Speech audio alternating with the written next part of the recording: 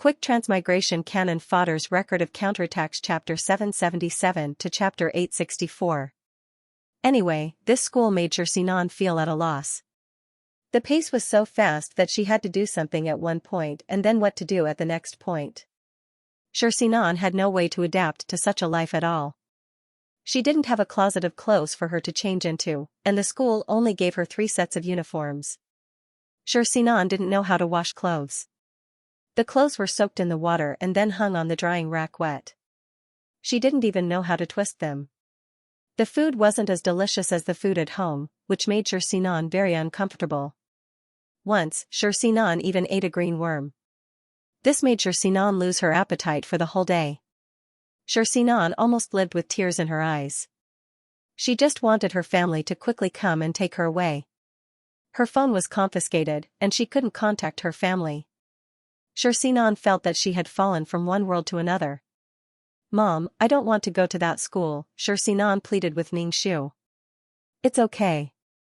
You're about to take your exams.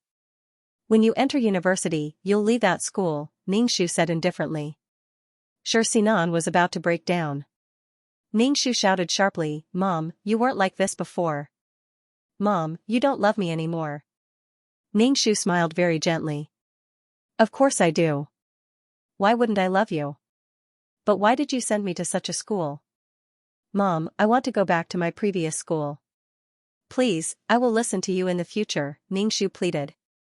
Xianxia reached out to touch Xianxia's head and said, "Good girl, be good." Xianxia seemed to be frightened. Her body convulsed, and she cried silently.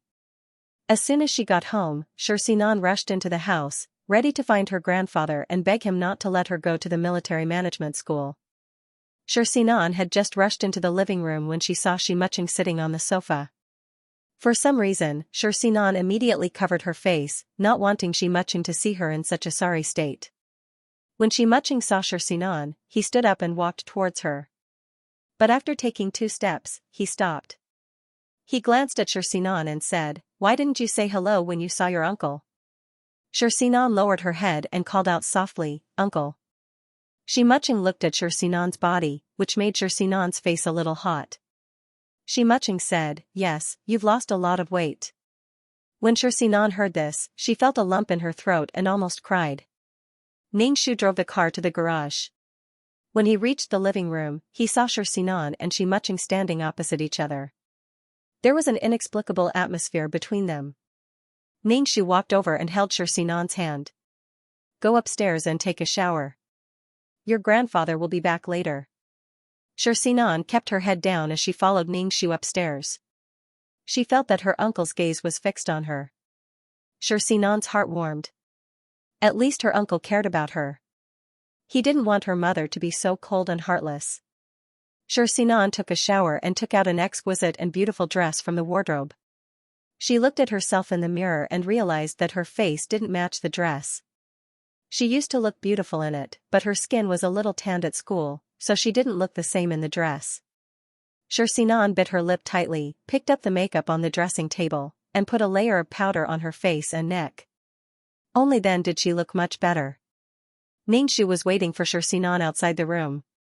When Xianxia came out, Xianxia saw that Xianxia had paled several shades. Did she put on makeup? Xianxia felt a little uncomfortable under Xianxia's stare. She called out, "Mom." "Yes, your grandfather is back," Xianxia said. Xianxia immediately held on to the handrail and ran downstairs. Xianxia heard Xianxia whining to Old Master from upstairs. Anyway, she didn't want to go to that unlucky school anymore. It was simply a disaster. Old Master had previously rejected Xianxia's request to not let the child go abroad, so he couldn't object again. Old Master smiled at Xianxia and told her that her mother was doing it for her own good. Xianxia was stunned. She wanted to cry, but when she thought of the makeup on her face, she forced herself to hold back her tears. Seeing Xianxia like this, Old Master said, "See, Xianxia has become much stronger after going to such a school." "Xianxia, ha ha ha ha," Xianxia said casually, "Xianxia is the eldest daughter of the Shi family. She doesn't need to go to such a school to waste her time. There are some things that she doesn't need to do personally. It's simply a waste of time." If she has the time to wash clothes, she might as well learn something useful and create more value. Sinan doesn't have the life of washing clothes or folding blankets. Sinan was very touched to see Xianxia speak up for her. She whispered to Xianxia, "Thank you, uncle." Xianxia smiled. His eyes met with Ningxu, who was standing on the stairs.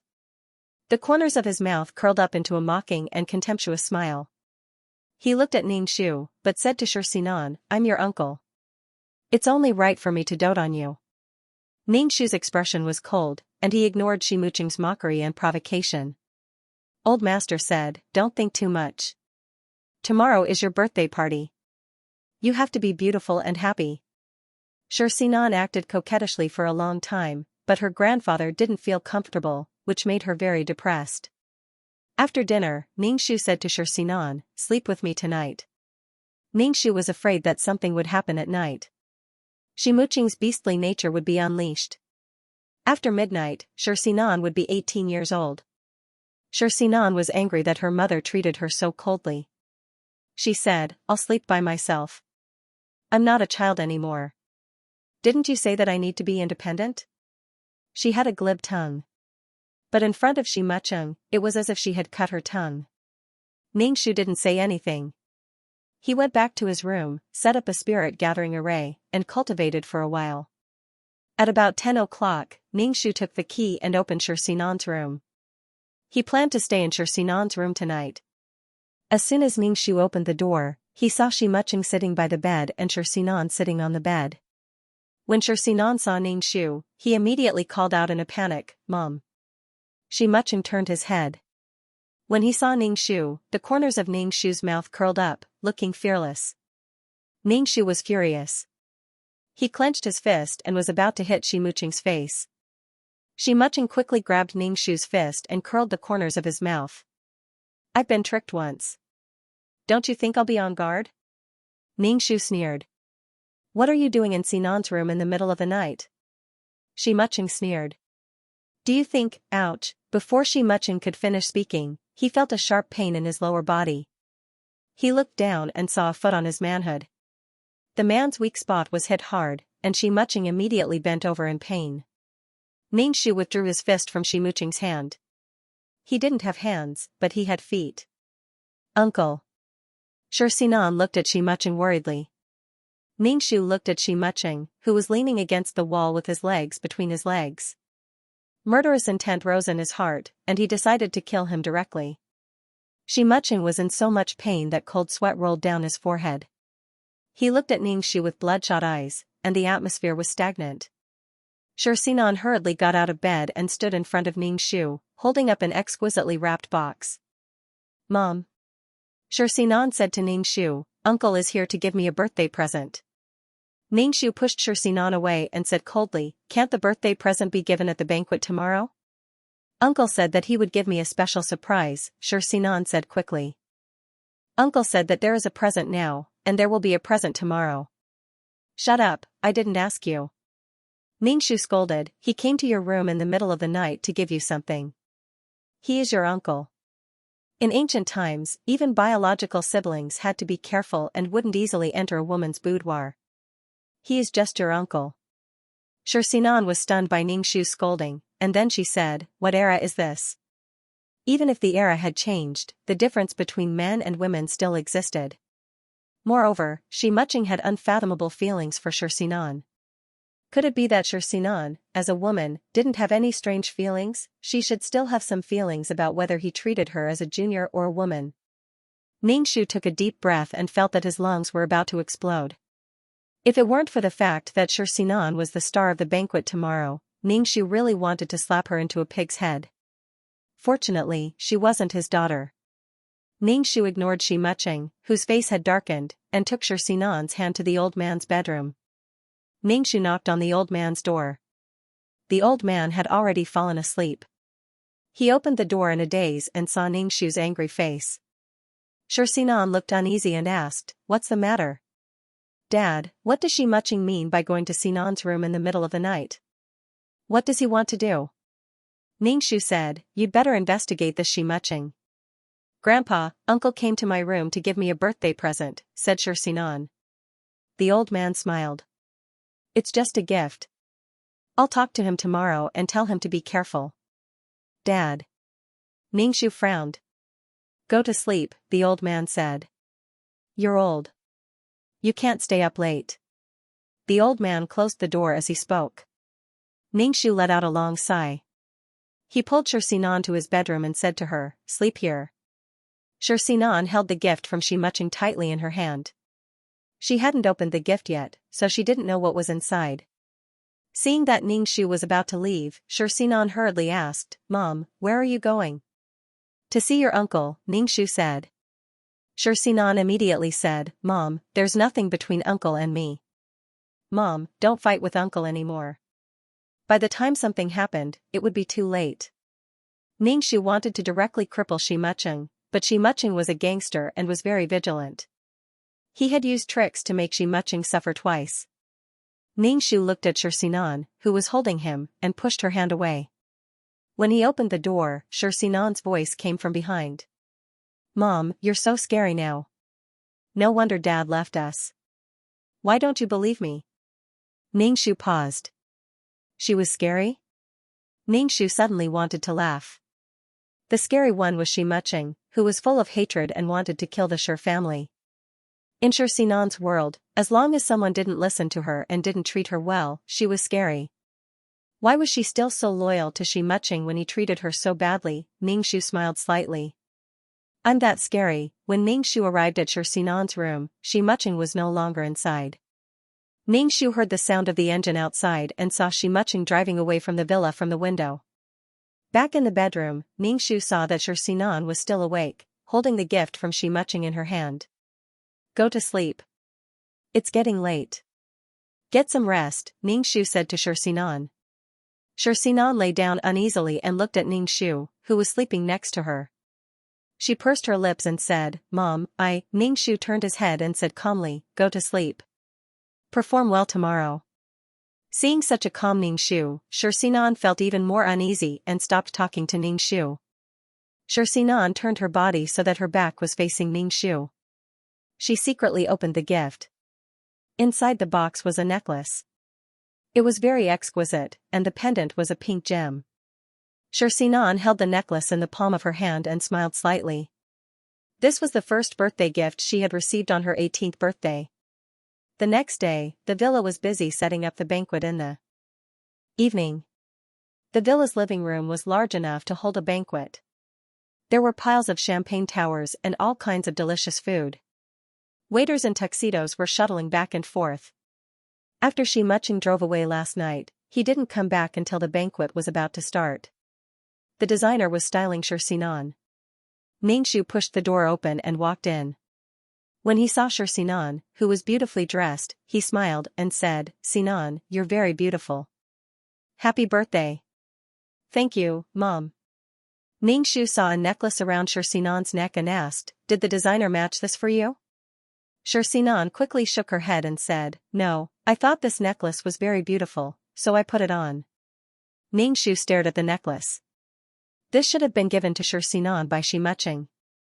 Seeing Ningxu staring at the necklace, Xianxia couldn't help but press her hand on the necklace and change the subject. Mom, I'm a little nervous.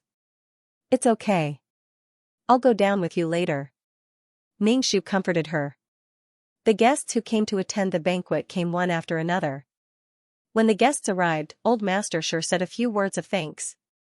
Amidst the applause, Ningxu slowly walked down the stairs with Xianxia. Xianxia was a little nervous. Ningxu patted her hand and said, it's okay. Ningxu took Xianxia to meet the elders.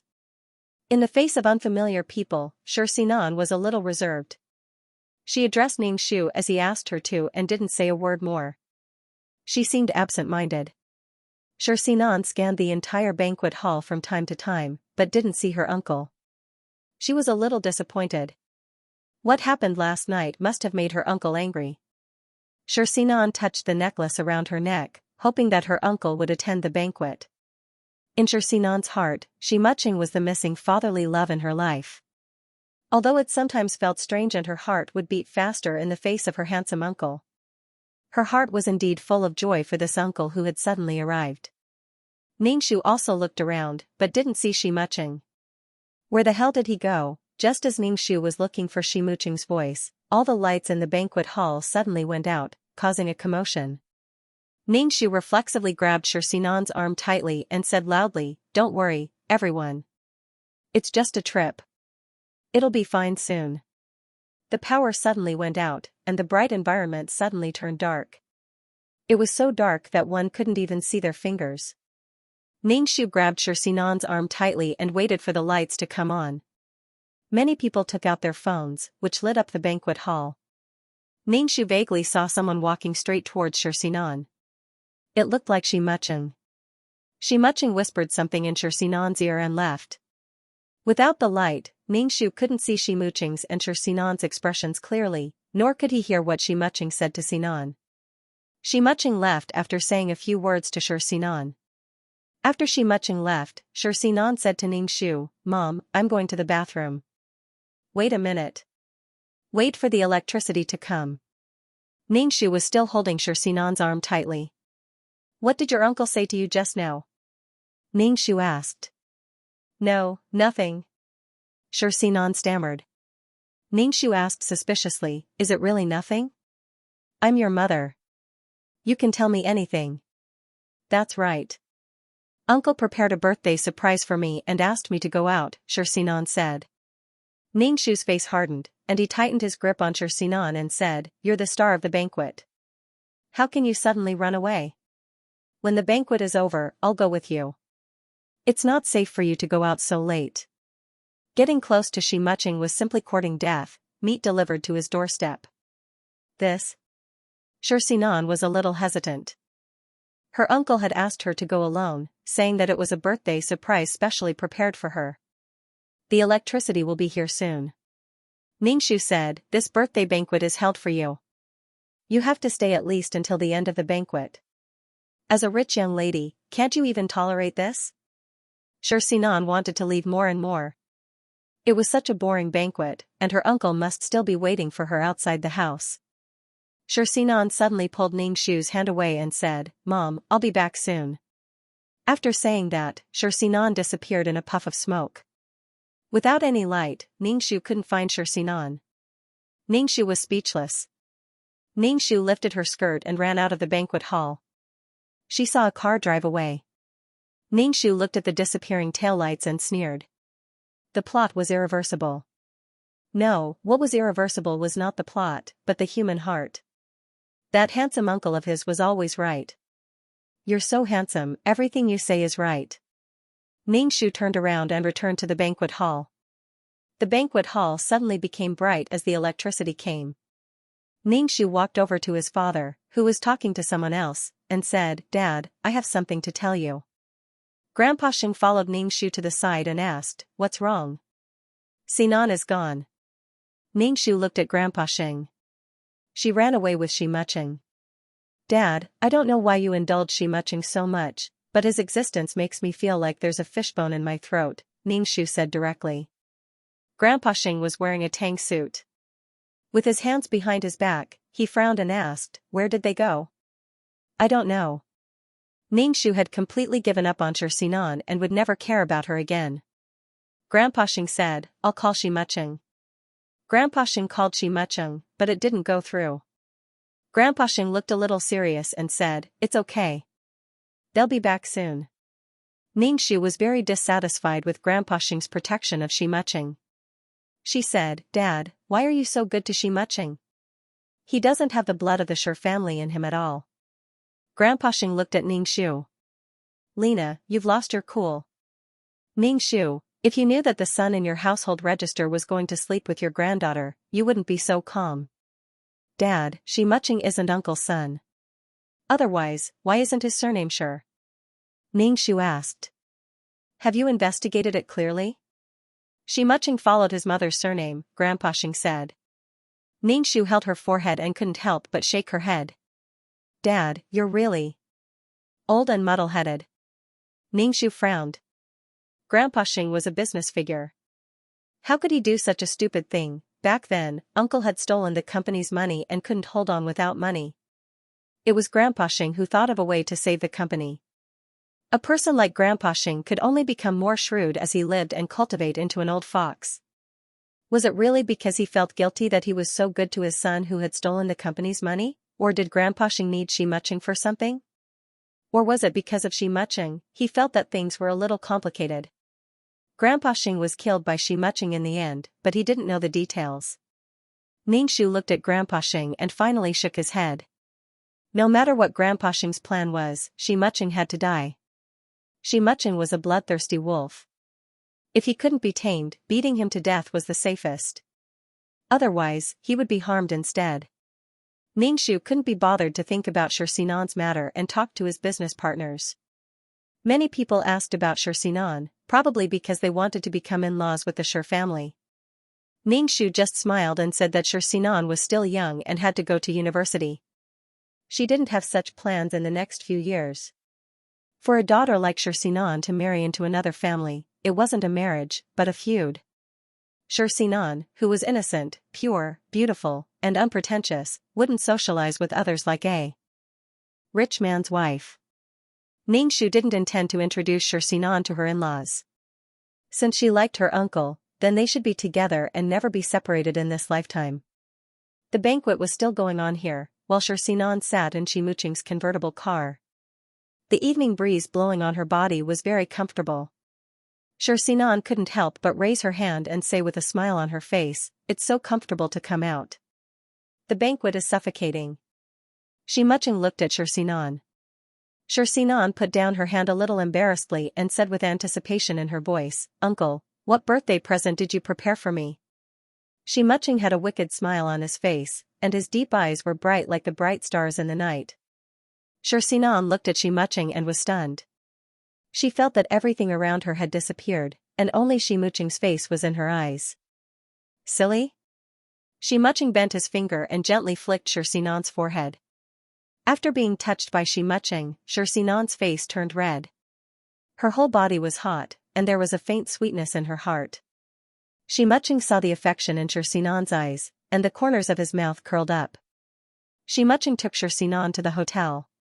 Xianxia looked at him blankly and asked, "Uncle, why did you bring me here?" Xianxia actually took Xianxia's hand. Xianxia suddenly looked as if she had been startled. She wanted to withdraw her hand, but Xianxia held it tightly. Xianxia's mind was in a mess, and she murmured, "Uncle. Uncle. The hotel is very big. I won't get lost holding on to you." Xianxia smiled meaningfully. Xianxia let Xianxia hold her hand as they entered the hotel. Xianxia pushed open the door of the suite. It was a presidential suite, but the interior was decorated like a dream. Xianxia was amazed, as if she had entered a castle. Xianxia walked into the room and said to Xianxia in surprise, "Thank you, uncle. I like it very much." Xianxia took out a shiny crown from behind him and put it on Xianxia's head. The diamond shone brightly under the light. "In my heart, you are a princess waiting to be rescued in the castle." Xianxia's low and magnetic voice had a fatal attraction in such an environment. Xianxia's face flushed red. She touched the diamond crown on her head with a bright and sweet smile on her face. "Thank you, uncle." Xianxia looked at Xianxia's smile, and his eyes deepened. He kissed Xianxia's forehead. Xianxia was a little stunned. She took 2 steps back in shock, but fell onto the sofa. Xianxia's lips curled into a doting smile. He supported himself on the sofa and pressed Xianxia under him. "Why are you so careless?" Xianxia's heart was beating like thunder. The uneasiness in her heart made her tremble slightly in fear. Her woman's intuition told her that what happened next would be beyond her imagination. Xianxia put her hands on Xianxia's chest and tried to push him away, but she couldn't. Xianxia held Xianxia's hand and lowered his head to kiss her lips. It was very sweet. Xianxia held the back of Xianxia's head and plundered her sweetness. Xianxia's mind was blank. She didn't know anything and was in a daze.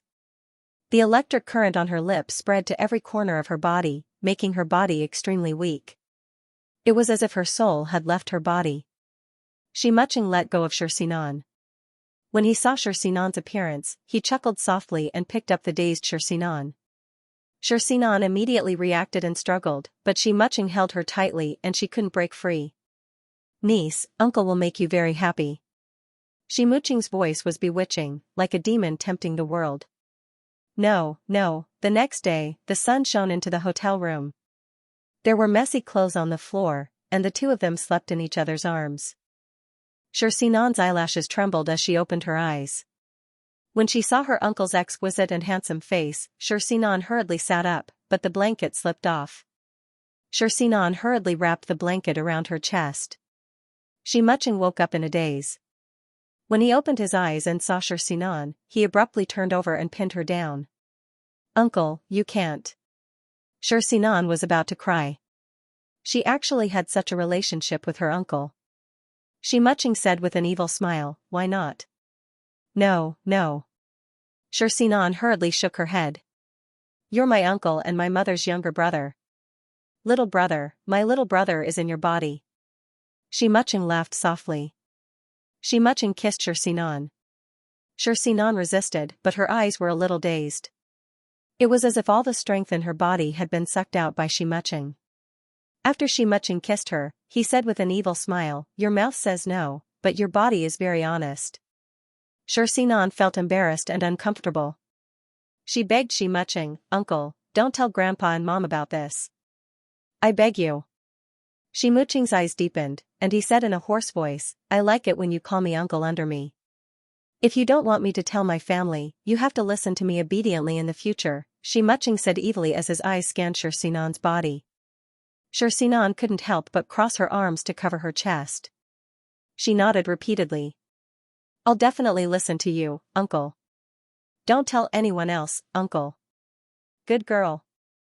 Muching smiled wickedly. When Muching and Sinan returned to the villa, Ningxu was having breakfast.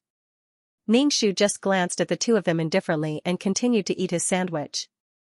Seeing Sinan's bright and alluring appearance, Ningxu could guess what had happened. In the end, the two of them were still together. Sinan's character was like this. It seemed that she was born for Muching. No matter how much she tried to stop her, she couldn't stop Sinan's heart from pouncing on Muching. Ningxu had thought that since Sinan was the daughter of the original owner of the body, he shouldn't let her and Muching get together. Especially after the physical and psychological abuse, Sinan was also quite miserable. But now it seemed that there was no need. Even her own mother had given up. One could imagine how blind Sinan was. Ningxu didn't care about Sinan now. She was an enemy of the same class as Muching, so he wouldn't care about her anymore. When Sinan faced her mother, she felt guilty. She was afraid that Ningxu would ask her where she had gone yesterday and what had happened. Sinan walked slowly to Ningxu and called out carefully, Mom. Ningxu grunted. Let's eat. I'll take you to school after eating. When Sinan heard that Ningxu was going to send her to that military-style management school, her face instantly darkened. She hurriedly looked at Muching. After what had happened between her and Muching, she subconsciously regarded Muching as the closest person to her. Muching said coldly, Sinan is the eldest daughter of the Shi family. How can she go to that kind of third-rate school? I don't agree. Ningxu's face was cold.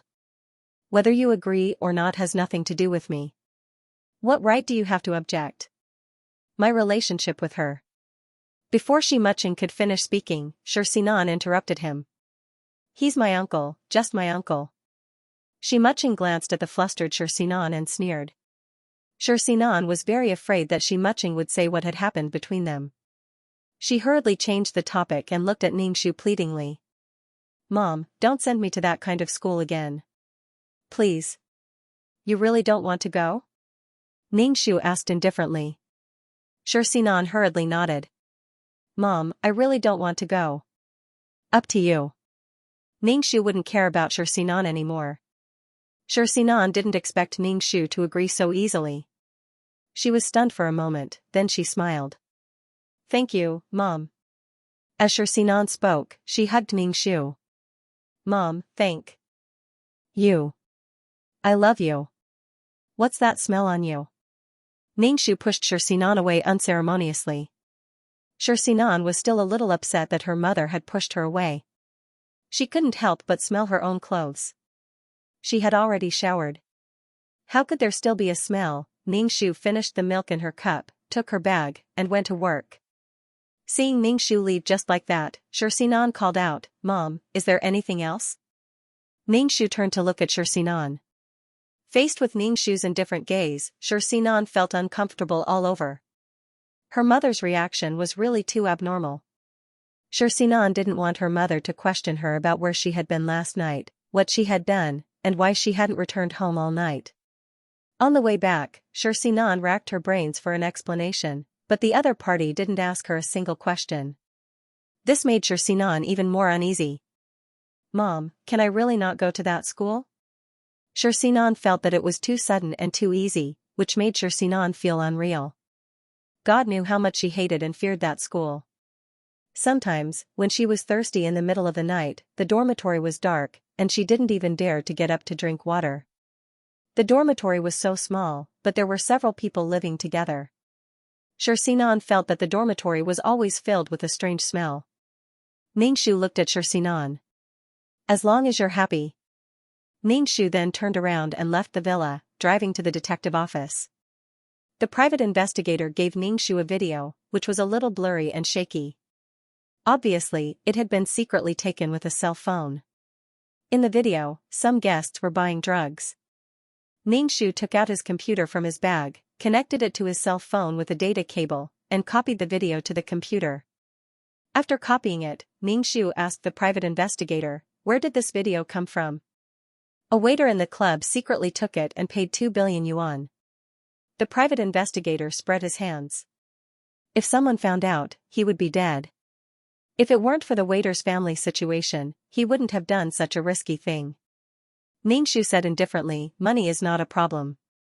Does this kind of transaction happen every day?"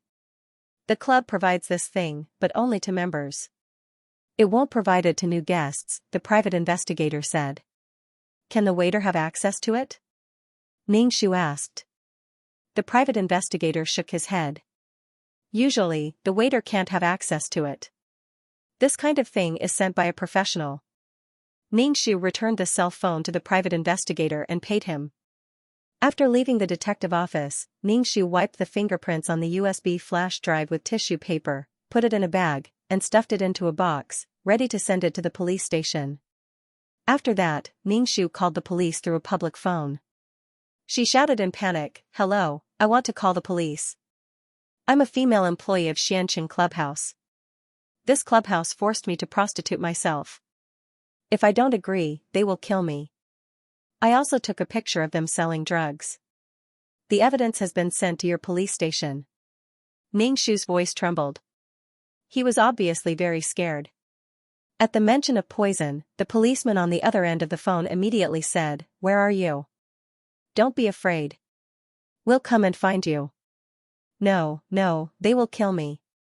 Ningshu hung up the phone. After doing these things, Ningshu went to the Chinese medicine shop to have a look and prepared to buy some medicine. Even if he didn't poison them to death, he wouldn't let Xianxia and Xianxia have an easy time. Of course, they wouldn't use arsenic directly. Modern methods could detect that arsenic was arsenic. Ningshu strolled around the Chinese medicine store, but there was nothing good. Immortal medicine still needed to be matched with immortal herbs. Similarly, poisons also needed to be matched with top-grade poisons. Moreover, these Chinese medicines were basically artificially grown, so they couldn't be compared to wild ones. Ningshu looked at these medicinal herbs and thought about the poison formula in his heart. However, the configuration of these herbs was too low and couldn't achieve the effect of the poison formula. In the end, Ningshu chose a rather wretched prescription, which was to split up. Ningshu bought greenwood incense, musk, sulfur, and other raw materials. "I'll let you know what sex is and what true love is." Ningshu stuffed the things into his bag and took them to the company to get them done. On the other side, Ningshu agreed that Xianxia wouldn't go to the militarized school, so she muching took Xianxia to the school to get the things and moved her student status back to the original school. Xianxia's homeroom teacher called Ningshu to ask about it. Ningshu received the call from the homeroom teacher, rolled his eyes, and said indifferently, "Let them be." He hung up the phone and then ground the medicine into powder.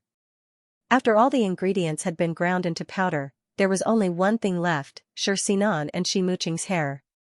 There was a hint of magic in this formula. After work in the evening, Ningxu returned to the villa. Seeing that there was no one in the living room, he prepared to go to Xianxia's room to look for Xianxia's hair. Ningxu grabbed the doorknob and turned it.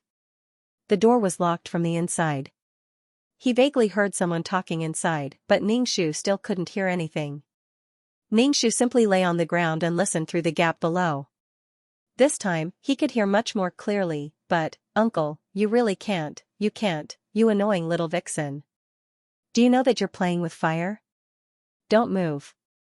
If you move again, I can't guarantee what will happen. You started the fire yourself. You have to put it out yourself." "Uncle, Ningxu? Degree? What the F***? Ningxu felt goosebumps all over her body when she suddenly heard so many authentic quotes from the president. What kind of filthy scene was inside? Ningxu felt like 10 bottles of chili sauce had been poured into his eyes and ears, and it was the kind that was insanely spicy. Ningxu kicked the door, and Xianxia immediately pushed Shimuching away in a panic. Xianxia asked nervously, "Who is it?" "It's me." "Open the door," Ningxu shouted. Xianxia's face turned pale, and she whispered to Shimuching, "Uncle, my mother is here. Can you hide?" Shimuching pursed his lips and stood still. Xianxia pushed Shimuching into the bathroom. "Please hide. If my mother knows that you're in my room, you'll quarrel again." Xianxia was so anxious that her face turned red. Shimuching looked down at Xianxia's red lips. His eyes darkened as he said, "Are you so afraid that I'll get hurt?" In the face of her uncle's straightforward question, Xianxia blushed and denied it. "I'm worried that my mother will be angry. I'm not worried that you'll get hurt." Shimuching stood still, and no matter how Xianxia pushed him, he wouldn't budge. "I'm not hiding. Why should I hide?" Shimuching said indifferently. Xianxia was so anxious that she didn't know what to do. Her mother kept knocking on the door, and her uncle refused to hide. "Uncle, please. I'm worried that you'll get hurt. Quickly hide. If my mother finds out about our relationship, she'll kill me," Xianxia said anxiously to Shimuching. Shimuching said coldly, "She won't dare to do anything to you. No one dares to touch my people. I'll protect you." "Yes, Uncle will protect me." Xianxia pushed Shimuching into the bathroom and closed the door. She tidied up her clothes and took a deep breath before opening the door. Xianxia opened the door and saw Ningxu's cold face. Xianxia's heart trembled. She felt that her mother had become someone she didn't recognize. She didn't have the warmth she used to have. Ningxu walked into the room and looked around. Seeing Xianxia's long hair on the pillow, Ningxu twirled it. Xianxia looked at Ningxu in surprise. "Mother, what are you doing?" "Nothing." "Where's the other person?"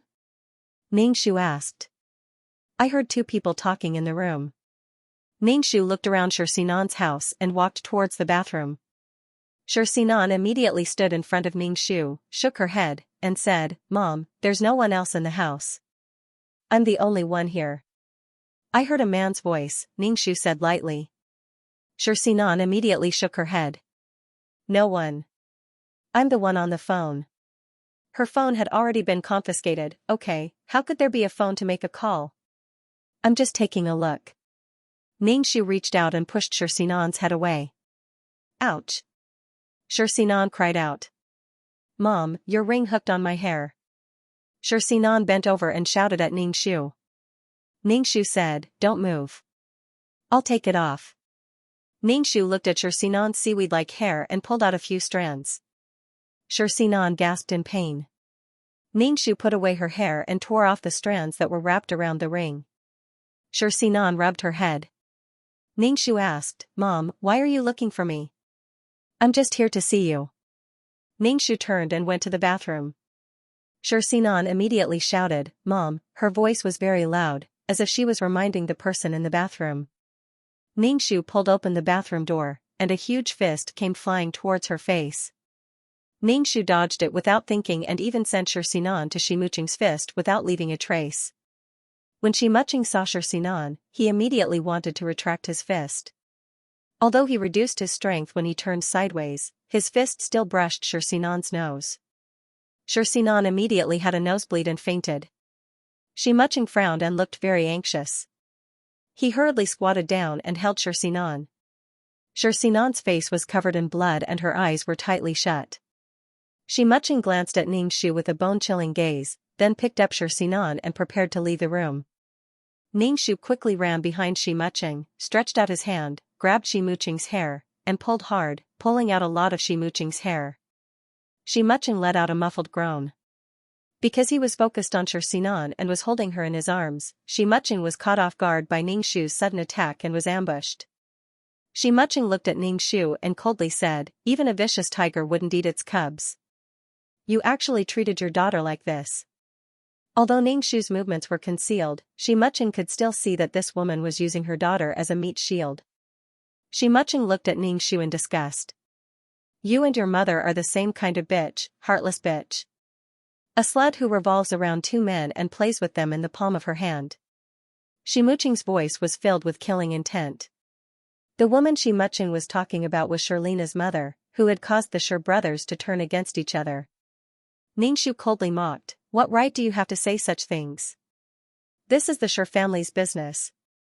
What does it have to do with you? What do you think you are? An arbitrator? What does the Shir family owe you?" It was baffling. Shimuching looked down at Sinan, whose nose was bleeding like a stream. He didn't talk to Ningxu anymore and quickly left with Sinan in his arms. Soon, the sound of an engine could be heard outside the house. Ningxu looked down and saw a lot of blood on the ground. Shimuching's fist was really strong. Ningxu left the bedroom and saw the blood on the stairs. He said to the servant, "Wipe the blood in Mrs. Room quickly." "Yes, sir." Ningxu was about to go to the hospital to see Sinan when he received a call from the detective agency. They said that half an hour ago, the police raided Shimuching's clubhouse. A lot of people were arrested, especially those who were rich. Half an hour ago, wasn't Shimuching flirting with Sinan? Shimuching should have received the news by now. On one side was the clubhouse where he laid his golden egg, and on the other side was his lover. TSK, TSK, TSK. What a dilemma. Ningxu asked his secretary to check which hospital Sinan was at. After the secretary checked the address, Ningxu drove to the hospital. Ningxu arrived at Sinan's ward. Shimuching wasn't in the ward.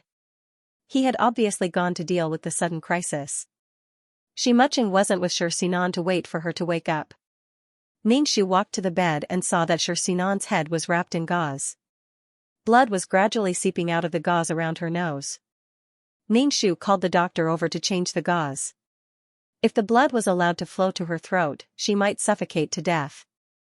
Dr. Ningxu asked, "How is my daughter?" "Serious soft tissue contusion," the doctor said.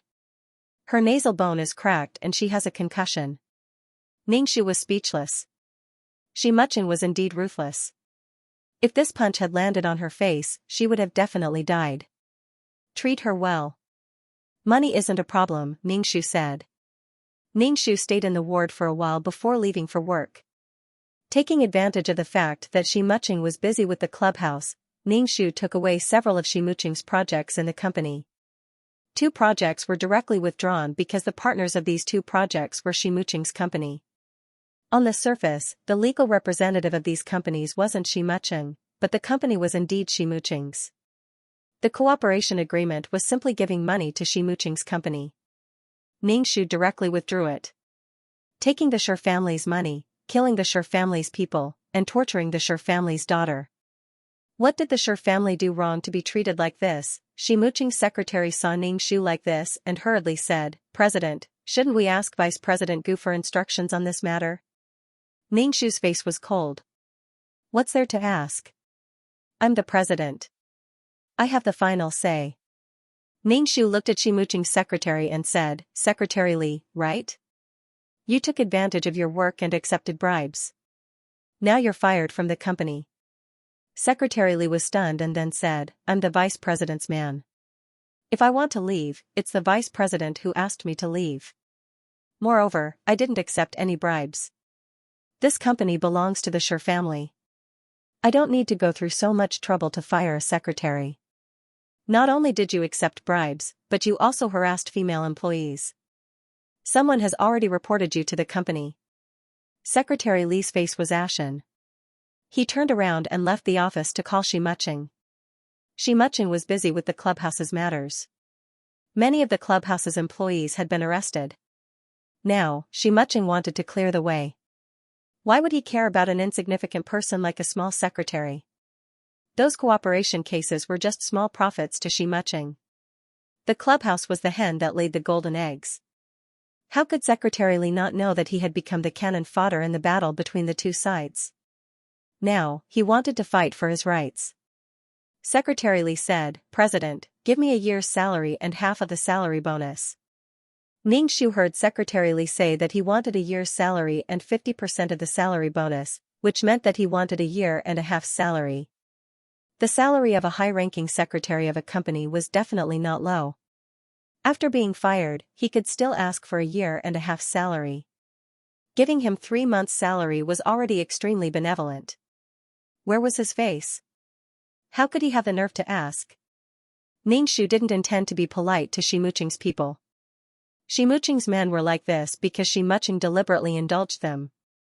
If this company collapsed, it would be a good thing for Xianxia. Ningxu didn't say anything and directly took out his phone to call the police. A man who was never content was like a snake trying to swallow an elephant.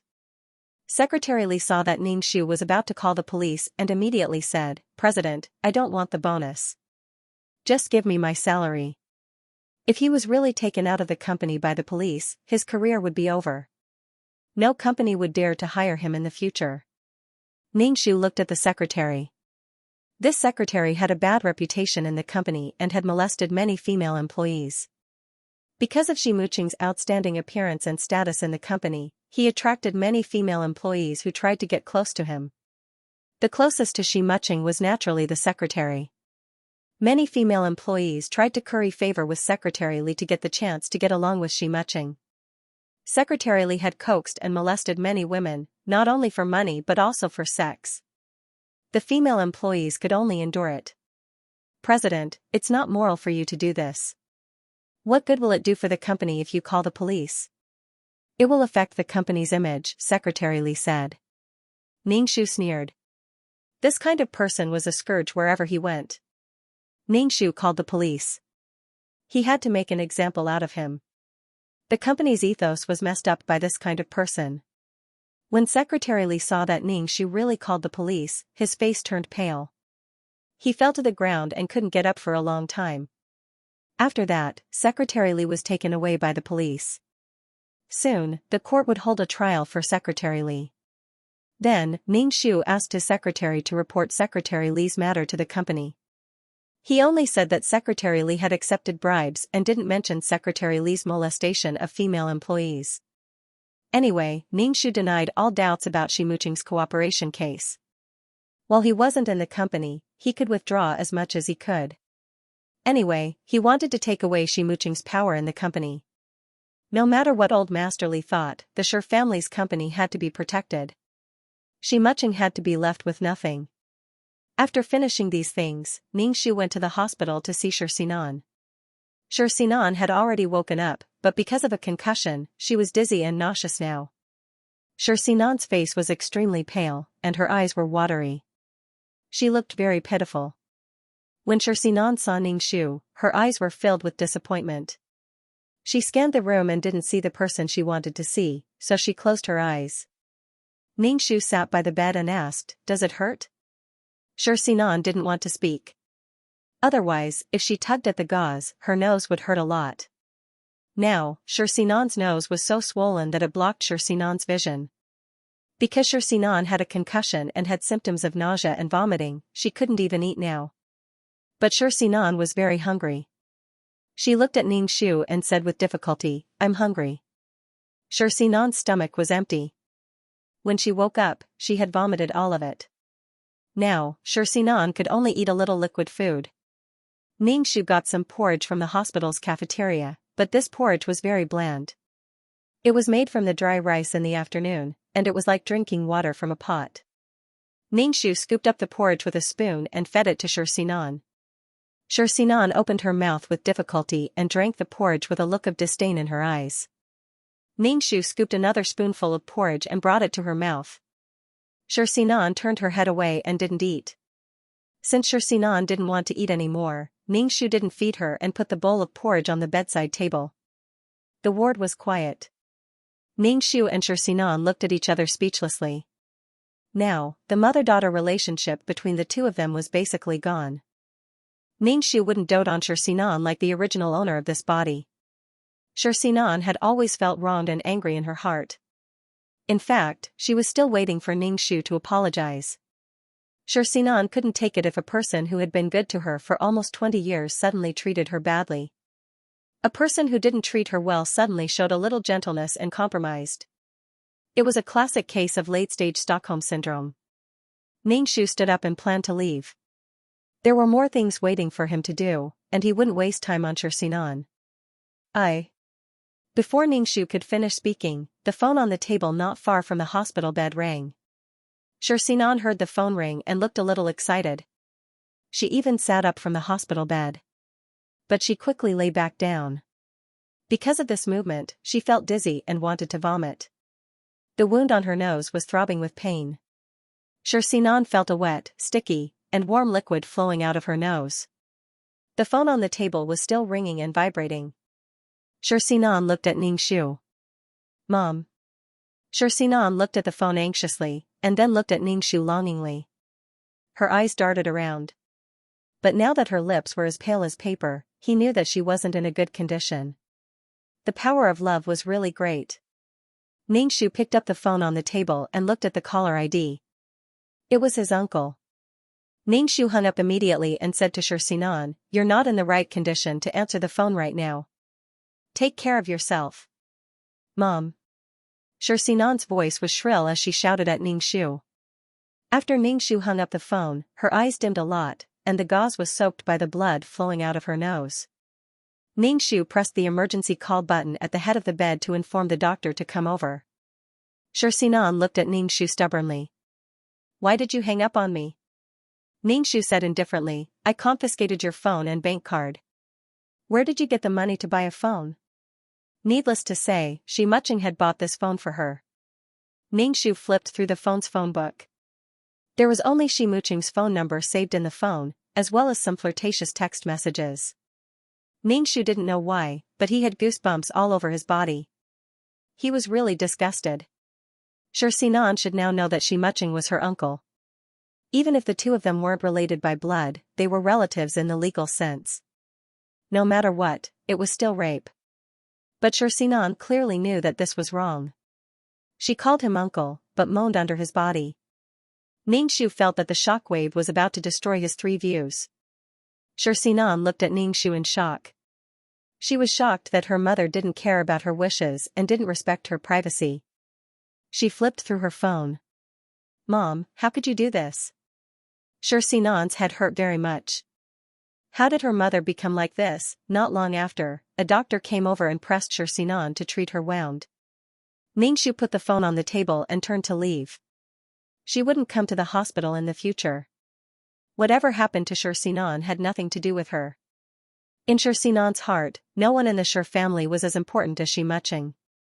Women could sometimes kill the existence of their parents for men. Women were men in this life. Men talked about men the most, missed men, and resented men the most. Men, they were all men. Ningshu drove back to the villa. When he entered, he saw old Master Shi sitting on the sofa reading the newspaper. Ningshu called out to the old man, "Father." Old Master Shi folded the newspaper and placed it on the coffee table. He took off his reading glasses and Ningshu asked, "Why has that girl, Sinan, made you so angry recently?" "That girl said that the injury on her face was because of you." Old Master Shi looked at Ningshu. "You've been much colder to her recently. Emotional abuse won't solve anything."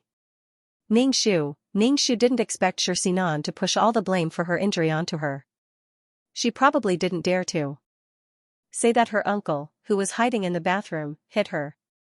This daughter. Dad, I always have my reasons, Xianxia said. No matter what, this girl is still your daughter.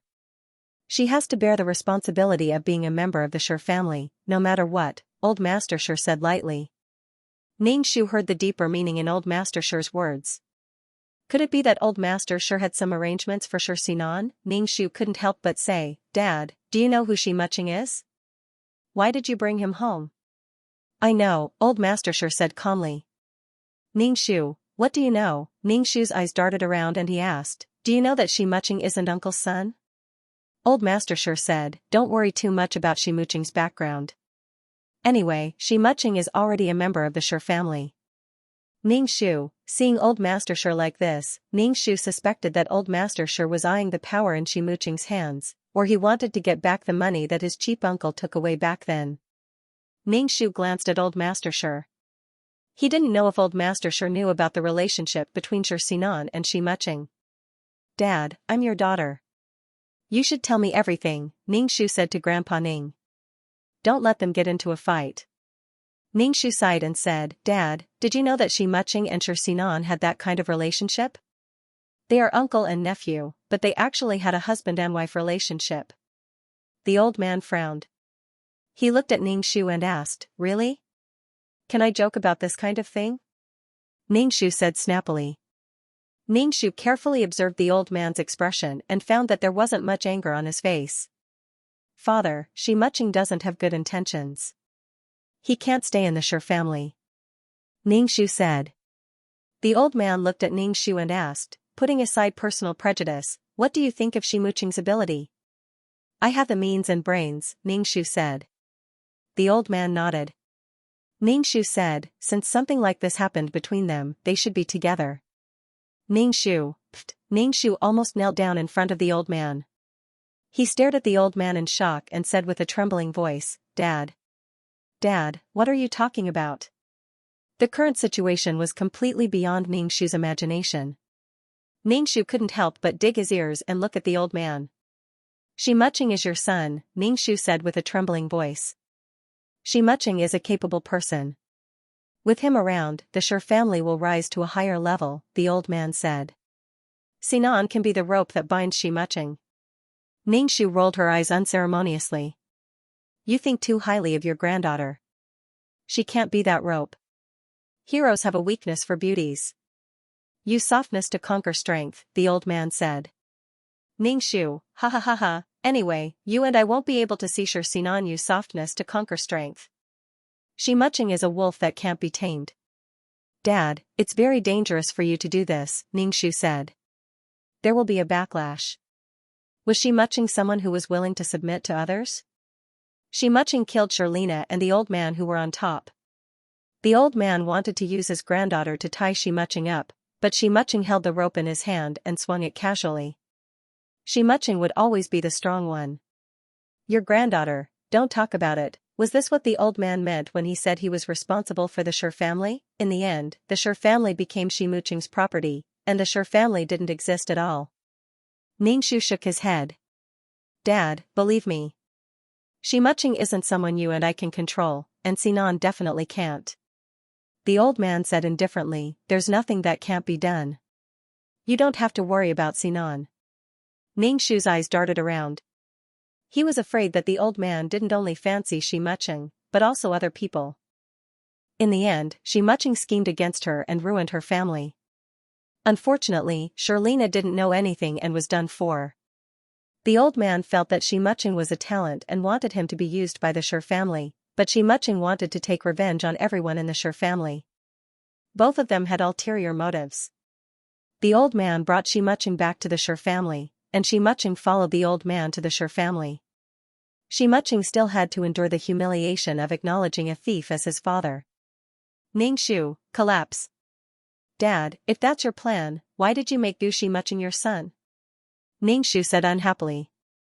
Then I didn't know that he would fancy Sinan beforehand, the old man said indifferently. Xianxia smiled. Dad, you're playing with fire. A person like Xianxia should be killed directly, or there would be endless trouble in the future. The old man didn't say anything and stared at the TV. Xianxia was also watching the news on the TV. This station is reporting that the police raided a certain clubhouse yesterday. This clubhouse is suspected of selling drugs and prostitution. The police arrested nearly 100 people on the spot. Now, this clubhouse is suspected of criminal activities and has been ordered to close down. This station will continue to follow up. Ningxu looked at the TV and curled his lips. Before this video was sent to the police station, Ningxu first posted it online. Even if he wanted to cover it, he couldn't. Ningxu was still very happy. It was enough to make Ximuqing's heart ache for a while. Ximuqing didn't go home for a few days, and the old man brought the hospitalized Xinan home and hired a senior nurse. There was also a doctor living in the villa. Ningxu was a little surprised that Xinan had recovered so quickly. Ningxu looked at Xinan, who was lying on the bed. Her nose was still wrapped in gauze, and there was an 4-drip stand by the bed. She hadn't recovered yet. Ningxu asked the old man, "Why did you bring her back? Can she be discharged like this?" The old man said, "The girl refused to stay in the hospital. She said that she couldn't stay in the hospital anymore." Ningxu felt that Xinan didn't like the food in the hospital. The hospital wasn't like home, where there were servants. The hospital wasn't as warm as home. Ningxu didn't say anything. Sinan's return was only good for her, and she could carry out her plan now. Ningxu returned to his bedroom and took out the cinnabar pen and yellow paper that he had bought earlier. Ningxu had to cut the paper himself. Ningxu had a hard time finding the cinnabar pen, which was really hard to find. Ningxu first took a shower. After washing his body, hands, and mouth, he mobilized the spirit energy in his body and picked up the cinnabar pen to draw talismans on the yellow paper. Ningxu didn't know if he could use the Maoshan technique in this plane, and he didn't know if he could succeed in drawing talismans. The laws of each plane were different. For example, in this plane, there were no ghosts, but in the last plane, there were ghosts everywhere. A little spiritual light was a talisman. Ningxu held a cinnabar brush in his hand and drew talismans on the yellow paper. The first time he drew Ningxu, he failed. He drew several consecutive talismans, but they all failed. Could it be that he couldn't draw talismans in this plane, or that the Maoshan technique wasn't flourishing, and there wasn't even any luck in the sect? Ningxu put down the cinnabar brush. After failing to draw a few talismans, he had to think of other ways. Ningxu thought about it and set up a spirit gathering array to see if he could draw talismans in an environment with more spiritual energy. After the spirit gathering array was completed, Ningxu picked up the brush and moved the tip of the brush on the yellow paper. Finally, before the spirit gathering array collapsed, he drew a talisman. After drawing the talisman, Ningxu was sweating profusely, feeling as if his body had been hollowed out. Even when he was a Taoist priest, he didn't suffer so much, throwing talismans around for fun. The plane suppression was serious. After Ningxu finished drawing the talisman, he rested for a while and took out the medicinal powder he had prepared before. He also took out Ximuqing and Sinan's hair, rolled them together, and ignited the hair with a lighter. The hair made a sizzling sound and emitted a smell of burnt protein. Ningxu put the ashes of the hair into the medicinal powder. Ningxu held the talisman in his hand and chanted a spell. The talisman was suddenly strung with flames. When the talisman was about to burn out, Ningxu threw the talisman into the medicinal powder. After doing this, Ningxu was so tired that he almost stuck his tongue out. He was really tired. Ningxu packed the medicinal powder, which was specially prepared for Ximuqing and Sinan. After all, she was Ximuqing's mother-in-law. As a mother-in-law, she should give her son-in-law something good. "I wish you good fortune and harmony." Sinan went home to recuperate. On the same day, Ximuqing also came back.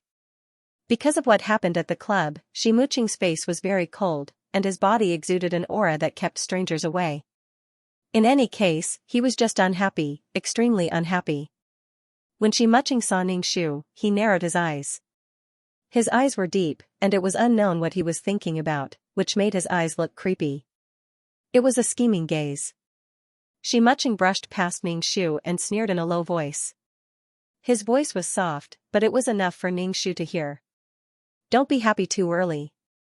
Ximuqing went upstairs to Sinan's room. Ningxu turned around and looked at Ximuqing's back view. She wasn't happy at all. The clubhouse was just the tip of the iceberg in Xianxia. Old Master Shi, such a person would never coexist peacefully with the Shi family. Ningxu followed him upstairs and passed by Shi Xinan's room. He saw Xianxia sitting by the bed and talking to Shi Xinan. Although her face was wrapped in bandages, Shi Xinan's eyes were filled with affection, shyness, and happiness. Ningxu shook his head and returned to his bedroom to take out the medicinal powder. He chuckled. Xianxia said a few words to Shi Xinan, then drove away from the villa. After Xianxia left, Ningxu went to the kitchen and saw a chicken stewing in a clay pot. Ningxu put the medicinal powder in the pot. He stirred it twice with a spoon and scooped a bowl of chicken soup for Shi Xinan. Ningxu brought the chicken soup to Shi Xinan's room. Because her nose was seriously injured, Shi Xinan's eyes were bruised and swollen. Shi Xinan looked at Ningxu and didn't call out to Ningxu. Ningxu didn't care at all and said to Shi Xinan, "Drink some chicken soup." The chicken soup was quite fragrant, and there were a few green onions floating on it, but it smelled a little medicinal. Ningxu scooped up the chicken soup with a spoon and said, "Your head is injured, so I added some Gastrodia alata. It's good for your body." Shi Xinan drank the chicken soup in the spoon, and Ningxu scooped up another spoonful. Like this, Shi Xinan finished the whole bowl of soup. Ningxu took the bowl and leaned against Shi Xinan's desk. He discreetly stuck a bug under the desk. After he was done, Ningxu said indifferently, "I don't know why, but the complexion of the family members hasn't been good recently. Your grandfather's back and legs hurt. It was too hard to run a business when he was young. Your uncle's complexion hasn't been good recently." When Shi Xinan heard Ningxu say that Xianxia wasn't feeling well, her eyes moved, and she said, "Mom, there's still some chicken soup, right?" Ningxu nodded. "Do you still want to drink it?" "I don't want to drink it now." "Can you save the chicken soup?" "I'll drink it tonight," Shi Xinan said, her eyes filled with tenderness. Ningxu grunted. She probably wanted to save this chicken soup for Xianxia. "Your grandfather isn't feeling well either." Shi Xinan directly ignored it. Xianxia came back in the middle of the night and went straight to Shi Xinan's room. Ningxu was practicing his ultimate martial arts when he heard the soft sound of the door opening in the room next door. Ningxu took the remaining medicinal powder and quickly went downstairs. He went into the kitchen and sprinkled the remaining medicinal powder into the clay pot. The chicken soup was kept warm to see if Xianxia would drink it. After he was done, Ningxu hurried back to the house. As soon as he entered the house, he heard the sound of the door next door opening. Xianxia had obviously come out. Ningxu didn't know if Xianxia would drink the chicken soup, but if Shi Xinan let him drink it, he would most likely drink it. Xianxia had suffered so much, so Shi Xinan had to let him drink some chicken soup to nourish his body. She was so worried about her uncle. Not long after, Ningxu saw Xianxia enter Shi Xinan's room with a bowl through the crack in the door. Ningxu turned on a computer and plugged his earphones into his ears. He wanted to hear what the two of them were talking about and whether Xianxia had taken the medicine. Xianxia entered the room with the chicken soup, sat by the bed, and said to Shi Xinan, "Come, uncle will feed you." Shi Xinan carefully looked at Xianxia and saw that his brows were furrowed. There was indeed a trace of anxiety and fatigue between his brows. Shi Xinan's heart throbbed a little, and there was a sense of sourness and heartache. Shi Xinan said to Xianxia, "Uncle, I won't drink it." "You drink it." Xianxia scooped a spoonful of chicken soup and brought it to Shi Xinan's mouth. "Uncle won't drink it." "Xinan, drink it and get better quickly. Uncle misses Xinan very much." Xianxia's words were very ambiguous. When Shi Xinan heard Xianxia's voice, she only felt her heart pounding and her blood rushing to her nose. Her nose was about to bleed again. Shi Xinan shook her head and said, "I've already drunk it. I left this for you. Drink it." Xianxia curled his lips into a smile, which made his face look unusually handsome. "Uncle, thank you for thinking so in Xinan's heart." Xianxia's voice was low and sexy. "You take a sip first, and I'll take a sip." Shi Xinan had no choice but to take a sip first. Xianxia's eyes were deep. When he saw Shi Xinan drink it, he used the spoon that Shi Xinan had used to drink the soup. When he drank the chicken soup with the spoon, his eyes were always on Shi Xinan. Xianxia stuck out his tongue and licked the corner of his mouth. Sinan's face was red, and she didn't dare to meet Xianxia's seductive and ambiguous gaze. Sinan and Xianxia each drank a mouthful of the chicken soup. Perhaps it was because the atmosphere between them was too ambiguous, but after drinking the soup, both of them felt warm. Xianxia looked at Sinan with a deep gaze. Sinan didn't dare to meet Xianxia's gaze. Her uncle's gaze swept over her body, bringing with it a string of flames, making Sinan feel hot all over and her blood boil. Xianxia reached out and pressed his hand on Sinan's hand. His thumb slowly rubbed Sinan's skin in an extremely ambiguous manner. "Uncle." Sinan called out uneasily, especially when she saw that her uncle's eyes were a little red. She was a little scared. Xianxia narrowed his eyes. He felt the boiling power in his body, which made him want to press the woman in front of him under his body and ravage her fiercely. The woman in front of him was full of attraction to him, an incomparable attraction. Xianxia's breathing became rapid, and his eyes were filled with Sinan. She was lying on the bed flirtatiously, her hair spread out on the bed like seaweed, and the wound on her face seemed to have healed. She was smiling at him. Xianxia felt that the heat in his abdomen was about to explode. Xianxia couldn't help but reach out and caress Sinan's face. "Ouch, it hurts, uncle, it hurts." Sinan's nose hurt from Xianxia's hand, as if she had been severely injured. It was so painful that tears fell. Xianxia was in a daze for a moment. When he saw that Sinan's face was wrapped in gauze, he quickly withdrew his hand. "Are you okay?" "Uncle, you're hurting my face," Sinan couldn't help but say. At the same time, her body was unbearably hot. Even though her nose had been touched by Xianxia, her body yearned for her uncle's touch even though it hurt. Xianxia felt that something was wrong. He said to Sinan, "Have a good rest." Then he turned and left Sinan's bedroom. Sinan looked at Xianxia's back view and felt lost. Her body was dry as she looked at Xianxia's broad shoulders. Thinking of what had happened at the hotel earlier, Sinan's body was a little restless. "Oh my God, what are you thinking? He's your uncle." Sinan couldn't help but shake her head, but her body was soft and hot. Xianxia returned to his room. He first drank a large glass of water, but his mouth was still dry, and his mind was filled with thoughts of Sinan's body. When Xianxia went to the bathroom to take a shower, he washed his body with cold water again and again. He was well-dressed and well-fed. He did it again, and he became more and more excited. In the end, he made his legs tremble before Xianxia stopped. This troublesome vixen. Xianxia's mind was filled with Sinan. Xianxia couldn't hold himself back. It was a pity that Sinan was injured. Otherwise, Xianxia would have rushed to Sinan's room right now. Xianxia lay on the bed and felt that his waist was a little sore. He just thought that he had rubbed too much. On the other side, Xianxia took off his headphones. Knowing that Xianxia had drunk the chicken soup, Xianxia smiled.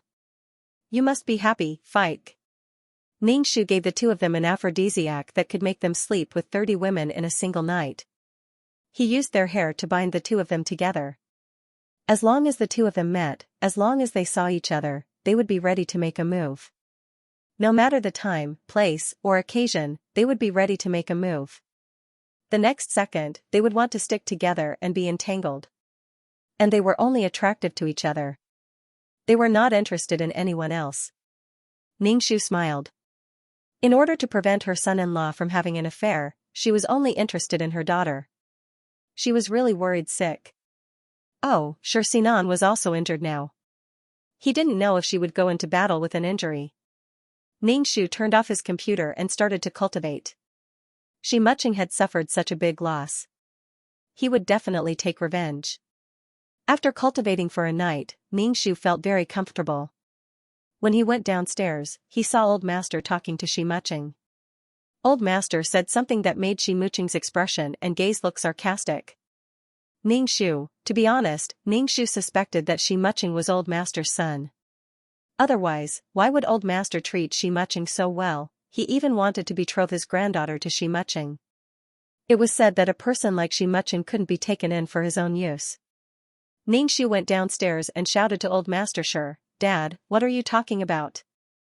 When old Master Shi saw Ning Shu, he smiled and said, "We're talking about some things between men."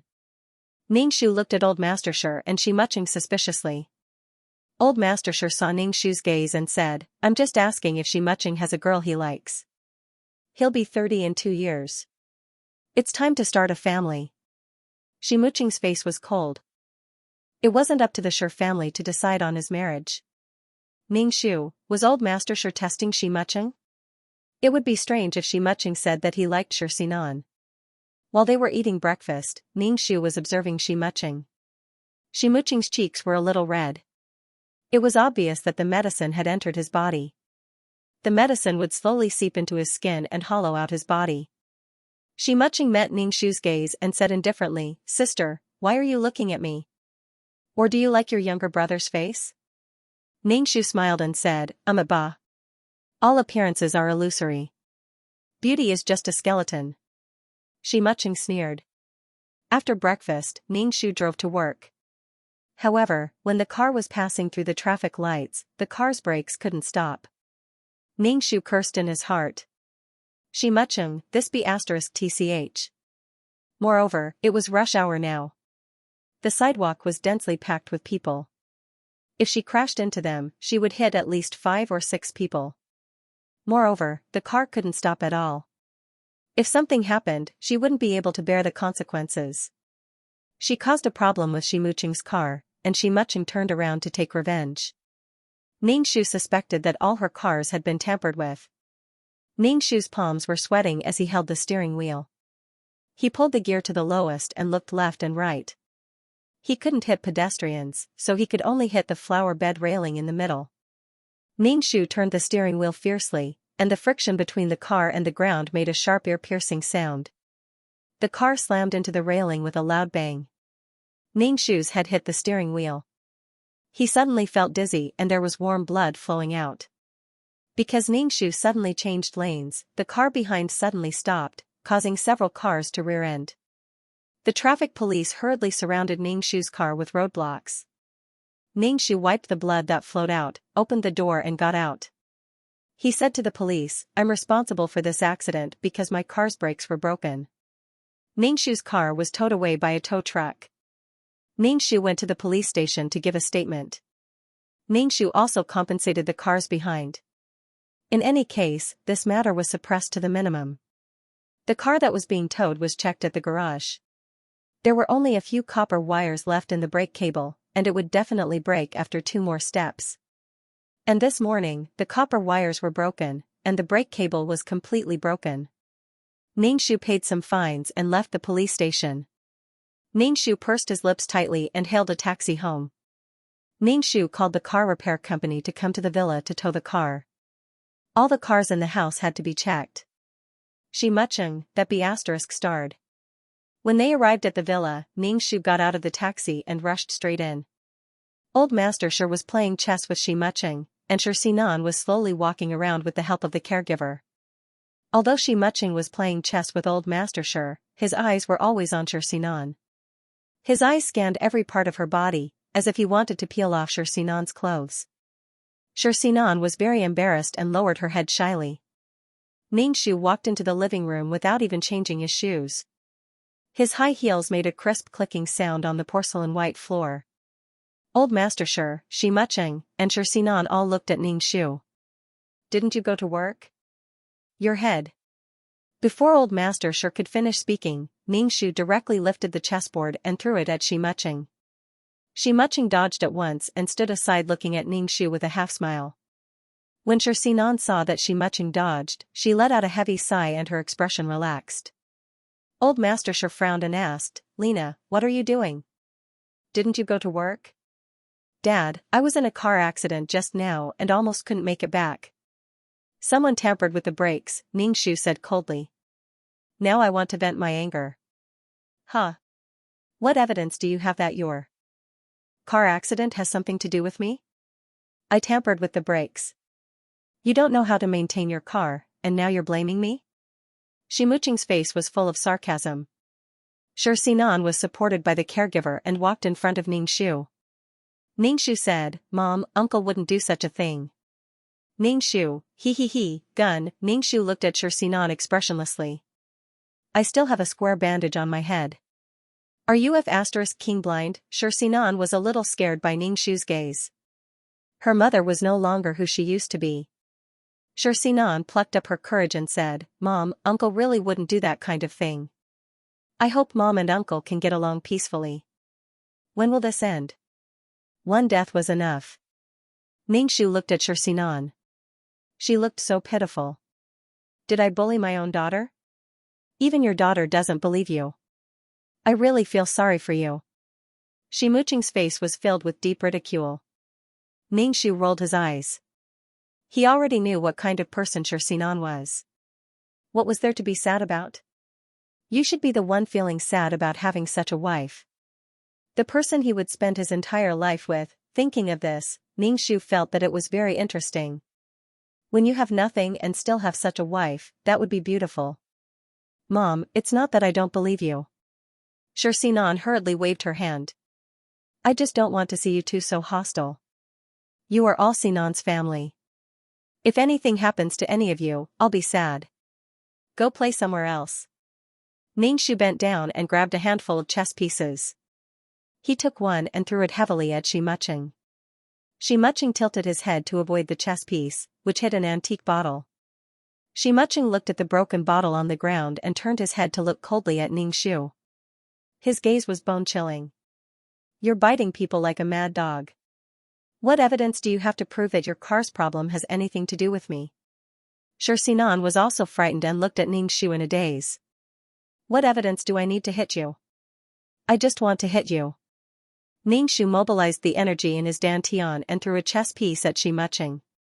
Although Shimuching dodged it, there were still a few chess pieces on his body. Shimuching, who was hit by a chess piece, was in great pain. The place where he was hit swelled up at a rapid speed. Shimuching looked indifferently at Ningxu. You're courting death.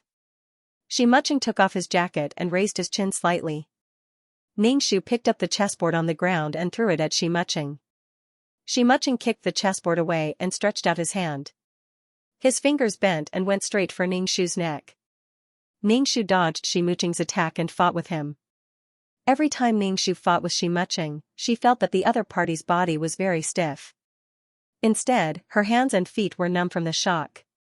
Ningxu knew that Shimuching knew grappling techniques, but she didn't expect him to be so powerful. He basically targeted her vital parts, attacking her head, neck, and ribs. Grappling techniques were very easy to cripple, especially now that Shimuching was attacking without holding back. Ningxu had to protect her vital parts and cause harm to Shimuching. If she hadn't cultivated peerless martial arts, Ningxu didn't think she could confront Shimuching. Now, the two sides were staring at each other's weaknesses. Ningxu took a deep breath and looked at Shimuching with some seriousness. Shimuching's expression was not worried. He suspected that his grappling skills had deteriorated. How could he not even beat a woman? Ningxu picked up a chair and threw it at Shimuching. Shimuching also picked up a chair. The two chairs collided and the table legs flew far away. The whole living room was a mess. Sinan was so anxious that she didn't know what to do. She kept shouting, "Stop fighting, stop fighting." Ningxu and Shimuching ignored Sinan. They threw away the broken chairs in their hands and fought with their fists and feet. Ningxu raised his foot and kicked Shimuching's chest heavily. Shimuching covered his chest and took a few steps back. Shimuching said with an evil smile, "You've succeeded in pissing me off." Shimuching moved his neck left and right. His neck made a cracking sound. Ningxu, you have cervical spondylosis. Ningxu shook his wrist and stared at Shimuching without blinking. He didn't dare to lose focus. If he did, Shimuching would hit his vital parts. Enough, stop. The old man's face was cold. You've grown up now. Ningxu and Shimuching stared at each other, their eyes full of sparks. Ningxu saw that Shimuching's face was flushed, and even his neck had turned red. The blood vessels on his neck were slightly protruding, and the blood inside was flowing quickly. Ningxu smiled in his heart. Now that he was exercising like this, the blood flow was speeding up, and the diffusion would speed up and invade Shimuching's internal organs and muscles. But this guy's grappling skills were still extraordinarily strong. He probably practiced them since he was a child. It was difficult to get close. The old man stood between Xianxia and Xianxia and said, "Don't make trouble anymore." "What can't you talk about?" "You're fighting." Xianxia just stared at Xianxia. Xianxia didn't speak, and the atmosphere seemed quite stagnant. Xianxia stood there, not knowing who to care about or what to say. Xianxia kept glancing at Xianxia with worry in her eyes. In this house, Xianxia was more attractive to her than anyone else. As soon as she saw Xianxia, she felt her heart palpitate and her whole body was uncomfortable. Her mind was filled with thoughts of Xianxia's body. Xianxia didn't know what was wrong with her. Even though the atmosphere was so stagnant now, and her mother and uncle were fighting, Xianxia was actually thinking about doing that kind of thing with her uncle. Her mind was filled with her uncle's body. Xianxia's lower body was a little wet, which made Xianxia feel very ashamed. Did she really fall in love with her uncle? Old Master Shi's expression was very dignified as he said coldly, "What the hell is going on? You said that you smashed the table and hit people as soon as you came back." Old Master Shi looked at Xianxia. Xianxia said, "I was unhappy, so I vented." "Do you think you're still young? You're already 40 years old, yet you're still not mature," Old Master Shi said angrily. Old Master Shi looked at Xianxia. "You're a man. You're not manly at all to hit a woman. As a man, bullying the weak is very demeaning. A man's strength is not shown by hitting a woman." Xianxia just sneered. To him, there was no distinction between men and women, old and weak. They were all enemies. "Don't make a fuss about today's matter.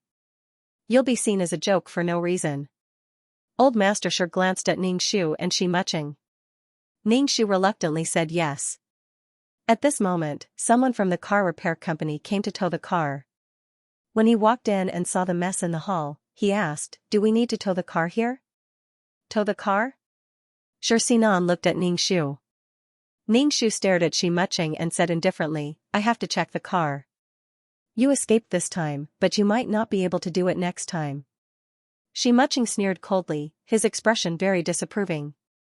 Xianxia glanced at Xianxia, who was staring straight at Xianxia, and sneered in his heart. He went to the garage to get the car. Xianxia picked up his coat and went into his room, leaving only Old Master Shi and Xianxia in the living room. "Grandfather?" Xianxia shouted at Old Master Shi, "What should we do now? The relationship between mother and uncle is so tense now."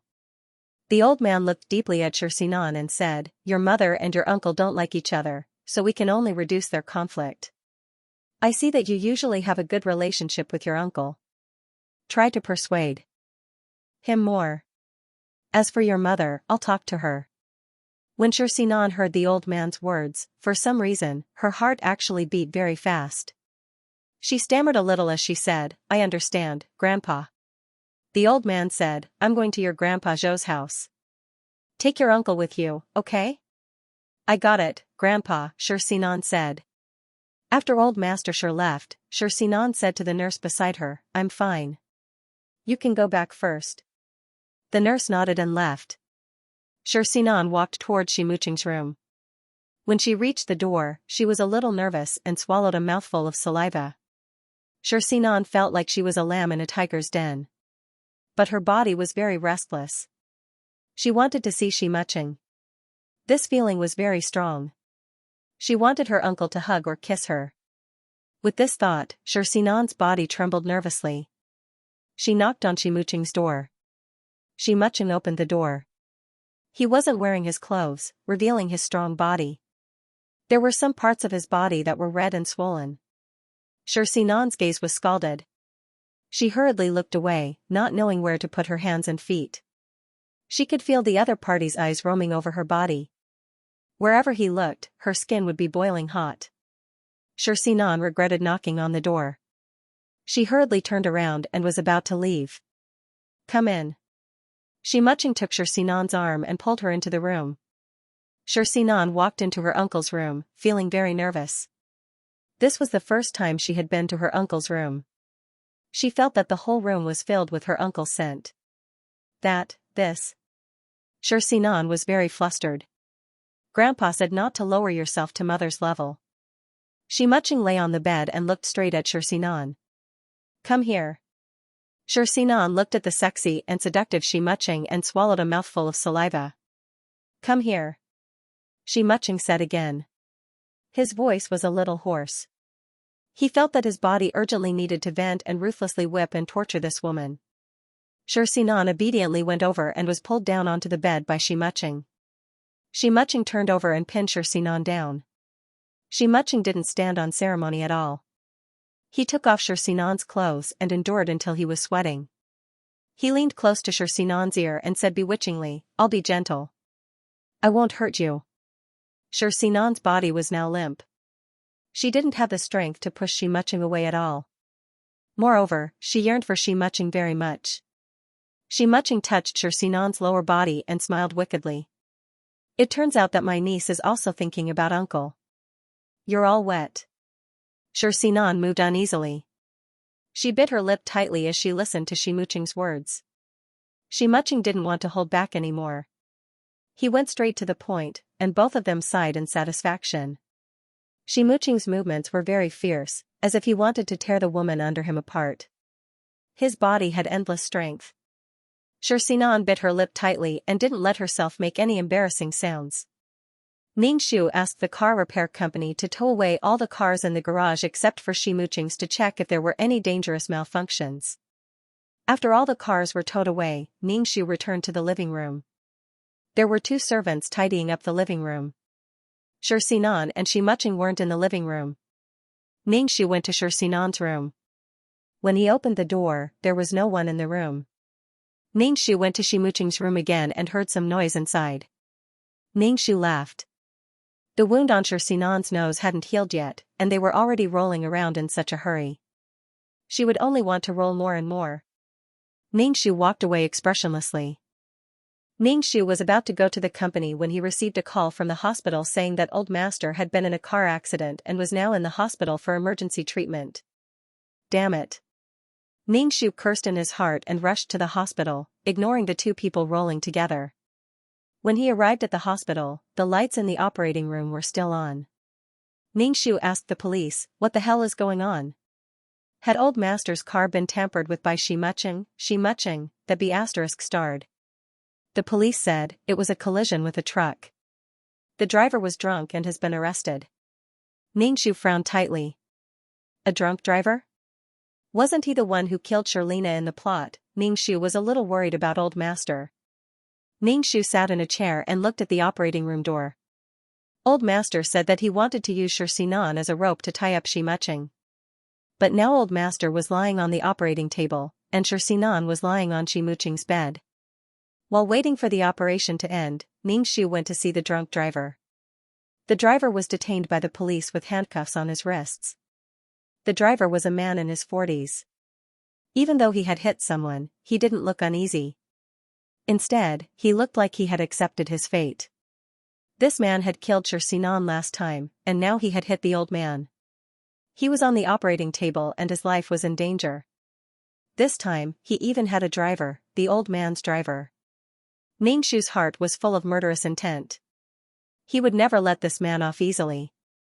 If he wanted to use this method to get money, he would make sure that he didn't get a single cent and would spend the rest of his life in prison. Ningxiu said, please check this person's account and see if a large sum of money has been transferred to her account. When the driver heard Ningxiu's words, a trace of panic flashed across his face and he quickly lowered his head. Interrogate him properly, Ningxiu said. When the time comes, I'll hire a lawyer to sue him. Ningxiu wouldn't let this man off. If he was paid to harm someone, he had to think about the consequences of failure. After seeing the driver, Ningxiu went to the operating room to guard the door. The operating lights went off. Ningxiu quickly stood up and asked anxiously, Doctor, how is my father? Of the 2 people who came over, one died, and the other is now transferred to the intensive care unit, the doctor said. Ningxiu pursed his lips. The old man's driver was dead. Because he had hit the truck head-on, the front of the car had been deformed. The old man, who was sitting in the back, hadn't suffered as much damage as the driver. In the plot, Xianxia had been driving by herself and had been hit to death. Ningshu rubbed his forehead and stood outside the sterile ward. Through the glass, he saw the old man lying on the hospital bed with tubes all over his body. Ningshu pursed his lips tightly and went to see the driver's family. The driver's family was holding the driver's body and crying. The driver had been with the old man for many years. Ningshu had compensated him with some money. The driver's son was still in college, and Ningshu had sponsored him until he graduated. The compensation was already very generous. The driver's family couldn't make a fuss anymore. They left with the driver's body in tears. After that, they went to the police station to record a statement. The police were interrogating the driver. The driver admitted that he had drunk alcohol and caused the traffic accident. Previously, Ningshu had alerted the police. The police checked the driver's account and found that not long ago, his account had an extra 500,000 yuan. Moreover, the driver couldn't tell where the money came from. Ningshu directly said that the driver was paid to kill someone and deliberately caused the death. Anyway, I have plenty of time to waste with you. Take your time. Ningshu lightly said. Even if he surrendered, he would be sentenced to life imprisonment. Even if he went to jail, he wouldn't let this person have an easy time. Ningshu had never thought that he could involve Xianxia in this. This alone was not enough to bring down Xianxia. When they left the police station, it was already dark. Ningshu hurried back to the villa to get a change of clothes for the old man. Back at the villa, Xianxia and Xianxia were having dinner. Xianxia was like a nourished flower, bright and glistening.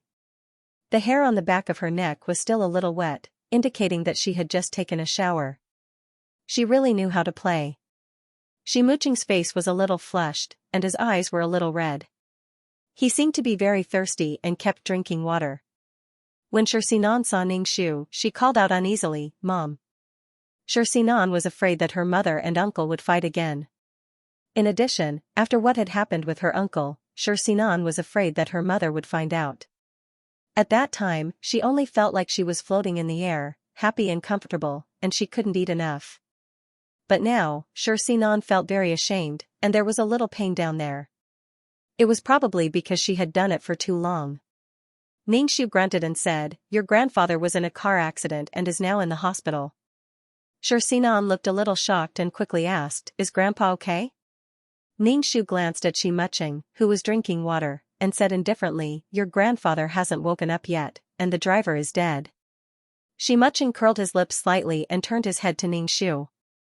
He said, "It's really not suitable for the Shi family to go out today.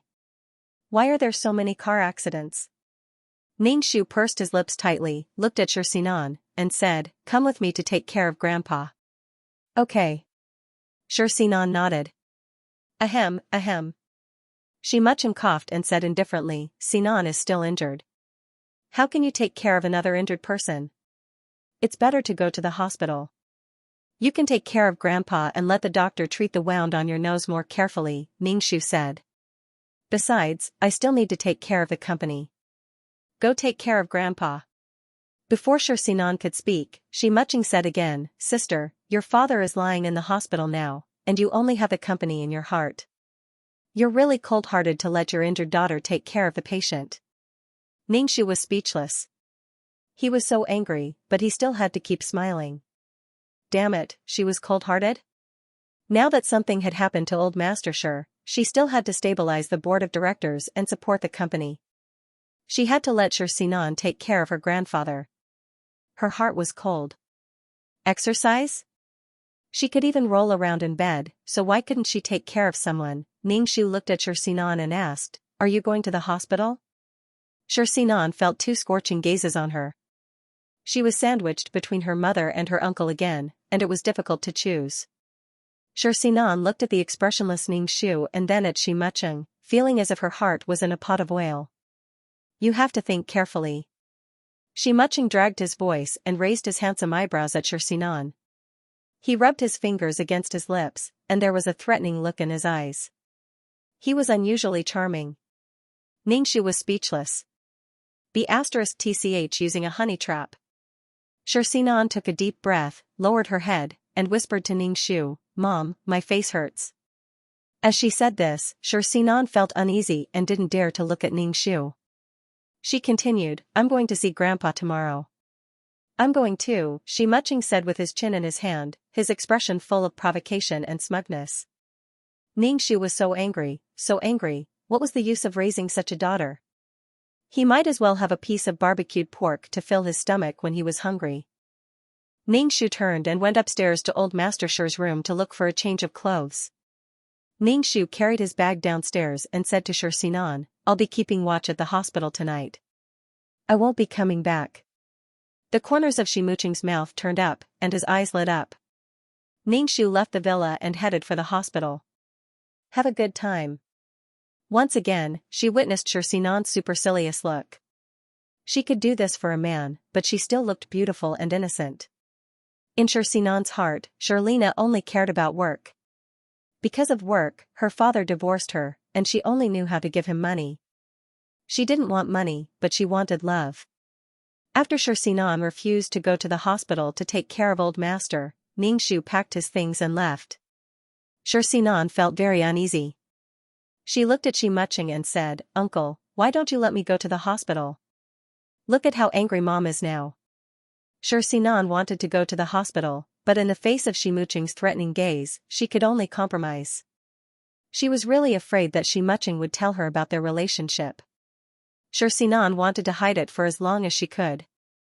Xianxia couldn't imagine the expressions on other people's faces. Xianxia kept drinking water, but his mouth was dry. He heard Xianxia say, You can go. I'm not stopping you, Uncle, you. Xianxia was furious. You're obviously threatening me. Xianxia and Xianxia were the only ones in the living room. Xianxia's body began to stir again. He couldn't control his lower body, and his blood rushed to his head. He looked at Xianxia with red eyes. Xianxia was still angry that her uncle had stopped her. Seeing her uncle staring straight at her, her heart suddenly beat uncontrollably, and her whole body went weak. Xianxia stood up, grabbed Xianxia, and pressed her down on the dining table. Uncle. Uncle, Xianxia stammered. Xianxia stuttered and shouted. Facing Xianxia's aggressive gaze, Xianxia's body softened without any hesitation. Niece, your uncle is on fire now. You have to be responsible for putting out the fire. Xianxia's voice was hoarse. He grabbed Xianxia's hand and put it under himself. Xianxia suddenly touched something warm. She wanted to withdraw her hand, but Xianxia held it tightly. Xianxia was sweating all over. Her whole body was hot, and her skin had turned pink. Xianxia couldn't control himself and lifted Xianxia's skirt in the living room. Xianxia pressed Xianxia against the dining table, unbuckled his belt, and went straight to the point. Xianxia struggled with all her might. She was anxious and embarrassed, and wanted to push Xianxia away. Uncle, this is the living room. Someone will come. Uncle, don't you find it exciting? Xianxia wanted to tear Xianxia apart. His body was full of restless energy. Xianxia's expression was a little dazed, and she fell into incomparable joy. She gradually forgot where she was and hugged Xianxia's neck tightly. Xianxia felt that she was very thirsty and had an insatiable desire. On the other hand, Xianxia felt like he wanted to empty his body for this woman, Xianxia. Just as Xianxia and Xianxia were engaged in a fierce battle, a servant came in and saw this scene. She was stunned. Xianxia turned his head to look at the servant with reddened eyes. He immediately pulled down Xianxia's skirt, which had already been pulled up to her waist, to cover her body. Xianxia suddenly stopped. Xianxia looked at Xianxia in confusion and called out in dissatisfaction, Uncle. After being discovered, and now hearing Xianxia call him uncle, Xianxia actually felt an incomparable sense of pleasure. A warm current flashed through Xianxia's heart. It flowed from his spine all the way to his head, and he gave it to Xianxia. Xianxia grabbed Xianxia's shoulder and screamed. Then, she collapsed on the dining table. Xianxia leaned on Xianxia's body and felt dizzy for a while before he slowly put on his clothes. He glanced at the servant who had been standing there in a daze and said coldly, Get lost if you don't want to die. When Xianxia heard Xianxia's words, she turned and saw the servant. She immediately held her head and screamed in fear. Uncle, what should we do? Xianxia couldn't imagine that if one person knew, everyone else in this villa would know as well. Xianxia curled the corners of his lips coldly. It's okay. You're fired now. If you don't want to die, keep your mouth shut and get lost. Xianxia said to the servant, full of murderous intent. The servant was so scared that her face turned pale. What had she seen?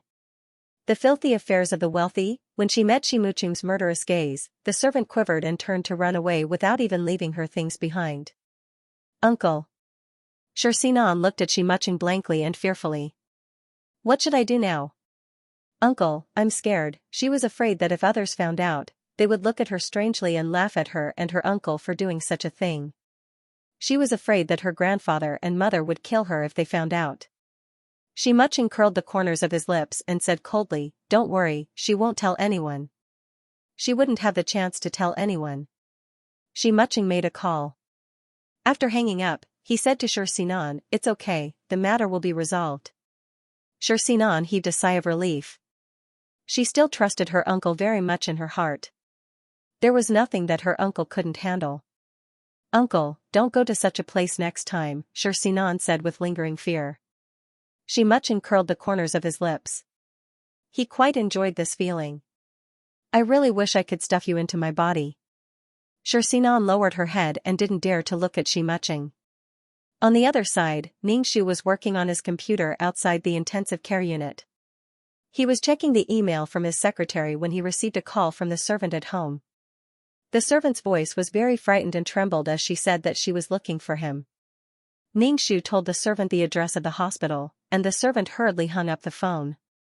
Ningxu raised his eyebrows. What happened? Why was she so frightened? Half an hour later, a servant in a servant's uniform appeared in front of Ningxu. Ningxu saw that the servant looked terrified and uneasy, so he handed her a glass of water. What happened? Miss, you must save me. The servant shouted to Ningxu, tears and snot flowing down her face. Mr. Xi's murderous gaze was still in front of her. What exactly happened? Ningxu asked. The servant swallowed a mouthful of saliva and told him the whole story. Ningxu, oh, after she left, the two of them got intimate again. Ningxu smiled. Didn't Xianxia have good stamina and good work? Wasn't he a perpetual pile driver? Let's see how long you can be mighty. However, the servant's feeling was not wrong. After such a thing happened, Xianxia would definitely kill the servant. Moreover, he wanted to protect his beloved daughter. A random action by the protagonist could change the fate of an insignificant person. For the person he loved, so what if he became the enemy of the world? So what if he killed everyone in the world? Miss, you must believe me. What I said is true, the servant said anxiously to Ningxu. Stay in the hospital and take care of my father. I won't let anything happen to you, Ningxu said. Don't spread this around. The servant was moved to tears. Thank you, Mississippi. I won't say anything. She would only say something if she was tired of living. Moreover, one of them was Miss' daughter. If her reputation was ruined, Miss would deal with her first. Ningxu thought about it and decided to transfer to another hospital. Now, the old man was like a flame in the wind, very fragile. As long as Xianxia removed the old man's oxygen mask, the old man would be able to swallow his last breath. Old Master sure was lying here now, and this was the result of indulging the evil wolf. They were all things that could not be tamed, and he still hoped that the beast could feel his kindness. Xianxia, who came with hatred, wished that the Sure family would be wiped out. The doctor did not agree with Ningxu's transfer. Old Master Sure's condition was not very good now, and transferring at this time could easily cause problems. Old Master Sure's eyelids opened for a moment, and he fell into a coma again. Ningxu sent some gentle energy to Old Master Sure, which could slowly repair Old Master Sure's body. Ningxu was determined to transfer and signed the document. Old Master Sure was carried into the car, and the servants followed. When they arrived at the new hospital, Ningxu asked the hospital to keep Old Master Sure's condition a secret. The hospital system could not find Old Master Sure's name. After doing all these things, the sky was almost bright. After a busy night, Ningxu moved his neck. If it were not for his peerless martial arts, his body would not be able to stand staying up like this. Old Master sure had doctors, nurses, and a servant to take care of him. His condition had stabilized, and it was neither good nor bad. Old Master sure was a little old, and his body could not compare to young people. The car accident made things worse. Xianxia was a little worried that Old Master sure would not wake up. He sent some spiritual energy into Old Master sure's body. Nothing could happen to Old Master sure yet. The shares in his hands, the funds, and the real estate were not written in a will. Xianxia, the son in the legal sense, also had the right to inherit. Xianxia could forget about getting a single cent from the Sure family. The Sure family did not owe Xianxia anything. Xianxia received a call from the police station, saying that the driver admitted that he had received money to cause the traffic accident. Xianxia did not say anything and directly found a criminal lawyer to sue the driver. You won't be able to get 500,000 yuan, and you still have to face jail. Even if you go to jail, you won't have an easy time. You will be tortured in jail. So far, this driver had taken 2 lives.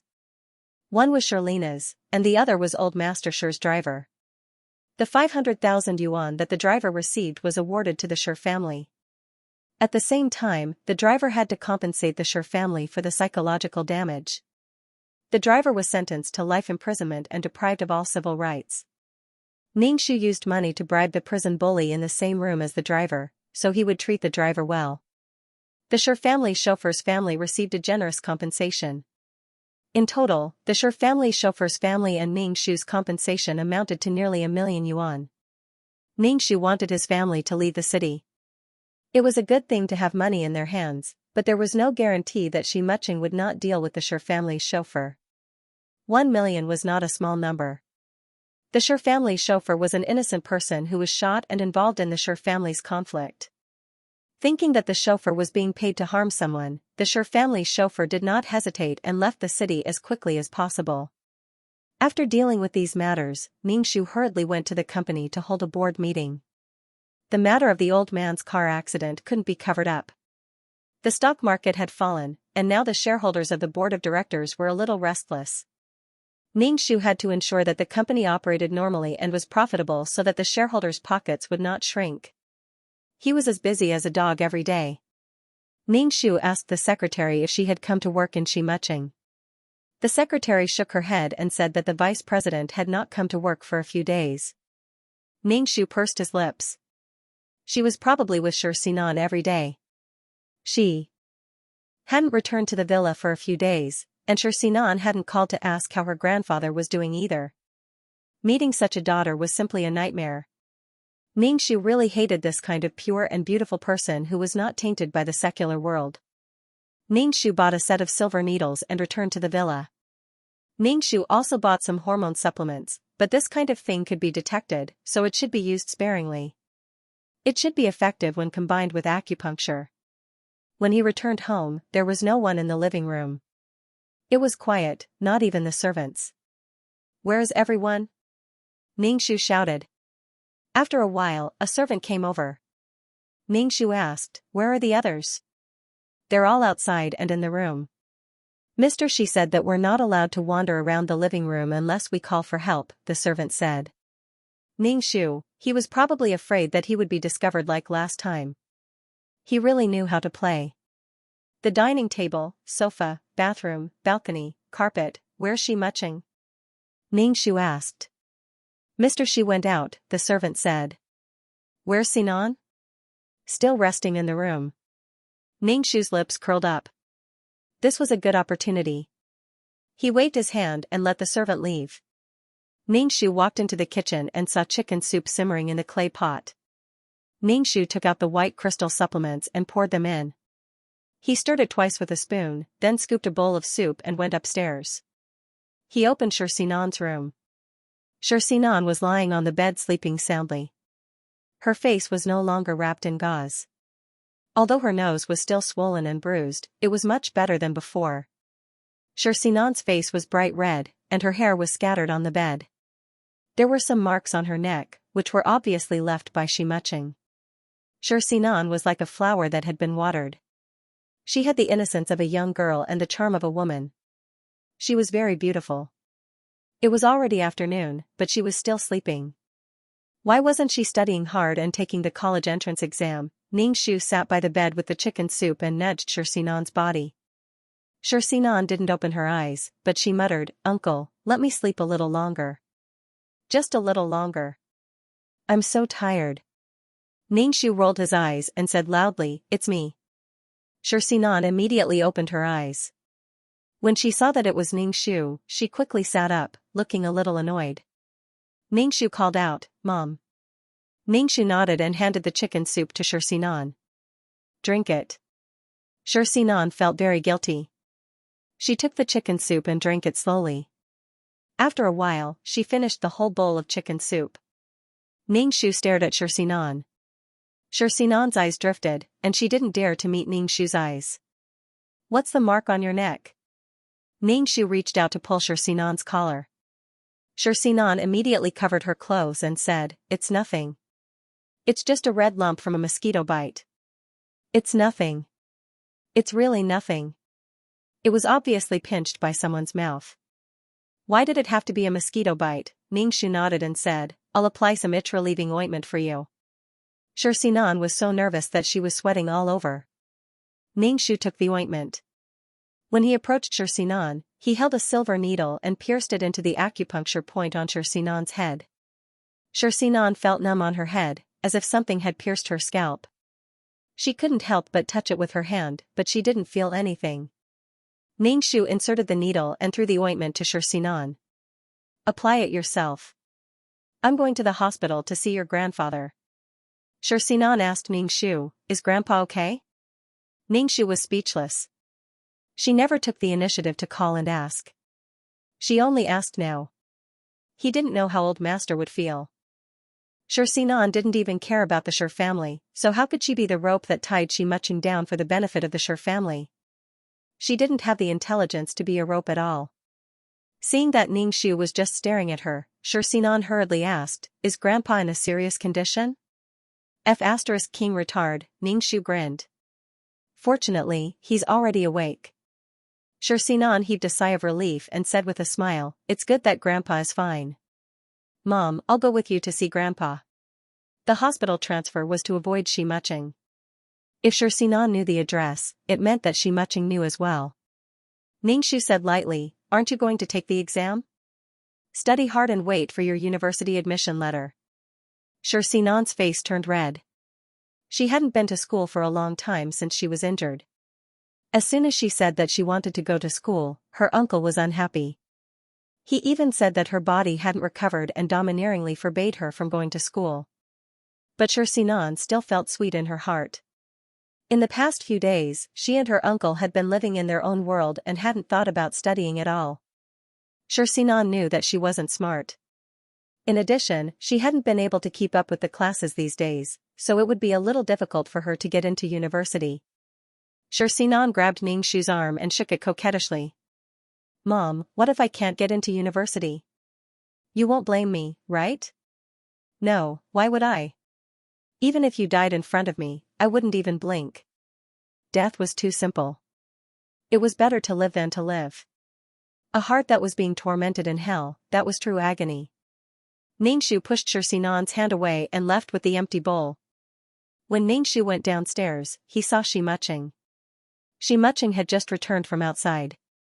The two of them faced each other, full of sarcasm and coldness. Ningshu sized up Shimuching. His face was a little flushed, and his lips were very red, like a woman who had put on lipstick. His forehead was sweating. His eyes were bloodshot, and he looked like he was on fire. Shimuching was very anxious, because in the past few days, several of his clubs had been raided by the police.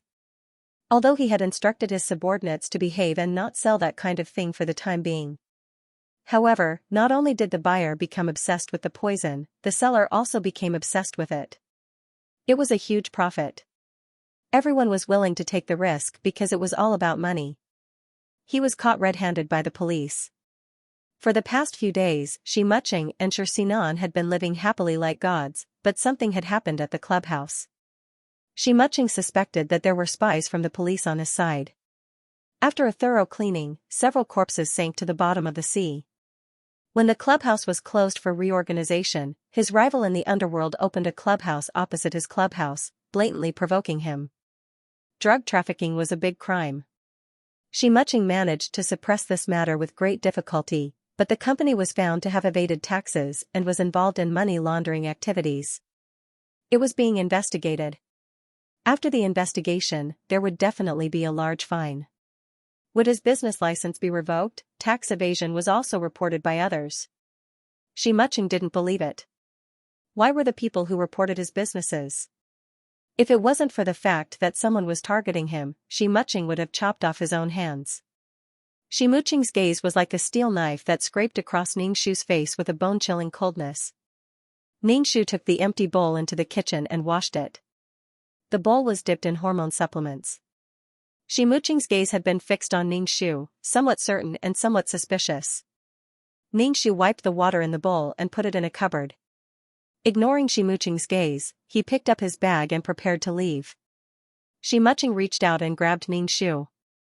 Ningxu turned his head and looked at Xianxia indifferently. "Brother. What's the matter? Did you do it?" Xianxia said in a low voice.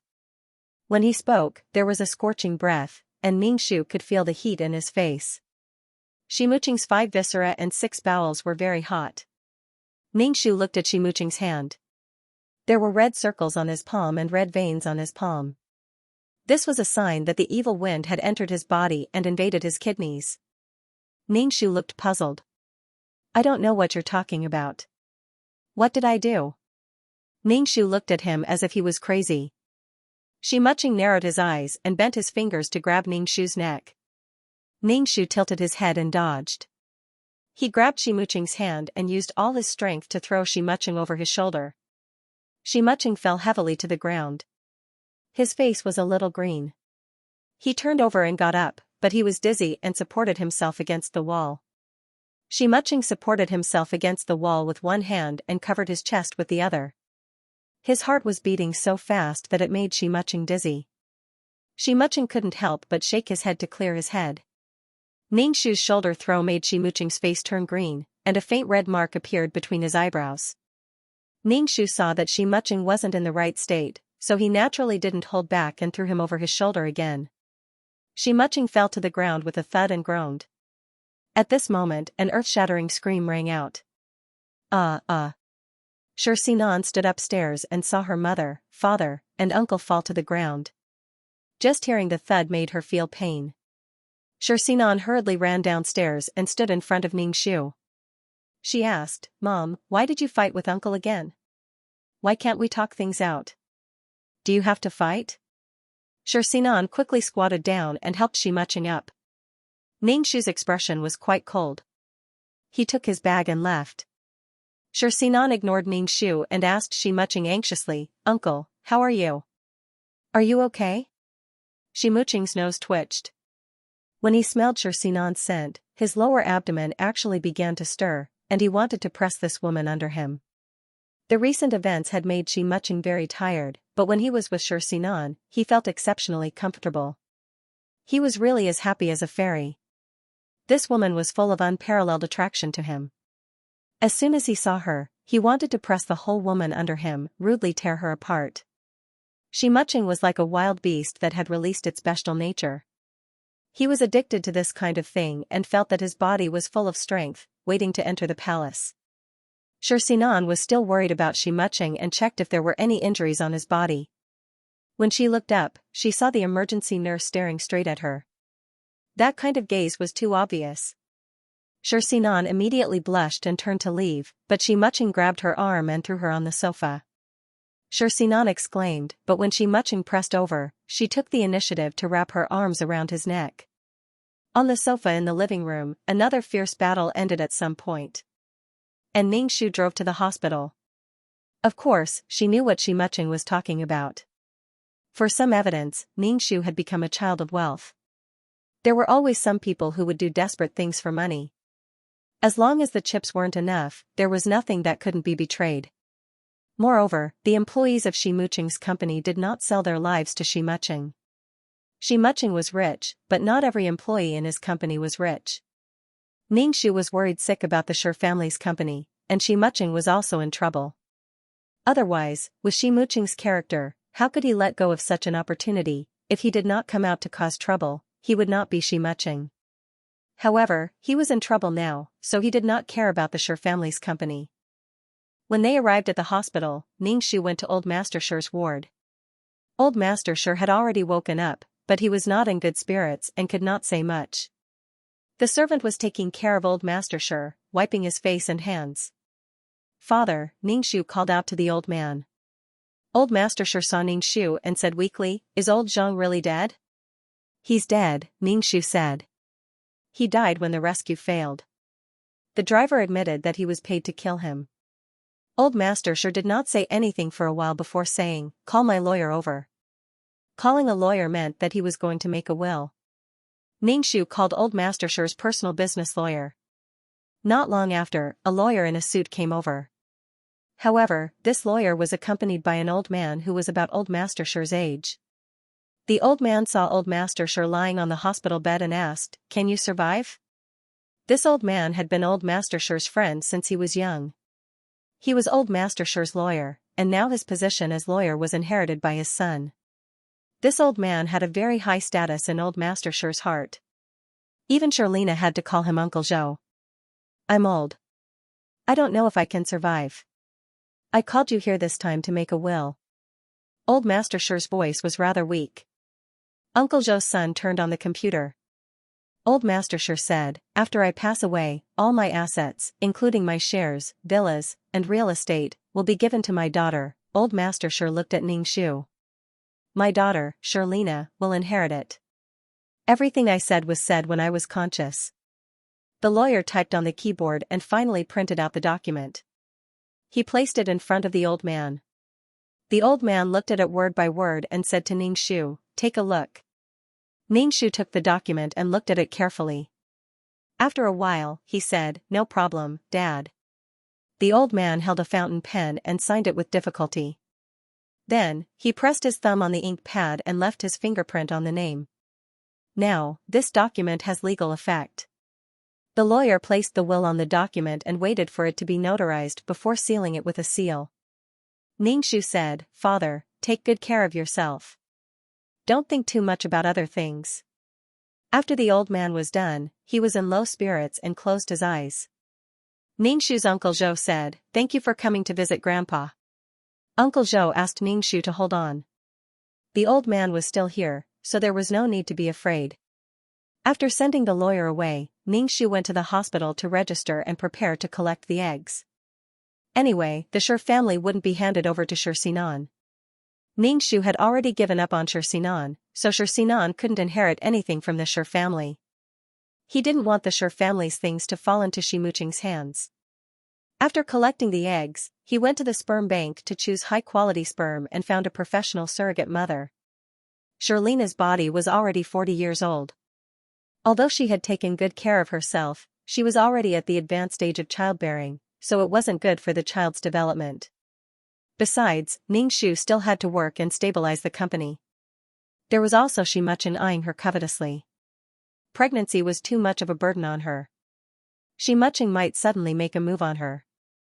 It was too dangerous. Xianxia came out of the equipment ward and clutched his stomach. His stomach was a little swollen. It didn't take long to collect the eggs.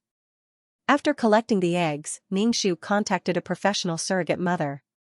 The surrogate mother was very young and healthy. After that, Xianxia went to the sperm bank to choose high-quality sperm. Xianxia chose the sperm of an elite man. Xianxia found that the child would not only inherit his parents' DNA, but also their personalities. Xianxia's personality was the same as her father's. They were romantic and passionate, and the pursuit of love was engraved in their bones. To be able to become an elite in society, most of them were self-disciplined and had strong self-control. Otherwise, how could they become elites? Once the sperm was selected, it would be fertilized. When the fertilization was successful, it would be implanted into the surrogate mother's body. Xianxia chose to conceive a boy. It was really too difficult for a girl to inherit the company in the future. No matter what, women were a vulnerable group. This was undeniable. They would always be ostracized and ridiculed in the battlefield of men. To support a company, it was twice as hard as a man. From this moment on, Charlena's child was in the womb. The surrogate mother had a special company to take care of her. They always paid attention to the surrogate mother's physical condition and gave birth to a healthy and smart child. The surrogate mother spent a lot of money, but it was worth it. Ningxu would occasionally visit the surrogate mother and inject a little spiritual energy into her body. After taking the egg, Ningxu felt uncomfortable for a long time. This was the after effect of taking the egg. In fact, taking the egg was harmful to a woman's body. Fortunately, the energy of peerless martial arts was slowly repairing his body, so he didn't feel too uncomfortable. Ningxu spent most of his time in the hospital. The next day, he went to work at the company and basically didn't return to the villa. The villa had become a place for Xianxia and Xianxia to spend their vacation. It was like heaven. Xianxia didn't call to ask what was wrong with Grandpa or why Mom didn't come home. She was probably having so much fun with Xianxia that she had forgotten everything. Sometimes, women would give up their lives for men. They didn't care about their relatives at all. They were so careless that even if their relatives were killed, they could still have a happy ending with their enemies, Ningxu sneered. Continue to play. The happier you are, the better. Life is short, you have to enjoy it to the fullest. Ningxu rested in the hospital and took care of old Master Shi. Old Master Shi wasn't in good spirits and basically slept the whole day. During the day, Ningxu went to work at the company again. He was running between the hospital and the company. As soon as Ningxu arrived at the company, the secretary said to Ningxu, "President, the vice president came to the company today." Ningxu raised his eyebrows. Why wasn't he with Xianxia? The vice president has drafted a cooperation proposal. It's a project for HJ Company to develop new energy, the secretary said. Ningxu just sneered. This HJ Company was Xianxia's company. Developing new energy was very expensive. It was just a pretext to take money from the company. Now that several of Xianxia's clubs had been closed for rectification, and a company was also suspected of tax evasion, the situation in Xianxia was not good. Therefore, the Shi family's company was stupid and had a lot of money. After taking out the money, he even scolded the Shi family in his heart, feeling that the Shi family owed him. Wishful thinking.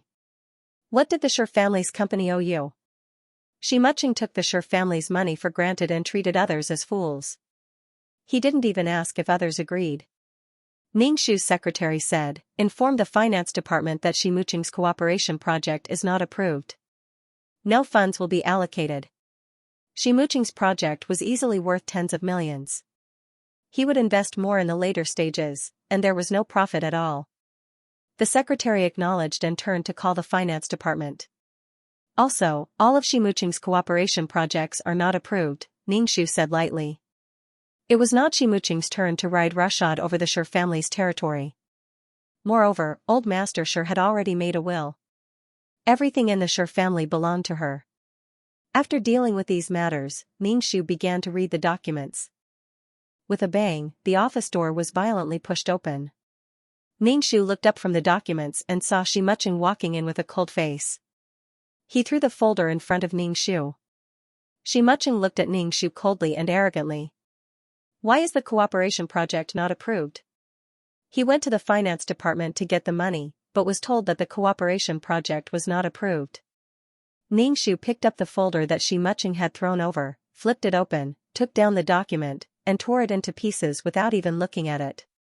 You dare to take out a useless cooperation case? Xianxia, is your brain full of shit?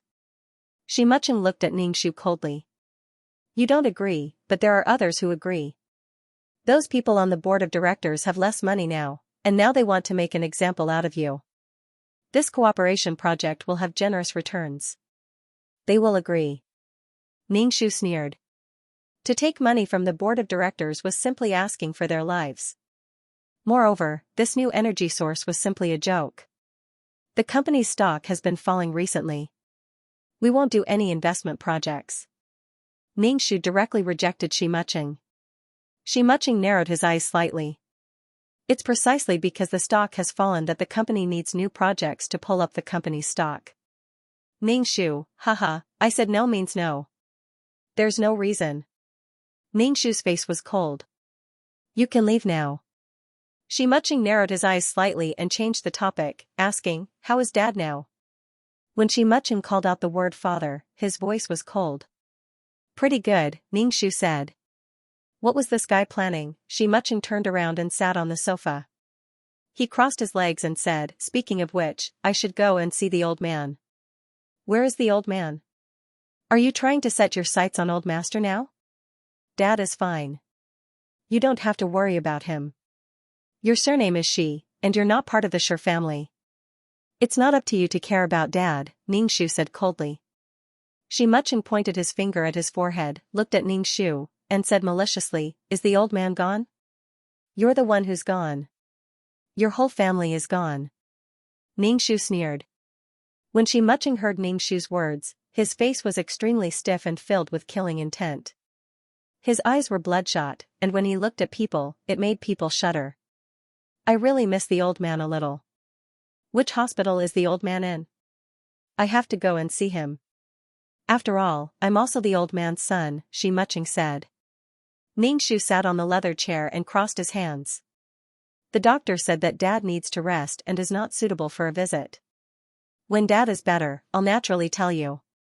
Xianxia curled his lips and stood up. He chuckled coldly at Ningshu and left. Not long after, some shareholders called to ask Ningshu how old Master Ningshu was doing. They questioned Ningshu's decision to keep it a secret. Moreover, it wasn't just one shareholder who called to ask. They even went to Ningshu's office to question him. They were all trying to find out about the old man's situation. Ningshu, the secretary, said, now the company has spread the news that the chairman is dead. They said that CEO, you hid the news of his death. The company's shares fell again. Ningshu, Xianxia, that B***TCH, really didn't stop for a moment. Damn it. Those shareholders of the company were only able to secure Shirlina's position as the CEO because of the old man. If something really happened to the old man, these people would immediately be restless and drag Shirlina down. It was somewhat unwilling to let a woman be the company's decision-maker. Xianxia started to cause trouble again. With just a few words, he could make the company's people lose their minds. Ningshu called to report Xianxia's energy company. What development of new energy was simply a scam? New energy was simply a gimmick. Right now, energy was nothing more than oil, electricity, water, and wind. In the end, they were all converted into electricity. What kind of energy could you come up with? Why don't you go up to the sky and receive lightning? I'll report you. Even if I can't bring down your company, I'll F***king kill you. Ningshu called the hospital servant and said, let Dad answer the phone. Lena. The old man's voice was a little weak. Ningshu explained the company's situation and said to the old man, I'll hold a shareholders meeting later and turn on a video for those shareholders to see. The old man grunted. Ningshu's secretary said, inform the shareholders of the meeting. At the shareholders meeting, Xianxia was also present. He was sitting on a chair, and when he saw Ningshu, he curled his lips and sneered. Ningshu couldn't be bothered with this B***TCH and said directly, now, the chairman wants to say a few words to everyone. Ningshu connected the video on the computer, and the old man appeared on the big screen. The head of the hospital bed was raised, and the old man was lying on the bed with a serious and dignified expression. During this period of time when I'm recuperating, all the company's matters will be handed over to the CEO, Shirlina. Chairman, how are you feeling? A shareholder asked the old man. This video was recorded in advance. The old man said indifferently, not bad. You're all elders, so support Lena's work. It won't be long before I can be discharged. The shareholders looked at each other and said, Chairman, don't worry. Xianxia frowned tightly because he actually saw that servant in the video. Didn't he get someone to deal with that servant? Why did she appear in the old man's ward, then? Did Shirlina and the old man also know about his relationship with Sinan? Since they knew, why didn't they do anything? Xianxia looked at Ningshu. Didn't he care about his daughter at all, or was this family playing a badger game, and Sinan was the tool? Xianxia's face was cold and stiff. His expression was a little irritable, making his face and lips red. There was a straight red mark between his eyebrows. Ningxu turned off the video and said coldly, "Now that the company is in crisis, we're all in the same boat, and we'll share the risk. I don't want anyone to do things that harm others without benefiting themselves. Everyone, support my work, and I'll definitely guarantee the interests of everyone here." After the meeting, Xianxia walked up to Ningxu and asked, "Where is Old Master?" "I told you, Old Master is not suitable for visitors right now." Ningxu said coldly, "If you have the time, why don't you investigate HJ Company's background and see if this company is a shell company? Don't make cooperation cases where money is spilled." Xianxia's expression was cold. Short-sighted. Women have long hair but short insight. Some cooperation cases don't have profits now, but they have unimaginable returns for the company's future. Ningxu was speechless. Ningxu was very convinced that Xianxia was talking nonsense with a deadpan expression, pretending to be serious. Ningxu shrugged and said unscrupulously, "I don't want to invest. I'm just short-sighted. I won't pass the cooperation case and I won't pay. What can you do to me? Come and bite me. Jump up and bite me." Xianxia's eyes flashed and he said, "You said that Old Master is not suitable for visitors right now. Why is that servant in Old Master's ward?" "Of course she's taking care of Old Master." Ningxu and Xianxia looked at each other. "Since when do you care about such a little servant?" "It's not that I care, but Xianxia misses the osmanthus wine balls made by this servant and asked her to come back and make them for my niece. Taking care of Old Master is more important. Xianxia won't die if she doesn't eat for a day." Hearing Ningxu's words, Xianxia's eyes were sharp. He sneered and said, "Xianxia is your daughter, but you don't care about her at all. I wonder if she's your daughter." "What does it have to do with you whether she's my daughter or not?" Xianxia became more and more confused and felt that he had fallen into a trap. Xianxia still wanted to say something, but his phone suddenly rang. Xianxia glanced coldly at Ningxu and picked up the phone. As soon as he heard the contents of the phone call, Xianxia's face suddenly became gloomy and terrifying. He turned to look at Ningxu and said coldly to Ningxu, "Very good, very good." His energy company was going to be investigated again, and this was done by this woman in front of him. When he said that he wanted to invest in this company, someone immediately reported the company. This company was originally set up by Xianxia at the last minute. The purpose was to take money from the Sher family's company.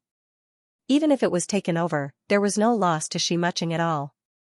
However, this slap on Xianxia's face made the proud and arrogant Xianxia feel that his dignity had been trampled on.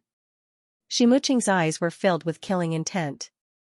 At the same time, he straightened his expression and looked at Ningxu with vigilance. Ningxu tilted his head. "What are you talking about? I don't understand." Xianxia turned around and left the meeting room. He went straight to the company's garage and stepped on the accelerator to return to the villa. Ningxu smiled as he watched Xianxia leave with boundless anger. Speaking of which, she hadn't seen her daughter for a while. She had to go back and see how she was doing. Ningxu drove back to the Sher family's villa. Xianxia's car was parked in front of the villa. Ningxu walked into the living room and saw Xianxia on top of Xianxia, one hand strangling Xianxia's neck. Xianxia's eyes were malicious as he said viciously, "What exactly are you and your family plotting?" Xianxia was choked by Xianxia until she couldn't breathe.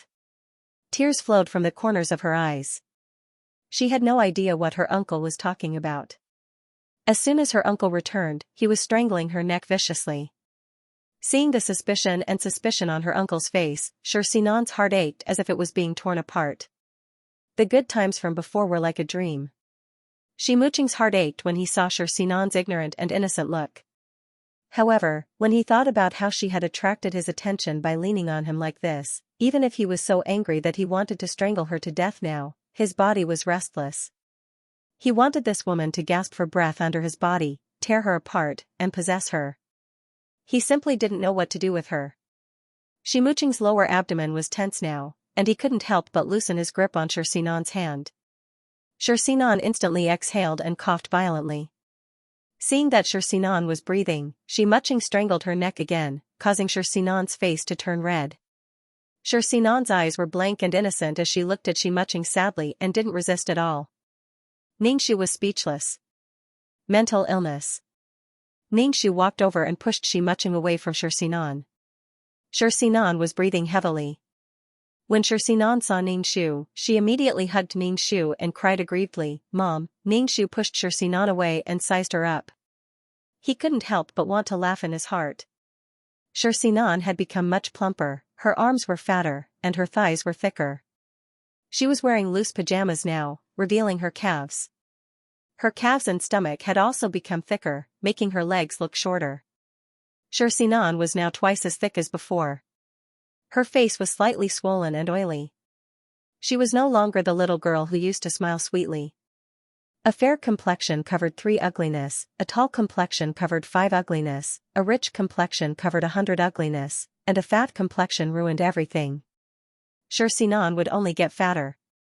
Ningxu didn't look at Xianxia. He turned to look at Xianxia. "Why are you hitting Xianxia? Do you want to fight?" Xianxia immediately stood in front of Ningxu. She straightened her neck and said hoarsely to Ningxu, "Mom, don't fight. Let's talk things out." Ningxu glared at Xianxia and blinked thoughtfully. There were still red marks on Xianxia's neck, and her face was still flushed. She had forgotten that Xianxia had fiercely strangled her just now. Did she only have 7 seconds of memory? Ningxu wanted to kneel down and write the word convinced. No matter how fierce Xianxia was with her, she would reflexively forget. This, Ningxu didn't know what to say. Thousands of words couldn't express Ningxu's complicated feelings now. Under the radiance of Holy Mother Xianxia, Ningxu felt a little ashamed of her inferiority. "Mom, let's talk things out." "I don't want you to fight," Xianxia said again. Her eyes were pitiful, but coupled with her slightly enlarged face, Ningxu couldn't bear to look at her directly. She looked like she was saying, "I'm fine, I can hold it in. As long as everyone is fine, it's okay for me to suffer a little." Xianxia looked at Xianxia with a complicated expression. What a silly girl. The Shi family was full of sinister and cunning people, but this girl was so pure and silly that it made one's heart ache. Xianxia's expression kept changing. One moment, it was full of murderous intent, and the next moment, it was conflicted and hesitant. Xianxia really didn't know what to do with her. Xianxia thought of killing her, but his heart ached slightly. Moreover, this woman was very attractive to him. His lower body was swollen and uncomfortable now, and his heart was frantically wanting to press this woman under his body. When he saw her, the self-control he was proud of disappeared. Xianxia forced himself not to look at Xianxia. He couldn't even stand the smell of Xianxia. He felt that his sense of smell was unprecedentedly sharp, just like a male animal smelling a female animal. Xianxia was originally sad that Xianxia had suddenly turned hostile. Seeing that Xianxia wasn't looking at her, Xianxia was even sadder. She felt that life was worse than death. Xianxia really wanted to hug Xianxia's strong body and tell her uncle not to be angry with her. She was very uncomfortable and in pain. No one in the living room spoke, and the atmosphere was very stagnant. Ningxu suddenly said, "It's noon now. After lunch, I'll go to the hospital to see your grandfather." Xianxia's face was full of pain and she was in a trance. She didn't hear Ningxu's words at all. Ningxu asked the servants to prepare lunch, but the dishes served were all oily and fishy. There were big fish and big meat, and Ningxu even saw braised pork knuckles and soy sauce. Seeing that Ningxu didn't speak, the servant thought that Ningxu wasn't satisfied with these dishes. The Shi family's food had always been bland, so she quickly explained, "This is what little miss likes to eat." Ningxu nodded. "Make 2 vegetarian dishes." Xianxia. Ningxu and Xianxia sat at the dining table. Xianxia was still in so much pain that she wanted to die, but in the face of a table of dishes, her eyes were focused. Xianxia's stomach made a rumbling sound. She was obviously hungry. Xianxia didn't feel it before, but now that she was facing a table of dishes, she was so hungry that she couldn't help but want to stuff all the food on the table into her mouth. Xianxia couldn't help but swallow her saliva as she stared at the braised pork shoulder. Recently, Xianxia didn't know what was wrong with her. How could she eat so much? And her stomach was very hungry. Now that she was full at noon, she was starving before dinner and had to find something to fill her stomach. After dinner, she had to get up in the middle of the night to find something to eat. Xianxia suspected that she was with her uncle. She consumed too much energy every day and spent most of the day with him. Seeing Xianxia like this, Ningxu smiled subtly and said, "Go ahead and eat." Xianxia quickly picked up the bowl. Seeing that Xianxia was only drinking water and not eating, she couldn't help but say, "Uncle, you eat too." Xianxia could not help but feel his heart soften when he saw this girl carefully trying to please him. However, he really didn't have any appetite. He hadn't had any appetite for a long time. Every day, his mouth was dry and his tongue was numb. He couldn't taste anything at all. In any case, his mouth was dry. Especially when Ningxu was still sitting opposite him, Xianxia lost his appetite even more.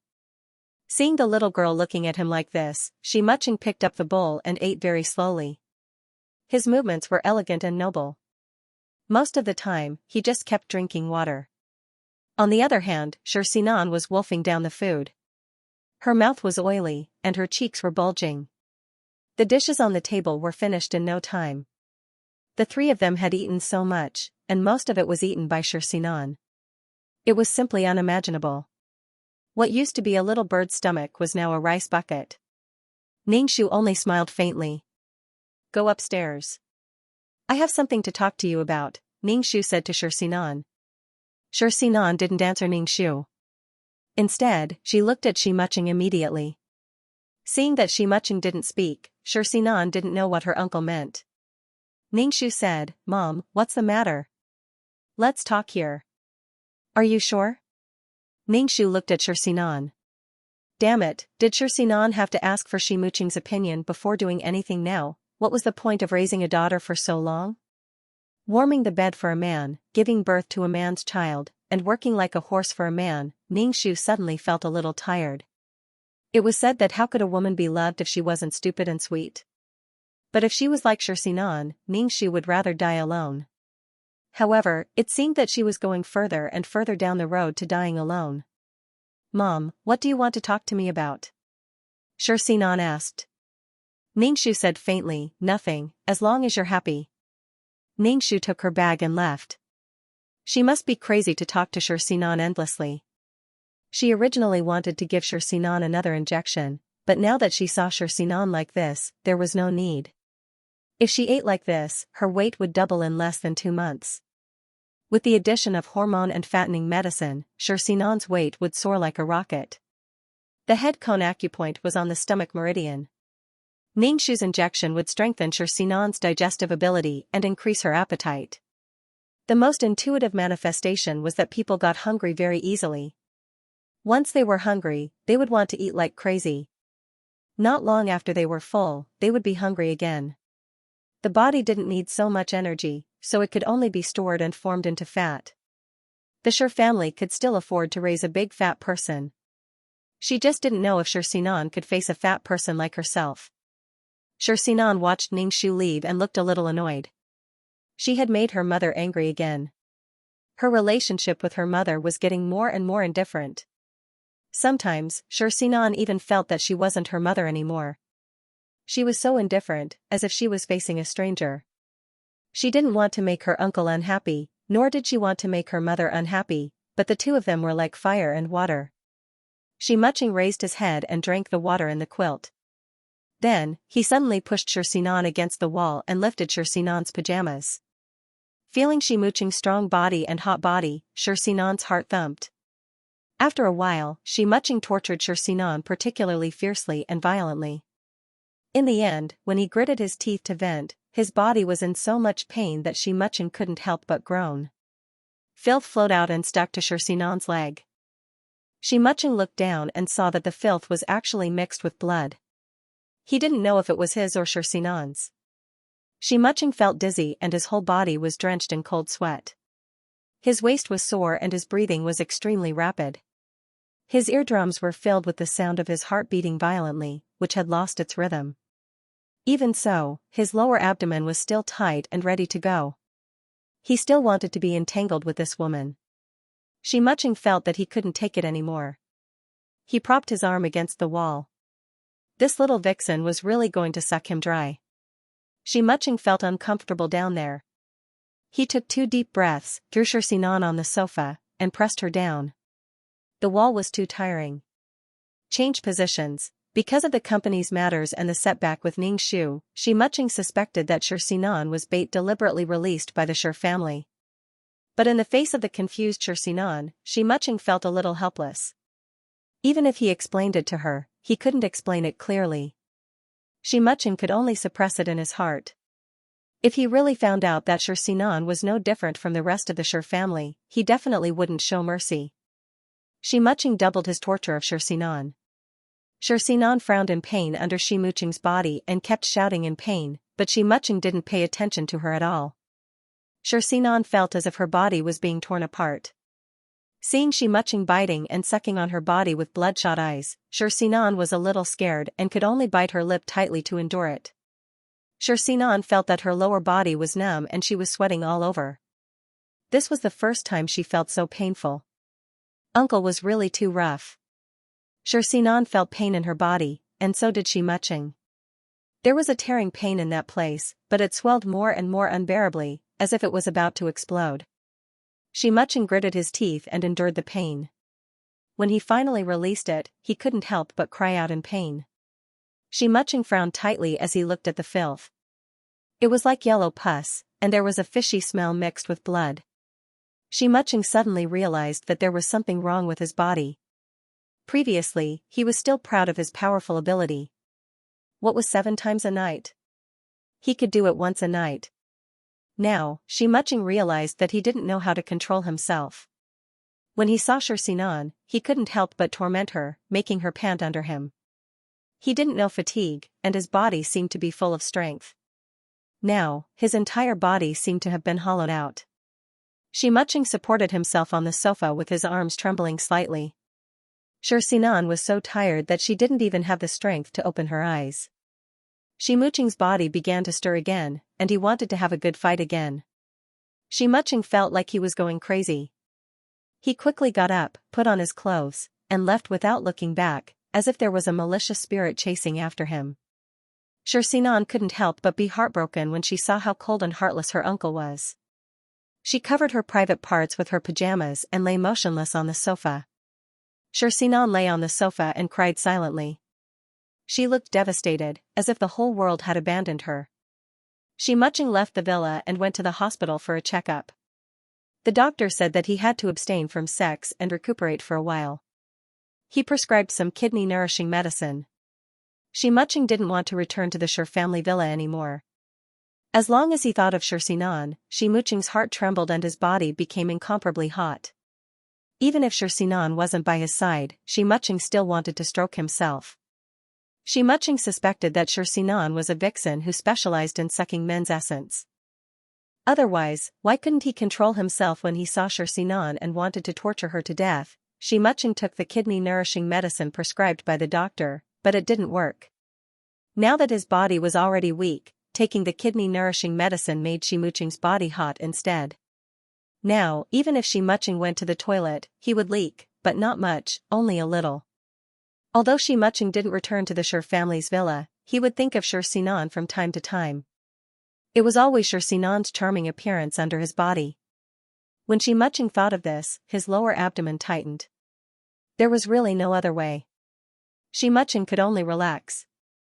However, after relaxing, he was always dizzy. His heart felt like it was about to explode. But after the climax came, how could he still care about these things? Ximecheng went from being well-fed to being annoyed and regretful to being well-fed to being well-fed to being annoyed and regretful to being well-fed to being well-fed to being annoyed and regretful to being well-fed to being well-fed again to being annoyed and regretful to being well-fed again to being well-fed to being well-fed again to being annoyed and regretful. In such a vicious cycle, as long as the name Sinan appeared in Ximecheng's mind, it was enough to make him excited for a day. Whenever he thought of Sinan, his mind would be filled with Sinan's seductive appearance. Therefore, it made no difference whether he was in the villa or not. Ximecheng had lost a lot of weight, his eyes were dark, and the growth of his beard had slowed down. In the past, he had to shave every morning, but now, it was fine even if he didn't shave for a few days. This was a sign of insufficient kidney power. Xianxia ran to the hospital. Everyone said that he was overworked and needed to recuperate.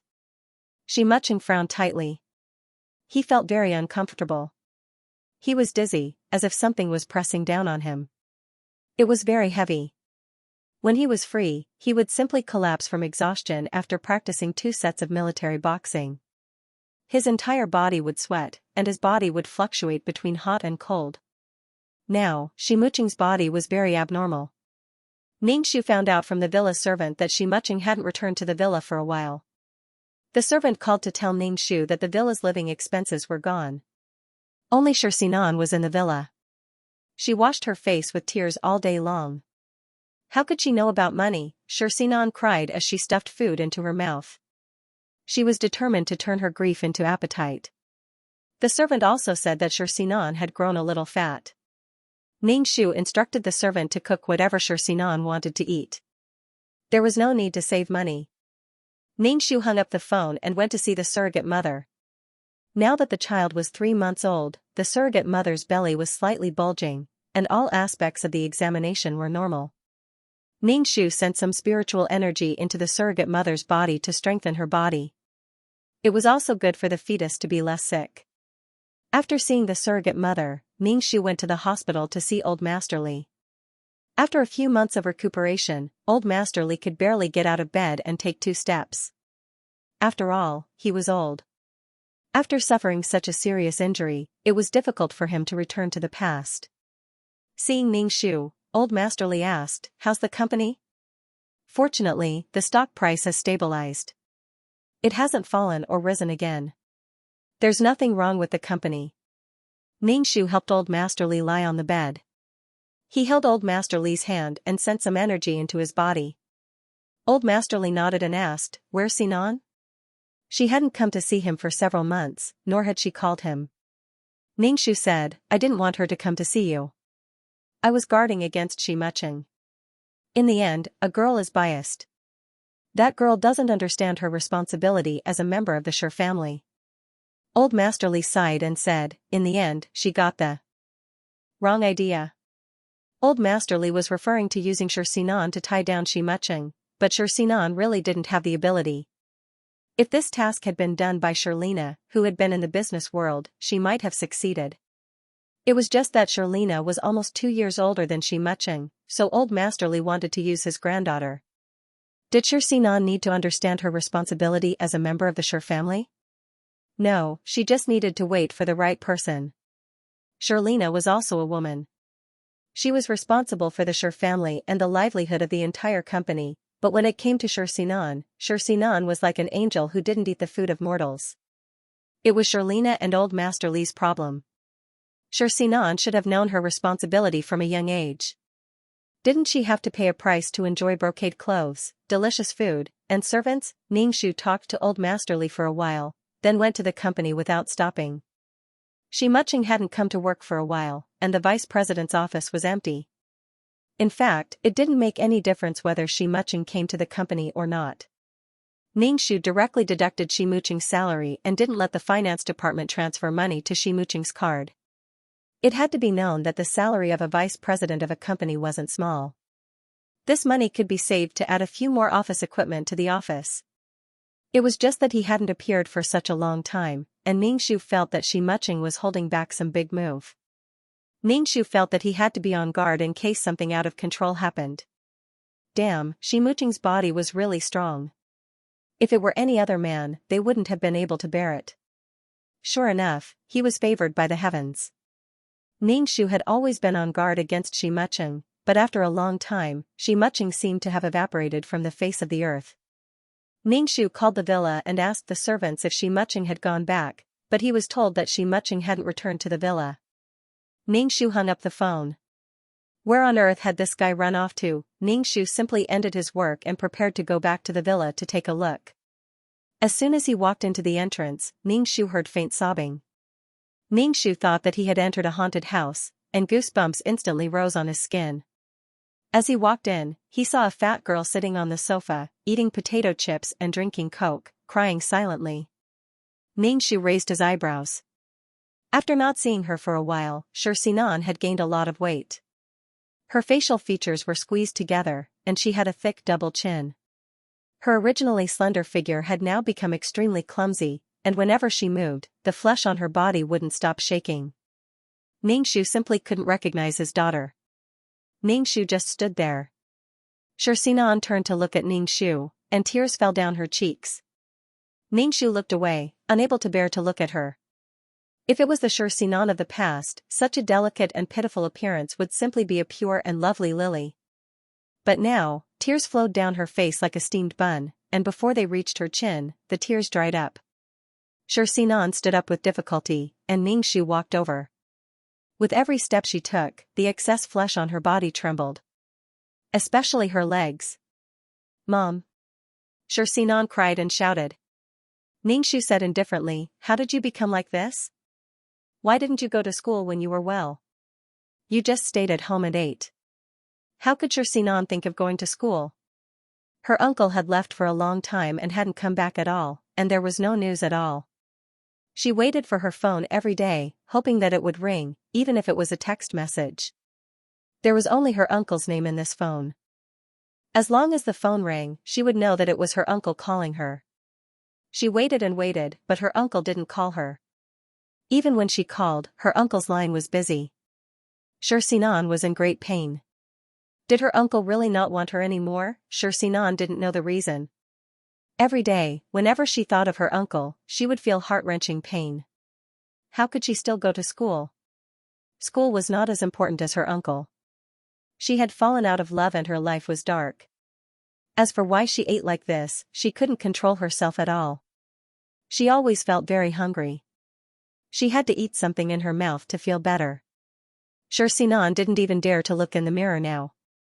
How was she going to face her uncle like this? Xianxia hated herself to the core. Why couldn't she control her mouth? Did Shi Mucheng call you? Where did he go? Ningxu asked Xianxia. At the mention of Shi Mucheng, Xianxia cried even harder. She sobbed, tears and snot flowing down her face, but she didn't say a word. Seeing her like this, Ningxu couldn't be bothered to ask her. Xianxia just didn't know anything. She just needed to wait for someone to dote on her. Under a man's wings, she could be happy for the rest of her life. Xianxia looked at Ningxu pitifully with her eyes that had already been squeezed into slits. "Mom, what should I do? What should I do?" She couldn't go out at all like this. She would be despised by her uncle. "Eat less and run more," Ningxu said very insincerely. Xianxia's tears flowed even faster. Ningxu turned and left. Xianxia was stunned and in disbelief. Her mother left just like that. She left so casually. How could her mother be so indifferent? She was already in so much pain. Xianxia's feelings were extremely complicated now. Ningxu didn't care at all about how much pain Xianxia was in. No matter how much pain she was in, Ningxu wouldn't feel the same way. Ningxu had just left the villa when he received a call from a helper in the hospital. On the phone, the helper said anxiously, "Old master is missing. I just went to get some food, and old master disappeared." Ningxu's expression was cold. "Dad is missing? I just went to get some food, when did he disappear?" Ningxu asked. "Just a while, about 10 minutes later. I came back with the food, and old master was gone," the helper said very fearfully. Ningxu frowned tightly and hurriedly drove to the police station to call the police as soon as possible. Upon hearing this news, Ningxu's first thought was that this was definitely Shi Mucheng's doing. She had already sealed off old master's situation, and even the hospital didn't record old master's name in the hospital system. How could Shi Mucheng still find old master? Ningxu thought about it and felt that she still gave herself away on the video. At that time, old master was wearing a hospital gown with the hospital logo on the hospital gown. At that time, the video was less than 2 minutes long, so she didn't notice. Ningxu slapped her forehead. After all her calculations, she didn't expect to be negligent in such a detail. She should have transferred old master to another hospital immediately. Ningxu shook her head. She still lacked something. Her brain wasn't working. If she didn't have some tricks up her sleeve, she really wouldn't be able to win against others in a contest of brains. At that time, Shi Mucheng must have done it on purpose. He must have deliberately spread the word in the company that Old Master was dead. If Old Master wasn't dead, Xianxia could have found out where Old Master was based on the situation in the ward during the video. Anyway, Old Master who appeared in the video was full of clues that could lead Xianxia to the hospital where Old Master was. Xianxia went to the police station and said that her father had been kidnapped in the hospital. However, Old Master's disappearance was too sudden. Xianxia didn't have any clues at all. Even if she called the police now, the kidnappers didn't call, so the police couldn't take action. If Xianxia really kidnapped Old Master, she was afraid that it wasn't just for money. He might even take Old Master's life. After all, Xianxia hated the Shi family so much. Xianxia returned to the hospital.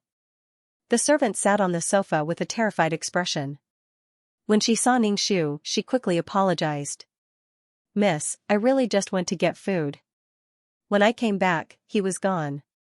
Xianxia frowned. "Wasn't it the nurse who delivered the food? Old Master said that he's tired of eating those dishes. He asked me to see if there are any other dishes," the servant immediately said. Xianxia glanced at the servant and turned to look at the bed. The quilt and sheets on the bed were a little messy, which meant that Old Master had struggled before he was taken away.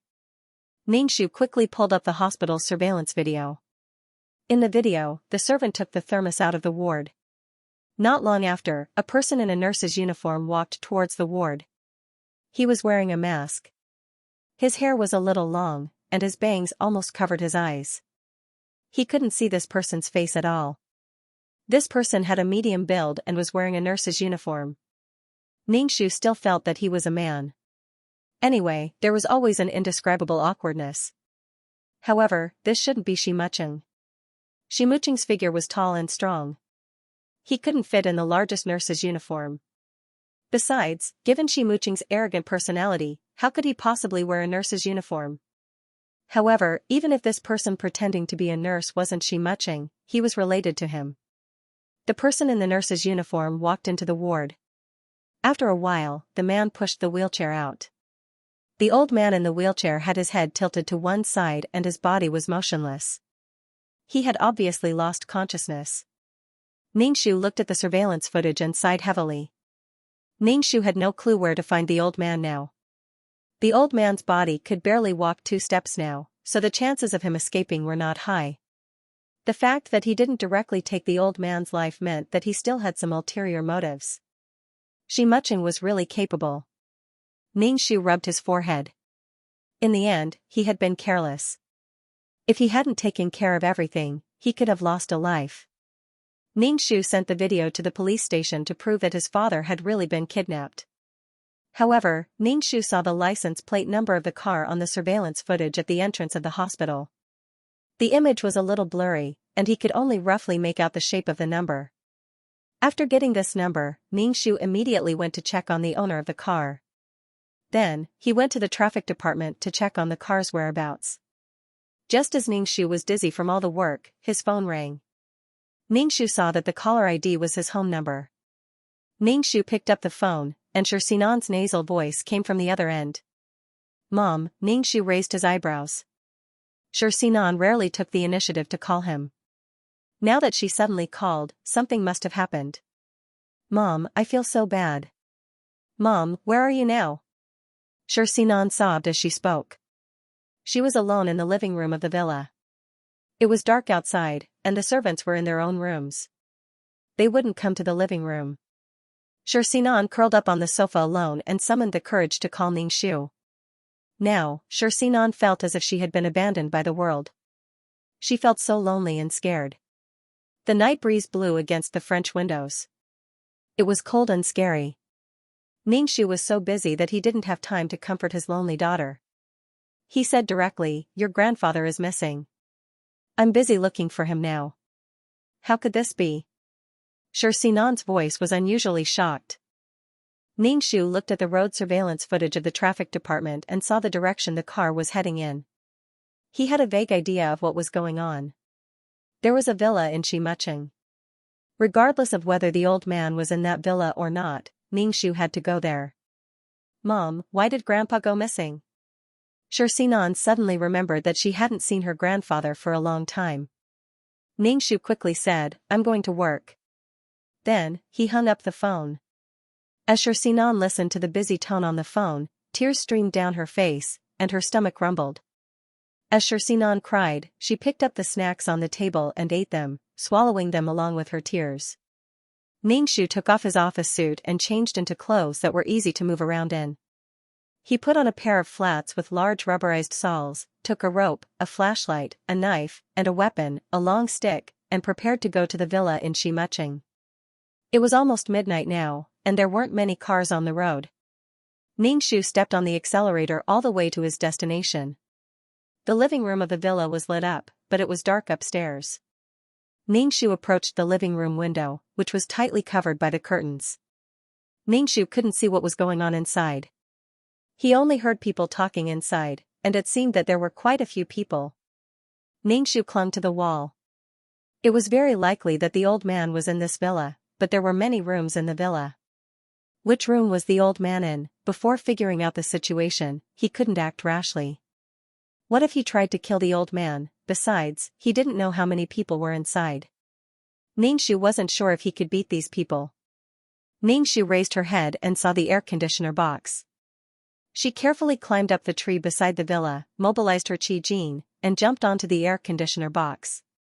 Then, she used the air conditioner box to reach the balcony of the room on the second floor. Ningshu walked into the room and turned on the flashlight to check the situation. There was no one in the bedroom. Hearing footsteps in the corridor outside, Ningshu hurriedly turned off the flashlight.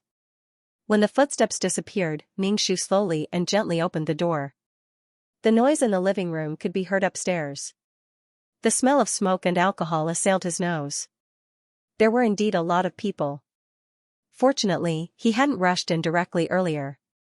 Otherwise, he would have been chopped into minced meat by each of them. Ningshu slipped into the room next door, which was still dark. Ningshu turned on the flashlight, but there was still no sign of the old man. Where was the old man? Ningshu didn't see him in this room. He went to another room, but this room was brightly lit. Ningshu immediately took out the fruit knife tied to his leg to defend himself. The old man was tied to a thick wooden chair. The old man's face was pale. Ningshu hurriedly walked over and whispered, "Dad." The old man opened his eyes slightly. When he saw Ningshu, he was stunned. "Why are you here?" Ningshu cut the rope with the knife and whispered to the old man, "Let's not talk about this first. I'll carry you on my back and escape first. There are a lot of them.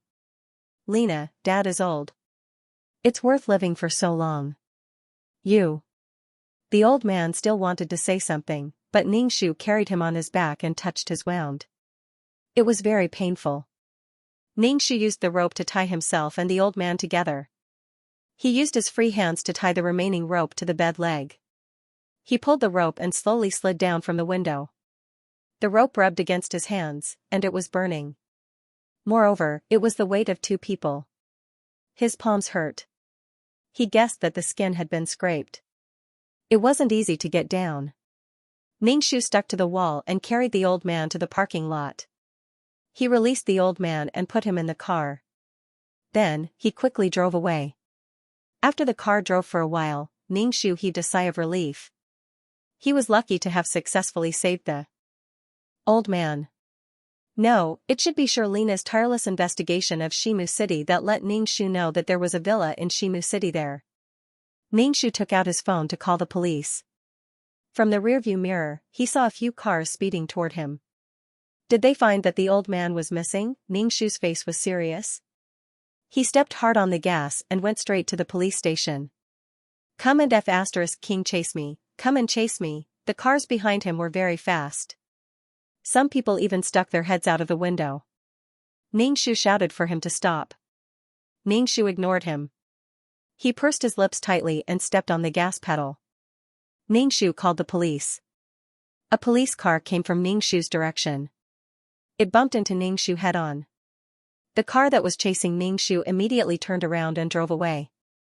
At this time, Ningshu was really relieved. He turned around and saw that the old man had fainted. After relaxing, Ningshu felt that his entire body was sore and limp. His hands were trembling, and the steering wheel was sticky and wet. Ningxu opened his hands, and his palms were badly mutilated. Ningxu gritted his teeth and drove to the hospital, but he didn't go to the previous company. Even a nurse who came out of nowhere could enter the ward. When they arrived at the hospital, a nurse pushed the old man to the operating room. The nurse treated the abrasions on Ningxu's hands and wrapped them with gauze. Ningxu slumped on the chair outside the operating room, waiting for the operation to end. Ningxu waited and waited. He was so tired that he closed his eyes and fell asleep. It was the nurse who woke Ningxu up. "How's my father?" Ningxu asked.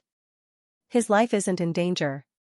He's been transferred to the intensive care unit," the nurse said. Ningxu nodded and found a bed to sleep. He was very tired. After Ningxu woke up, he went to the ward to see the old man. The old man had already woken up. When he saw Ningxu, his gaze was particularly complicated. "Dad, why did they capture you?" Ningxu asked. The old man said weakly, "You probably can't imagine why they captured me. They want me to write a will and donate all my family assets and company to a charity organization." Ningxu was speechless. "Did you write it, Dad?" The corners of the old man's mouth moved slightly. "I did. I'm old and can't take the torture. Writing it will give me a quick death. Anyway, I've already made a will before. It's notarized by the law. The will they want is useless. I don't plan on coming back alive." Ningxu was speechless. "Did you see Xianxia? That villa belongs to Xianxia." "Xianxia must have done this," Ningxu asked. "No, I didn't see him. He didn't appear from the beginning to the end," the old man said. Xianxia was so cautious, Ningxu turned on his tablet and looked up the charity that his grandfather had mentioned. He only found 1 or 2 pieces of information online, but none of them were useful.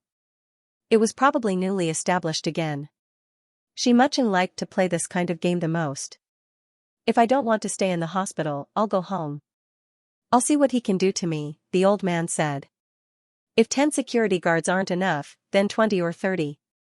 Ningxu nodded and went through the discharge procedures for the old man. He hired a better doctor to follow him to the villa. Ningxu went to the security company and found 20 security guards to guard around the villa. The old man sat in his wheelchair and entered the living room. Seeing that the living room was empty, he couldn't help but ask, "Where are the others?" "Servants are not allowed to enter the living room, except when serving the dishes," Ningxu said lightly. "Why?" the old man asked. Ningxu smiled. "Dad, you don't want to know the reason. This was because there were many places in the villa where Xianxia and Xiaoxinan played." The old man returned to his room and lay down on the bed. Ningxu opened the door to Sinan's room and walked in. Xiaoxinan was still sleeping. Her huge body was lying on the bed, making the bed seem small. She had probably gained weight. She was snoring when she slept, and saliva was dripping from the corner of her mouth. Xiaoxinan had gained weight again. Ningxu pushed Xiaoxinan, but she didn't wake up. She turned over, and the bed creaked. Get up, Ningxu shouted. Xiaoxinan opened her eyes. When she saw Ningxu, she sat up with difficulty. Ningxu shouted, "Mom! Your grandfather is back. Go and see him," Ningxu said to Xiaoxinan.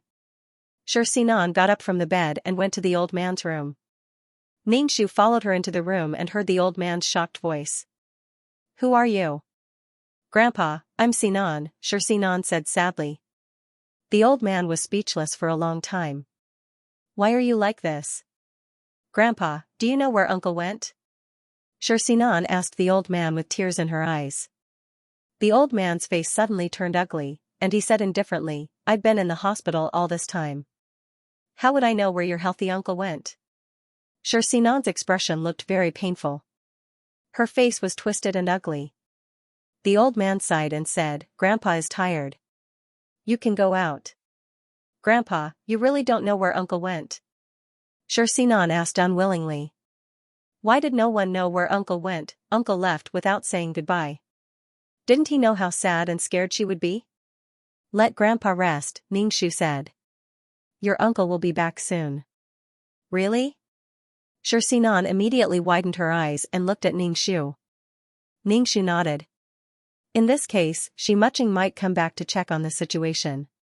Sinan's face lightened up a little, and her eyes were filled with anticipation. Ningxu just watched silently. In Sinan's life, there was nothing else except love. Ningxu felt that she would never be able to understand this kind of passionate love without regrets. She was usually a normal person, but when it came to love, it was as if she had lost her mind. The people at the police station informed Ningxu to go over and make a statement. They said that they had caught 2 suspects. There were so many people, but only 2 were caught. The suspects who kidnapped the old man also confessed that they wanted the old man to write a will and donate all the family assets to this charity. The police investigated this charity. It was an underground gang organization, and the charity had targeted the old man as soon as it was established. In their words, the old man had no heirs and only had a daughter and granddaughter, so it was not surprising that he would donate his assets. This charity did not belong to Xianxia, and that villa did not belong to Xianxia. Xianxia had transferred it to someone else. That was to say, this matter had nothing to do with Xianxia at all.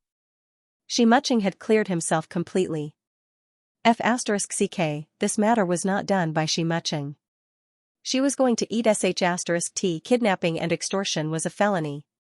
Those who were caught would be sentenced, and those who ran away would be wanted. In any case, they would have to live a life of hiding. But where did Xianxia go? He had planned this series of things, but he did not show up. Ningxu wondered what Xianxia was up to next. Ningxu was talking about Xianxia when Xianxia appeared and was stopped outside the villa by the security guards. When Sinan heard that Xianxia was back, she immediately ran downstairs with heavy footsteps to the door to see him. Ningxu and the old man were sitting in the living room waiting for Xianxia. When Xianxia walked in, he looked at Sinan in shock. Especially when he heard Sinan call him uncle and look at him with her eyes wide open and affectionate, Xianxia swallowed a mouthful of saliva. It was just that after leaving for a while, why did it feel like the world was different? This damn fatty in front of him was definitely not the pure and beautiful Sinan. There was no trace of Sinan in him at all.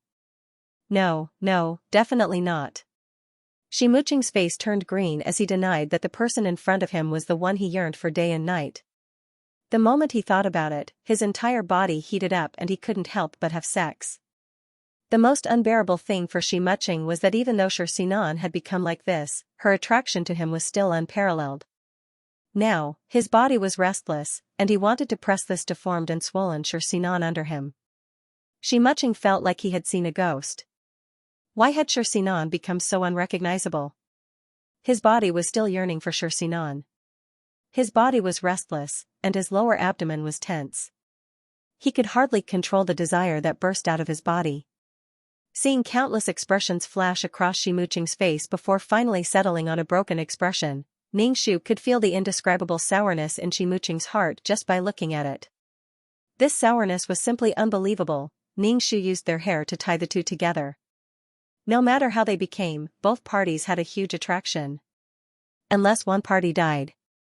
Ningxu carefully observed Xianxia and found that his complexion was extremely bad, as if covered with a layer of dust.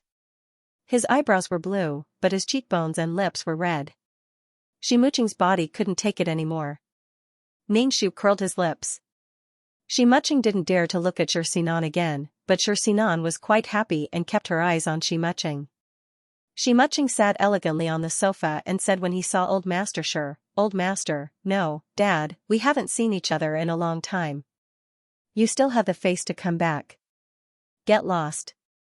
From now on, you're no longer a member of the family," Old Master said coldly. Xianxia curled his lips. "Dad, what did I do wrong for you to chase me away?" The car accident and kidnapping were all done by Xianxia, but there was no evidence. He hid behind it and these things had nothing to do with him. "I'm living well. You wanted to bring me to the family, and now you want to chase me away. What do you take me for?" Xianxia said lightly. When Sinan heard that Old Master wanted to chase Xianxia away, she quickly said, "Grandpa, did Uncle do something wrong? Don't chase Uncle away. We're family." "You." The old man choked and couldn't say anything. He couldn't help but cover his chest. His face turned green, and then he said, "You can do whatever you want." The nurse pushed the old man back to his room to rest. Ningxu understood the old man's thoughts. It was better to put Xianxia under his nose. Ningxu asked 2 security guards to guard the door of the old man's house. Whenever the old man ate something, Ningxu would check it first to see if it was poisoned. When Xianxia saw Ningxu being so vigilant, he sneered with a mocking expression. Xianxia stayed in the villa. He avoided Xianxia and took a detour when he saw her, or pretended not to see her. Xianxia had been looking for an opportunity to talk to Xianxia, but with her grandfather and mother at home, Xianxia didn't dare to be too obvious. In the middle of the night, Xianxia knocked on Xianxia's door. Xianxia opened the door. When he saw Xianxia, he was very conflicted. Seeing Xianxia like this, Xianxia really couldn't stand it. He felt that his eyes were burning, and he was so fat that he blocked the door. But his body yearned for this woman and desperately wanted to be intimate with her. It was like ice and fire at the same time. "Uncle, I was very worried about you. Where have you been all this time?" Xianxia moved her body and walked into Xianxia's room.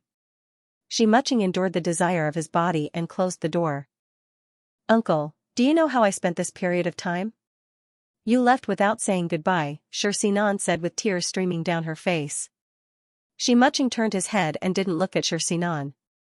His lower abdomen was so tight that it felt like it was about to explode. Xianxia's body was trembling as he listened to Xianxia's long-winded rambling. *CK. Xianxia couldn't bear it anymore. He closed his eyes and directly pressed Xianxia down. What he touched was a piece of fat and soft flesh. Xianxia really couldn't bear it anymore and went straight to the point. It was just that Xianxia was too fat now, and there were many positions that couldn't be unlocked, so he could only use traditional positions. Xianxia leaned on Xianxia's body as if he was leaning on a meat cushion. It was very greasy. Xianxia was a high and mighty person. He didn't have any kind of woman he wanted, yet he insisted on coming with such a woman. The key was that this woman was full of attraction to him. In the past, Xianxia was pure and sweet, simple and beautiful. It made sense that he was infatuated with Xianxia's young body. But now that Xianxia had become like this, her attraction hadn't diminished. Xianxia didn't open his eyes the whole time. As he listened to Xianxia's voice, his mind was filled with the image of Xianxia in the past. Xianxia felt that his body was about to explode as he fiercely tormented Xianxia. Ah! A sharp scream resounded throughout the villa. The scream was louder than the previous one, and it was heart-wrenching. Ningxu, who was cultivating, stopped cultivating and hurriedly followed the sound to Xianxia's room. Even old Master Shi was alarmed. A security guard had already broken open the door. Ningxu looked inside and saw Xianxia, who was covered in fat, and Xianxia. Xianxia was so scared that her voice was trembling. "Uncle, uncle." She didn't care that she was naked. Ningxu covered Xianxia's body with the quilt, then looked at Xianxia. Xianxia clutched his chest and made a sound of ha-ha-ha. His breathing was rapid, and his face was distorted. His lower body seemed to have lost control, and filth mixed with blood and foam was spurting out, and it couldn't stop at all. Xianxia's body convulsed, and his face became more and more pale. He clutched his heart, opened his mouth wide, and his breathing became more and more rapid. Filth was still flowing from his lower body.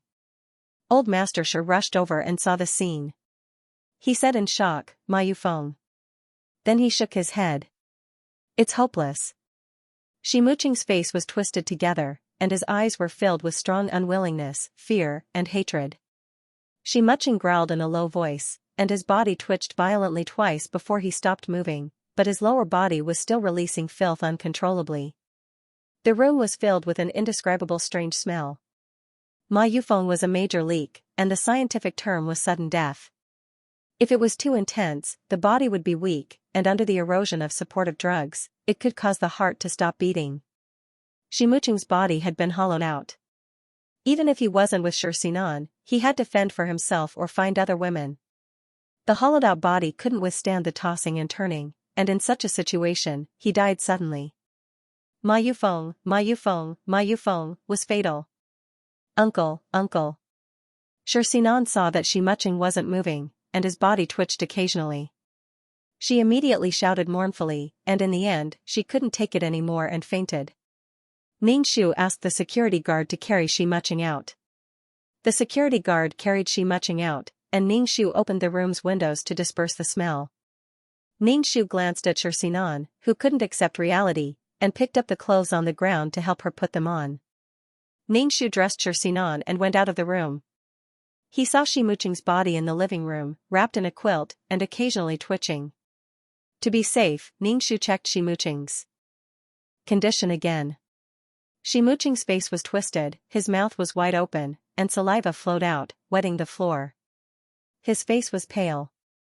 Ningxu reached out to check Ximuching's breathing, then touched his neck artery. There was no breath and no heartbeat. The mission to kill Ximuching was completed, but he might still face the counterattack of Ximuching's forces. Someone would accept Ximuching's power, but he didn't know if they would avenge him. Ningxu asked, "What should we do now?" "Ma Fengfeng really died a horrible death." The old man frowned. "He's so young, but he actually died. Ximuching's body was hollowed out, so it was reasonable for Ma Fengfeng to die. Ask the crematorium people to come over and drag the body over for cremation. After all, he's now a member of the Shi family," the old man said. "Hold a funeral." "This funeral was for the living." Ningxu nodded. As soon as he picked up the phone, he heard a heart-wrenching scream. "Uncle," this voice was so sharp and sorrowful that Ningxu almost threw the phone in his hand away. Even the old man couldn't help but cover his heart. Xinan, who had been unconscious, woke up and ran out of the room.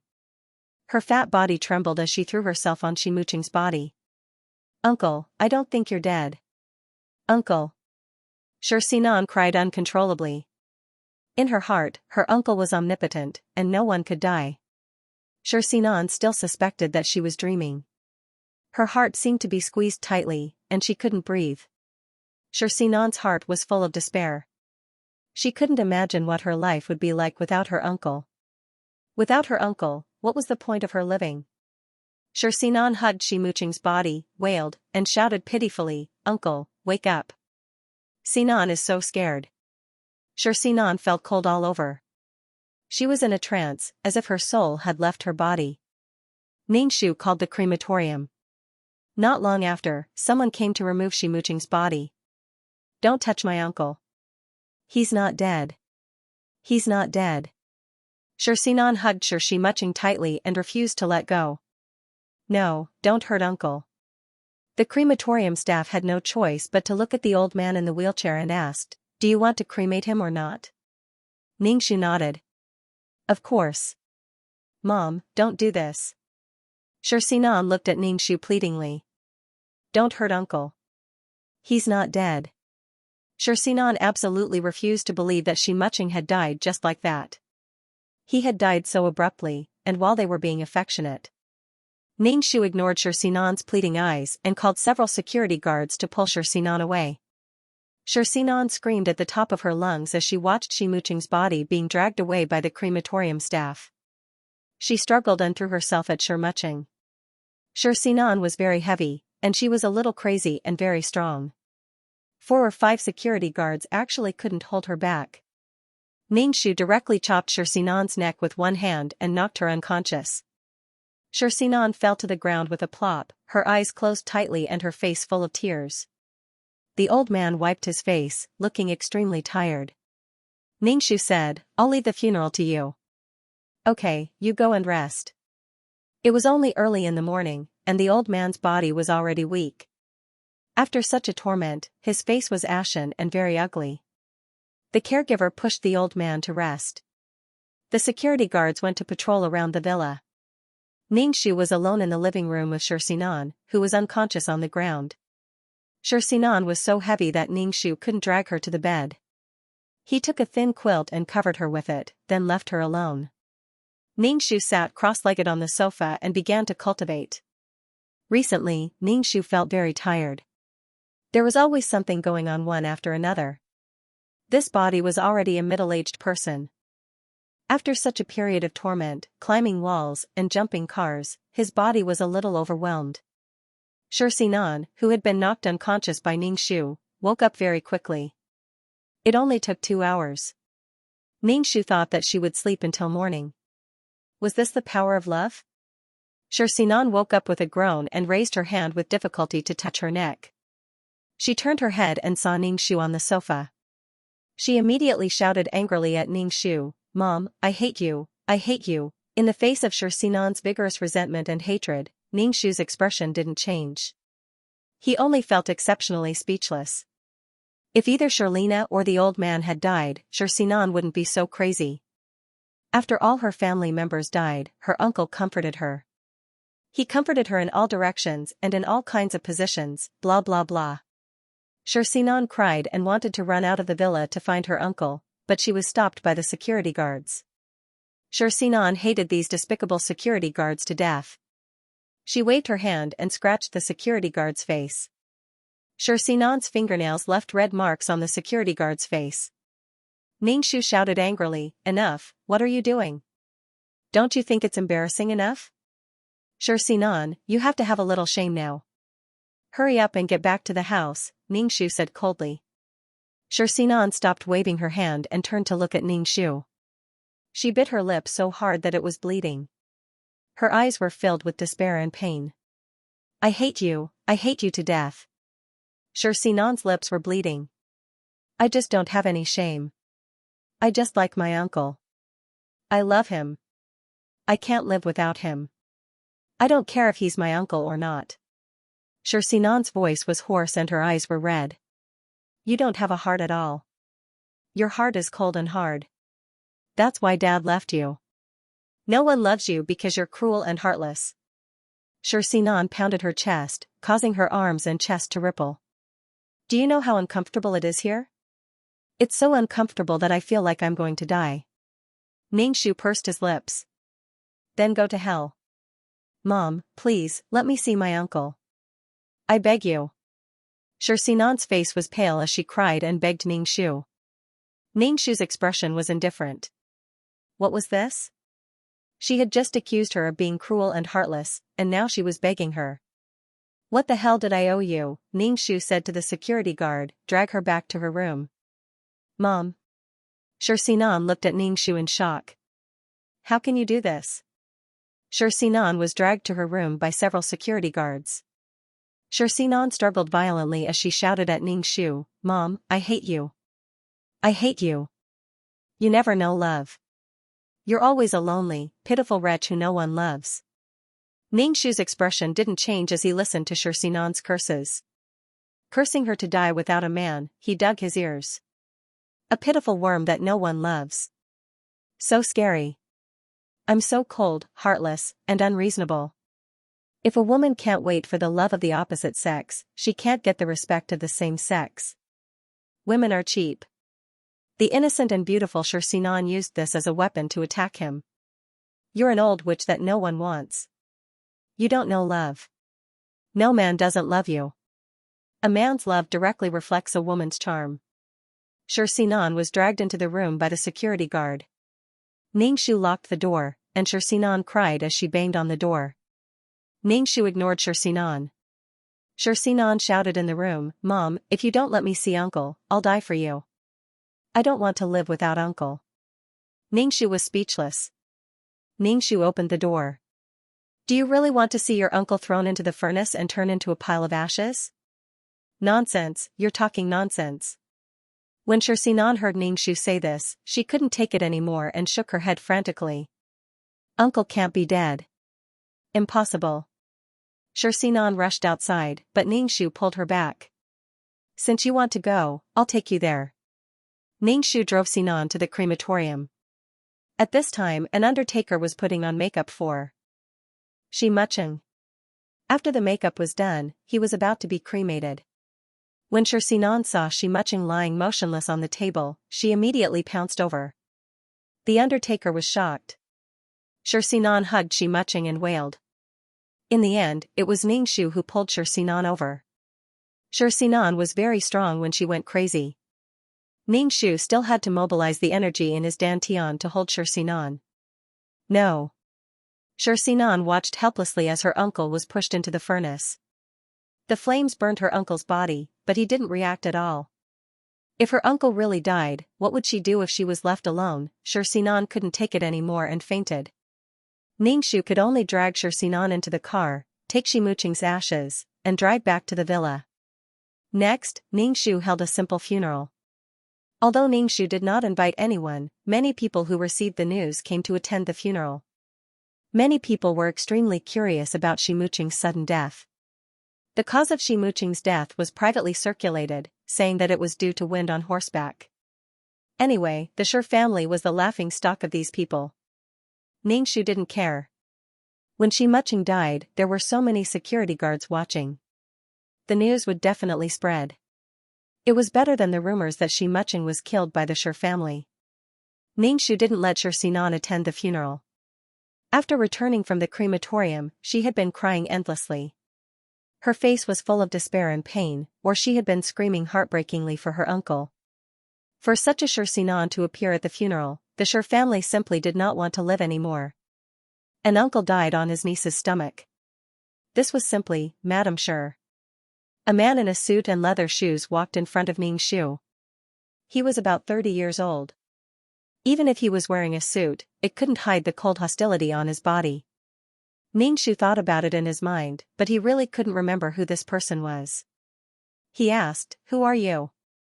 "I'm Shimuqing's subordinate," the man said. Ningxu narrowed his eyes and looked at him. "Oh, your boss died in the Shi family. Why? Are you going to avenge your boss?" The man sneered and said casually, "Why should I avenge a dead person?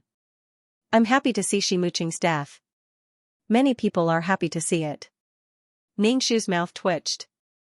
Shimuqing was so unpopular. But it was also true. In order to show the male lead's might and dominance, his subordinates were all trembling with fear, as if they were facing an ancient emperor. They thought that they were facing the counterattack of Shimuqing's subordinates, so they weren't so distressed now. After the funeral, Ningxu went to the cemetery and found a random piece of land to bury Shimuqing. After dealing with Shimuqing, Ningxu's heart relaxed a lot, and he no longer felt so afraid. But now there was another problem, and that was Sinan. Sinan was still unable to accept that Shimuqing had died just like that. In Sinan's heart, her uncle was the person who would spend the rest of her life with her. No matter what happened in the middle, they would eventually be together and be happy together. This feeling was very strong, so strong that Sinan believed that Shimuqing was her destined one. Sinan hugged the quilt and cried heart-wrenchingly, as if she wouldn't stop crying until she was blind. The old man, who was recuperating, couldn't take it anymore and returned to the hospital. Ningxu didn't know how to describe that painful look. Was it really that painful? Was it that painful? Sinan refused to eat, but with Sinan's appetite, if she didn't eat one meal, she would eat double the next meal. So a hunger strike was useless at all. Sinan was in so much pain that she wanted to die while stuffing food into her mouth. The feeling of starvation was probably too unbearable, and she wanted to stuff everything she saw into her mouth. Sinan secretly took a blade and slit her wrists to commit suicide. She slept in the spacious bathtub and used the blade to cut her wrists. Sinan was very fat now, and before she could cut her blood vessels, she had to cut a thick layer of fat. It was very painful when the blade cut her flesh. However, Sinan endured it. As long as she thought of her uncle turning into ashes in front of her, Sinan was in so much pain that she wanted to die. It was the servant who came into the room to deliver food. Seeing that Sinan wasn't in the room, she looked around the room and finally found Sinan in the bathroom. Her wrist was resting on the edge of the bathtub, and blood was dripping to the ground. Ningxu was still at work when he heard the news and hurried to the hospital. Sinan was still unconscious, and her wrist was wrapped in bandages. Ningxu was really tired of Sinan. She had raised her up, but she had committed suicide for a man who hadn't done anything for her. Even if he had done something for her, it would be infinitely magnified. She had given up her life so easily. Didn't she know how precious life was? She had been moving from one world to another just to survive. A child who had grown up soaking in a honey pot suddenly had to commit suicide when something happened. She didn't know how difficult it was to survive. Only the female lead had the right to be so willful and torture herself like this and fall into the pain she had created. Let's see how far she could go. When one's stomach wasn't full, there would be this time to be melancholy and lust. If he had raised Xianxia with the money he had raised pigs, he would have made a fortune long ago. Ningxu sat by the bed and looked at Xianxia, who was sleeping, with tears streaming down his face. When old Master Shi heard that Xianxia had committed suicide, he rushed over from another hospital.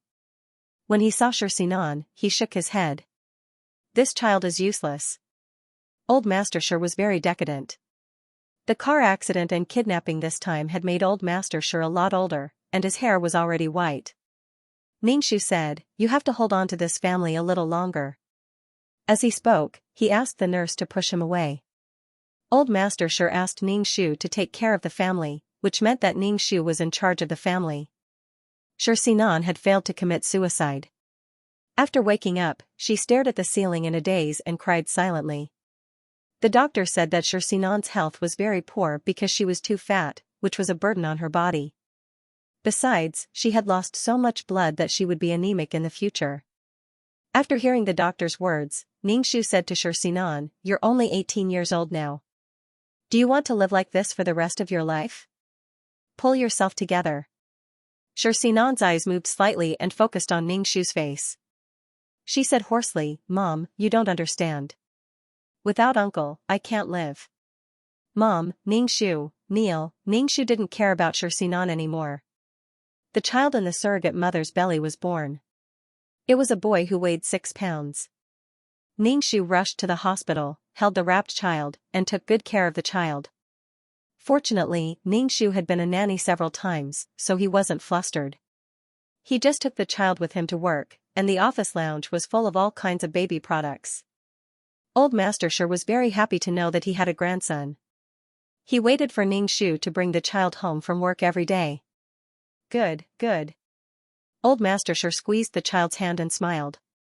Kissing the child's hand, Ningxu asked, "Who is the father of this child?" "He was selected from the sperm bank," Ningxu said. Xianxia came downstairs and saw Old Master Shi holding the child in his arms. She looked at the child and asked, "Grandpa, who is this child?" After Xianxia committed suicide by cutting her wrists, she lived like a ghost after she was discharged from the hospital. She didn't care about anything and just hid in her room all day long. Now, she didn't even know that she had a half-brother. Old Master Shi said with a smile, "This is your brother." "I'm still thinking of a name." Xianxia was stunned and stammered, "Mom, how could you do this? How could you do this to Dad?" Ningxu, "Damn, what did she do?" "This younger brother is the child you had with another man." Xianxia bit her lip. "What you're doing is wrong. Ningxu, your father has already started a new family, yet he still wants your mother to keep her chastity for him. They are both women, so why are you so harsh on your own mother?" The old man's face darkened as he listened to Xianxia. He lowered his head and coaxed the child. The atmosphere suddenly froze. The child in the old man's arms began to cry uneasily. The old man didn't know how to coax him, so he kept saying, "My dear grandson, don't cry, don't cry." Ningxu took the child and coaxed him. Old Master Shi said to Xianxia, "Since you're well now, go to school. It's not good to stay at home all day." Xianxia hurriedly shook her head. She didn't want to go to school. How could she face people like this? She didn't even want her life anymore, so why would she care about studying? The old man waved his hand weakly. "Then stay here and don't wander around." Xianxia was about to cry.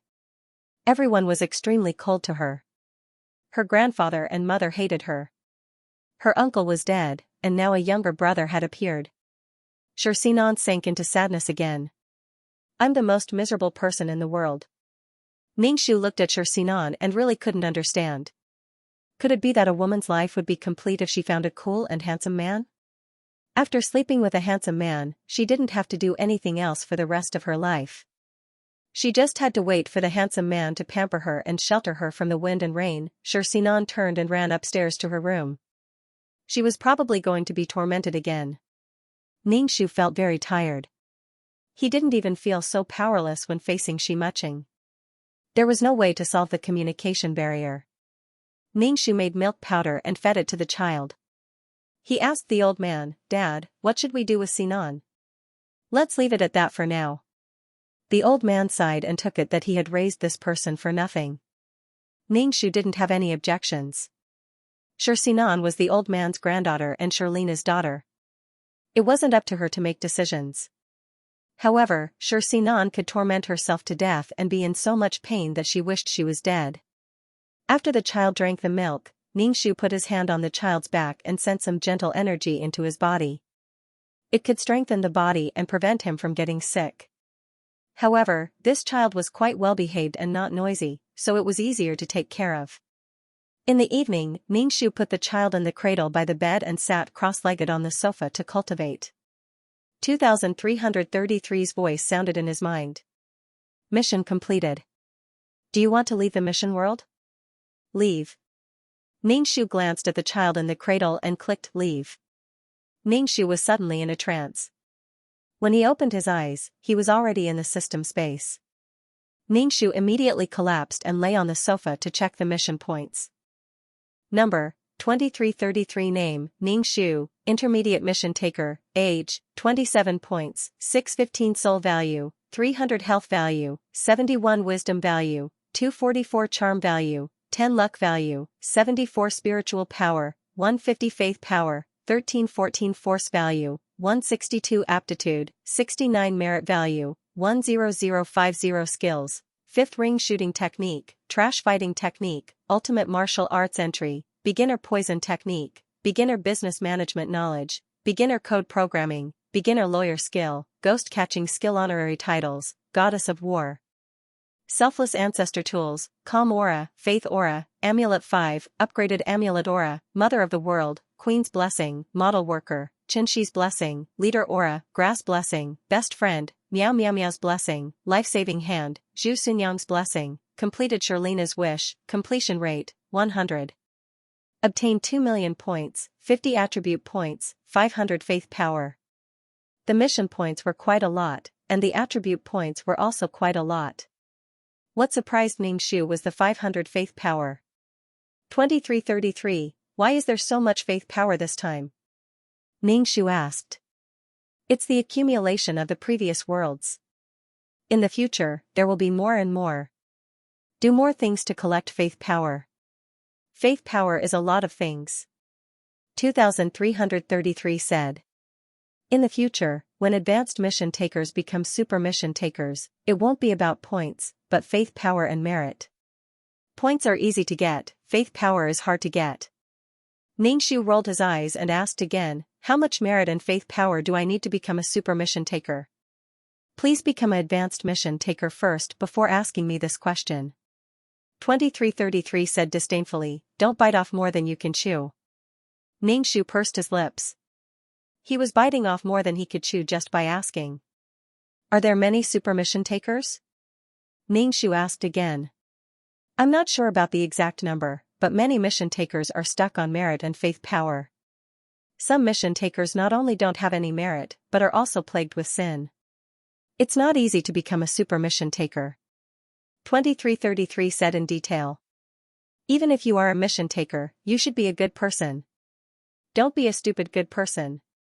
After receiving 50 attribute points, Ningxu added 50 points to wisdom, luck, mental strength, martial strength, and aptitude. Number, 2333. Name, Ningxu, Intermediate Task Taker, Age, 27 points, 8. 15 million Soul, 300 Health, 71 Wisdom, 24410 Charm, 10 Luck, 7410 Mental Strength, 15010 Faith, 1814 Martial Strength, 16210 Aptitude, 6910 Merit, 10050 Skills, 5th Ring Shooting Technique, Trash Fighting Technique, Beginner Martial Arts, Beginner Poison Technique, Beginner Business Management Knowledge, Beginner Code Programming, Beginner Lawyer Skills, Beginner Ghost Catching Skills. Honorary Titles, Goddess of War, Selfless Ancestor Tools, Calm Halo, Faith Halo, Amulet 5, Upgraded Amulet Halo, Mother of the World, Queen's Blessing, Model Worker, Xianxia's Blessing, Leader Halo, Grass Blessing, Best Friend, Miao Miao Miao's Blessing, Life-Saving Hand, Zhu Sunyang's Blessing. After adding the attribute points, Ningxu sat cross-legged on the sofa to cultivate. He absorbed the soul power in the space and waited until the power was saturated before he stopped cultivating. Ningxu 233 said, I want to see Charlena's situation when she returned. Okay. A screen appeared in front of Ningxu. It showed Xinan sitting in the office. Now the child was almost 2 years old. He supported himself on the sofa and was learning to walk. When Charlena was working, she looked up from time to time to see the child's situation. Charlena had a smile on her face and her eyes were gentle. The child fell to the ground, but Charlena didn't panic and pulled him up. There was a carpet on the ground, so the child didn't feel pain. Charlena's secretary saw the child fall and wanted to pull him up. Charlena immediately said, let him get up by himself. He can get up by himself. Seeing that no one was paying attention to him, the child was too lazy to walk. He crawled on the ground and then slowly stood up. He walked around the office holding things or grinding his teeth. Charlena had a smile on her face. When it was time to get off work, Charlena took the child back. In the villa, the old man was playing chess with the old secretary. When he saw the child, he immediately said, my good grandson is back. The old man couldn't carry the child now, so he let the child sit on his lap and talked to the child intimately. Charlena looked upstairs and went to Xianxia's room. The floor of Xianxia's room was full of snack bags. There were all kinds of smells mixed together, and she didn't know where to put her feet. Charlena frowned tightly and walked into the room. She saw that Xianxia was still lying on the bed and sleeping in the middle of the day. In the past 2 years, Xianxia had gained a lot of weight.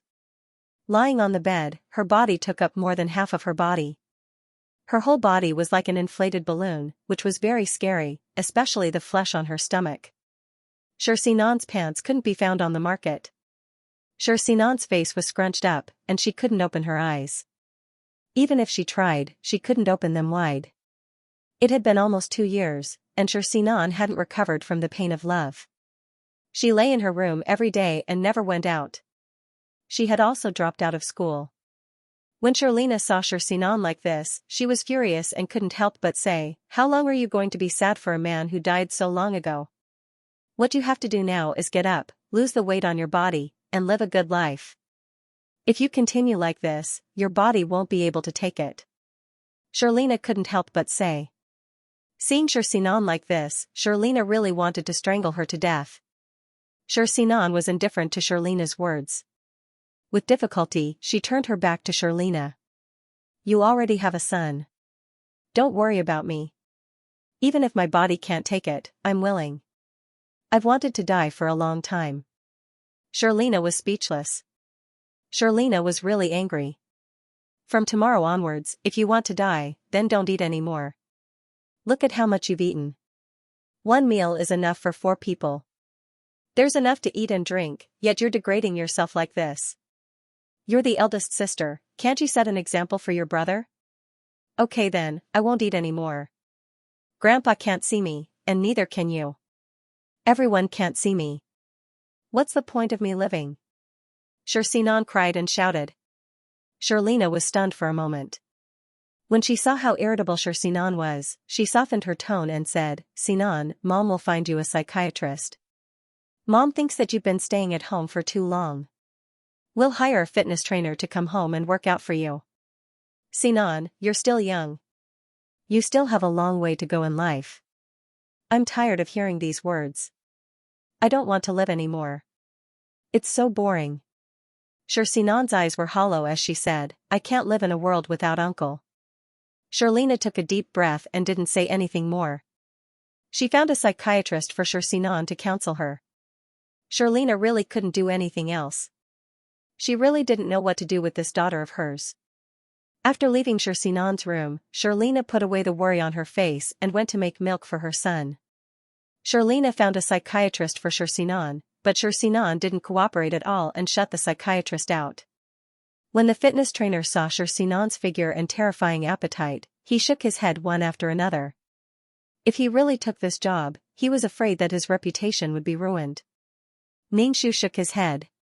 The fact that Xianxia could grow so fat was beyond Ningxu's expectations. She weighed more than 150 kilograms. The effect of acupuncture was already very weak, but Xianxia still kept eating and bloating her stomach. If she went for surgery to reduce the size of her stomach and coupled with exercise, Xianxia could slim down. You could never wake up a person who was pretending to be asleep. In any case, Xianxia's life could be considered a reversal. After seeing that Xianxia had gone back, Ningxu prepared to go to the virtual space to wander around and have a meal. As a soul, one wouldn't feel bloated or fat if they ate too much. No matter how much they ate, they wouldn't end up like Xianxia. After all, it was the virtual space. Ningxu sized up the entire virtual space. It was exactly the same as before. There were no changes at all. Ningxu asked 2333, Uncle crushed the virtual space last time. Is this virtual space still the same? No, this is new, 2333 said. The virtual space from last time is already unstable and could collapse at any time. Ningxu was the person who could destroy a space and then reconstruct it, the same person as the person who was injured by the hidden weapon. Ningxu wandered around for a while before going to a restaurant and ordering a table full of dishes to satisfy his appetite. The food in the restaurant tasted pretty good. When Ningxu ate, he could feel a faint energy flowing into his soul. It was probably the energy in the food. He didn't know what the food was made of, but it tasted like meat. There were all sorts of spices. It was simply delicious. It was very satisfying. Ningxu was eating when someone sat across from him. Ningxu looked up. It was a woman he didn't recognize. Hello. Ningxu greeted the woman. She had a pretty face and looked very kind. Meiziqing looked at Ningxu and asked, "Are you a high-level mission enforcer?" No. Ningxu said. Meiziqing raised her eyebrows in surprise. I saw that your soul was pretty solid. I thought you were a high-level mission enforcer. You have a high-level mission and want to team up. Team up for a mission. So high-level, Ningxu said, I'm a mid-level mission enforcer. There was still a long way to go before he could become a high-level mission enforcer. His heart was stifled. Is that so? Then I'll have to bother you. Meiziqing stood up. She thought for a moment and said, What's your number? Mine is 639. We can contact each other when you become a high-level mission enforcer. We can work together. At the mention of serial numbers, Ningxu felt uncomfortable all over. She asked Meiziqing, will the serial numbers not change? Yes. When the soul is captured by the system, the number is fixed. Ningxu, asterisk flips table asterisk, what's your number, 2. 2333, what's your number? 2333. Meiziqing's eyes were smiling. We'll contact each other when the time comes. Meiziqing turned and left. Even in soul form, Ningxu wanted to flip the table. Why was her number like that? He stuffed the table full of food into his stomach and returned to the system space. Ningxu asked 2333, can I change my number? I don't want a good number, but it can't be this number either. That player is right, the number is fixed, 2333 said with a smile. Don't you think it's shameful for you to have this name? Ningxu scratched his head and said. 2333 said without hesitation, what's there to be ashamed of? Numbers and names are just code names. Why are you so obsessed with such things? Of course he was stubborn. How he looked was something he was born with, but his name had to be high and mighty. The person with number 639 said he wanted to contact me. How do I contact him? Ningxu asked. You can turn on the chat system, 2333 said. Why don't I know anything? Ningxu's face darkened. He felt like an idiot. Why didn't you ask me if I wanted to turn on the chat system? Ningxu asked. You don't have anyone you want to contact. What's the point of this? Every word you send in the chat system costs 1 point, 2333 said. 1 point and 1 word. How shady, Ningxu said, open it. Alright. A chat interface appeared in front of Ningxu. The message bar was flashing. Ningxu opened it and saw that number 696 had requested to talk to him. Ningxu clicked accept and typed in the word hello. 696 sent the word good luck to Ningxu and said that he was going to contact the other mission takers. Ningxu closed the chat system and took out the Ultimate Martial Arts book from the bookshelf. There were more and more pictures on the book, and there were all kinds of strange patterns. This time, the 500 points of faith all came from here. Only when someone practiced the ultimate martial arts would they produce faith. Not bad, not bad. Looking at these lifelike pictures, it meant that someone had practiced the secret technique that she left behind in the other world. He wondered if there were legends of his sister in the martial arts world. If he wanted to gather faith, he had to establish his own force. Putting down the Peerless Martial Art book, Ningxu picked up a cultivation method book and silently memorized it. Some cultivation methods were suitable for demons to cultivate. If she could become a demon or something similar, it would naturally be good for her to be able to cultivate. He wondered if all species could cultivate peerless martial arts. After memorizing the secret technique book, Ningxu took out another book and silently read it. After every mission, he would read a book. He wondered if he could become a high-level mission taker after reading these books. He had to become a high-level mission taker quickly. The system space was quiet. Only the sound of Ningxu flipping the book could be heard. After reading, Ningxu put the book on the bookshelf, watered the potted plant, and tidied up the tea table and the furnishings in the room. Cough. Ningxu coughed twice and sat on the sofa. He said to 2333, "Look at the mission taker." Okay. A person gradually appeared in the system space. It was a girl in a dress. She was very beautiful, but her face was covered with frost. She looked very old. She clearly looked young, but she was so tired and powerless. The girl looked at Ningxu and said, "I want to counterattack. I want to sacrifice all my soul power to counterattack." Ningxu raised his eyebrows. She wanted to sacrifice all her soul power. Ningxu didn't agree. Instead, he said, "If you have something to say, then say it slowly. Soul power is not a small matter." Soul power was very important. Those mission takers sacrificed their soul to counterattack, but when they reincarnated, without soul power, they would lose a lot of advantages. They might even lose their 3 souls and 6 spirits. If they sacrificed all their soul power and reincarnated, they might only become ignorant animals. Everyone wanted their life to be perfect. But there was a price to pay. "I am willing." The girl bit her lips tightly. "I will sacrifice all my soul power. I will make that stinky Yang Yuhui lose everything and fall from the altar." The girl's body was covered in thick black smoke. Her soul was trembling. She was going to become a ghost. Ningxu hurriedly chanted the Taoist rebirth mantra to calm the agitated girl down. The girl's eyes were bleeding tears. "I beg you to help me counterattack. I am willing to sacrifice all my soul power." It was the first time Ningxu saw such an agitated mission taker. He took out a piece of paper and handed it to her. "Don't be anxious. Take it slow." The way she was crying silently made Ningxu want to hug her and comfort her. "Beauty, come cry in my arms." Ningxu nodded and said, "I will help you counterattack. Don't cry. You will only fill your soul with resentment. It is not good for you. Turning into a ghost would only make her more stubborn and never reincarnate." "Thank you." The girl's face was covered in blood tears. The girl's soul slowly disappeared in the system space. Looking at the girl's clothes, she was wearing modern clothes. That meant the next world was still in the modern era. Ningxu opened the exchange store to see if he could exchange for a gun. Some large destructive weapons were gray and couldn't be exchanged. Guns couldn't be exchanged. Since he couldn't exchange for a gun, then it was in a peaceful era. Since he couldn't exchange for guns, Ningxu exchanged for fasting pills, water, and some basic medicine.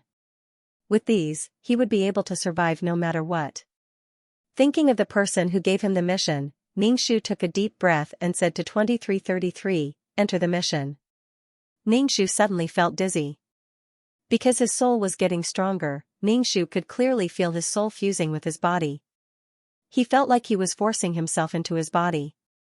When his soul was completely fused, Ningxu opened his eyes and saw a boy standing in front of him. The boy had hair gel on his head and there were some acne marks on his face. This was a young man, but he had a youthful vigor that didn't exist in his twilight years. His eyes were full of confidence and joy. It was like he had won $5 million.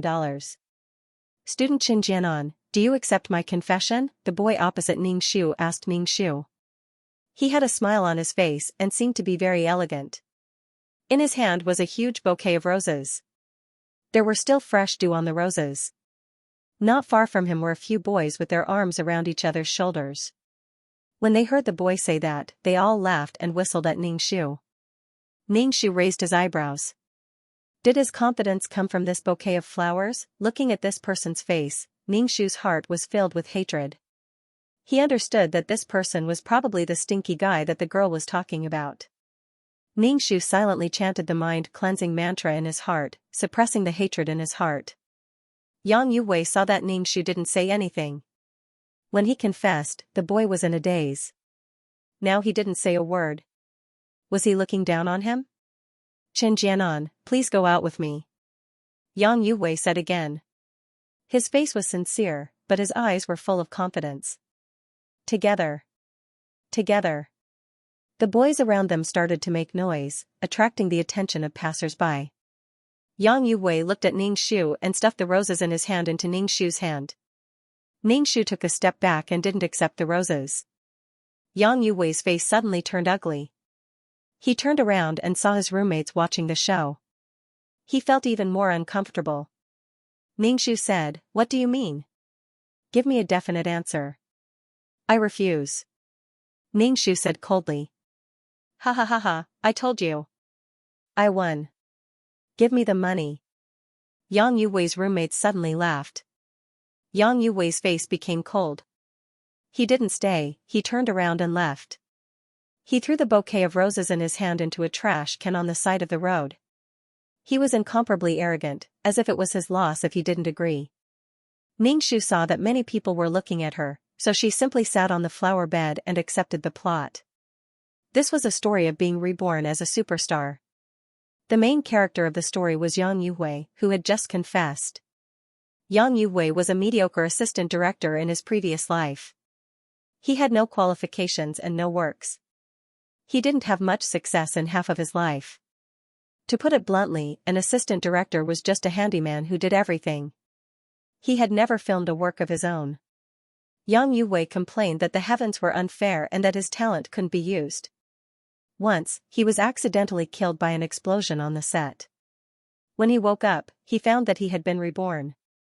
Moreover, he was reborn as himself in a parallel world. There were no changes between people. He was still a student of the College of Communication. However, the worldview of this world was different. In this world, China was strong. It didn't have a colony and had been strong until now. It was one of the top countries in the world. However, there was a lack of entertainment in this world. There were many classic things in that world that this world did not have. There were no Tang Dynasty poems, no four great classical novels, no Jingyong Wuxia, no classic songs, no Titanic, no 3D Avatar, no popular TV series and variety shows. The entertainment industry wasn't developed. There were no games that were popular all over the world. There was no World of Warcraft, no CF. The terrifying Blizzard Games company hadn't been established yet. There was no such thing as an esports industry. In short, everything that could be harmonious was harmonious. What made Yang Yuwei most excited was that there was actually a search engine in his mind that was similar to Baidu. It could search for things from another world. For example, songs, TV series, movies, games. As long as he searched, he would be able to find them. She could casually write classic songs that would make everyone intoxicated and move them to tears. She could casually film a popular TV series. The only thing Yang Yuwei could do was to follow the search results on the search engine and take pictures according to the script. Write novels. Write novels that thousands of people would fight over. Film movies. Make movies that sold out. Countless celebrities wanted to act under him. Sing songs. Sweep all the charts. In short, Yang Yuwei could do anything. He could be a director, an actor, and a game maker. He took things from another world for his own use and even claimed that they were his works. Oh, because of Yang Yuwei's arrival, the entire entertainment industry in Huaxia had undergone an earth-shaking change. He was hailed as an all-round genius and changed the entire entertainment industry in Huaxia.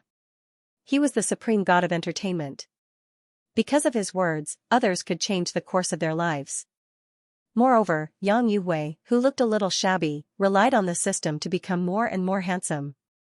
Because of his success and his charming appearance, Yang Yuwei attracted all kinds of beauties. Pure school belles, intellectual teachers, Sundara lolas, rich ladies, glamorous female CEOs, shrewish policewomen, domineering women, beautiful celebrities. The princess of a constitutional monarchy was his die-hard fan. His perfection became the public enemy of all men in the world. Sifume got a cheat and went to the peak of her life. Ningxu was speechless. Damn, why don't you go to heaven? Ningxu even suspected that this world was actually Yang Yuwei's imagination. That was why such a crazy thing happened. This body was called Qinjianan. She was the third child in the family. She had hoped that Qinjianan would be a boy, but she was still a girl. Qinjianan's grandmother named her Jianan, hoping to add a boy. Qinjianan's parents tried their best to give birth to a son. After Qinjianan, they finally gave birth to a son. Qinjianan was the school belle of Media College. There were many beauties in Media College. Many of the girls were going to enter the entertainment industry in the future. Qinjianan was called the school belle. Naturally, she was very beautiful. However, there were a few school belle. She was not the only one. Yang Yuwei had a crush on Qinjianan in his previous life. However, Yang Yuwei's family background was not good and he was not very good looking. Naturally, he felt inferior and did not even speak to Qinjianan. The reborn Yang Yuwei was full of confidence because he had the system. He felt that he had the capital to pursue the girl he had a crush on in his previous life. With this search system, he would be able to do great things in this world and achieve unparalleled greatness. Money would roll in his direction. Fame, status, women, these things would become easy and no longer unattainable. Even though he knew that Qinjianan had a boyfriend, he still felt that he could succeed in poaching her. If she had good taste, she would choose him. When Yang Yuwei said that he could woo the campus belle, Qinjianan, no one in the dormitory believed him. They said that he was crazy. She gave up her rich boyfriend for a poor man. Her roommates even made a bet as if the world was in chaos. Yang Yuwei was full of confidence. He bought flowers and confessed. Qinjianan naturally rejected him. Qinjianan didn't even know this person. How could she agree to be his girlfriend? Moreover, she already had a boyfriend. If every guy confessed to her and wanted to be with her, how many boyfriends would Qinjianan have? Qinjianan's boyfriend knew about this. He naturally warned Yang Yuwei not to pester his girlfriend. After Yang Yuwei got the system, he relied on the system to sell 2 lyrics. When he was full of confidence, he couldn't stand being insulted by Qinjianan's boyfriend, Xianxia. The inferiority and arrogance rooted in his blood made Yang Yuwei hate the condescending Xianxia. Yang Yuwei hated the rich. Xianxia reminded him of his previous life, where he begged those producers to get a movie or TV series. The two parties' feud was settled. The next story was about the counterattack of the rich second generation. The rich second generation was stupid and courted death. He looked for someone to take revenge and was repeatedly slapped in the face. Xianxia's family ran an entertainment company. Yang Yuwei used his own resources to fund the company that was hostile to the Li family. Under the impact of Yang Yuwei, the Li family went bankrupt very quickly. Xianxia's father jumped off a building. Xianxia's leg was also crushed by a car. Yang Yuwei had a firm foothold in the entertainment industry. He was in the limelight. He could easily write scripts and all kinds of classic novels. In short, there was nothing he couldn't do.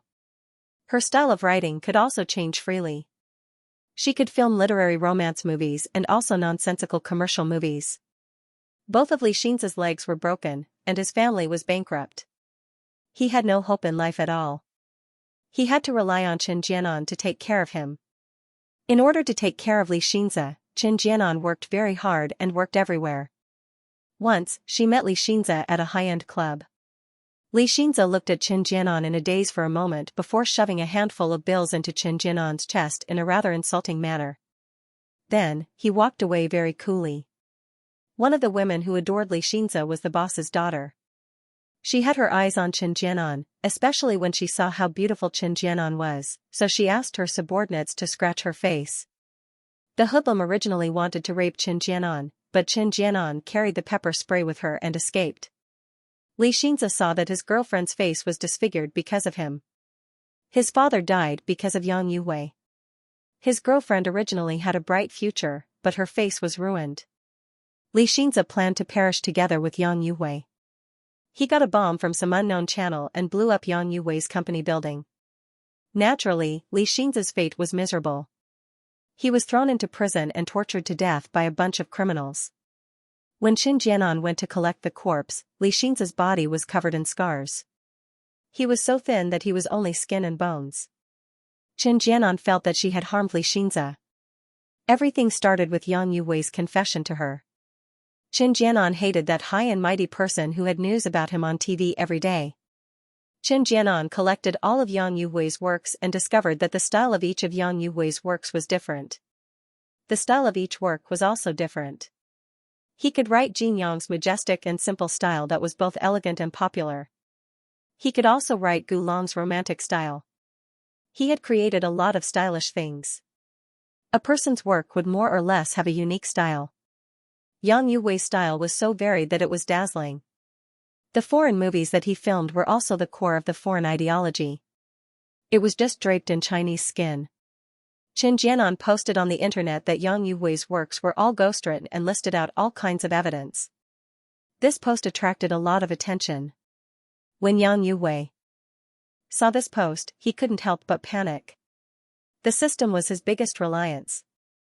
Yang Yuwei had a strong desire to kill the person who posted this. The boss's daughter hated that someone slandered Yang Yuwei. She used all kinds of methods to find Xianxia. She first raped and then killed Xianxia and threw her into the sea to feed the fish. Xianxia's wish was to let Yang Yuwei, this rotten person, have nothing. He would be trampled on forever. He would have nothing and suffer bitterly. She wanted to protect Xianxia and change Xianxia's tragic fate. Ningxu was sweating profusely after accepting the plot. Not to mention Yang Yuwei's heaven-defying cheat, the network of his harem women was very scary. They were the daughters of the upper class. They were enough to set up a protective umbrella for Yang Yuwei. Anyway, there were no other men in this world. All the outstanding women loved Yang Yuwei and would be attracted by his aura. Under the monogamous system, these women actually acquiesced to the existence of other women. They got along like sisters. It was really harmonious. They would rather be the concubine of the strong than the wife of the weak. Ningxu wiped the cold sweat off his forehead and went to the dormitory. Fortunately, he entered the mission not long after Yang Yuwei's rebirth. The current Yang Yuwei was not so awesome that he could rush out of the universe. There was still room for improvement. When he returned to the dormitory, Ningxu took a shower and then carefully recalled every detail of the plot. He recorded what Yang Yuwei did, which song he wrote, which script he wrote. It would be interesting if Yang Yuwei confidently created something but found that it was born prematurely. Without the system, Yang Yuwei had nothing. He was nothing. He was just relying on the rich resources of another parallel world. He wanted to ascend to the heavens with some ability. Even if he relied on his cheat to reach the peak of life, it couldn't change Yang Yuwei's ugly inferiority complex. Ningxu was writing down Yang Yuwei's glorious resume, life diary, and achievements and works when his phone rang. Ningxu picked up the phone. A hearty voice came from the other end. "Jianan, I heard that someone confessed to you." This was Jianan's boyfriend, Xianxia. He was such a good young man, but Yang Yuwei took revenge on him. Ningxu, it was the first time in her life that she had a boyfriend. However, the boyfriend was not hers. Not long after Yang Yuwei's confession, Xianxia received news and called to ask about her. Ningxu said, "It's just some random people. You don't have to bother with them. This kind of person needs to be taught a lesson. He knows you're my girlfriend, but he's still doing this. He's deliberately looking for trouble." Xianxia's tone was very bad. Ningxu didn't have a boyfriend. What should she say at this time? Don't bother with him. It's demeaning to argue with him. Ningxu tilted her head and raised her arm to hold her phone while writing something on the paper. Don't bother with him. She tried to delay the conflict between Yang Yuhui and Xianxia. Now she had to think about how to deal with Yang Yuhui.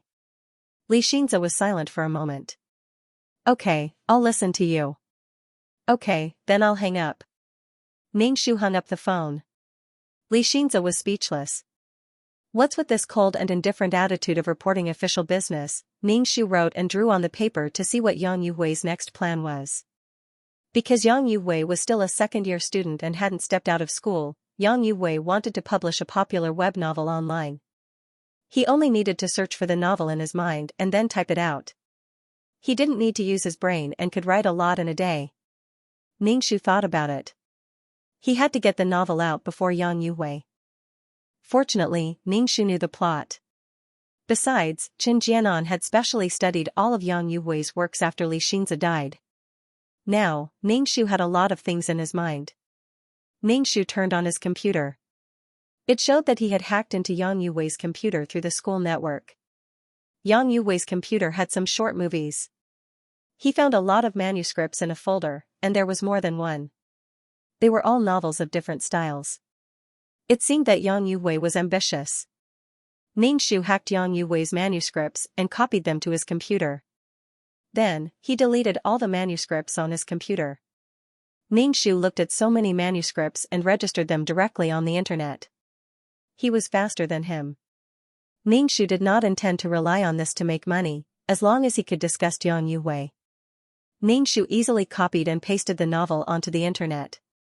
If he published it first, Yang Yuhui would no longer be able to use these books to earn money. This was because these books already existed. These books were all popular novels in that world. They were carefully selected by Yang Yuhui, and could even be made into a big IP to film a TV series. After doing all this, Ningxu stretched his neck. Everyone else in the dormitory had returned. Qin Jianan, I heard that a director confessed to you. Why didn't you accept? Ningxu asked a girl. This girl had a good figure, and most importantly, she looked very pure. This girl's name was Fang Menghan. In the end, she entered Yang Yuhui's harem. Later on, Yang Yuhui gradually stood out in the school and became a famous figure. Fang Menghan often mocked Qin Jianan for being short-sighted and judging people by their appearance. Back then, when Yang Yuhui had confessed to her, she had rejected him. If the current Yang Yuhui were to confess to Fang Menghan, would Fang Menghan accept it? He, Ningxu said coldly, I already have a boyfriend. Why should I accept him? If he confessed to you, would you accept him? Fang Menghan pursed her lips and changed the topic. You're so lucky to have Xianxia as your boyfriend. His family owns an entertainment company.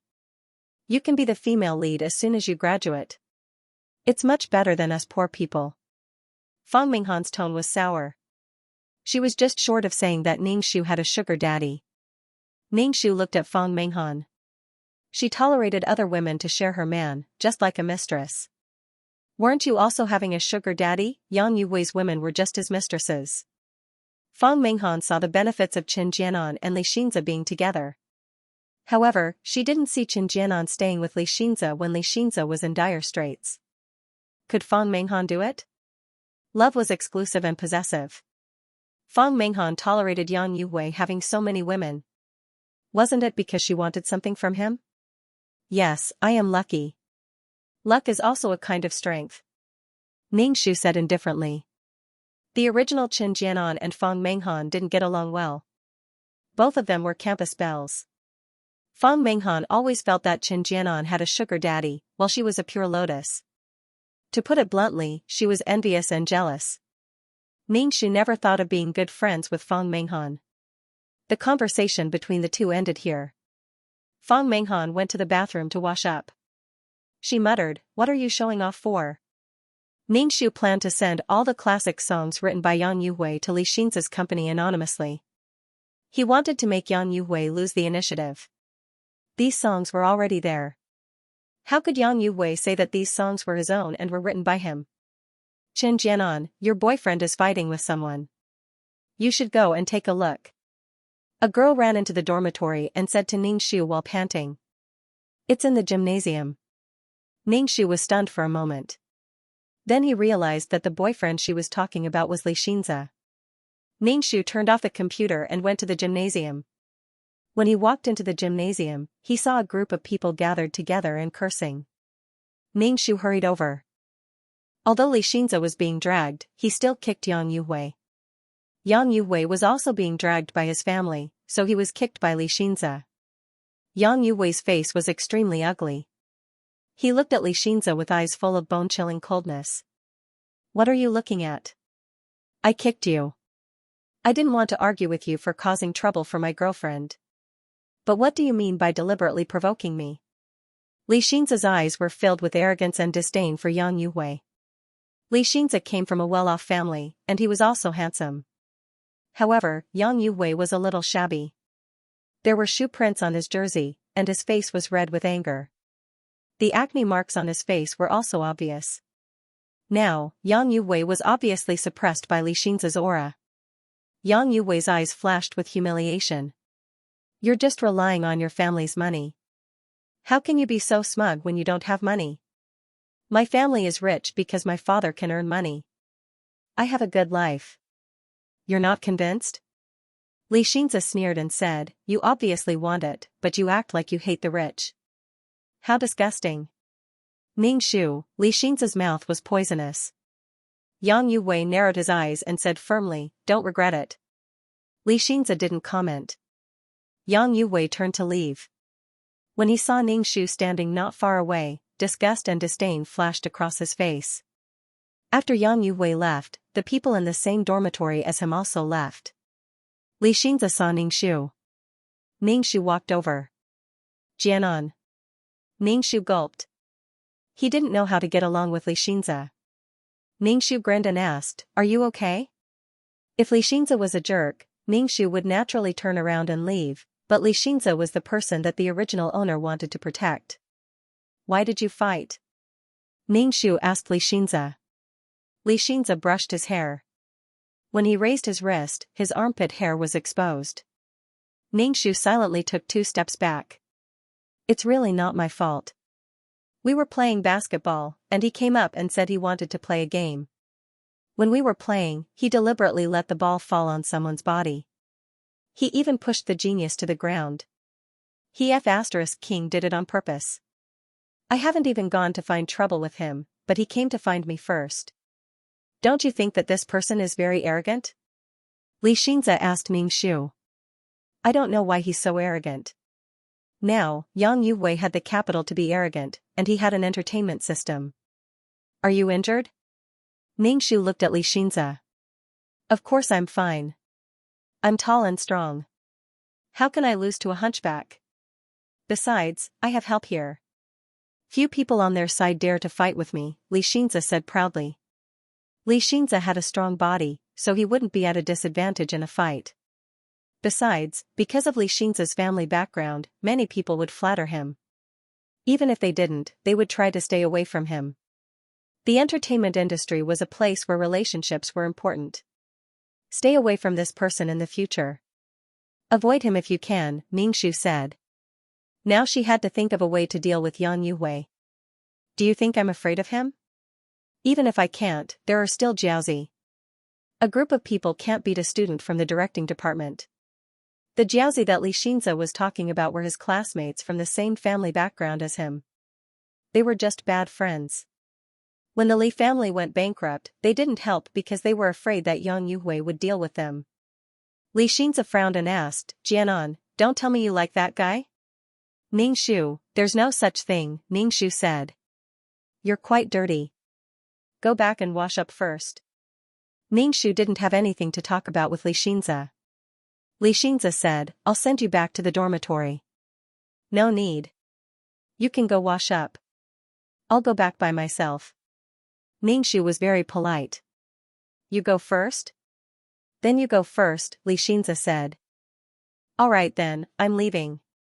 Ningxu turned around and left. Xianxia was speechless. When Ningxu returned to the dormitory, Fang Menghan asked Ningxu, what happened? Is everything settled? I heard your boyfriend got into a fight with someone. Why do you have to get physical? This is the problem of the rich second generation. I wonder if there will be domestic violence in the future. They never know how to respect women. It's not that I want to say this, but for someone like Xianxia, when he graduates and enters his own company, who knows how many beautiful actresses and artists he'll meet. I wonder if he'll even remember you by then? Ningshu looked at the chattering Fang Menghan expressionlessly and said coldly, "You seem to be very concerned about the matter between Xianxia and me." Fang Menghan's actions were too nosy. Moreover, the relationship between Fang Menghan and Chen Jianan was not good. They were not even friends. Although they were in the same dormitory, their relationship was really bad. Fang Menghan seemed to be considerate of Chen Jianan, but she was trying to sow discord between Chen Jianan and Xianxia. People who were in love would always let their imagination run wild. Anyone who heard such words would feel uncomfortable and couldn't help but doubt their lover. In the end, Fang Menghan was jealous that Chen Jianan had such a boyfriend. After graduation, she would have to struggle for many years less in the entertainment industry. This is between Xianxia and me. What does it have to do with you? Ningshu said lightly. Fang Menghan's face flashed with embarrassment, and then she said briskly, "Yes, it has nothing to do with me. I'm just talking about it. Don't think too much." See, this was a person who didn't know how to chat. She deliberately made people uncomfortable. She had already said it, but she didn't want people to think too much. If she didn't say it, what else could she think? "Don't worry, I won't think too much," Ningshu said. Fang Menghan's eyes flashed with embarrassment. Ningshu turned on his computer and continued to write the lyrics. These songs were all written by Yang Yuhui, and they were all very classic songs in that world. Ningshu's fingers tapped on the keyboard quickly. Fang Menghan came over and looked at Ningshu's computer. Ningshu closed his laptop, so Fang Menghan didn't see anything at all. But when she saw Ningshu like this, her eyes flashed. She pointed at Ningshu and smiled ambiguously. "Tell me honestly, are you in an online relationship? Is there anything that you can't show others?" Fang Menghan touched her chin and pretended to be thinking. She originally looked pure and innocent, and this action made her look very delicate. "You don't like Xianxia anymore?" Fang Menghan asked. Ningshu was really annoyed by this girl. She had taken a fancy to Chen Jianan's boyfriend. No, maybe she just didn't want Chen Jianan to be happy. She didn't even think about it before accusing her of being in an online relationship. "Don't worry, I won't tell anyone." Fang Menghan acted like a good friend. "I say, you are really annoying. Am I that close to you? Whether I'm in an online relationship or not has nothing to do with you." Ningshu said bluntly, "Why should I show you the things on my computer?" Fang Menghan's face turned green and white. She turned around and left. Ningshu packaged the songs he had written and sent them to Li's company. On the other side, Yang Yuwei walked out of the gymnasium with a gloomy face. His roommates looked at each other and finally said to Yang Yuwei, "What's wrong with you recently?" His roommates felt that Yang Yuwei was very arrogant recently, as if he was so great. This was the legendary aura of a king. In the past, Yang Yuwei didn't have much of a presence. But recently, he bought flowers, confessed to the campus belle who already had a boyfriend, and provoked Xianxia. "I say, Yang Yuwei, your actions today were a little impulsive. Offending Xianxia won't do us any good. We are studying directing. To put it nicely, directors are artists, but they are just tools for the company to make money. The entertainment industry is like this." One of Yang Yuwei's roommates said to Yang Yuwei, "Don't make a fuss over a woman. This kind of thing is very normal in media college. Every afternoon, countless luxury cars will come to pick up the female students and send them back at night." Yang Yuwei didn't care about what his roommates said. He wasn't afraid of Xianxia at all. Even if he couldn't be a director, he could do other things. With the search system, he could casually take out something and it would be worth money. As long as he had money, what couldn't he do? With money, he could make movies and TV dramas. Any business idea could make him rich. Yang Yuwei was secretly happy because he had already sold 2 songs. Now, he had some money in his bank book.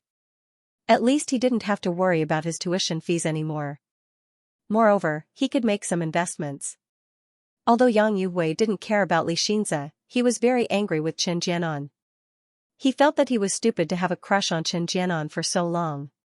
He was really stupid, that Chen Jianan was just a green TB*TCH who loved vanity. She would regret it one day. Yang Yu returned to the dormitory and turned on his computer.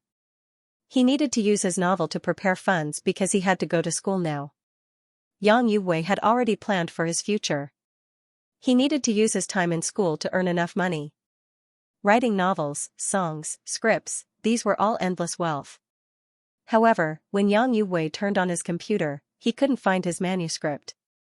Yang Yu's heart suddenly skipped a beat. He flipped through every folder to find his manuscript. However, the manuscripts had disappeared without a trace.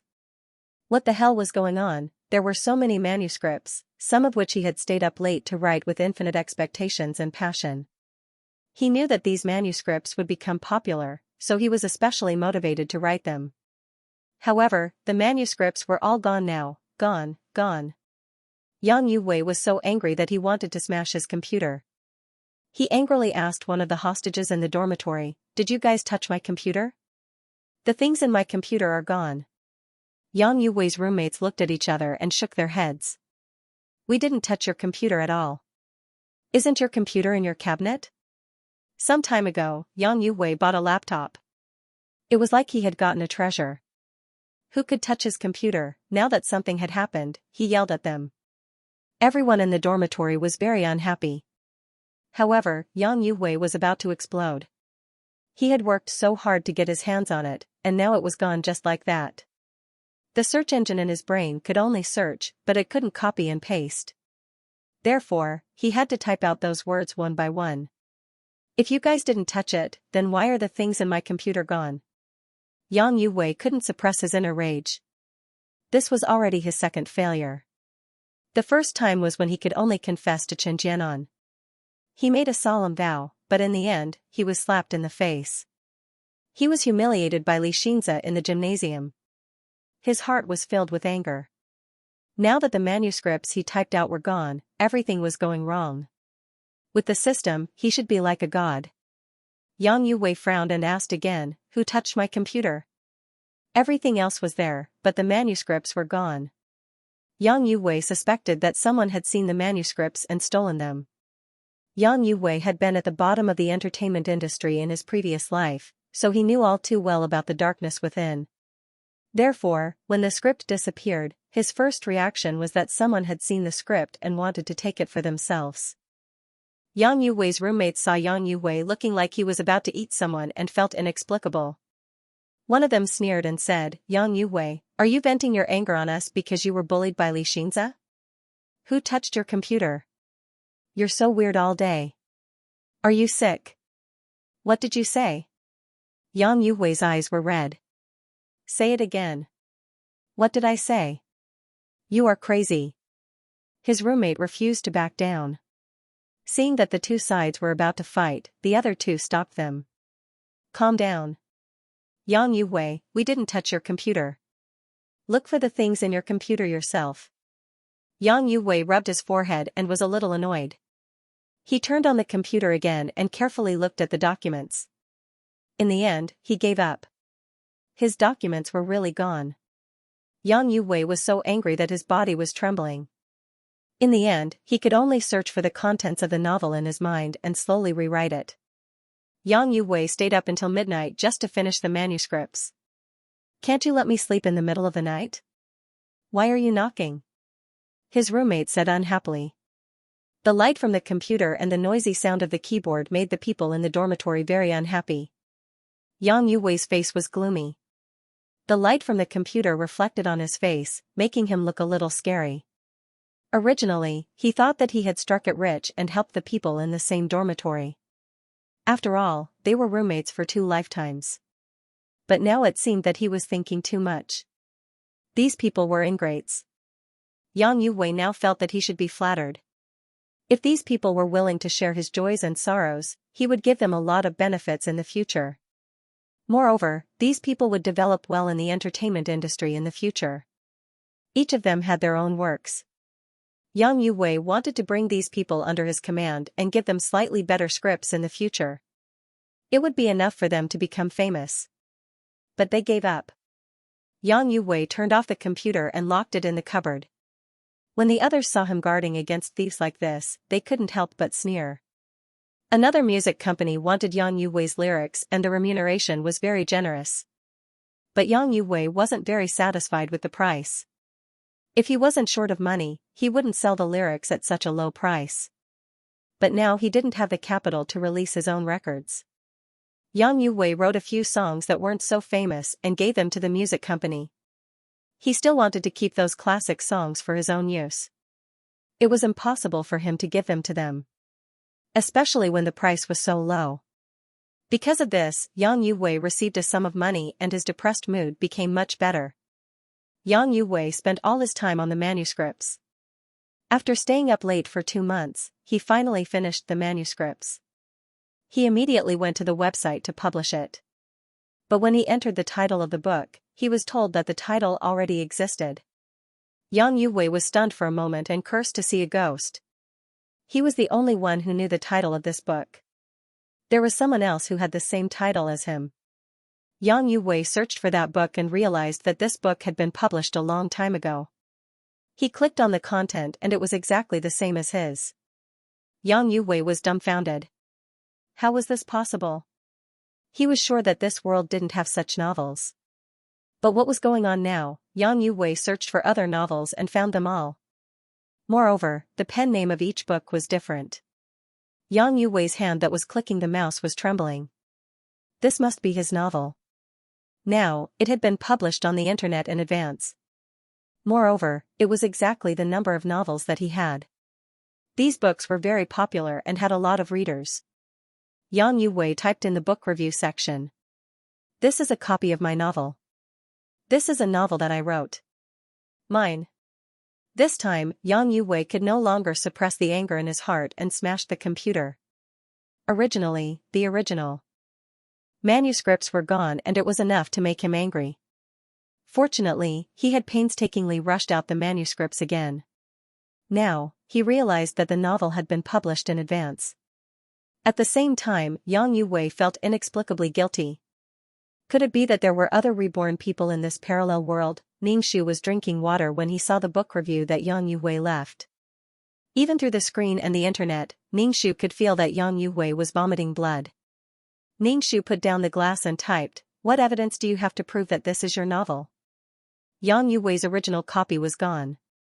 Even if Yang Yuwei rushed the manuscript, the date was after the novel's release date. He could not prove that the novel was his. Did Yang Yuwei have to say that the novel was from another world? People would definitely think that he was crazy.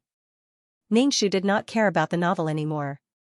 Instead, Xianxia's company replied to Ningxu's email, saying that they wanted to use her lyrics and asked how much they wanted to sell the copyright. Ningxu did not ask for much. She sold the song for 500 yuan. It was enough for her living expenses. One must know that Yang Yuwei frequently sold songs for tens of thousands of yuan. There was a lack of entertainment, so the price of Yang Yuwei's lyrics was quite high. Ningxu's 500 yuan was like giving it away for free. Xianxia's company gave the money without hesitation. They even said that they had other works for them and the price was negotiable. Ningxu replied with a good. With these things, the Li family would have some resistance against Yang Yuwei. Ningxu did not even think of telling Xianxia about this. It was best to hide in the dark and play dirty tricks. Now, Yang Yuwei was dumbfounded. He did not know what went wrong and could not find the reason. He was probably worried to death. Yang Yuwei relied on the system and did not have anything of his own. He had not filmed a TV drama or movie for half his life. He had not even filmed a single advertisement. This meant that he did not have any ability. Suddenly, he obtained the system and relied on the resources provided by the system. Once these resources were no longer his advantage would be gone. Ningxu hacked into Yang Yuwei's computer again and found that there was no way to hack into it. What was going on? Could it be that he had set up a network defense? Ningxu did not know that Yang Yuwei had smashed his computer into pieces. Yang Yuwei's roommate looked at the crazy Yang Yuwei indifferently. What kind of stimulation did Yang Yuwei get? Yang Yuwei smashed his computer. Looking at the unrecognizable computer, a sense of defeat rose in his heart. Ever since his rebirth, he had always thought that he would have a bright future with the search system. He thought that it was his master's compensation for him. But what was going on now? Had someone stolen his manuscript, or had someone been reborn like him? Being reborn once again, Yang Yuwei would never allow himself to become a mediocre person like in his previous life, who had to lower his voice under the direction of a director, who didn't even dare to breathe loudly in front of famous stars and actors, and who had to coax those who were shining brightly. Yang Yuwei picked up the computer parts and swept some of the fragments with a broom. Although he had vented his anger, Yang Yuwei still had to buy a new computer. Moreover, he had decided to buy a very expensive computer. The next time he was angry, he would not bear to smash the computer. Then, when Yang Yuwei went to buy a computer, he was inexplicably despised by the shop assistant, who said that Yang Yuwei couldn't afford it. Yang Yuwei changed to another shop assistant, swiped his card, and then walked away very pretentiously. The shop assistant was left pounding his chest and stamping his feet, regretting that he had looked down on them and missed the generous commission. Anyway, no matter where the protagonist went, there would always be a brainless passerby who would give him a chance to show off. Even when they were having a meal, the waitress in the hotel was chased by a rich second generation. The girl was impatient, and then the protagonist came out to slap her in the face. The stupid second generation would find someone to take revenge, and then he would be slapped in the face again. Xianxia was still working tirelessly to hack into Yang Yuwei's computer, but he still couldn't hack it, so he gave up for the time being. Recently, the singer I like released a few good songs, said one of his roommates in the dormitory. Xianxia asked, "What songs are they?" His roommate told Xianxia the names of the songs. Xianxia searched online and found that they were songs from that world, but it was sung by a different singer. Xianxia looked at the information of the songs. The lyricist was Yang Yuwei's name. "Hey, Yang Yuwei, the lyricist is Yang Yuwei?" Fang Menghan looked at the phone and called out in surprise. Then, Xianxia asked, "This Yang Yuwei is from the directing department. Is the Yang Yuwei who confessed to you the same person?" "I don't know," Xianxia said faintly. Fang Menghan rolled her eyes and listened to the song on the phone. She felt that it was necessary for her to investigate if it was the same person. The songs that had just been released had caused quite a stir, and the name of the lyricist, Yang Yuwei, had also attracted the attention of the students. Especially those who knew Yang Yuwei, they all felt that it was the same name. For example, Fang Menghan went to find Yang Yuwei to test if Yang Yuwei was the lyricist of those songs. Yang Yuwei had already noticed that many people were looking at him, and they were whispering to each other. Yang Yuwei couldn't help but straighten his back. This made him a little charming. Success and fame were the greatest charm of a man. Fang Menghan looked at Yang Yuwei who was walking towards her. Suddenly, her heart beat violently, and her whole body seemed to be electrified. Fang Menghan blushed a little. She walked over and asked directly, "Senior, are you the lyricist of those songs?" Fang Menghan looked pure and charming, and her smile was very sweet. Yang Yuwei didn't get angry when she asked such a rude question. Perhaps the existence of these songs gave Yang Yuwei confidence. Looking at Fang Menghan's flawless and beautiful face, Yang Yuwei wanted to tease her. "Do you think there is a second person called Yang Yuwei?" Fang Menghan immediately widened her eyes. Her pair of clear eyes reflected Yang Yuwei's face, which made Yang Yuwei's heart tremble. He felt that this girl was much more beautiful and pure than Chen Jianan. "Senior, are you really the lyricist? Are you really so talented?" Fang Menghan said with some disbelief. Her appearance was very delicate and charming, which made Yang Yuwei feel that she was very cute. He wanted to reach out and touch her face. Thinking of this, Yang Yuwei's hand actually pinched Fang Menghan's face. It felt smooth and tender to the touch. This was the first time Yang Yuwei touched a girl's face. He narrowed his eyes and was somewhat intoxicated.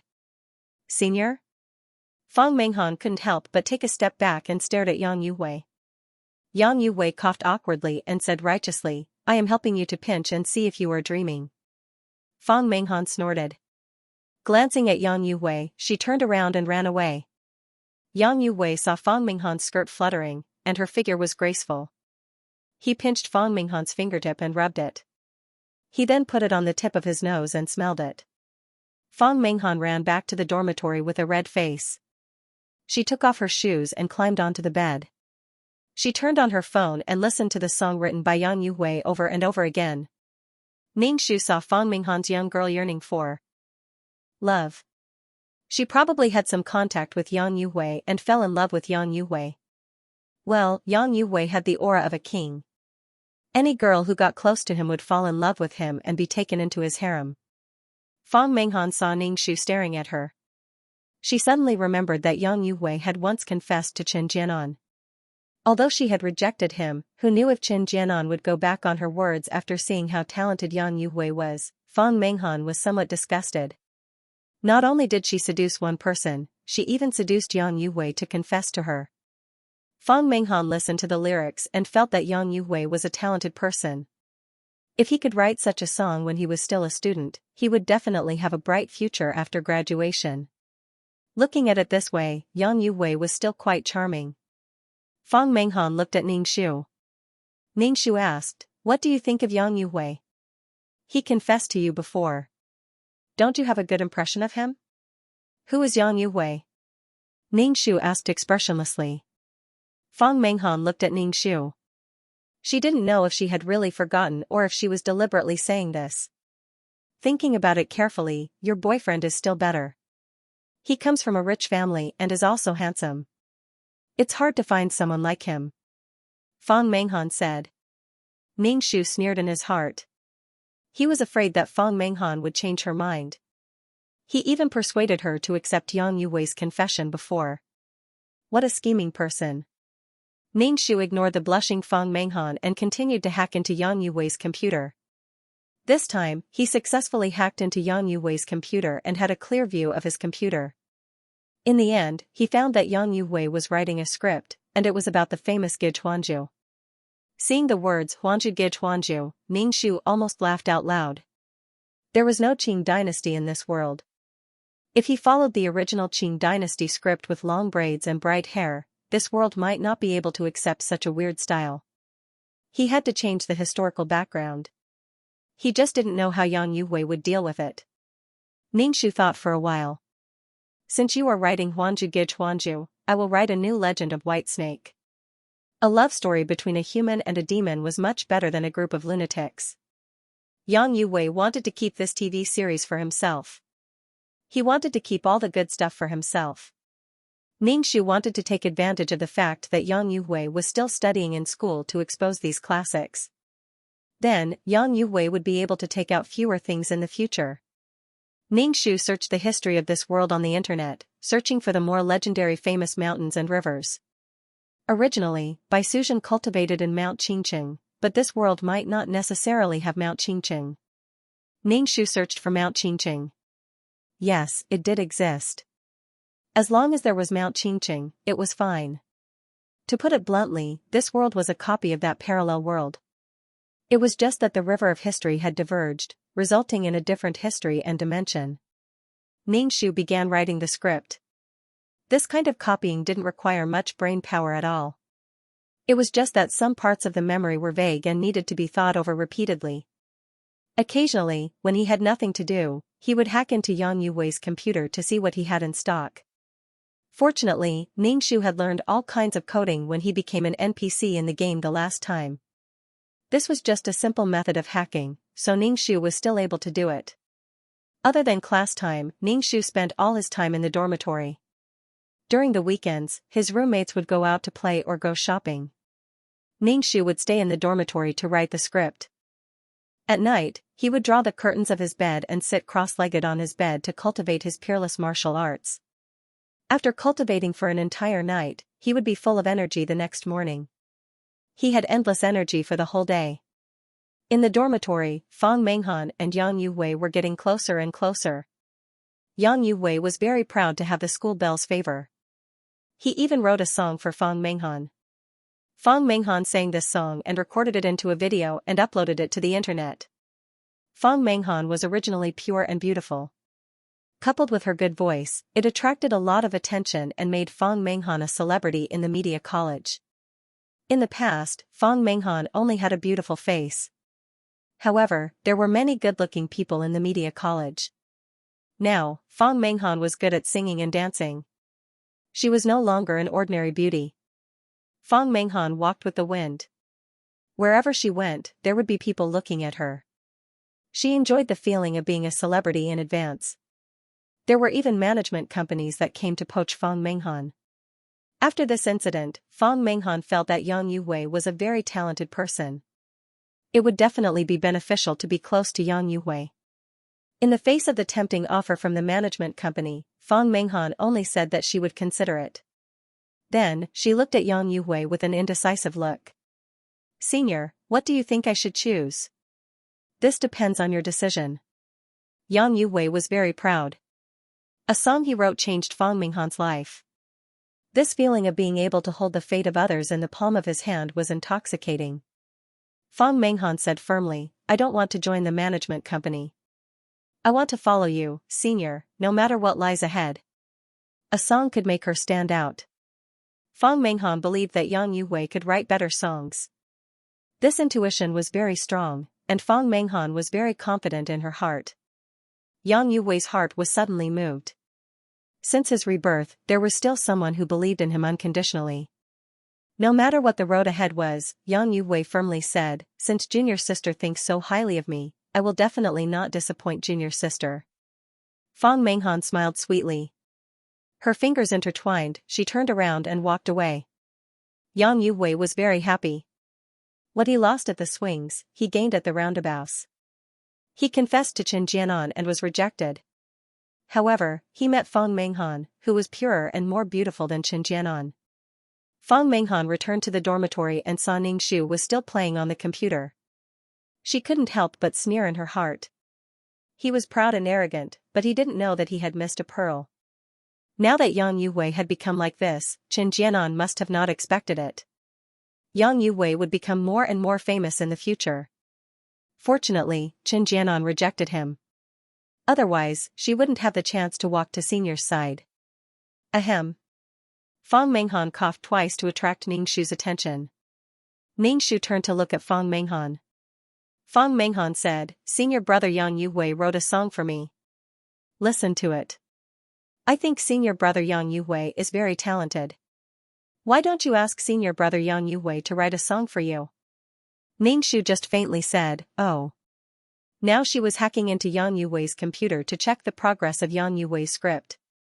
What made Ningxu more amused was that Yang Yuwei's script didn't change at all. The title Gij didn't exist in this world at all. Things like Huang Ama or Fu Jin were very new things. Many people didn't understand it very well. In fact, it could be changed to Princess. It was easier to accept than Gij. Fang Menghan originally wanted to provoke and test Ling Yun, but Ling Yun was indifferent. Fang Menghan suddenly felt uncomfortable. Her anger was stuck in her chest. It was as if her fist had hit cotton. Fang Menghan couldn't bear to see Ningxu like this. His arrogant appearance made people feel uncomfortable. Didn't he just find a rich, second-generation rich boyfriend? Did he have to be so arrogant? Don't you regret it? Fang Menghan asked bluntly. Ningxu was annoyed by Fang Menghan's nagging and probing. Now, Fang Menghan treated Yang Yuwei like a treasure, and it seemed that other people were the same. Ningxu said straightforwardly, "If you think Yang Yuwei is good and talented, you two can be together. Why do you keep probing me? I won't go back to you." "No, he can't even be considered as going back to you." Fang Menghan's face suddenly became awkward. She couldn't help but say, "Why are you talking like this? Then what do you want? You're so difficult to please. If we can't reach an agreement, then don't talk to me." It made Ningxu want to hack the script in Yang Yuwei's computer. But when she imagined Yang Yuwei confidently selling the script, and the other party's dumbfounded expression, she felt inexplicably funny.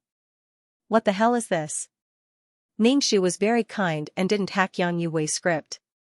Fang Menghan saw that Ningxu's attitude was very tough. Although she was unhappy, she didn't have a chance to turn back.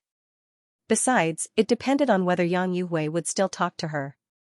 Fang Menghan hummed a song and went to wash up.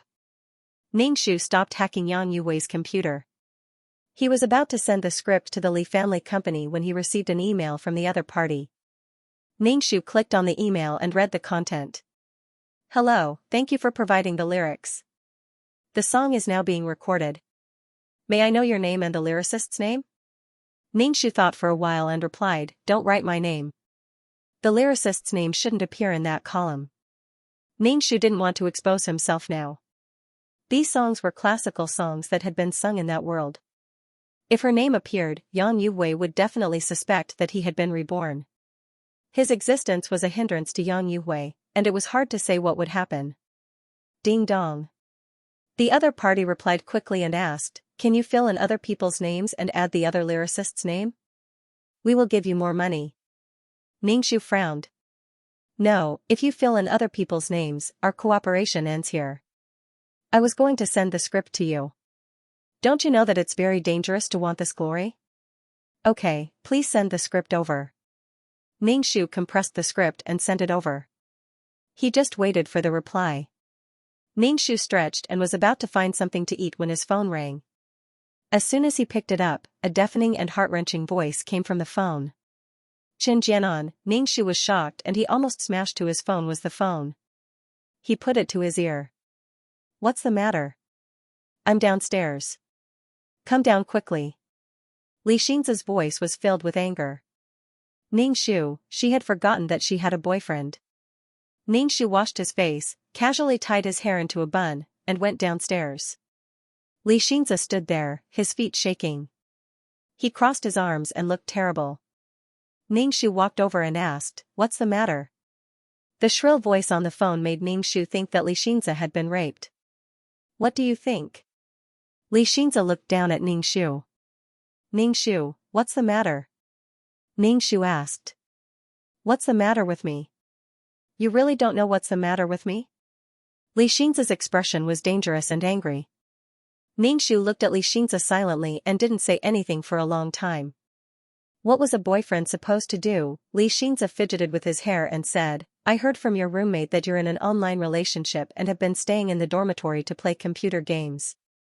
It's been more than a month, almost 2 months. You haven't called me or sent me a text message. Li Xianxia's expression was terrible. I want to see when you'll remember me if I don't call you. This made Li Xianxia very angry and irritable. Qin Jianan, you've become very strange recently. Do you want to break up? Oh, Ningxu understood and said, I've been a little busy recently.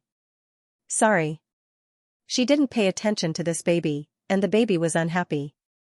Then are you in an online relationship? Li Xianxia asked again. Ningxu said indifferently, you believe everything others say. Use your brain more. I have a boyfriend. Why would I be in an online relationship? Maybe the person on the other end of the line was a bald and disgusting man with a big belly. Let's go. Li Xianxia reached out to hold Ningxu's hand. Ningxu avoided him and asked, where are we going? It's noon. Let's go eat. Li Xianxia didn't hold Ningxu's hand and put his arm on Ningxu's shoulder. Li Xianxia took Ningxu to a Western restaurant and ate a good steak. Ningxu looked at the palm-sized steak and was a little speechless. How could he be full with such a small amount? Ningxu finished the steak in a short while. Li Xianxia looked at Ningxu and asked, do you want another serving? Thinking that Qin Jianan was a quiet and cute girl who didn't eat much, Ningxu didn't want to ruin Qin Jianan's image. He said against his conscience, I'm full. I'm still a little full. Li Xianxia, send me a text message every day in the future. Li Xianxia said, don't stay in the dormitory all the time. Move more. Okay, I'm going to help out at my father's company. I don't have much time at school.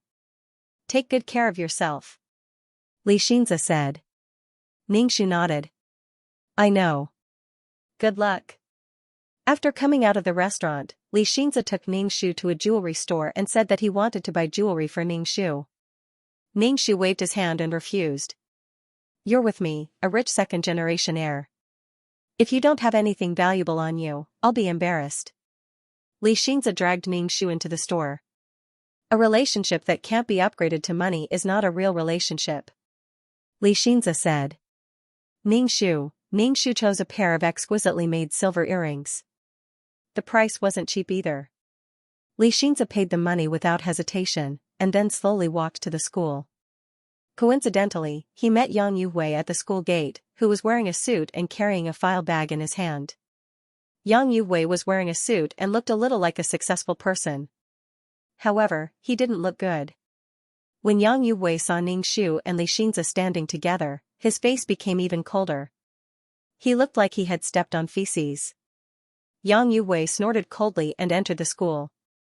Ningxu looked at Yang Yuwei's back and saw the file bag in his hand. He was probably going to sell Gechuanju script. Looking at Yang Yuwei's expression, the negotiation didn't go well. Ningxu guessed right. Yang Yuwei was going to buy the script. The process was awkward. Gechuanju was the kind of person who said things like "you're heartless, you're cruel, and you're unreasonable." Then you're not heartless? Not cruel? Not being unreasonable? How am I heartless? How am I cruel? How am I unreasonable? Am I more heartless than you? Crueler than you? More unreasonable than you? You're the most heartless, cruel, and unreasonable person I've ever met. If these unreasonable lines were read by an actor, it would be fine. But when it was read in a script, it was simply a disaster. A bunch of unreasonable lines. So when the investor saw such a script, they couldn't even look at it, let alone ask for a good price. But there were basically no good scripts in the entertainment industry, so he planned to buy this script at a cheap price. What if this script really became popular? When Yang Yuwei heard such a low price, he immediately felt insulted and exploded. This money was used to chase away beggars. You want to buy a script that became popular all over the country? Dream on. Yang Yuwei didn't want to sell it. He would keep this script for himself in the future and let these short-sighted people see if this script could become popular. Yang Yuwei was very stubborn and said that he didn't want to sell it. But he was still very upset. When he saw the adulterous couple at the school gate, his mood became even worse. Yang Yuwei chose a new script. Since the ancient script wasn't easy to sell, he would sell the modern one. Originally, he thought that with the system, everything would go smoothly. But the people he met were all short-sighted. While writing the script, Yang Yuwei planned to write a few more songs to sell. Because the songs that Yang Yuwei wrote before were all famous and even made the singers popular, many singers and companies looked for Yang Yuwei to write lyrics. This made Yang Yuwei regain some confidence. Ningxu slightly squinted his eyes. What was Yang Yuwei planning to do next? What are you looking at? Xianxia saw that Ningxu kept staring at Yang Yuwei's back and asked unhappily. Ningxu said lightly, "Don't you think that Yang Yuwei is a very strange person?" How is it strange? He just wrote a few lyrics. Xianxia's expression was a bit dignified. Because Yang Yuwei's song distribution company and his company were enemies, their relationship was quite bad. They both wanted to destroy each other and swallow each other up. Because of Yang Yuwei's songs, that company now had the upper hand and the Li family's company was suppressed. So Xianxia abnormally hated Yang Yuwei. He wrote a few songs and is still a loser. Does he really think that he's so great? Xianxia said, but his heart was very heavy. Xianxia still didn't know that his company would have a good song. Because they were afraid that it would be leaked, the company kept it a secret. They would only announce it to the public after the complete recording. Don't you think that Yang Yuwei is like a different person? Before, he was an unknown person. He wasn't very smart since he was young. When he was in university, he was also a very mediocre person. Now, he can suddenly write such good lyrics. Ningxu said lightly. Xianxia rubbed his chin. You mean someone wrote it for him? Ningxu shrugged. Who knows? Xianxia was silent. No one knew what he was thinking. Xianxia sent Ningxu to the dormitory and said to Ningxu, "Remember to call and text me." Ningxu replied with a grunt and turned to go upstairs. Xianxia waited until Ningxu went upstairs before he turned and left. Ningxu returned to his dormitory and turned on his computer. He hacked into Yang Yuwei's computer and found that not only did Yang Yuwei write songs, but he also wrote a script. This time, Xianxia wrote Apartment. Apartment was a humorous and relaxed sitcom. The characters in it had distinct personalities, and it had set a very good rating and search index. If Yang Yu sold this script, it would definitely be a big success. Ningxu pursed his lips. This kind of script could not fall into Yang Yu's hands. Ningxu remained calm and waited for Yang Yu to finish writing before he hacked his script. After that, Ningxu began to rack his brains to write down some classic songs and sent them to the Li family's company. Yang Yu wanted to keep these songs, but he definitely did not expect that someone would expose these songs in advance. Moreover, there were already people singing them. Ding dong. An email came. It was from the Li family's company. They said that they were very satisfied with the script of The Legend of White Snake and wanted to meet with Ningxu to discuss the price. Ningxu definitely would not meet with the people from the Li family's company. He only asked for a little more than 10,000 yuan for this semester's tuition. 10,000 yuan was like giving it away for free. The people from the company really wanted to meet with Ningxu.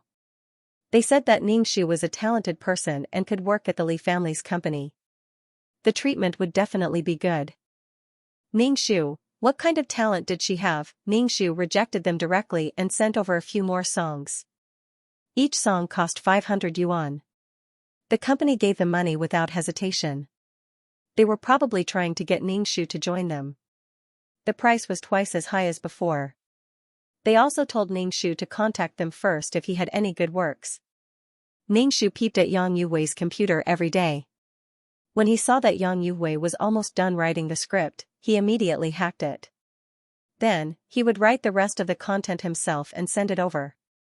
Yang Yu, who realized that the script was missing, was speechless. Yang Yu pulled his hair with one hand and clicked the mouse crazily with the other. His eyes were red as he looked for the script. Where was his script? Why did it disappear again? This was the second time. The previous time, the novel was published online. Now, the script was missing again. His script was stolen again. Yang Yu was so angry that he almost cried. The script that he had painstakingly written was gone. What was going on? Yang Yu threw the mouse away and turned around to look at the people in the dormitory with bloodshot eyes. Which one of you touched my computer? Was it you? His roommates were confused. This person was really crazy. He would go crazy every once in a while. Who the hell touched his computer? There was no chance for them to touch his computer. His roommates ignored Yang Yu and went out to play with their arms around each other's shoulders. Yang Yu was so angry that he almost smashed his computer again. However, this computer was very expensive. In the end, he didn't have the heart to smash it. Yang Yu took deep breaths and forced himself to calm down and write again. He had no choice but to rewrite it. Yang Yu comforted himself that the road to happiness was strewn with setbacks. After much difficulty, he finally started to write the script again. However, something happened that made Yang Yu completely flustered. It was that the Li family's entertainment company had released a few albums. Moreover, these songs were good songs from the other world. They dominated the major music charts as soon as they were released. He had kept these songs for himself in preparation for them to become popular in the future. However, now that they had suddenly appeared, Yang Yu panicked. Could it be that there were people like him who had been reborn in this world? Could it be that he wasn't unique? Yang Yu was panicked and angry. If there were people who had been reborn, his search system was useless. Yang Yu clicked on these songs one by one. The melody was familiar and the lyrics were the same. It was just that the singers were different. Yang Yu's eyes were red as he watched these songs become popular. Li Xianxia's company was making a lot of money. These songs should have been his, and the glory should have been his. Yang Yu was so angry that his head hurt. He wanted to find out who wrote these songs. He must have been reborn. After being reborn, Yang Yu did some research. This world didn't have the things from the other world, but these things suddenly appeared. Yang Yu felt that something that belonged to him was stolen. Yang Yu clicked the mouse and found that these songs didn't have the name of the composer. Yang Yu was so angry that he stood up and kicked the chair away. Who is it? Who is it? Yang Yu shouted in a low voice. This guy was hiding in the dark. The other party might know of his existence, but he didn't know of their existence. The enemy was in the dark, and he was in the light. Yang Yu felt that he was being controlled. His every move was under the watchful eyes of others. Yang Yuwei's heart was filled with anger. A mountain couldn't have two tigers, and it was someone who had the same thing. Yang Yuwei sat on the ground weakly. Why was everything so difficult? He had the cheat system, and his life should be smooth sailing. Ningxu was in a good mood. He was looking at the songs on the charts. The computer was playing these songs, and they were very pleasant to listen to. Yang Yuwei didn't use these songs, and it was Xianxia's company that benefited. As long as it could weaken Yang Yuwei's luck, it didn't matter. Moreover, Xianxia was Chen Jianan's boyfriend. These songs are not as good as Yang Yuwei's songs. Fang Menghan curled her lips and said. Ningxu ignored her. He picked up his phone and sent a message to Xianxia. Have you eaten? Then, he didn't care anymore. Fang Menghan was afraid that these songs would affect Yang Yuwei's mood, so she dressed up and went to look for Yang Yuwei. Yang Yuwei was in a bad mood, but when he saw Fang Menghan wearing a dress and standing in front of the boys' dormitory, his depression dissipated a little. Yang Yuwei put on the branded clothes he bought and went downstairs. Fang Menghan said sweetly, "Senior brother, I'll treat you to a meal today." Yang Yuwei saw that many people were looking at him and Fang Menghan. Standing with a beauty like Fang Menghan was a very honorable thing. Especially when the boys looked at him with envy and jealousy in their eyes, Yang Yuwei suddenly felt refreshed and revealed a charming smile. Okay, a beauty's treat is exactly what I want. Seeing the smile on Yang Yuwei's face, Fang Menghan blushed and followed Yang Yuwei out of the school. At the dinner table, Fang Menghan comforted Yang Yuwei, "You can definitely write better songs than those." Yang Yuwei didn't say anything. Fang Menghan quickly said, "Really, senior brother, I believe you." Yang Yuwei nodded and said, "Of course. These songs are just ordinary." Fang Menghan's eyes widened. "Can you really write songs that surpass these songs?" Yang Yuwei nodded. Fang Menghan's eyes moved, and she took the initiative to pick up some food for Yang Yuwei. Fang Menghan only came back at night when the door of the dormitory had to be locked. When she came back, Ningxu noticed that her face was flushed, and her body was exuding a special charm. There was a hint of joy on her face. As soon as she came back, she lay on the bed without washing up. Ningxu raised his eyebrows. Fang Menghan must have been pushed down by Yang Yuwei. Yang Yuwei was a woman-pushing maniac. Basically, all the women who were flirting with him ended up in bed. And most of the time, it was the women who took the initiative. It was as if this was the only way to show off Yang Yuwei's masculine charm. There were so many women who loved him. Fang Menghan had always flaunted herself as a pure lotus. In Ningxu's view, she was just using her body in exchange for benefits. When Yang Yuwei left the school, he would meet more and more women of all types. He would collect women like collecting stamps. Ningxu stayed in the dormitory every day, paying attention to Yang Yuwei all the time. In the afternoon, he sent a message to Xianxia, but Xianxia hadn't replied yet. Ningxu thought for a while and sent another message. After waiting for a while, there was still no reply. It was already very late. Ningxu washed up and climbed into bed. He closed the curtains and sat cross-legged on the bed to cultivate. Ningxu cultivated until dawn. He stopped and picked up his phone from the bedside. There were no calls or messages. Ningxu, what was the situation now? Did she lose Chen Jianan's boyfriend? In the novel, they were so in love and relied on each other when they were in dire straits. Well, it was a different person now. Even if the body was still Chen Jianan's, she was still not Chen Jianan. The person Xianxia loved was Chen Jianan. A person's soul and body were one. If one was missing, it would no longer be her. Ningxu was thinking about it when his phone rang. Ningxu quickly picked it up. The few people in the dormitory were still sleeping. Ningxu got out of bed and heard Xianxia's voice from the phone. "I'm downstairs." Ningxu looked down from the window and saw Xianxia leaning against a car. He raised his head and looked in the direction of his dormitory. Ningxu hung up and went downstairs. Xianxia was wearing a shirt with a casual suit on the outside. He looked much more mature than when he was in school. His face was a little haggard, but he was still in good spirits. He seemed to be full of energy. "I just received your message this morning," Xianxia said. The company has been very busy recently. There are a lot of new songs to record and a few TV series to film. I've been very busy recently, so I might not be able to come and see you. It seemed that the Li family company was going to film a TV series. It was probably going to be a big one. Ningxu nodded. Then you should rest well. Li Xianxia said, I'm quite excited. This time, the company will definitely reach a higher level. Congratulations, Ningxu said with a smile. Then I might not be able to receive your calls or see your messages during this period of time, Li Xianxia said. Don't be angry. It's okay. Your work is more important. Ningxu waved his hand and said, then I won't call or text you in the future to disturb you. Li Xianxia, you don't want to call or text me, right? Li Xianxia was a little speechless. I found that you've been a lot colder to me recently. Ha ha ha. Am I? I don't think so.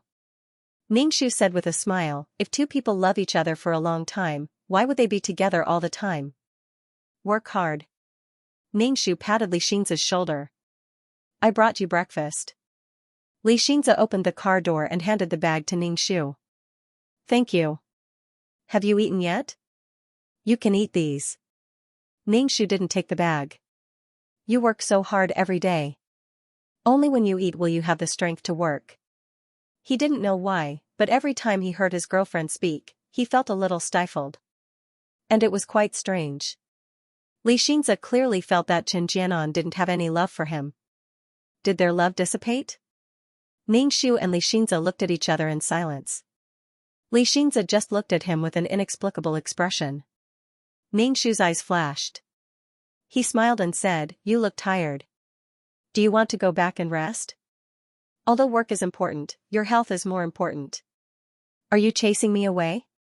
Li Xianxia said with a blank expression. Ningxu quickly shook his head. No, I don't mean that. Don't think too much. F***ck, what should I say, this is too unreasonable. Then I'm leaving. Remember to call or text me. Li Xianxia said as he reached out to open the car door. Ningxu opened his mouth and nodded. Okay. He originally wanted to say that he shouldn't disturb Li Xianxia since work was so busy. He was afraid that Li Xianxia would be angry. Are all couples so lovey-dovey? Do they have so much to say to each other? Sure enough, being alone is the best. Li Xianxia reversed the car and drove away. After Li Xianxia left, Ningxu let out a long breath and turned to go upstairs with a breakfast box in his hand. After breakfast, Ningxu tidied up and prepared to go to class. He saw that Fang Menghan was still sleeping on the bed. Almost everyone in the dormitory had left. Hey, Fang Menghan, it's time for class. Ningxu called Fang Menghan. Fang Menghan's eyelashes trembled. She woke up and sat up with a hiss. She didn't look good.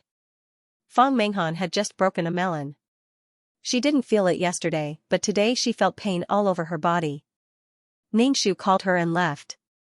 Fang Menghan wanted to ask Ningxu to help her apply for leave, but she had already left the dormitory. Fang Menghan slowly got up from the bed. Although her body was in pain, she had learned a few songs.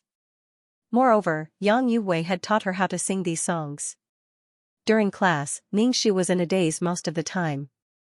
He was thinking about the next plan in his mind. He looked back at Fang Menghan and Yang Yuwei who were sitting together. After not seeing Yang Yuwei for a while, he felt that Yang Yuwei had become more handsome. It wasn't his face that became more handsome, but his spirit. He raised his head and puffed out his chest, giving people a different feeling. Successful and famous men were the most charming. They had a strong charm. Ningxu retracted his gaze and took out his phone to send a text to Li Xianxia. He told Li Xianxia to pay attention to his rest and that he must eat, blah blah blah. Ningxu didn't know if it was because he didn't have any feelings, but when he looked at his own messages, they were all dry. Forget it. If there's nothing important, it's better not to send messages. After class, Ningxu immediately returned to the dormitory. He took out his computer from the cupboard, turned it on, and browsed the entertainment news. The Li Family Entertainment Company released a few more songs, and the first song was a classic. Ningxu listened to it, and it was similar to the songs from the other world. Also, the Lee family's company said that they had filmed a few TV series, and 2 of them were about to finish filming. When the news came out, some people said that the Lee family was too arrogant, while others were looking forward to it. There should be a white lady in these 2 dramas. If Xianxia had to choose, he would have played this drama first. This drama had the largest audience. The immortals, demons, humans, and ghosts inside were very exciting. Using this drama to launch the company's first shot would definitely be very successful. Xianxia typed on the keyboard and sent an email to the Lee family's company, suggesting that they play the drama first. He also explained his reason. The other party replied very quickly, saying that they would accept Xianxia's suggestion. Do you know who this person is? Xianxia looked at the computer and asked the employee. The employee shook his head. I don't know. If this kind of talent doesn't stay in the company, it's like cutting off a piece of meat. Xianxia sighed. Find a way to meet him, no matter what. Xianxia was writing novels. He submitted some classic novels to the publishing house, especially Jin Yang's wuxia novels. They were very popular. As long as these books existed, Yang Yuwei couldn't say that these works were his, and he didn't have the face to say that. Xianxia searched online for publishing houses and saw that the Lee family's company had entertainment newspapers, so he submitted these manuscripts to them. For example, Jin Yang's novel had been remade into a drama many times. If the novel was published by the Lee family's newspaper, the copyright was also in the newspaper. Xianxia. Other than eating in the cafeteria, Xianxia spent most of his time in the dormitory, writing his manuscripts. After half a month, Xianxia felt that his body was hollowed out. If it wasn't for his peerless martial arts, he would probably be like a ghost now. Xianxia patted his face and looked up with a mask on his face. This flower-like face couldn't be ruined by writing. Fortunately, all the hardships were worth it. Xianxia compressed and packaged the manuscripts that he had written. He thought about it and came up with a pen name, Jin Yang. If he wrote Jin Yang's book, he would use Jin Yang's pen name. If he wrote Gu Long's book, he would use Gu Long's pen name. If he wrote Wen Rui An's book, he would use Wen Rui An's name. He just didn't know if Yang Yuwei would be surprised to see these familiar names. The manuscripts sold well, and Xianxia received an extra sum of money. Plagiarizing other people's works was a fast way to make money. Yang Yuwei relied on these manuscripts to become a person of high status and was respected by many people. He didn't know if Yang Yuwei felt guilty or not. He didn't spend a single cent plagiarizing other people's works. There will be retribution. Xianxia chanted Ba and donated half of the money to the children in the mountainous areas. He kept the remaining half for his own living expenses. When the newspaper was published, Xianxia bought a copy of the newspaper and magazine to read. Looking at Jin Yang's pen name, he decided to give Yang Yuwei a surprise. Jin Yang used the method of serializing wuxia novels to increase the newspaper's sales. Wuxia novels were very popular, and Yang Yuwei didn't read these useless newspapers. He would rather use the time to write a script. It was more valuable. When he heard his roommates discussing who was prettier, Mu Nianzi or Huang Rong, Yang Yuwei's heart skipped a beat. He snatched the newspaper from his roommate's hand. When he saw the pen name Jin Yang, Yang Yuwei felt like he was punched in the heart. His mind went blank for a moment, and his body went soft. The hand holding the newspaper trembled. Jin Yang? Yang Yuwei's eyes were bloodshot as he stared at the 2 words. Could there be a Jin Yang in this world? Yang Yuwei was very frustrated. These wuxia novels were what Yang Yuwei cared about. Most importantly, Jin Yang's novels had been remade into TV series many times. The Condor Slayers had been remade many times. He had one less weapon in his hands, and one less opportunity to start a new genre. Yang Yuwei hatefully stomped the newspaper on the ground and stomped on it with all his might. Was there really a Jin Yang, or were there other people who had been reborn? There were too many doubts in Yang Yuwei's heart. He couldn't find an answer no matter how hard he thought, and it made him very anxious. Why couldn't anything go according to his wishes? The Lee family company released a few more songs, and as expected, they were classics from the other world. The songs released by the Lee family's company made Yang Yuwei's liver ache. These classic songs were released one after another. Good cabbages were eaten by pigs. These songs could have created more value. Seeing the Li family's company making money crazily and thinking of Li Xianxia's high and mighty attitude, Yang Yuwei felt extremely depressed. Could it be that the Li family's company also had a reincarnated person? The other party took out all the things that he had hidden, afraid that he would be slower. Yang Yuwei suspected that the person also had a search system. Otherwise, how could he write so many things? A person's memory was limited. Yang Yuwei did not dare to say that he could remember these things. If the system was not unique, then what was the use of this golden finger? Yang Yuwei crushed the newspaper with his foot, his expression sinister. Why are you stepping on my newspaper? Are you crazy? The roommate pushed Yang Yuwei away, pointed at him and scolded, let me tell you, I've tolerated you for a long time. You really think you're a big shot? The roommate pushed Yang Yuwei as he said that, and Yang Yuwei was pushed back a few steps. Yang Yuwei's expression was very unfriendly. It's just a newspaper. I'll compensate you with 100 copies. Bastard. The roommate punched Yang Yuwei in the mouth. Yang Yuwei was already angry. Recently, he had been highly praised by others, and now he was hit like this. Suddenly, he felt that he had offended him by hitting him. Who do you think you are? The two of them started to fight. There were others who tried to stop them, but more of them were watching from the sidelines. Some even fanned the flames to make Yang Yuwei take 2 more punches. Recently, Yang Yuwei had been too annoying. He was always high and mighty. Mortals, come and worship me. The things in his computer were missing, and he was still angry at others, insisting that others touched his computer. Didn't he just write a few popular lyrics? It was as if he wanted to go to heaven. In the end, the two of them were separated. Yang Yuwei glanced at the people in the dormitory. He wiped the blood from the corner of his mouth, snorted, and turned to leave. After such an unpleasant incident with the people in the dormitory, Yang Yuwei decided to move out and find a small apartment to stay in. He had money in his hands now, and did not want to squeeze in the same dormitory with these people. Yang Yuwei moved out on the same day. No one in the dormitory tried to persuade him to stay. They used his bed as a pile of junk. Ningxu continued to write manuscripts every day. He wrote a little for each book. He wrote a little for Jin Yong, a little for Gu Long, and a little for the others. He wrote a little for the newspapers and magazines. Yang Yuwei could not use these manuscripts, and there was one less way to make money. Even if it was written, people wouldn't think it was original. Ningxu was busy when Li Xianxia called. Ningxu said, there will be a new TV series produced by my company tonight. It will definitely be good. The website will be updated later, so it will be broadcasted on the satellite channel first. Remember to watch it.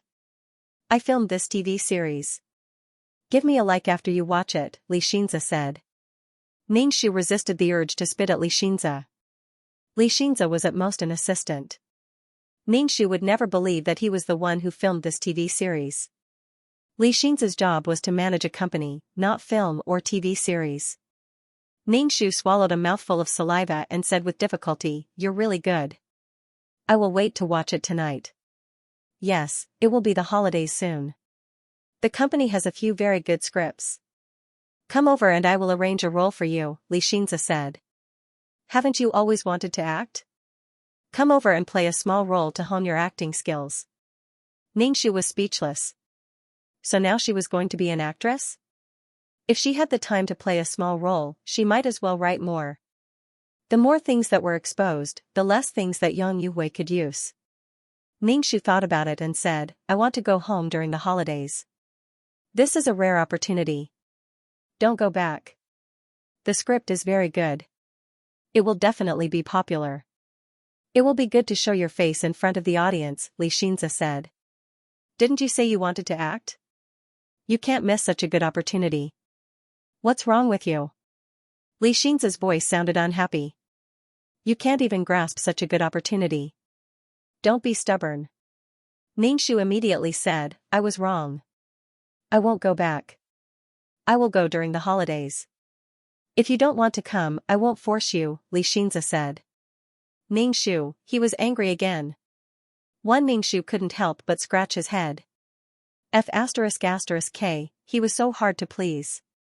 I am very happy to go. Thank you for giving me this opportunity. I can't thank you enough, Xianxia said happily. Remember to come. Xianxia hung up the phone. Xianxia looked at his phone.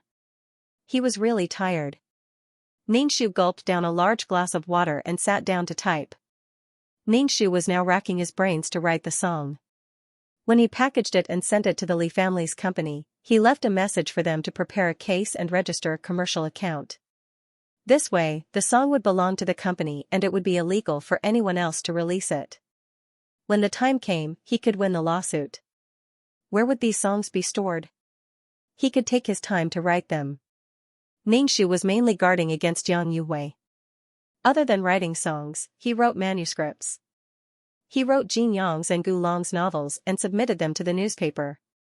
At night, Xianxia waited to see what the Li family's company's TV series was like.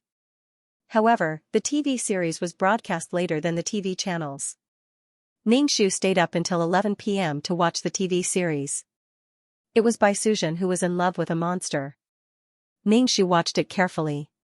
The quality was much better than in the other world. The special effects were also very well done. Xianxia was fascinated by it. A group of roommates gathered behind him. After watching 2 episodes, Xianxia was still a little unsatisfied. It's so good. Why is there no more? One of the roommates held his neck and sang, by Suzhen at the foot of Qingqing Mountain, cultivated for 1,000 years in the cave, The roommate's voice was not pleasant. It made everyone in the dormitory laugh. Chen Jianan, this seems to be a TV series produced by your boyfriend's company. Ask him when it's broadcast every day. F***ck, my heart is itching. Anyway, it's only 2 episodes a day, Xianxia said. Xianxia sent a message to Xianxia. He said that the TV series was very good and praised Xianxia. This TV series was very popular in the other world. Once the summer vacation came, it would start airing. Looking at the anxious looks of his roommates, he could imagine how much money and fame it would bring to Yang Yuwei if this TV series was written and filmed by Yang Yuwei. Xianxia turned off the computer, climbed into bed and began to cultivate. He began to think about what to do next. She would not send any more songs or manuscripts to the Li family's company. Now that the Li family's company had a lot of good things in their hands, they would succeed and become a target of public criticism. The Li family was eating meat in big mouthfuls, and the others did not even have a mouthful of soup. It would be easy for something to happen. Everyone was not having a good time. If you were not doing well, it would be better for everyone. The scripts and lyrics of the Li family's company were all of high quality. They were all classics from that world. If he was too outstanding, there would be big problems. Everyone had to earn money together. Except for the Li family's enemies, Xianxia planned to write for all the other companies.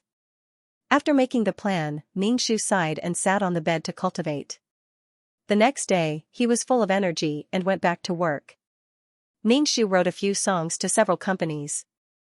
He didn't know them, so he asked for 4 times the amount from the Li family's company. It was 4,000 yuan per song.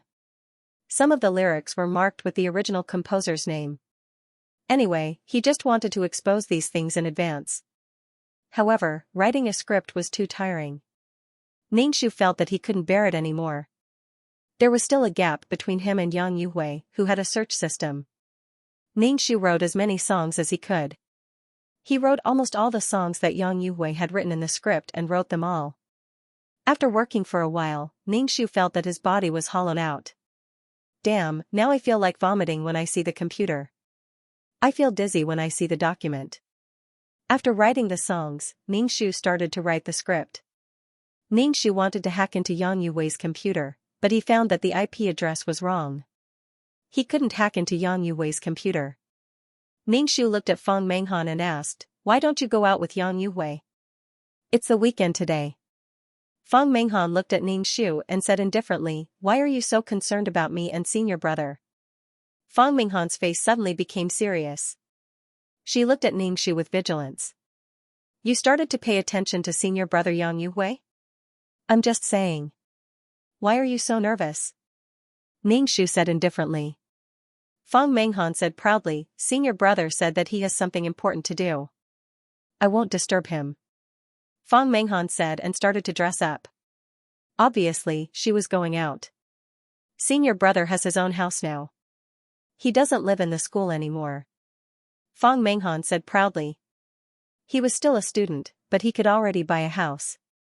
His future was limitless. Ningshu's eyes flashed. No wonder he couldn't hack into Yang Yuwei's computer. It turned out that he had moved. Fang Menghan cleaned herself up and left. Ningshu continued to write the script. Now that he did not know Yang Yuwei's situation, he could only speed up. When Yang Yuwei saw the TV series produced by the Li family company, he would definitely quicken his pace. Both sides were competing. They wanted to take the initiative in the interview in advance. Ningshu rubbed his forehead and continued writing the script. He didn't know if the Yang Yuwei he wrote had been sold.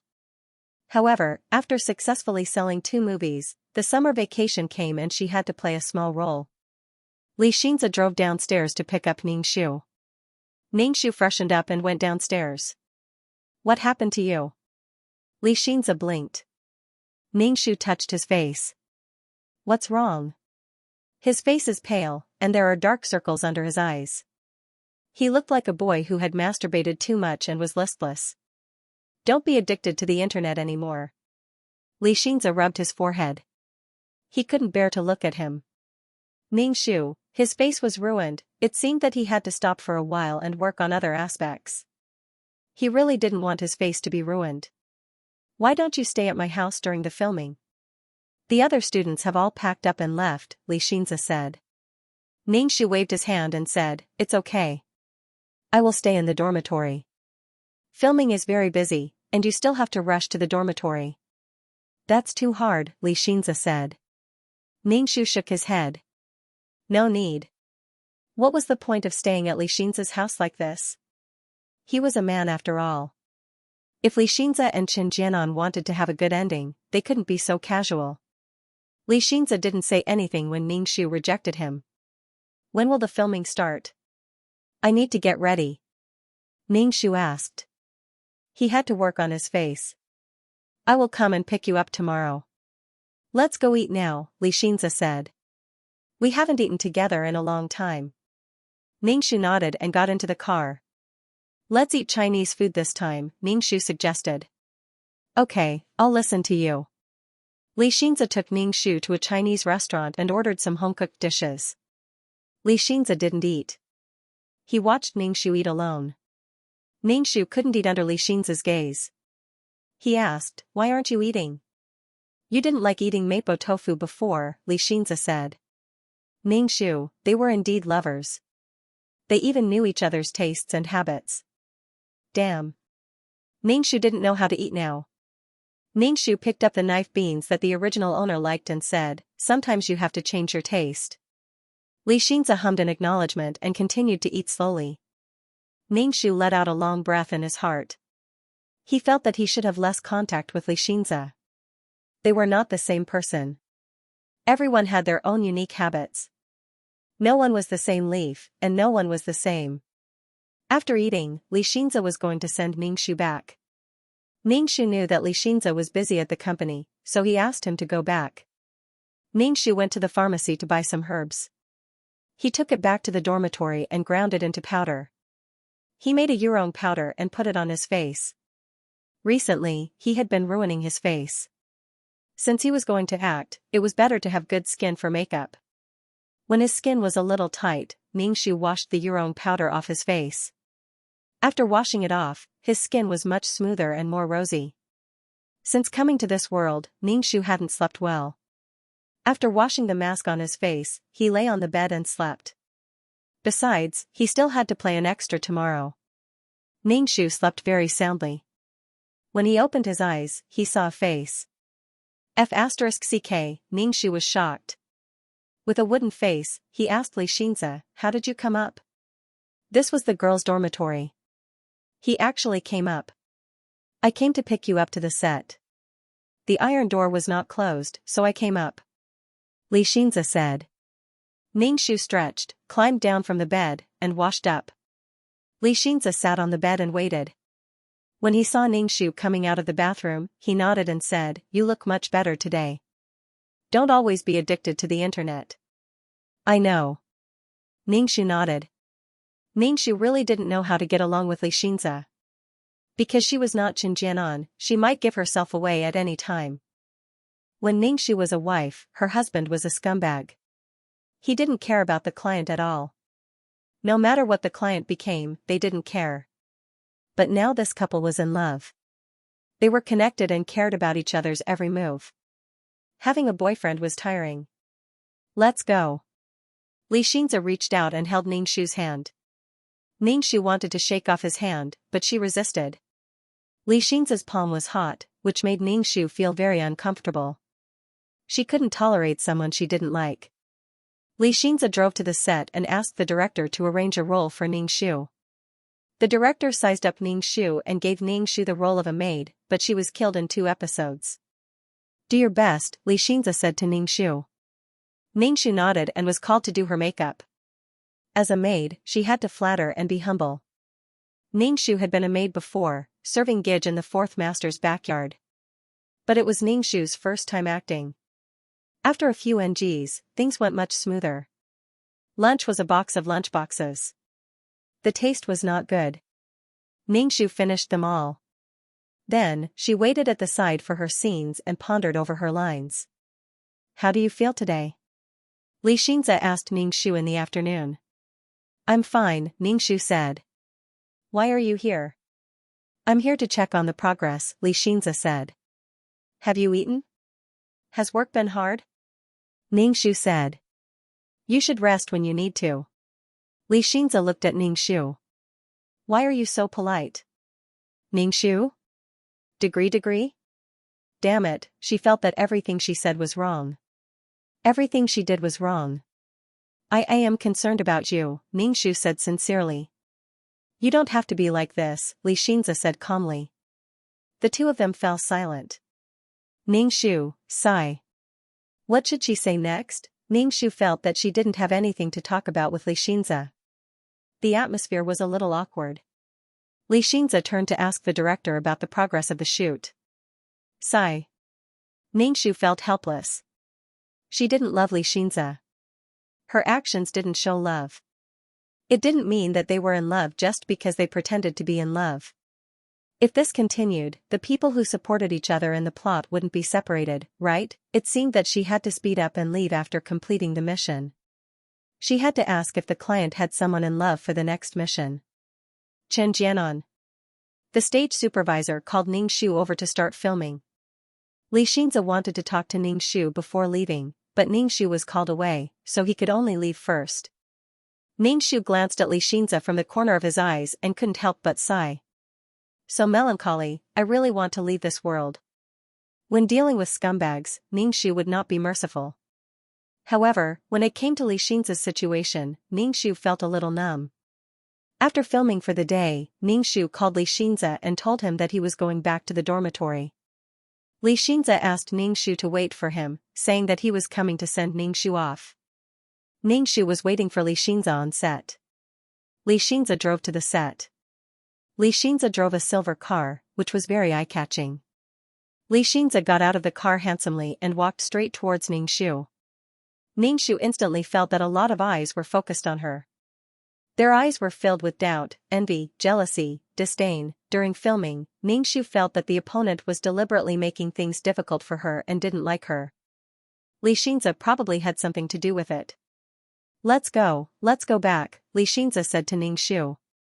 Ningxu got into the car and turned to look at Li Xianxia driving. His fingers were slender and white, and his side profile was handsome and bright. He was a charming man, and now that he was in society, he was very dazzling. Ningxu only had one thought in his mind, and that was to finish the task quickly and leave.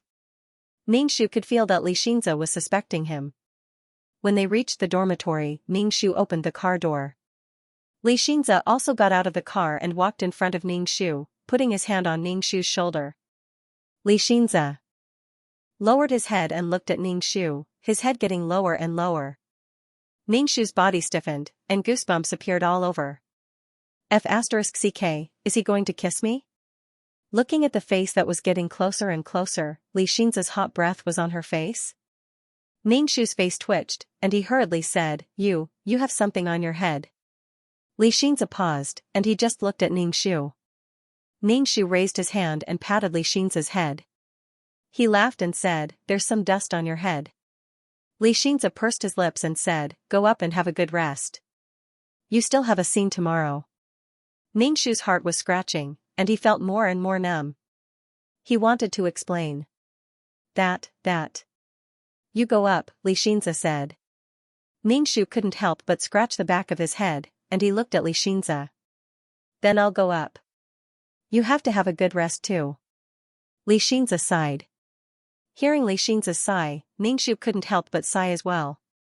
Xianxia speechlessly looked at Ningshu, and finally laughed. Why are you so awkward recently? It's like you're a different person. Ningshu didn't say anything. Then I'll go up. You go first, I'll watch you leave. Ningshu said. Xianxia got into the car, reversed, and left. When Xianxia's car was out of sight, Ningshu turned around and went up to the dormitory. First, he took a shower, and then he took out his computer from the cabinet.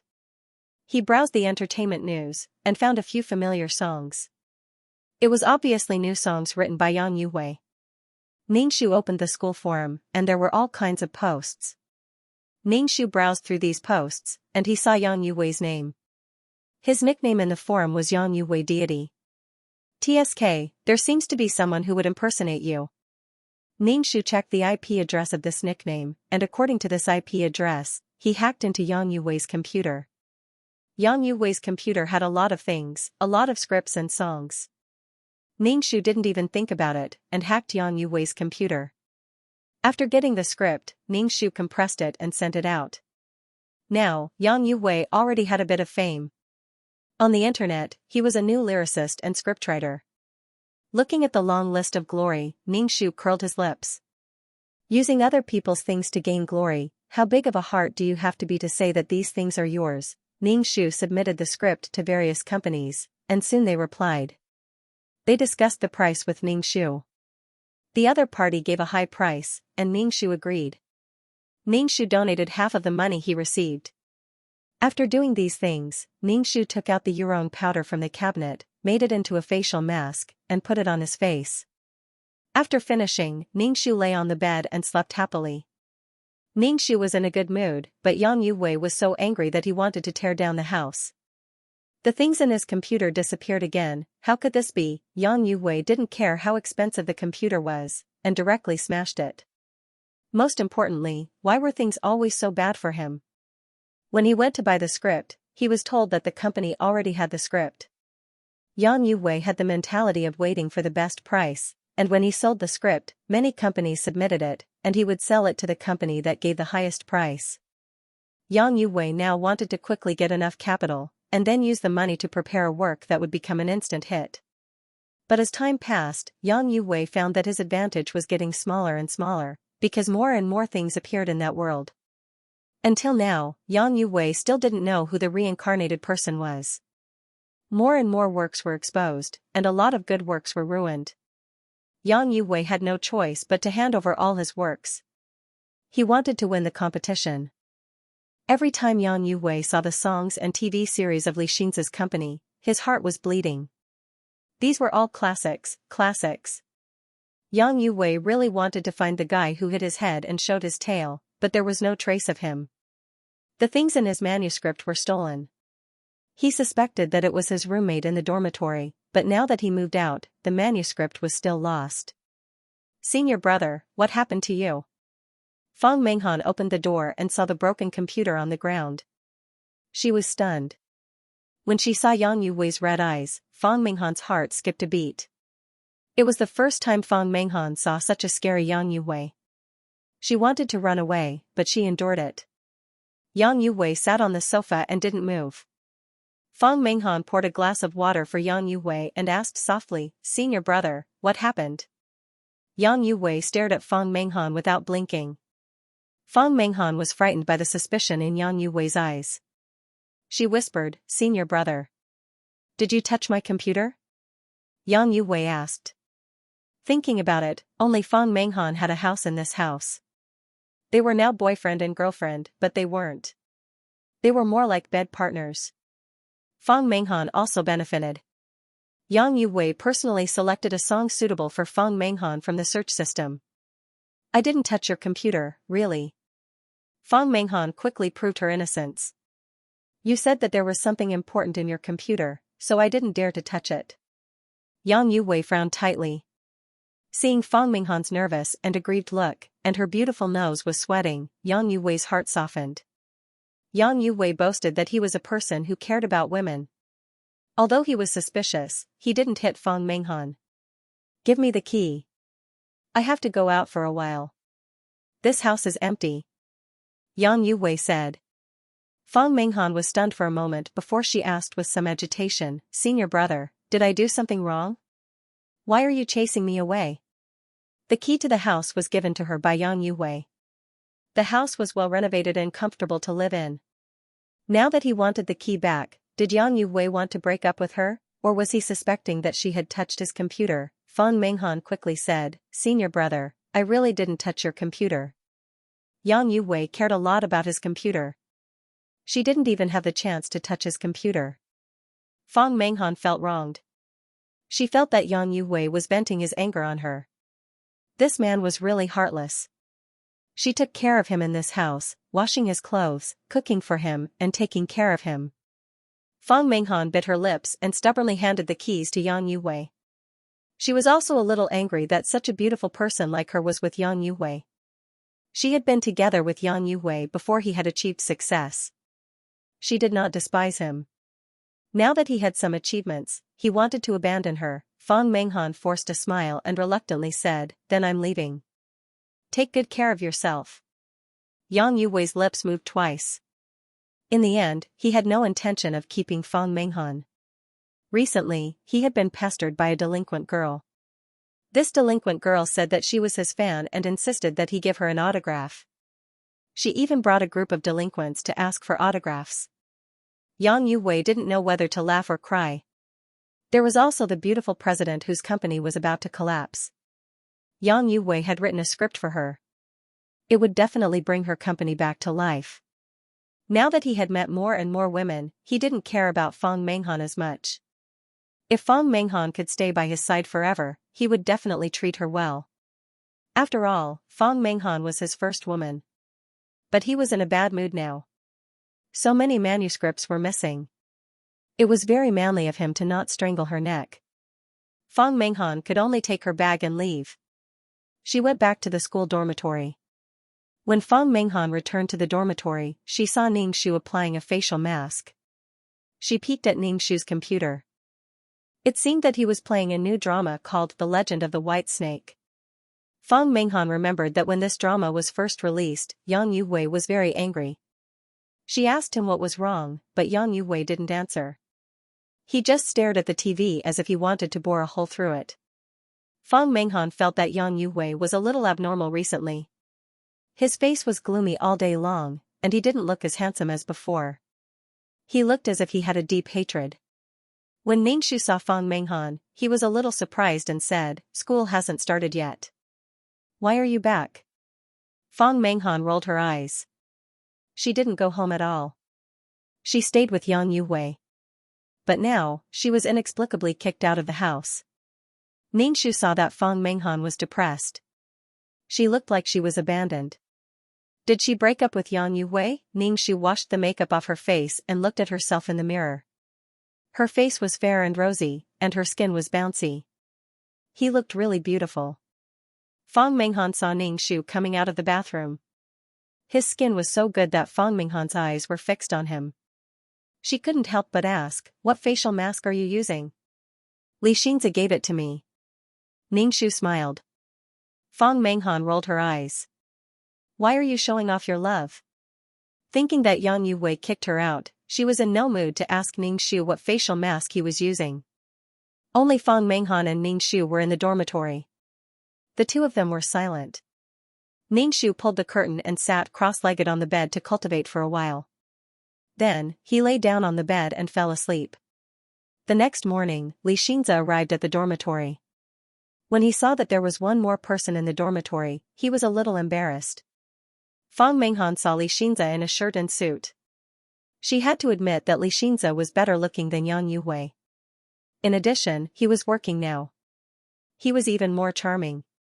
Ningxu got up from the bed and washed up. He said to Xianxia, "Let's go." Fang Menghan hurriedly got up from the bed and asked Xianxia, "Where are you going in the morning?" Ningxu was speechless. "It's none of your business," Xianxia said. "Jianan is filming now. I'm sending her to the set." Fang Menghan smiled and said quickly, "Senior, can you help me get a small role? I'm so free before school starts." Xianxia didn't say anything. He glanced at Ningxu and suddenly said, "Okay, let's go together." Ningxu was speechless. "Jianan, she's your roommate. You can take care of each other if we go together. Are you okay with that?" Xianxia asked Ningxu. Ningxu was speechless. What's going on now? Ningxu thought about it and finally raised his chin. "I don't agree." Xianxia raised his eyebrows. Why? Why? Why? Something is wrong. I don't know if he's trying to make me jealous or he's really changing his mind. Anyway, I can't let them have anything to do with each other. Ningxu really wanted to punch the ground. It was really hard to guess what a man was thinking. Fang Menghan asked for a role without any hesitation. She even asked for a role from someone else's boyfriend, and her boyfriend even agreed. She might be poached by someone else. Ningxu was good at destroying other people's relationships, not maintaining a relationship. Relationships were fragile. It was easy to destroy them, but hard to maintain them. A small matter could make a relationship disappear. Before she left, she couldn't let Qin Jianan and Xianxia break up. "There are no extras on set," Ningxu said with a straight face. Fang Menghan couldn't help but say, "Even if there are extras, there are still extras. How can there be no extras?" Ningxu rolled his eyes. "There aren't any." Xianxia curled his lips and said to Fang Menghan, "This movie is being filmed in a big house, so there aren't many extras." "I will inform you if there are any roles in the future," Xianxia said to Fang Menghan. Fang Menghan's face suddenly turned ugly. She glanced at Ningxu, went into the bathroom, and closed the door. Ningxu and Xianxia went downstairs. Xianxia said, "She is your roommate. Won't it be difficult for you to get along with her in the future?" Ningxu said expressionlessly, "Even if she wants a role, she should tell me first. Then I will tell you." Why did she ask my boyfriend for a role directly? Either she doesn't understand relationships or she has other intentions. Why did she ask you before me? Xianxia nodded and drove Ningxu to the set. Today, Ningxu only finished one scene. After Ningxu finished filming, he planned to go back. When he passed by a set, he saw Yang Yuhui there. Ningxu walked over to take a look. What kind of show was this? This should be the script written by Yang Yuhui. It was a period drama. Yang Yuhui was talking to the director. He didn't know what he said, but the director didn't look very happy. Yang Yuhui didn't look happy either. Yang Yuhui was speechless. A good script had been shot in such a way. This script was definitely going to be a success, but it had been shot in such a way and the costumes were not exquisite.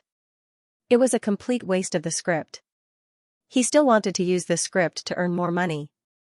He said a few words to the director, but the director didn't listen. If it weren't for the fact that he didn't have enough capital, he would have filmed such a drama himself. No wonder the entertainment industry in this world is such a mess. Yang Yuhui sighed helplessly in his heart. Ningxu saw that Yang Yuhui's face was shrouded in gloom. He guessed that things weren't going well recently. Many good things no longer belonged to Yang Yuhui. Yang Yuhui turned around and saw Ningxu with an indifferent expression. Seeing this woman, Yang Yuhui felt uncomfortable in his heart. This woman was the beginning of his failure. Once he failed on her, it started a series of failures. "Why are you here?" Yang Yuhui said to Ningxu snappily. Ningxu smiled. "I'm filming on another set." Yang Yuhui saw Ningxu's smile and felt even more uncomfortable. It evoked an unparalleled hostility in Yang Yuhui's heart. Yes, it was hostility. Yang Yuhui used to think that this woman was annoying. She was a green TB*TCH who loved vanity. Now, he felt very uncomfortable. With a strong sense of hostility, Yang Yuwei didn't know where this hostility came from. Yang Yuwei and Ningxu brushed past each other. He frowned and turned around to ask Ningxu, "Has Fang Menghan returned to the dormitory?" Ningxu was a little surprised. Why did he ask her about this kind of thing? He could have just called her and asked. She has gone back. Yang Yuwei turned around and left. It was really inexplicable. Ningxu hailed a taxi and went back to the dormitory. Yang Yuwei left the set and took out his phone to call Fang Menghan. When Fang Menghan saw that Yang Yuwei was calling her, she was very happy and quickly asked, "Senior, what's the matter?" Yang Yuwei asked Fang Menghan, "Chen Jianan, who is in the same dormitory as you, why are you asking about her? Are you going to confess to her?" Fang Menghan was suddenly angry and said unhappily. Could it be that he still hadn't given up on Chen Jianan? Chen Jianan was really amazing.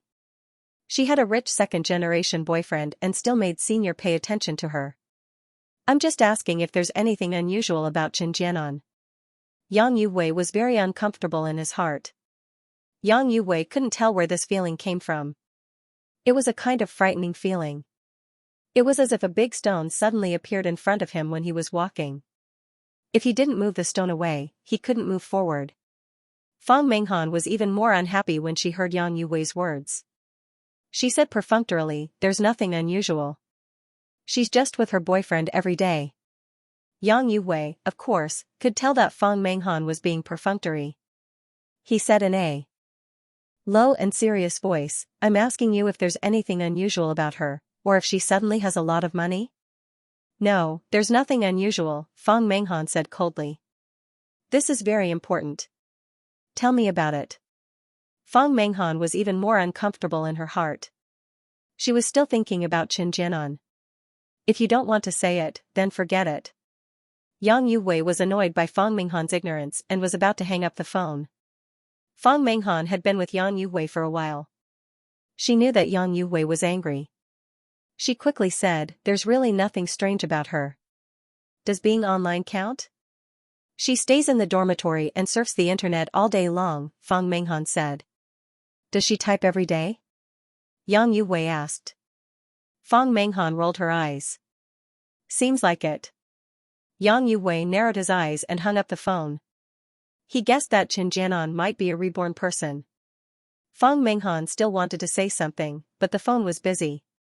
Fang Menghan was so angry that she stomped her feet. Her face was full of disgust. This Chen Jianan was really like a ghost.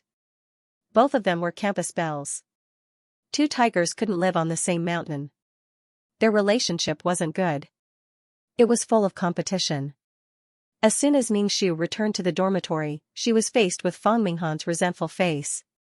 Fang Menghan looked at Ningxu with resentment. Ningxu was speechless. She wasn't angry at Fang Menghan's behavior in the morning, but now she was throwing a tantrum. She was really speechless. "Chen Jianan, can you be a little more restrained? You have a boyfriend, but you still want to seduce someone else's boyfriend."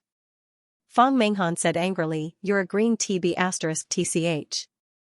Ningxu looked at Fang Menghan, dumbfounded. "Who's the green TB*TCH? You asked Xianxia for a role this morning." "What do you mean?" "I think you're the one who wants to seduce Xianxia." "When did I seduce Xianxia?" "You just seduced my senior, and he called to ask about you."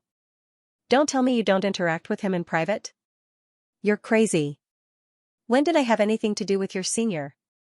You're accusing me for no reason." "What did he say?" Ningxu felt a little uneasy. Since when did Yang Yuwei start to pay attention to her? He even called to ask about her. Did Yang Yuwei discover something? "There's nothing between Yang Yuwei and me." "Are you crazy?" Ningxu said sarcastically. "What did Yang Yuwei ask you? Why are you acting like this?" Fang Menghan took a deep breath and raised her hand to slap Ningxu. Ningxu grabbed Fang Menghan's wrist, raised her hand and slapped Fang Menghan. "If you touch me again, I'll hit you again." Ningxu sat on the table. Fang Menghan covered her face and took a deep breath. She said fiercely, "Chen Jianan, I won't let you off. Senior is my boyfriend. If you have any shame, don't pester my senior. Ningxu looked at Fang Minghan's agitated expression indifferently. There was nothing between her and Yang Yuhui, but Fang Minghan was so agitated. In the storyline, Yang Yuhui had so many women. How did Fang Minghan endure it? However, Yang Yuhui was already famous.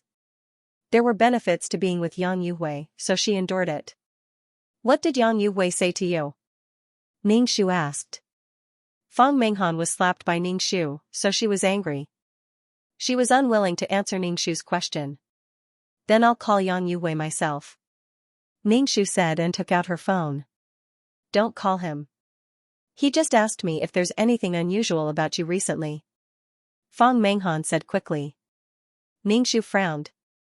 Yang Yuhui suspected her. In that case, she had to be more careful. She had to carry pepper spray with her. What did you say? Ningxu looked at Fang Minghan coldly. What did you say to Yang Yuhui? Ningxu approached Fang Minghan with a strong aura. Fang Minghan took 2 steps back and stammered, You, what do you want? Fang Minghan covered her face, afraid that Ningxu would slap her face again. I asked you, how did you answer Yang Yuhui? Ningxu asked. I told you that you love to surf the internet. Fang Minghan pushed Ningxu away. Ningxu rolled his eyes. She didn't even approach Yang Yuhui. She didn't have much interaction with Yang Yuhui. They were all hiding in the dormitory and playing tricks, so Yang Yuhui suspected her.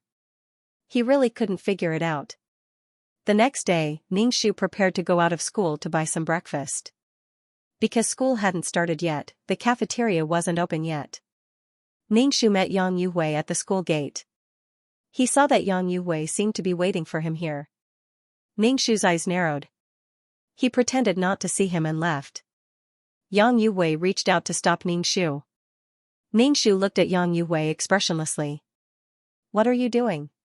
Chen Jianan, let's talk. Yang Yuhui's eyes kept sweeping over Ningxu's face. Ningxu was a little impatient. What do I have to talk to you about? I don't know you well. Then I'll get straight to the point. Are you here to sell songs and scripts? Ningxu was puzzled. I'm an actor. I don't know how to write songs and scripts. Yang Yuhui took a deep breath. Are you reborn? What rebirth? You've been reading too many fantasy novels. Ningxu rolled his eyes. Is it so easy to be reborn? Can anyone be reborn? Why are you looking for me? Ningxu was even more impatient. Yang Yuhui, can you stop bothering me?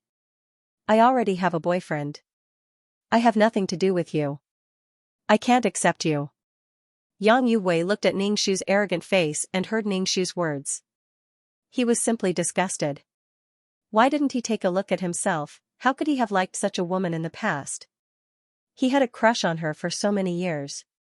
Back then, when she married Xianxia, he was sad for a long time.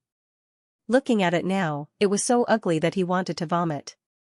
Yang Yuhui gave Ningxu a deep look, then turned around and left. Ningxu narrowed his eyes and looked at Yang Yuhui's back view. He went out of school to buy breakfast. On the way back, he met a few hooligans in the countryside. These hooligans were frivolous. Ningxu whistled. Yo, pretty girl, come and have some fun. Ningxu, the hooligan reached out his hand to pull Ningxu. Ningxu gave him a slap. How dare you touch me? I'll slap you to death. The hooligan was slapped by Ningxu until half of his face was swollen. He was dizzy and couldn't help but shake his head. Stupid bitch, I'll teach you a lesson. The hooligan Ningxu glared and rushed over. Ningxu took out the pepper spray and sprayed it into the eyes of the hooligans who rushed over.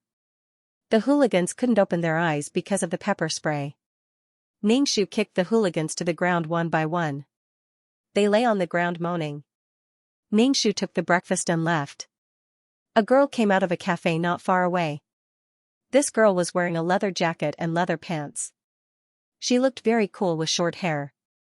Damn, so many people can't even beat a girl. Do they have any future? The girl put her hands on her waist. Her waist was slender and her legs were long and straight. Big sis, that bitch is really heavy-handed. The hooligan groaned. The girl couldn't help but rub her forehead. Really shameful. I lost face in front of my idol. Yang Yuhui also came out of the cafe and walked to the girl's side. When the girl saw Yang Yuhui, she immediately scratched the ground with her toes and embarrassedly said, "It's all because my subordinates are useless." "It's not your fault. Thank you for this matter," Yang Yuhui softly said. The girl patted Yang Yuhui's shoulder. "I just casually found these useless guys. I didn't even release the elites. Next time, I'll find someone else to help you teach that woman a lesson." "How did that woman provoke you and make you so angry?" the girl asked. It could be said that it was not a life-and-death hatred. Now that Chen Jianan was a suspect, Yang Yuhui would not let her go. He obviously had a search system, but it was restricted everywhere. Some of the things that should have been taken out by him were taken out by someone else. Although he had some money in his hands, but to do big things, this money was not enough. The more money he had, the more he wanted to have more money. "How do you want me to deal with her?" the girl asked Yang Yuhui. "Do you want me to secretly kill her?" Yang Yuhui shook his head. "Although you're a gangster, it's still not good to take someone's life. Cut the tendons in her hands so that she can't stay in school anymore," Yang Yuhui said in a low voice.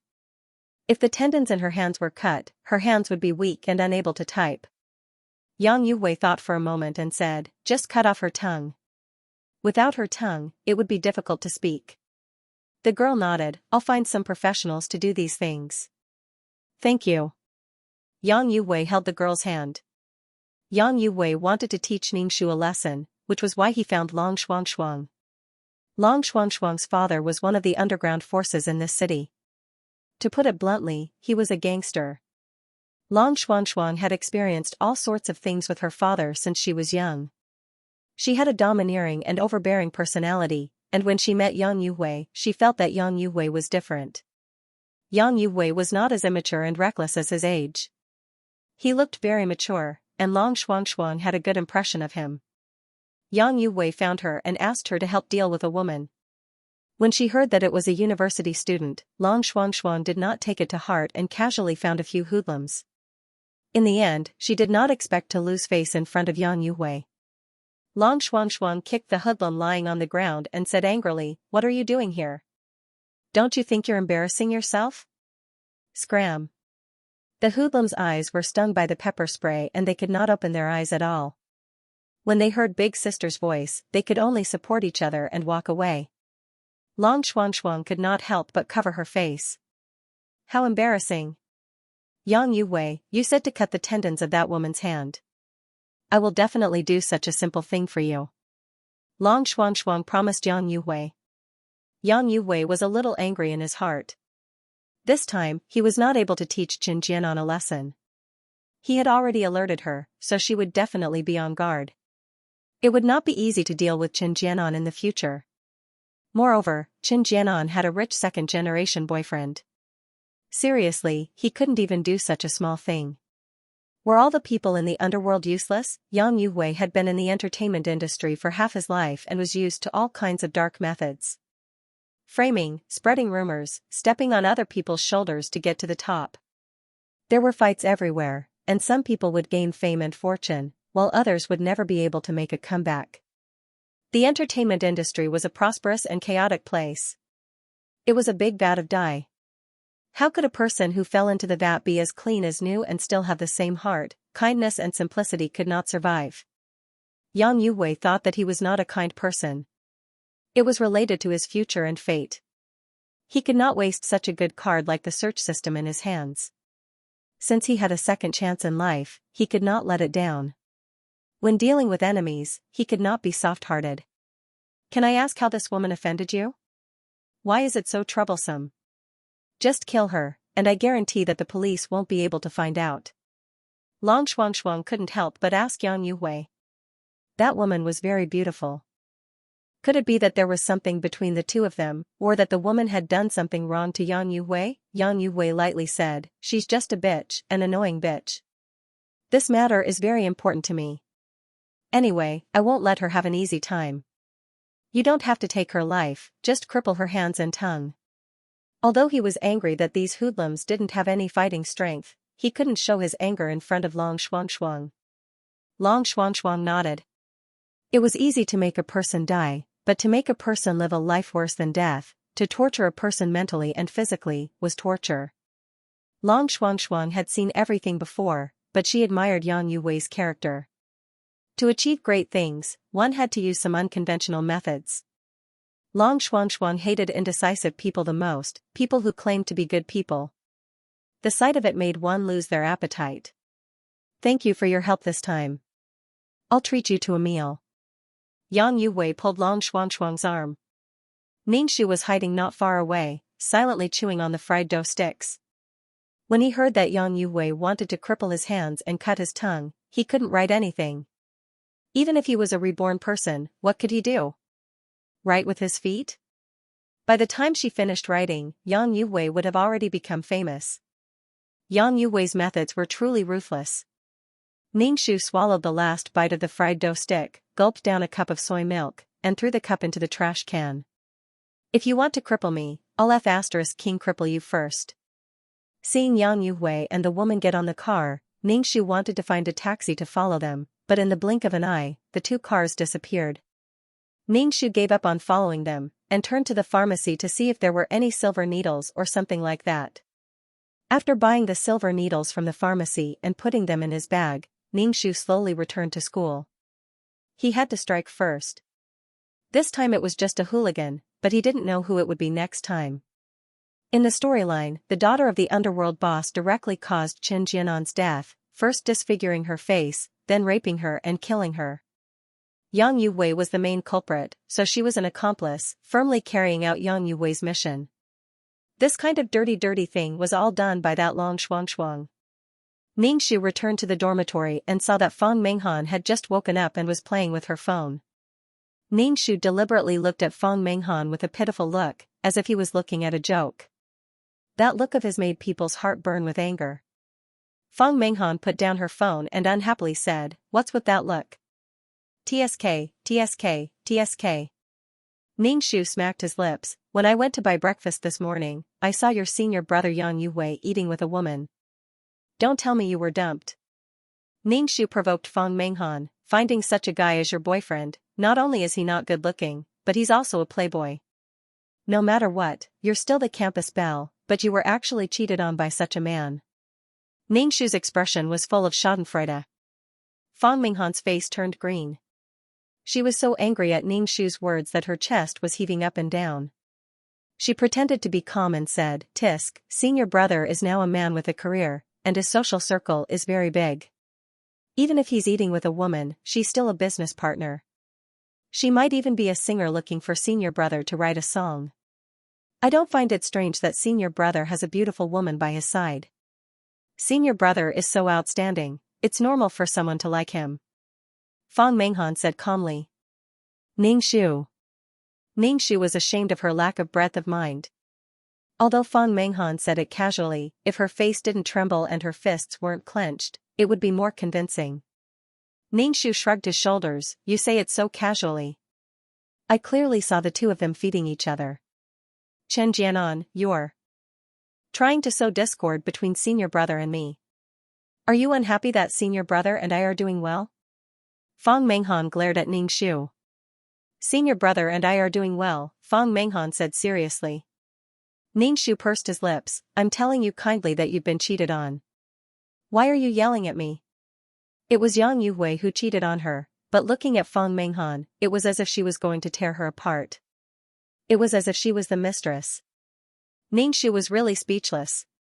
She was incomparably tolerant of men, but was extremely harsh to women. If you have the ability, go and tear Yang Yuwei apart. If you yell at others, your man won't cheat on you. You dare to say that you have good intentions?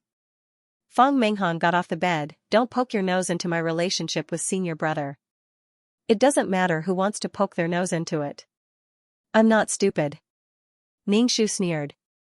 Fang Menghan was so angry that her face turned pale. She went into the bathroom and slammed the door. She felt the whole floor shake. Looking at Fang Menghan's stubborn face, she said that she was on good terms with her senior, but her angry face had already exposed everything. "Seeing that you are unhappy, I feel much happier. The reason why Yang Yuwei suspected her was because of Fang Minghan's big mouth. After a while, Fang Minghan came out of the bathroom and changed her clothes. In the past, Fang Minghan liked to wear skirts. She looked pure and lovely, and with a skirt, she looked like a fairy. But today, Fang Minghan wore trousers and flats. She looked like she was going to have a cat fight. Everything was based on convenience. Fang Minghan glared at him and left with her bag.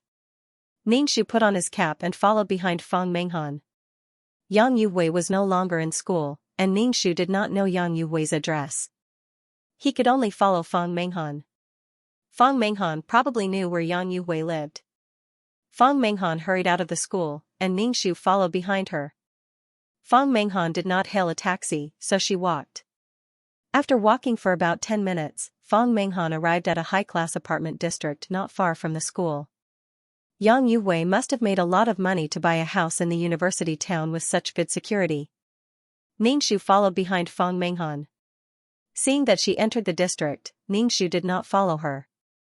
Not to mention whether the guard would let him in, Fang Minghan was only let in after speaking a few words with the guard. Also, there was an elevator in the apartment. She did not know which floor Yang Yuwei lived on. If she followed Fang Minghan into the elevator, she would definitely be discovered by Fang Minghan. Fang Minghan had something on her mind, and she did not notice that she was being followed. Ningxu was just outside the district. Knowing where Yang Yuwei lived would make things easier. Ningxu turned and went back to the dormitory. Back in the dormitory, Ningxu turned on his computer to see if he could hack into Yang Yuwei's computer. He could not hack into it. The IP address was right, but he could not hack into it.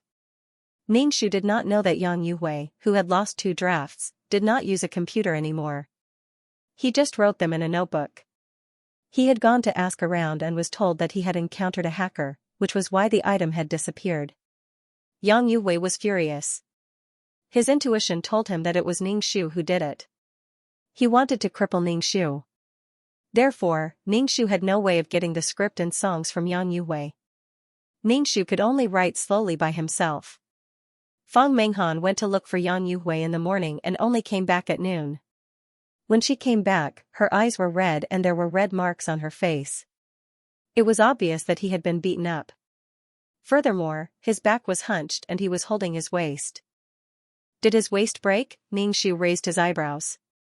Yang Yuwei had violent tendencies. When Fang Minghan saw Ningxu staring at her, she couldn't help but cover her face. Fang Minghan went into the bathroom and washed her face before coming out. Were you beaten up? Ningxu asked directly. Fang Minghan snorted coldly. Her voice was thick and nasal. What does it have to do with you? Fang Minghan looked at Ningxu with hatred. She had deliberately provoked her relationship with Yang Yuwei. She had excitedly gone to look for Yang Yuwei and actually saw a woman in Yang Yuwei's house. Fang Minghan was already angered by Ningxu's words. Now that she saw a woman, she couldn't suppress the anger in her heart. She quickly walked over and was about to hit Long Shuangshuang. Long Shuangshuang wasn't a little white flower that could be easily beaten up. It was good enough that the man-eating flower didn't bully others. Long Shuangshuang directly grabbed Fang Minghan's hand and threw her over her shoulder. Then, she gave Fang Minghan a few slaps. If Yang Yuwei hadn't held her back, Fang Minghan's face would have been even more swollen. Although Fang Minghan was beaten up, it didn't arouse Yang Yuwei's pity. Yang Yuwei only felt irritated.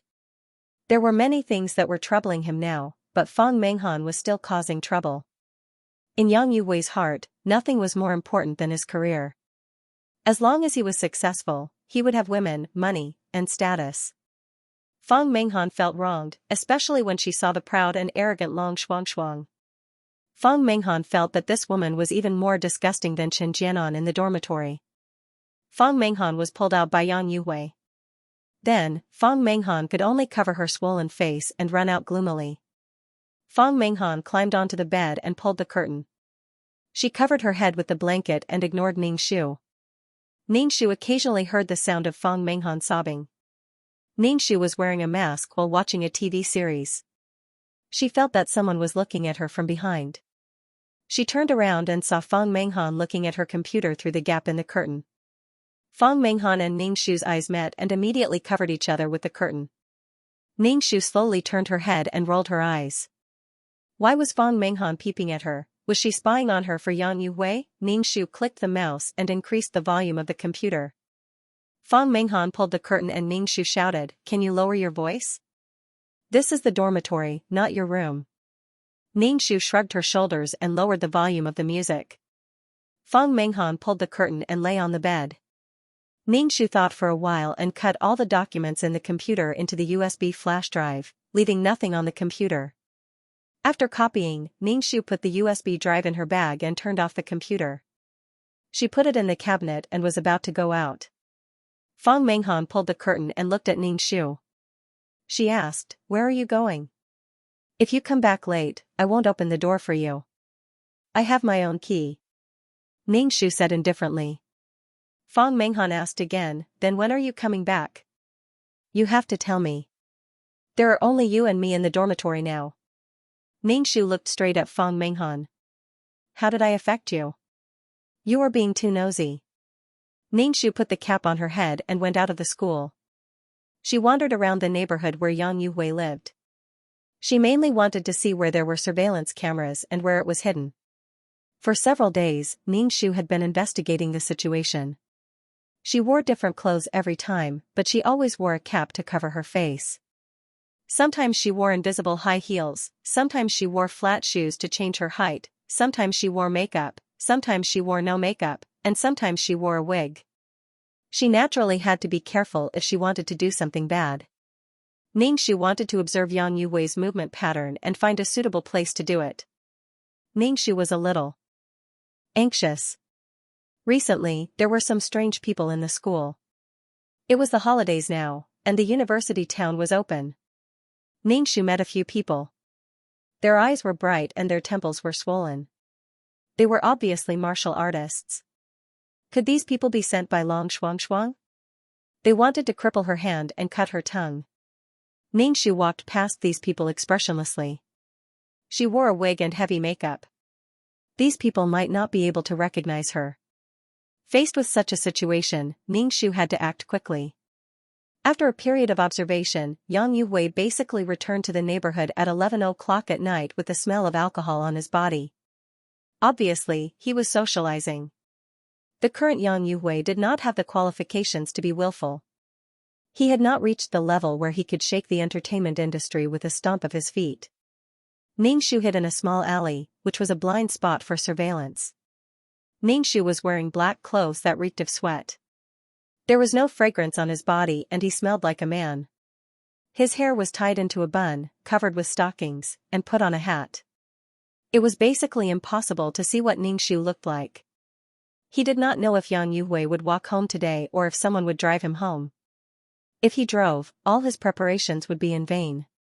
Ning Shu hid himself and waited for Yang Yuhui to pass by. It would be midnight in an hour.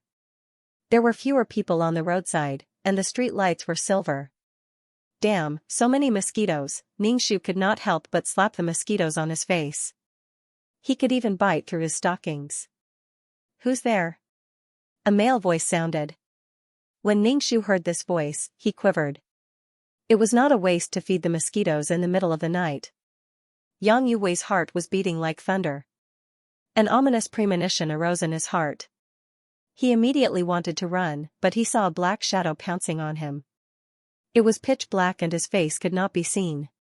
Yang Yuhui's heart suddenly thumped heavily. His ears were filled with the sound of his heart beating rapidly. He could not hear the surrounding sounds. Ning Shu mobilized the qi gene in his body and used all his strength to pull Yang Yuhui to a hidden place. Yang Yuhui did not even have the chance to struggle. He was pulled away without even having the time to react. Yang Yuhui's nose suddenly smelled the stinky sweat of a salted fish. His mouth was covered, and he felt that this person's hands were stinky. Ning Shu did not even think before knocking Yang Yuhui unconscious. Yang Yuhui grunted and fainted. Ning Shu held a silver needle between his fingers and felt Yang Yuhui's face. He found a place and inserted the needle. There are many nerve acupoints on the face, so you can't speak smoothly without cutting your tongue.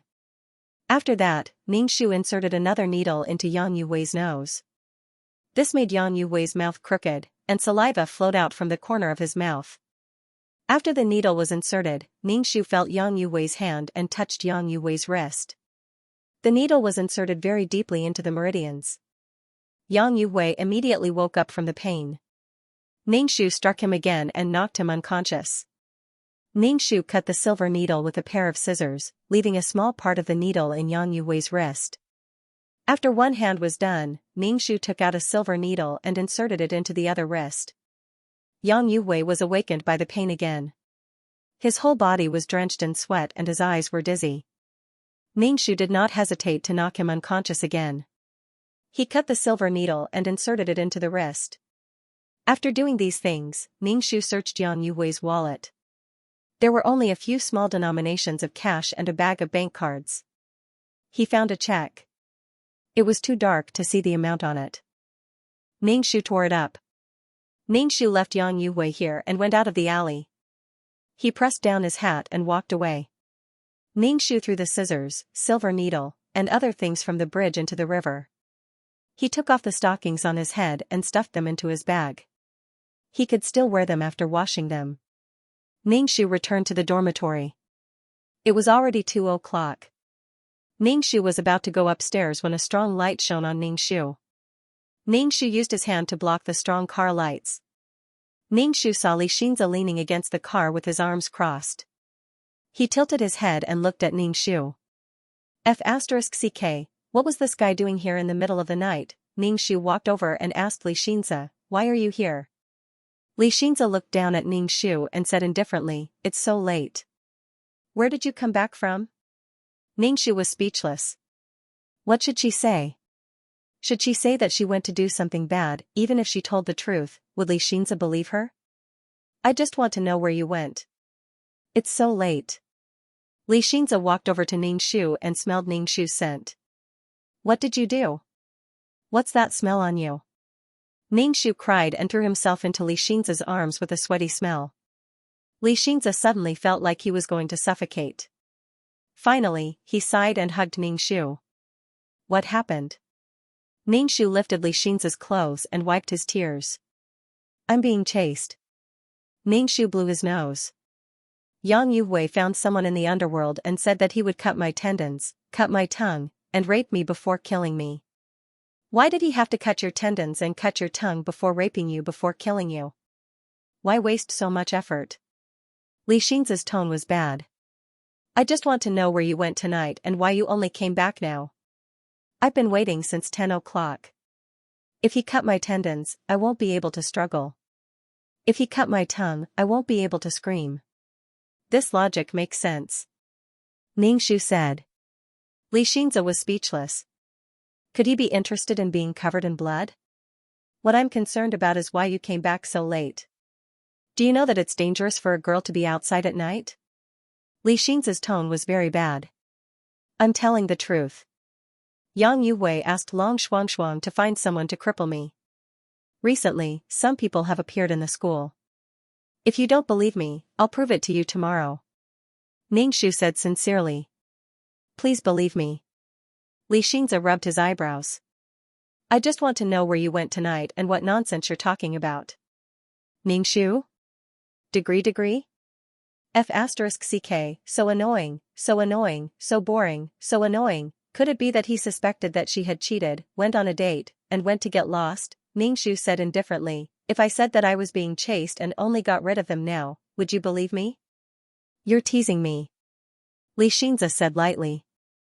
See, you really don't believe me. Ningxu sighed. I went to follow Yang Yuwei and Long Shuangshuang. Boss Long's daughter? Xianxia raised his eyebrows. The entertainment circle was a mix of good and bad.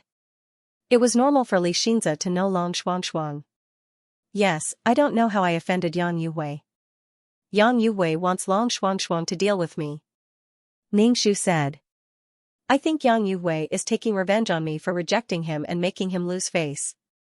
Xianxia rubbed his chin and smelled the smell coming from Ningxu's body. I'll come find you tomorrow morning. I must verify this matter. Ningxu nodded. I'm going to take a shower. Drive slowly. Call me if you have anything in the future. Don't wait like this. If you have time to wait for someone, you might as well sleep and take care of your body.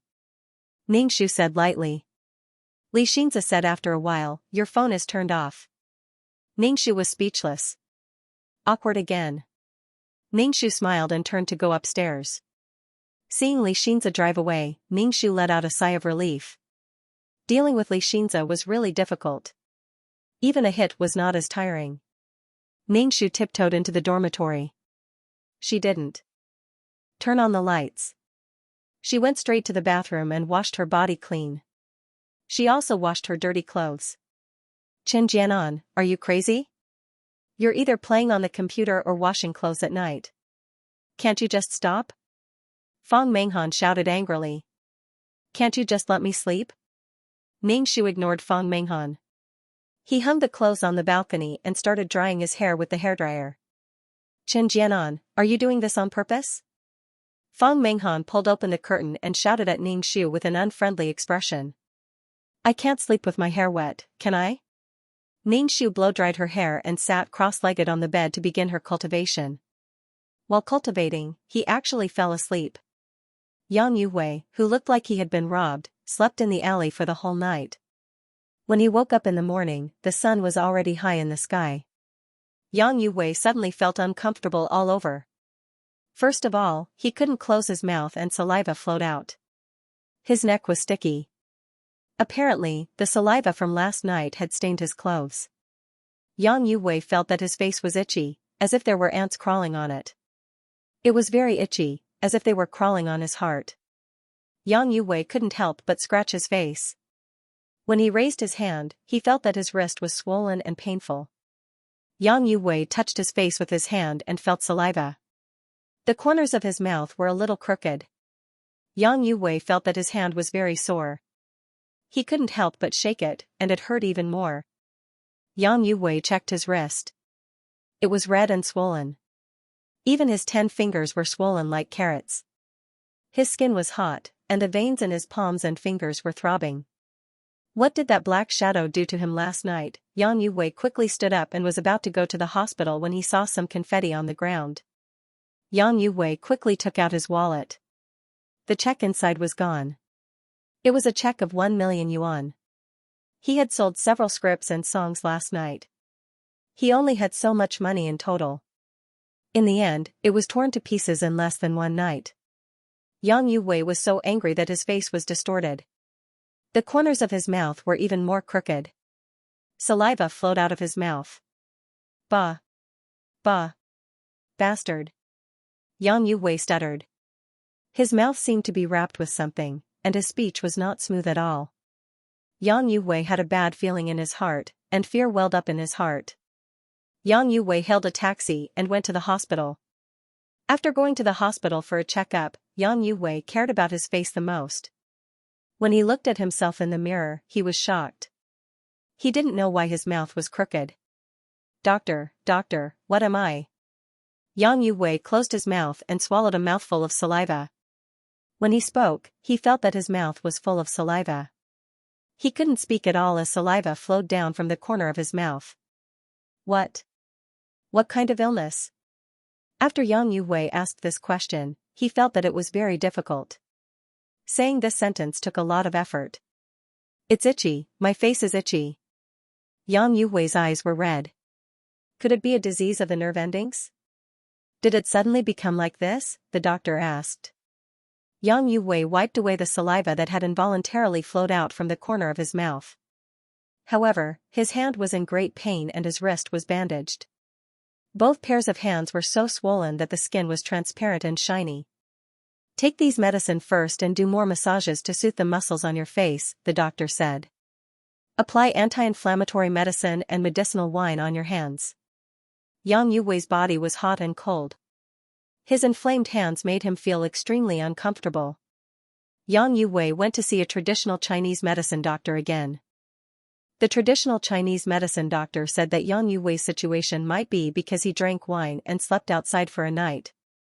Although it was summer now, there was heavy dew at night and the wind entered the body. It could be like this. Actually, it was just a slight stroke. The traditional Chinese medicine doctor prescribed a lot of Chinese medicine and asked Yang Yuwei to go back and recuperate. Yang Yuwei was so angry that he wanted to die. He just wanted his face to be normal. Not only did he unconsciously drool, but his mouth was also crooked. Although it wasn't serious, it seriously affected his image. He wanted to establish a foothold in the entertainment industry in the future. Even if he wasn't extremely handsome, he had to look normal. When he wanted to speak, his tongue was tied. It was as if his mouth was wrapped in water. It was abnormally difficult to speak. When he opened his mouth, saliva flowed out. How was he going to talk business with people like this? Yang Yuwei was burning with anxiety. His face couldn't help but twitch twice. Yang Yuwei spat out the saliva in his mouth. Is there any quick way? Yang Yuwei felt as if there were ants crawling on his face. It was extremely itchy. It wasn't really his skin that was itchy. Even if he scratched it, it wouldn't be able to relieve this itch. This itch was the itch in his heart. It was too uncomfortable. This kind of illness comes quickly, but it's not easy to cure it. The traditional Chinese medicine doctor said. Yang Yuwei felt as if his heart was in a pot of oil. How many opportunities would he miss? Moreover, he was a reborn person. His hands were swollen and he couldn't write a script. His mouth was crooked and he couldn't speak clearly. How was he going to write a script? Yang Yuwei felt an unprecedented despair. This despair made Yang Yuwei panic. It wasn't easy for him to be reborn. Before he could do anything, he got such a strange illness. What was the meaning of his rebirth? Did God want to play with him for a lifetime? In his previous life, he was poor. Even if he had a search system in this life, he was still plagued with disasters. Damn God, Yang Yuwei shivered as he returned to his house. Yang Yuwei's body was trembling violently. He felt hot and cold at the same time. Yang Yuwei lay on the bed and wrapped his body with the quilt. His mouth was crooked and his facial features looked very strange. Yang Yuwei felt as if his hands were about to die. His hands were so hot that it felt like they were about to be cooked. They were so swollen that he couldn't even bend his fingers. Yang Yuwei picked up his phone with difficulty and called Feng Menghan. Yang Yuwei couldn't even speak clearly. Saliva was dripping from the corner of his mouth. He said with difficulty, You come here. Feng Menghan couldn't hear Yang Yuwei's muffled voice clearly. She looked at the caller ID again. It was indeed Senior Brother. Could it be that Senior Brother pressed the wrong button? She shouted, Senior Brother, are you there or not? Yang Yuwei heard Feng Menghan's words. He leaned over the bed and spat out the saliva in his mouth. He shouted, I want you to come here. Unexpectedly, his voice was full of energy.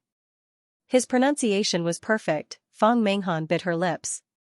She packed her things and went to Yang Yuwei's house with her bag. Ningshu leaned on the computer chair. Seeing that Feng Menghan was still going to look for Yang Yuwei, he couldn't help but suspect that he had failed last night. Could it be that it was too dark and she didn't hit the right acupoint? Why did it feel like Yang Yuwei was fine? If he failed this time, Yang Yuwei would definitely be on guard. There wouldn't be another chance to strike. What a pity. Feng Menghan was called by Yang Yuwei early in the morning. Feng Menghan was very unhappy. She felt that Yang Yuwei didn't treat her as his girlfriend anymore. He didn't care for her like he did for his girlfriend. Moreover, Feng Menghan knew that Yang Yuwei had some ambiguous relationships with other women.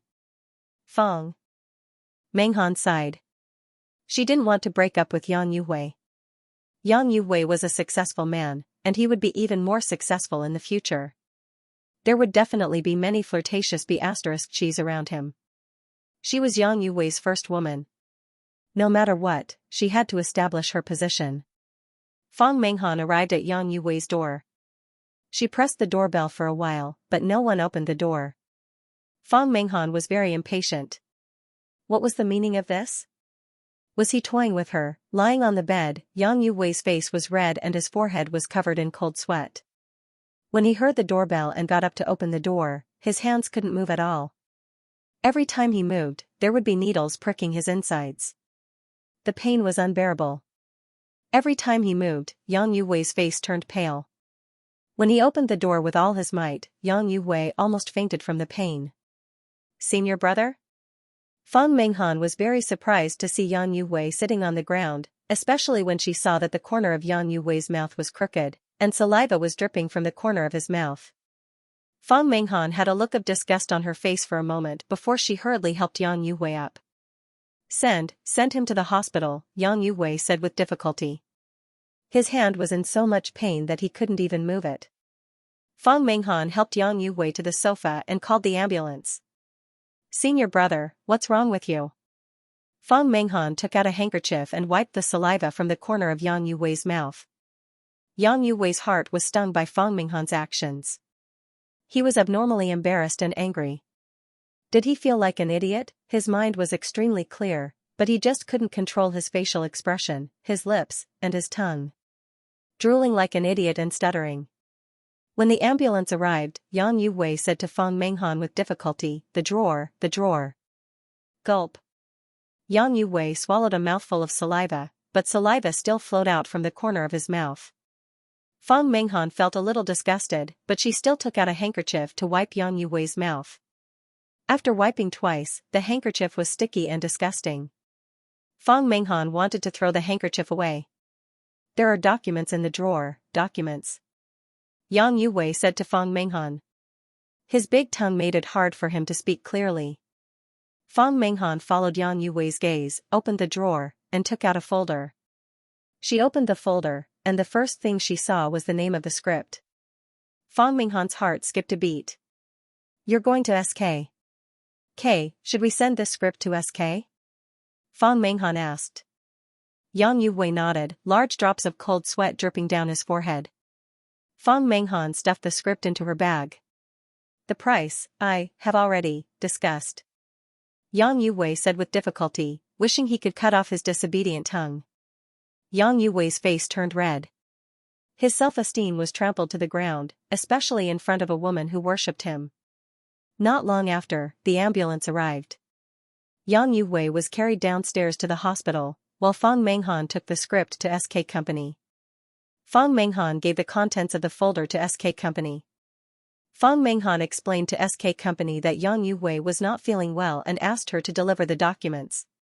Because Yang Yu had already discussed everything beforehand, the negotiation went smoothly. SK Company gave Fang Menghan a check. On the check was 5 million. When Fang Menghan saw this number, she was shocked, and her heart pounded. No wonder Yang Yu could buy a house when he was still a second-year student.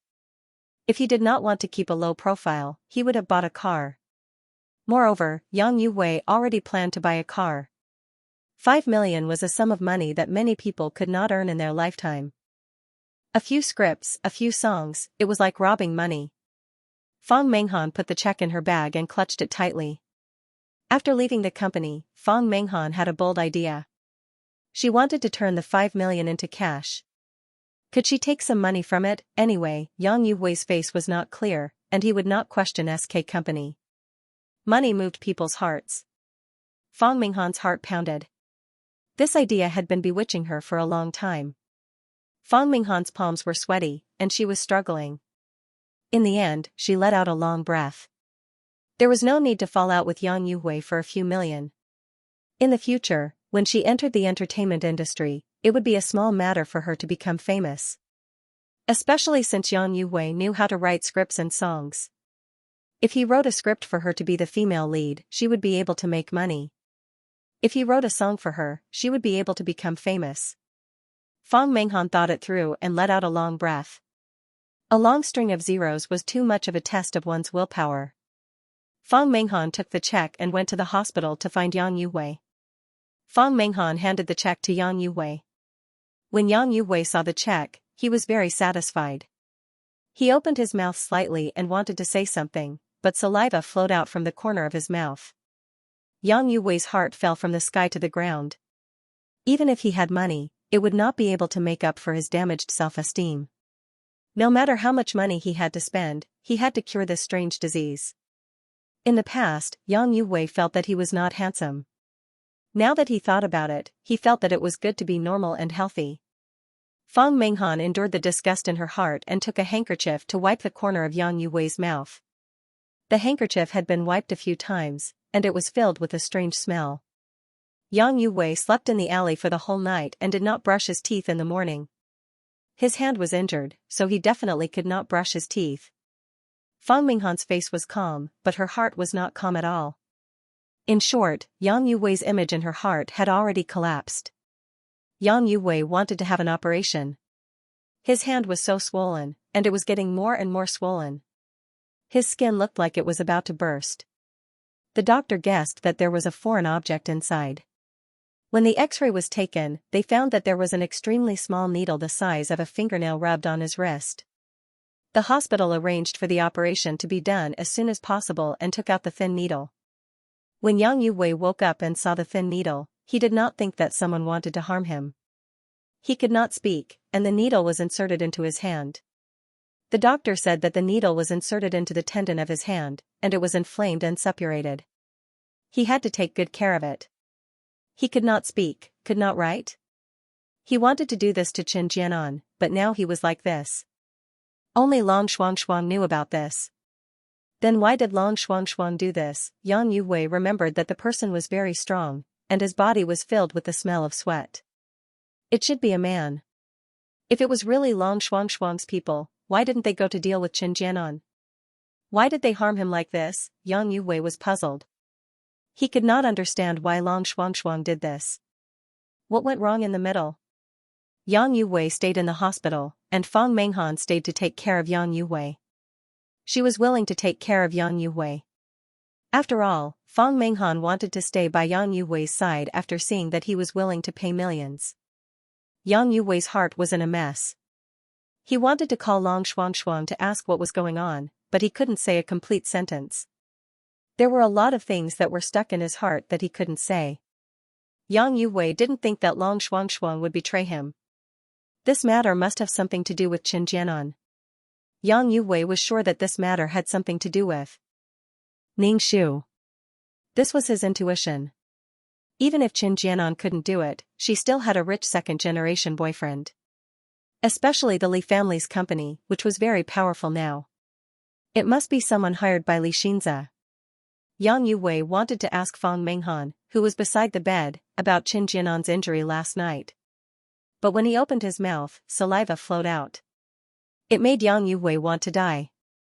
Fang Menghan could only wipe the corner of Yang Yuwei's mouth with an indifferent expression. Fang Menghan saw Yang Yuwei acting like a fool. It made Fang Menghan wonder if her efforts were worth it. Moreover, Fang Menghan found that Yang Yuwei's mouth was getting more and more crooked. She took a lot of medicine every day, but the effect was minimal. The medical fees were not cheap, and Yang Yuwei was like throwing money out. She had never seen Yang Yuwei being so generous to her. Fang Menghan sighed. She could only take care of Yang Yuwei. When he went to the toilet, she had to take off his pants for him. She didn't even treat her parents like this. In these few days, Ning Shu stayed in the dormitory obediently. That night, Ning Shu felt that Xianxia was angry. Every time she communicated with Xianxia, she would use a video call to prove that she stayed in the dormitory and didn't go anywhere. Ning Shu told him that someone was following her, but Xianxia didn't believe it. Ning Shu sighed. Xianxia was only concerned about where she went that night. Why was it so annoying? One more person means a lot of trouble. Ning Shu thought about it and called Xianxia. She said to Xianxia, "Let's go to the hospital." "Are you sick?" That night, I really went to follow Yang Yuwei and Long Shuangshuang. I didn't go on a date with anyone. I went to the hospital to check if I was still a virgin. Xianxia was speechless. Xianxia didn't say anything for a long time. Xianxia really didn't know how to respond. Xianxia sighed. "Let's have lunch together."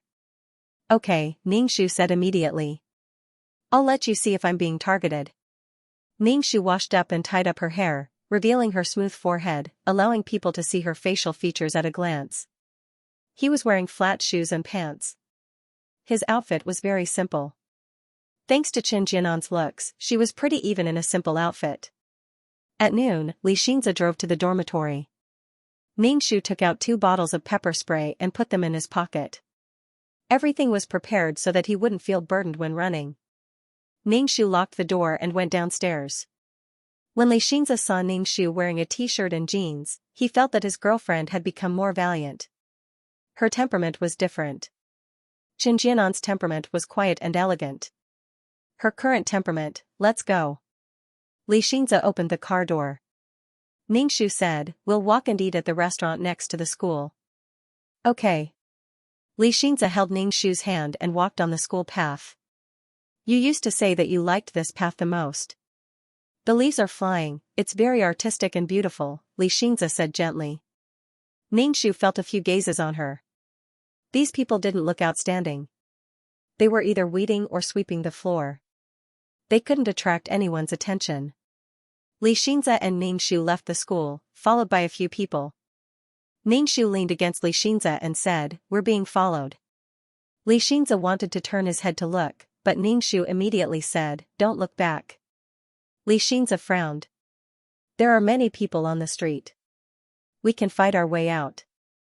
Ningxu shook her head. Let's go eat. Maybe I'm wrong. Ningxu pulled Xianxia into a roadside restaurant. A few people followed behind them and sat at a table not far from Ningxu and Xianxia. Xianxia's expression was very bad. These people were following them. How long have they been following you? Xianxia asked Ningxu in a low voice. Ningxu moved her lips. It's been a while. Ningxu ordered 2 dishes and picked up the bowl to eat. Xianxia didn't have much of an appetite and watched Ningxu stuff food into her mouth. The few people beside them also ordered the dishes noisily, but their eyes were on Ningxu and Xianxia from time to time. Ningxu ate half a bowl of rice and put down the bowl and chopsticks. Xianxia paid the bill and pulled Ningxu away. A person deliberately stretched out his foot to block Xianxia and Ningxu's path. Xianxia's expression suddenly turned ugly. She directly stepped on the leg that was blocking the aisle. Xianxia was not the kind of person who would be bullied. Xianxia stepped on the leg, and Ningxu also stepped on it. Ningxu's strength was much stronger than Xianxia's. When he stepped on it, the sound of bones cracking could be heard. Ouch! The person who was stepped on immediately covered his leg and wailed. What do you mean? F***ck, do you want to fight? Ningxu pulled Xianxia's hand and ran out of the restaurant. A few people ran quickly behind them and chased after Ningxu and Xianxia. They quickly caught up with Ningxu and Xianxia and surrounded them. These people had a vicious and murderous aura. Obviously, their hands were stained with human lives. Why are you running? Keep running. A man said with a fierce look, you broke my brother's leg and you want to run away? If I don't teach you a lesson today, you won't know how many eyes you have. Do you know who I am? I know Boss Long. Are you sure you want to fight? Xianxia coldly said, looking very imposing. What Boss Long? You touched my brother. Even if you know the King of Heaven, I won't let you go. The man's expression was cold. Ningxu leaned close to Xianxia and stuffed a bottle of pepper spray into Xianxia's hand. Xianxia was stunned for a moment and tightly held the pepper spray. This woman looks good. Brother Hao, will you let us have some fun later? Another man looked up and down at Ningxu with a wretched look. Don't mention how disgusting it is. F***ck, son of a bitch. Xianxia took out the pepper spray and sprayed it into the man's eyes. Ningxu also quickly sprayed it into the eyes of several people. Hiss, several people immediately covered their eyes. Tears fell down. Their eyes were burning as if they were going to go blind. Xianxia seized the opportunity and violently beat up several people. Ningxu pulled Xianxia and ran back to the school. Ningxu held Xianxia's hand as they ran through the campus. Ningxu only stopped when they reached the dormitory. She panted heavily with her hands on her knees. Xianxia lay on the ground, his chest heaving up and down violently. After a while, Xianxia got up from the ground and looked at Ningxu. You did it on purpose. You knew someone was following you, but you still walked. You didn't believe me, so I'll let you feel it. Ningxu said directly. If you suspect anything, you can tell me directly. If you tell me clearly, there won't be any misunderstandings, right? Ningxu said sincerely. I really didn't do anything wrong to you that night. Xianxia, why do I always feel so powerless? I'm not fussing about that. It's just that it's so late and it's not safe for you to be outside alone. You should tell me everything and not be so reckless. Xianxia said. Ningxu immediately said, it's good that there's no misunderstanding. I'll tell you everything in the future. Right, you said you know Boss Long. How are you going to deal with this? Of course I'm going to find Boss Long. Boss Long has a cooperation with the company. There's a TV series that they're co-producing. Xianxia's face was serious. We can't just let this go. Long Xuanxuang's father is filming a TV series? Ningxu was curious. Filming a movie is the fastest way to launder money, and it's a lot of money. Now that the higher-ups are strict, many people have started to go ashore to wash their hands. Just fighting and killing will attract the attention of the higher-ups. Xianxia said. Ningxu nodded. Then I'll leave this matter to you. I'm scared of being followed every day. Xianxia was confused. When did you run so fast? I can't even keep up with you. The will to survive, you know? The power that explodes in the face of danger. Ningxu said seriously. I'm going up. I'm sweating all over. Ningxu wiped his sweat and said to Xianxia, you should go back too. Xianxia nodded and drove away. Ningxu turned and went upstairs. When he reached the dormitory, 2333's voice sounded in his mind. Ningxu, think of a way to get close to Yang Yuhui. Why? Yang Yuhui's fate is coming to an end. The system is about to leave him and choose a new host. 2333 said, I want to completely destroy this system now. This was the first time he had heard 2333 speak in such a domineering manner. Is this system harmful to the plane? Ningxu asked. Of course, this is a type of space that hasn't formed a plane, so there's no way to form laws. It relies on giving all kinds of benefits and conveniences to the host, causing the laws of heaven and earth to tilt more fate to the host, seizing fate and laws of heaven and earth. A parasite-like existence. Ningxu nodded. Yes, now he had to find Yang Yuhui and completely destroy that system. Only then would this matter be truly resolved. I just need to get close to Yang Yuhui? Ningxu asked. No, I need to wait for the system to leave the host. Only then can I take the opportunity to attack its data, 2333 said. If I attack directly, it will cause the host to die. Even if Yang Yuhui dies, it doesn't matter, right? Ningxu said. 2333 said unhappily, I'm just a system. If I cause the death of a person in the mission world, I will be erased, regardless of whether the person deserves to die or not. The reason why we are restricted like this is because we are afraid that the mission takers will use the support system to do things that will harm the plane. Ningxu comforted 2333, it's okay. I don't rely on you anyway. You don't have to worry about being erased. 2333 get out get out get out. Ningxu took a shower. The problem now was where should she go to find Yang Yuhui. She didn't know where Fang Menghan went. She hadn't appeared in a long time. She didn't know how Yang Yuhui was now. Why was there no news at all? Could it be that Yang Yuhui was fine, but 2333 said that Yang Yuhui's fate was coming to an end? Where the hell did he go? Ningxu took the Yurong powder and applied it on her face. She turned on her computer and browsed the entertainment news. The entertainment industry was very lively now. Anyway, recently, there were many high-quality television dramas and songs. For a time, hundreds of flowers bloomed. It was very prosperous. She just didn't know how long this prosperity would last. These things didn't belong to this world. They were forcibly stuffed into this world. Ningxu was watching the television series when she heard the sound of the door opening. Ningxu turned and saw Fang Menghan. Fang Menghan looked a little haggard. She even had dark circles under her eyes. As soon as she came back, she opened the closet to pack her clothes and put them in her bag. Ningxu raised an eyebrow and asked, "Why are you packing? School is about to start. Where are you going?" "I have something to do," Fang Menghan said tiredly. She was too lazy to bicker with Ningxu. She took a few changes of clothes and prepared to leave. "When are you coming back?" "School is about to start. If the dormitory teacher asks, how do you expect me to answer?"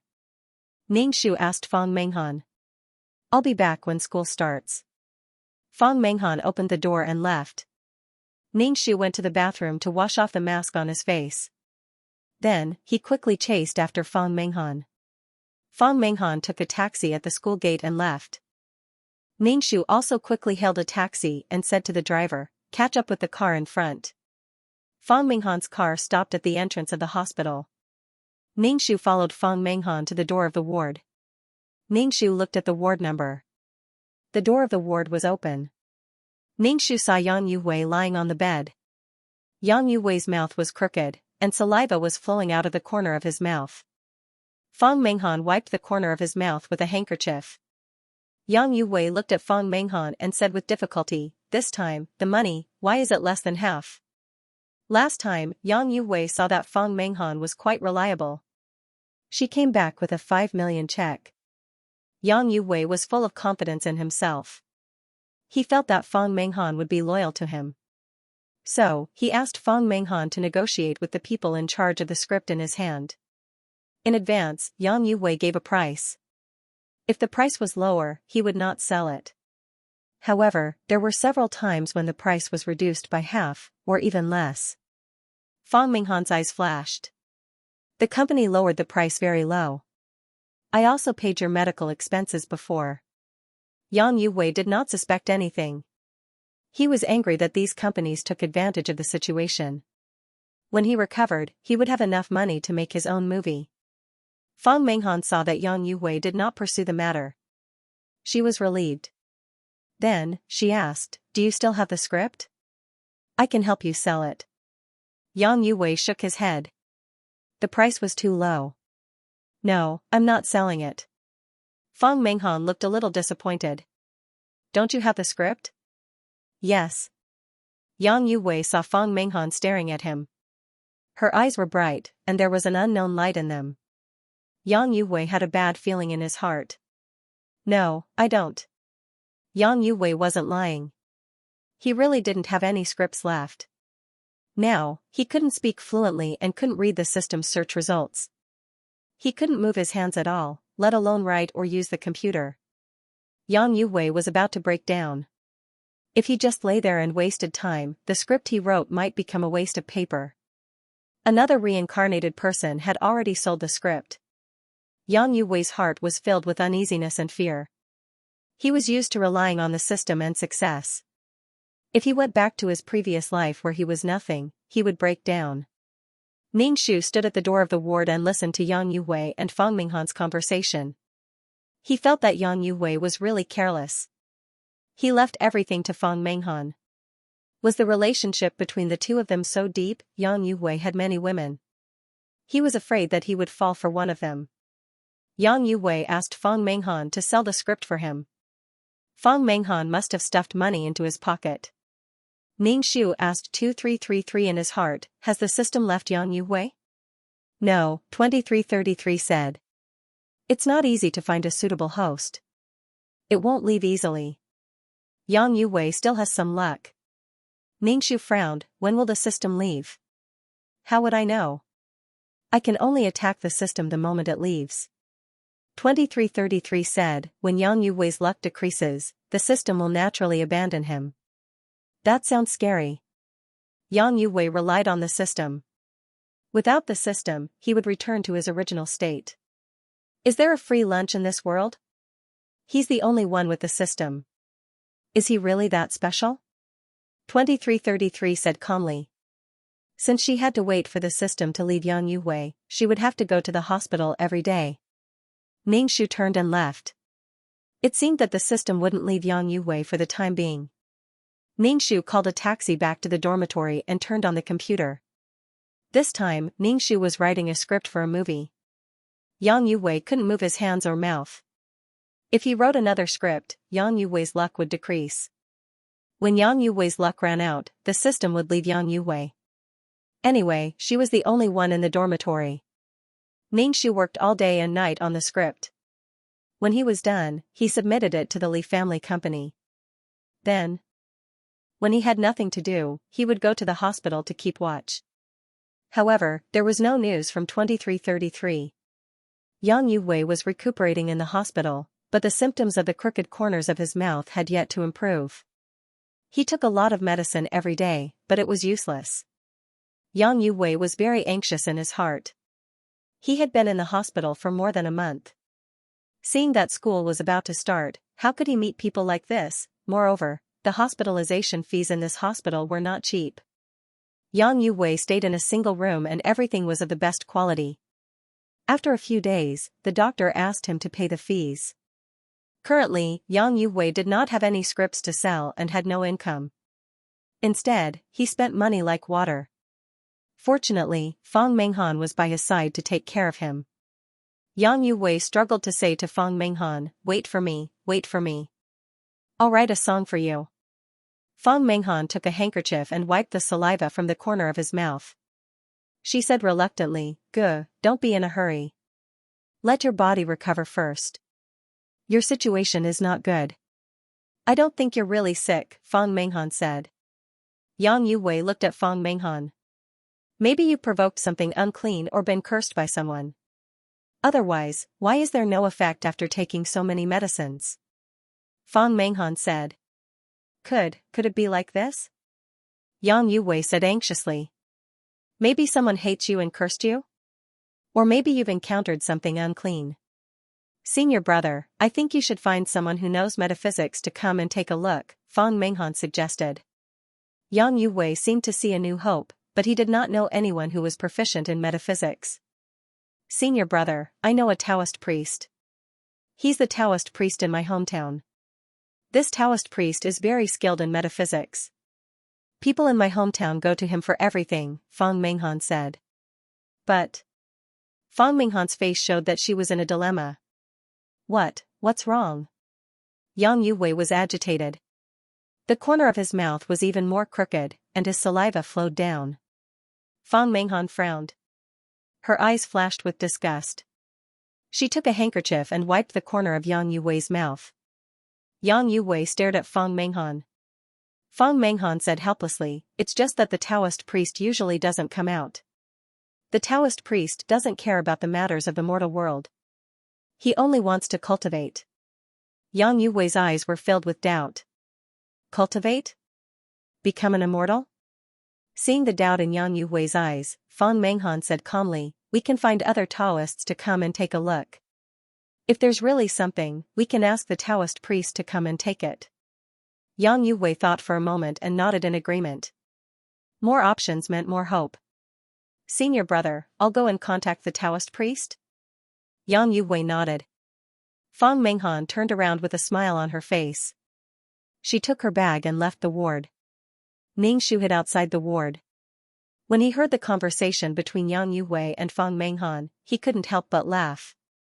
Fang Menghan wanted to cheat Yang Yu-wei of his money. Ningxu was watching a good show. When he was successful, he was chased by tens of thousands of people. When he was down, his woman wanted to step on him and take advantage of him. It seemed that Fang Menghan didn't love Yang Yu-wei that much. Yang Yu-wei's protagonist aura had weakened. His attractiveness to women had also decreased. Yang Yu-wei was able to gain the favor of all kinds of outstanding women because of his success. If Yang Yu-wei was mediocre, these women wouldn't have interacted with him at all. The strong had more resources. Beauty was also a kind of resource. How could the mediocre Yang Yu-wei have the qualifications to protect such a resource? The current Yang Yu-wei was very unbearable. He was almost like a cripple. If it wasn't for the fact that she had some money, Fang Menghan wouldn't have taken care of Yang Yu-wei like this. He was drooling like a fool. He couldn't even go to the toilet by himself. The glow on Yang Yu-wei's body was getting weaker and weaker. Fang Menghan found a Taoist priest in a Taoist robe. When he walked into the ward, the Taoist priest's expression changed drastically. It was as if he had seen something terrifying. Ningxu found it funny. If he wasn't wearing a Taoist robe, then he was a Taoist priest. Looking at the Taoist robe, Ningxu suddenly thought of old man Tao Qing. Only someone like that old man was qualified to be called a Taoist priest. The Taoist priest took a horsetail whisk and shook it violently in front of Yang Yu-wei. He acted as a smokescreen and said with a deep expression, "There is a very powerful thing following you. This thing is absorbing your essence. Moreover, it will make everything difficult for you. Your life should have been smooth sailing. You should be rich and powerful. Because this thing is following you, it will affect your destiny. The Taoist priest made up a bunch of nonsense. However, Yang Yu believed it. He had the system. The system could search for a lot of things. These things were all wealth. There was really something following him? Yang Yu was confused by the words of the Taoist priest that Feng Menghan found. Most of the people in the entertainment industry believed in fate. Some people were so popular that they were purple, and some people died without making a name for themselves. Yang Yu had been in the entertainment industry for most of his life. He had seen some celebrities who would even raise ghosts in order to become famous. Yang Yu didn't know if it was a psychological effect, but he felt a chill all over his body. It was as if a pair of eyes were looking at him from a place that he couldn't see. Yang Yu's heart was in a mess. Everything was going wrong for him. Taoist priest, what should we do? Can you get rid of the thing that is entangling senior brother? Feng Menghan anxiously asked the Taoist priest. The Taoist priest shook his head. My cultivation is too shallow. This thing is too powerful. I can't deal with it. I might even anger it. Everyone will be in danger. I'll take my leave first. The Taoist priest hurriedly ran away as if he was running for his life. Yang Yu was anxious.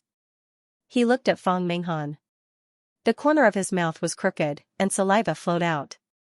Feng Menghan wiped the corner of his mouth with a handkerchief. She looked a little scared. Senior brother really has that thing following him. What should we do now? Go and find a Taoist priest. Yang Yu said with difficulty. Feng Menghan shook her head. That Taoist priest won't come out easily. I'll call my parents and ask them. Yang Yu quickly nodded. Ningshu just watched the situation develop indifferently. If Yang Yu was cheated of his money by Feng Menghan, his luck would be even lower.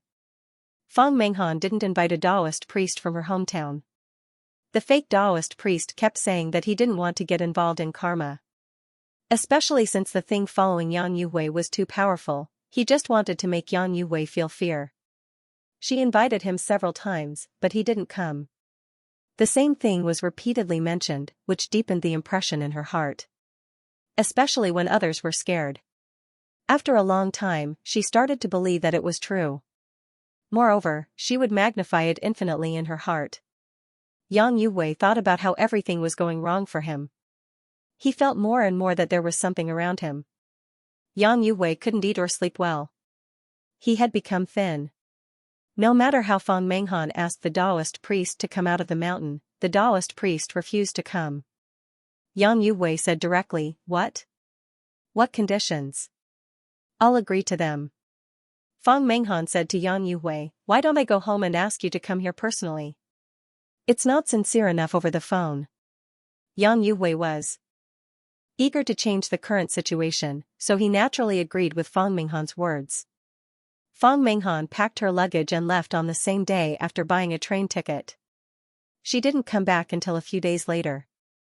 When she came back, she was accompanied by an old Taoist with a head full of silver hair and a beard that reached his heart. He gave off a sage-like vibe. Since it was forbidden in the hospital, Yang Yu could only leave the hospital and return to his room. The old Taoist checked Yang Yu's house and blabbered a bunch of things. The feng shui of the house was not good. The white tiger gathered evil spirits and the house was filled with yang qi. If the light was too bright, it would make it difficult for the people living there to control their temper. Anyway, he said a lot of technical terms, which made Yang Yu stunned. Feng Menghan quickly asked, Then, what should we do now? It's better not to live in this house. Choose another room to live in, the old Taoist said while stroking his white beard. Yang Yu couldn't help but frown. He had spent a lot of money to buy this house. How could he not live in it? Money is just a worldly possession. If you still want to live in such a house because of money, you won't live long, the old Taoist said lightly when he saw Yang Yu's hesitation.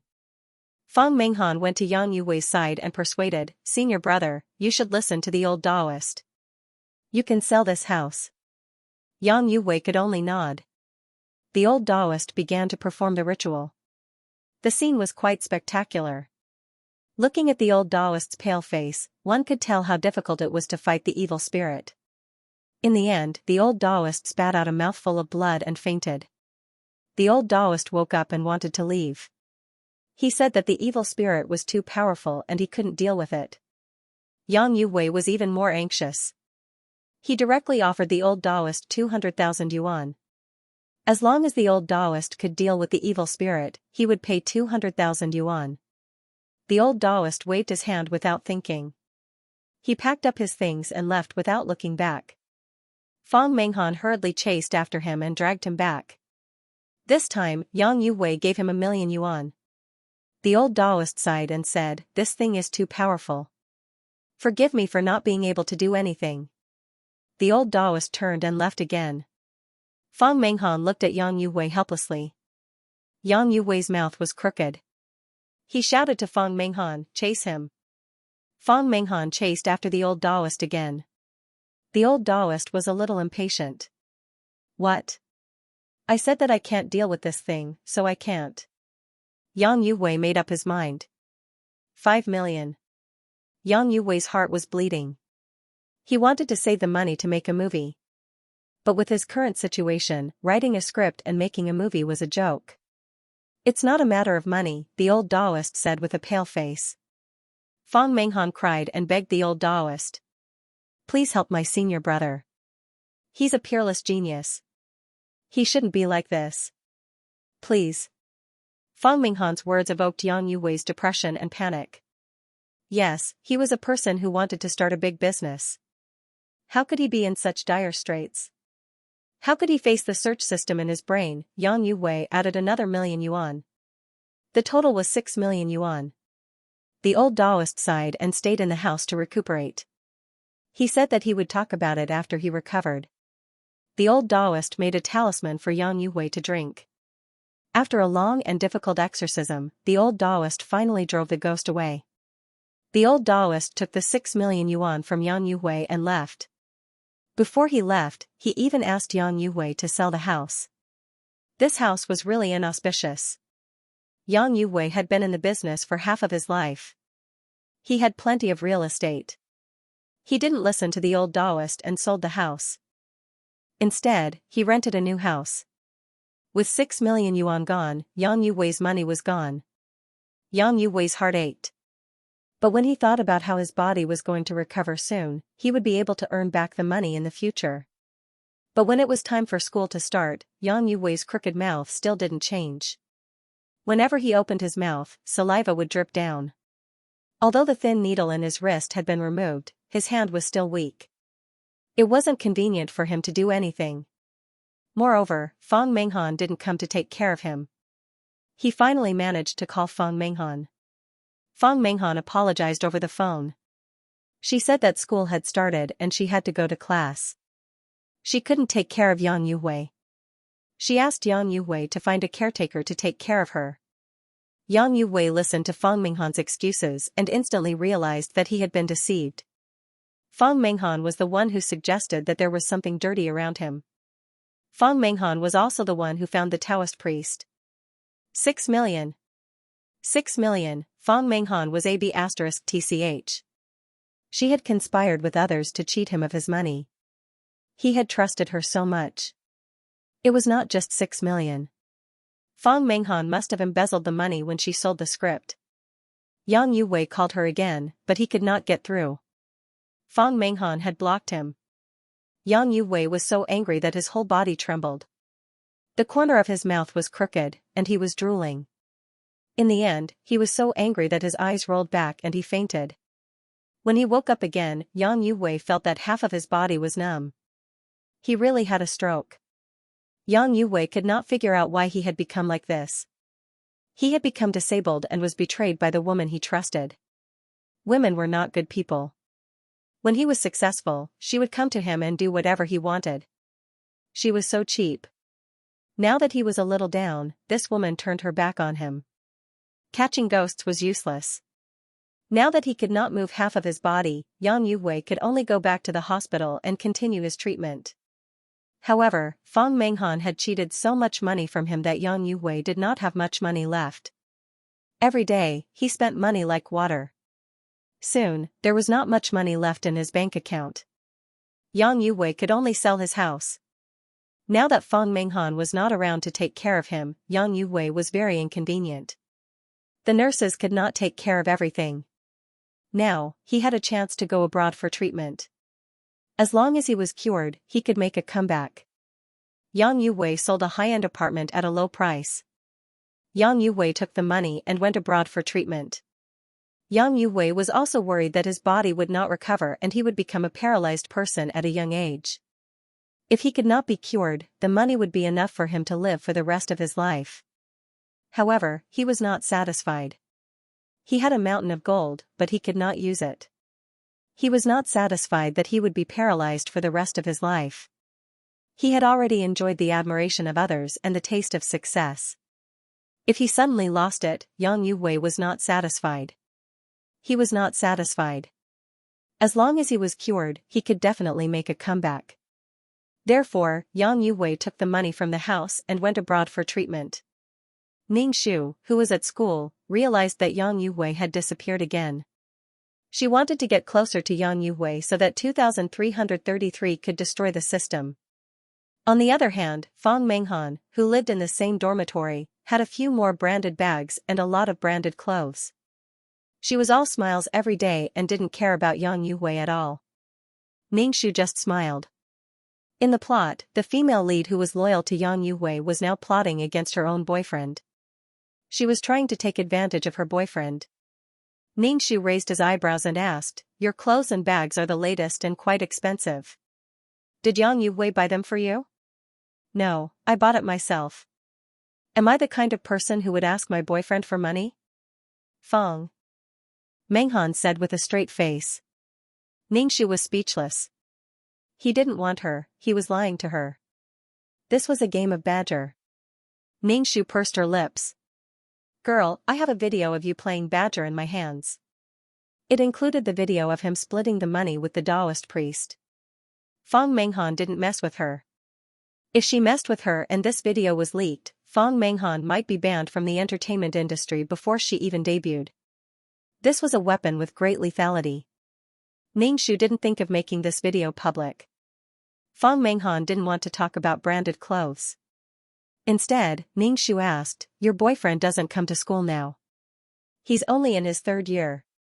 Ning Shu asked, "Why doesn't Yang Yuwei come to school?" "He's only in his 2nd year. It's boring talking to you." Fang Menghan took her bag and went to class. Ning Shu was speechless. Where should he go to find Yang Yuwei now? Ning Shu took his books and went to class. Anyway, he didn't need to write a script now. He just wanted to enjoy his university life. Of course, it would be better if he didn't have Xianxia as a boyfriend. Every day, he would call and text Xianxia as if it was his daily routine. Ning Shu just wanted to find Yang Yuwei as soon as possible and leave this world. If this continued, Ning Shu felt that he would have to break up with her. Feelings were very sensitive. Whether the other party loved him or not, he could feel it. Being in love was a feeling. The feeling of their souls intertwining. Sigh. He just hoped that Xianxia wouldn't break up with him before he left. Ning Shu asked 2333, "Can you locate Yang Yuwei's location?" "No." 2333 said directly. "Then what's the use of you?" Ning Shu said indifferently, "I've thought about it, but I can't figure out what you can do. I already said that I'm a support system." 2333 said. "You're the mission enforcer. You're the leader. Why do you have to rely on me for everything? Are you the mission enforcer or am I the mission enforcer?" 2333 said angrily. "Oh, hee, what a useless system. Then where should I go to find Yang Yuwei? I can't just run around the world." Ning Shu said angrily, "Everything is for the mission. There's no need to waste time on this kind of thing. Why don't you start locating the location system? 500,000 points and 5 merit points. F*CK, you're robbing me. 500,000 points and 5 merit points? Why don't you just go die?" Ning Shu was willing to pay 500,000 points, but the 5 merit points made Ning Shu's heart ache. Sometimes, she didn't have any merit points in a world. How could a location system be so expensive? Do you want to exchange? In the future, you can locate whoever you want. It's very convenient. Only 500,000 points and 5 merit points. 2333 said enticingly. Ningxu smiled. Even if she was being cheated until she wanted to cry, she still had to smile and curse. Exchange. Loading the location system, please wait. Ningxu held his chin and looked at the professor on the podium. Suddenly, his phone vibrated. Ningxu took out his phone. It was a message from Xianxia. The content of the message was that he would come to pick her up for lunch. He had something to tell her. When Ningxu saw that Xianxia had something to say to him, he suddenly had a bad feeling. So serious, could it be that he wanted to break up with her? Damn it. At noon, Xianxia drove to the school gate to pick up Ningxu. He called Ningxu and asked her to come quickly. Ningxu changed into a dress, put on high heels, and put on some lipstick to make her complexion look better. She dawdled to the school gate. Ningxu smiled and looked at Xianxia. Xianxia looked at Ningxu from head to toe, opened the car door and said, "Get in." Xianxia took Ningxu to a high-class Western restaurant. There were candles on the table, a lace tablecloth, and bright red roses in a vase. Xianxia pulled out a chair for Ningxu. Ningxu kept smiling. So gentlemanly, it shouldn't be about breaking up, right? Xianxia took out a rose and handed it over to Ningxu. Ningxu quickly took it, smelled it, and said, "It smells so good." "It smells so good." Xianxia ordered 2 steaks, and the two of them ate quietly facing each other. Ningxu looked at Xianxia from time to time, and seeing that Xianxia was about to speak, Ningxu took the lead and said, "How did you deal with Long Shuangshuang's matter?" "I can still deal with it like this." Xianxia put down his knife and fork, and wiped his mouth. "As long as I tell Long Shuangshuang's father, it won't be Long Shuangshuang's turn to mess around." Ningxu nodded. There was indeed no one following her recently, and now that school had started, it was not easy for some strange people to sneak into the school. Xianxia looked at Ningxu, and muttered to himself for a moment. He wanted to speak, but was interrupted by Ningxu. What if Long Shuangshuang finds someone else? That won't happen. For the cooperation of the two companies, Boss Long won't let her mess around. Furthermore, if Long Shuangshuang wants to inherit the Long family, she won't mess around like this. She still has more than 10 brothers who want to inherit the Long family. More than 10 brothers? Ningxu was a little surprised. Xianxia said indifferently, "This is only the elder brother, there are still many younger brothers below, and Boss Long has many mistresses. Every child has the right to inherit, it depends on who has the ability to do so." Xianxia said with a calm expression. Boss Long was really good at giving birth, he had a lot of illegitimate children. In the plot, it seemed like Long Shuangshuang took over the Long family in the end. With Yang Yuwei's help, Yang Yuwei's luck soared to the sky, and as Yang Yuwei's woman, Long Shuangshuang naturally had luck on her body.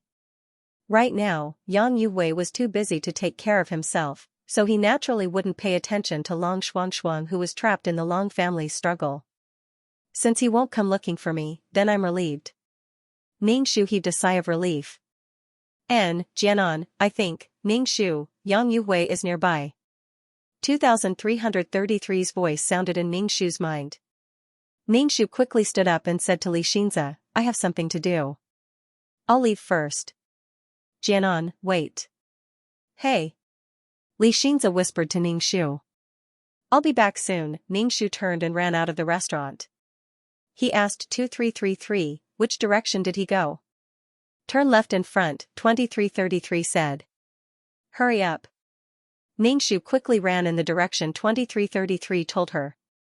She took off her high heels and ran in that direction. Ningxu quickly caught up with Yang Yuwei. Yang Yuwei sat in a wheelchair and entered a residential area. Because it was inconvenient for him to move around, Yang Yuwei's rented apartment was on the first floor. Yang Yuwei pushed the wheelchair into the apartment with difficulty. Just opening a door took a lot of effort from Yang Yuwei. Although his hands were no longer swollen, they were still weak and powerless. Half of his body was still numb. Right now, Yang Yuwei didn't dare to appear in front of anyone. Even Yang Yuwei himself was disgusted with his current appearance. He didn't even dare to look at other people's eyes. Disdainful and strange looks. Not everyone could bear the loss of falling from a high position. Yang Yuwei even wanted to kill himself. Whenever he spoke, saliva would drip from the corner of his mouth. His hands were weak and half of his body was numb from the stroke. He used the money to buy the apartment to go abroad for treatment.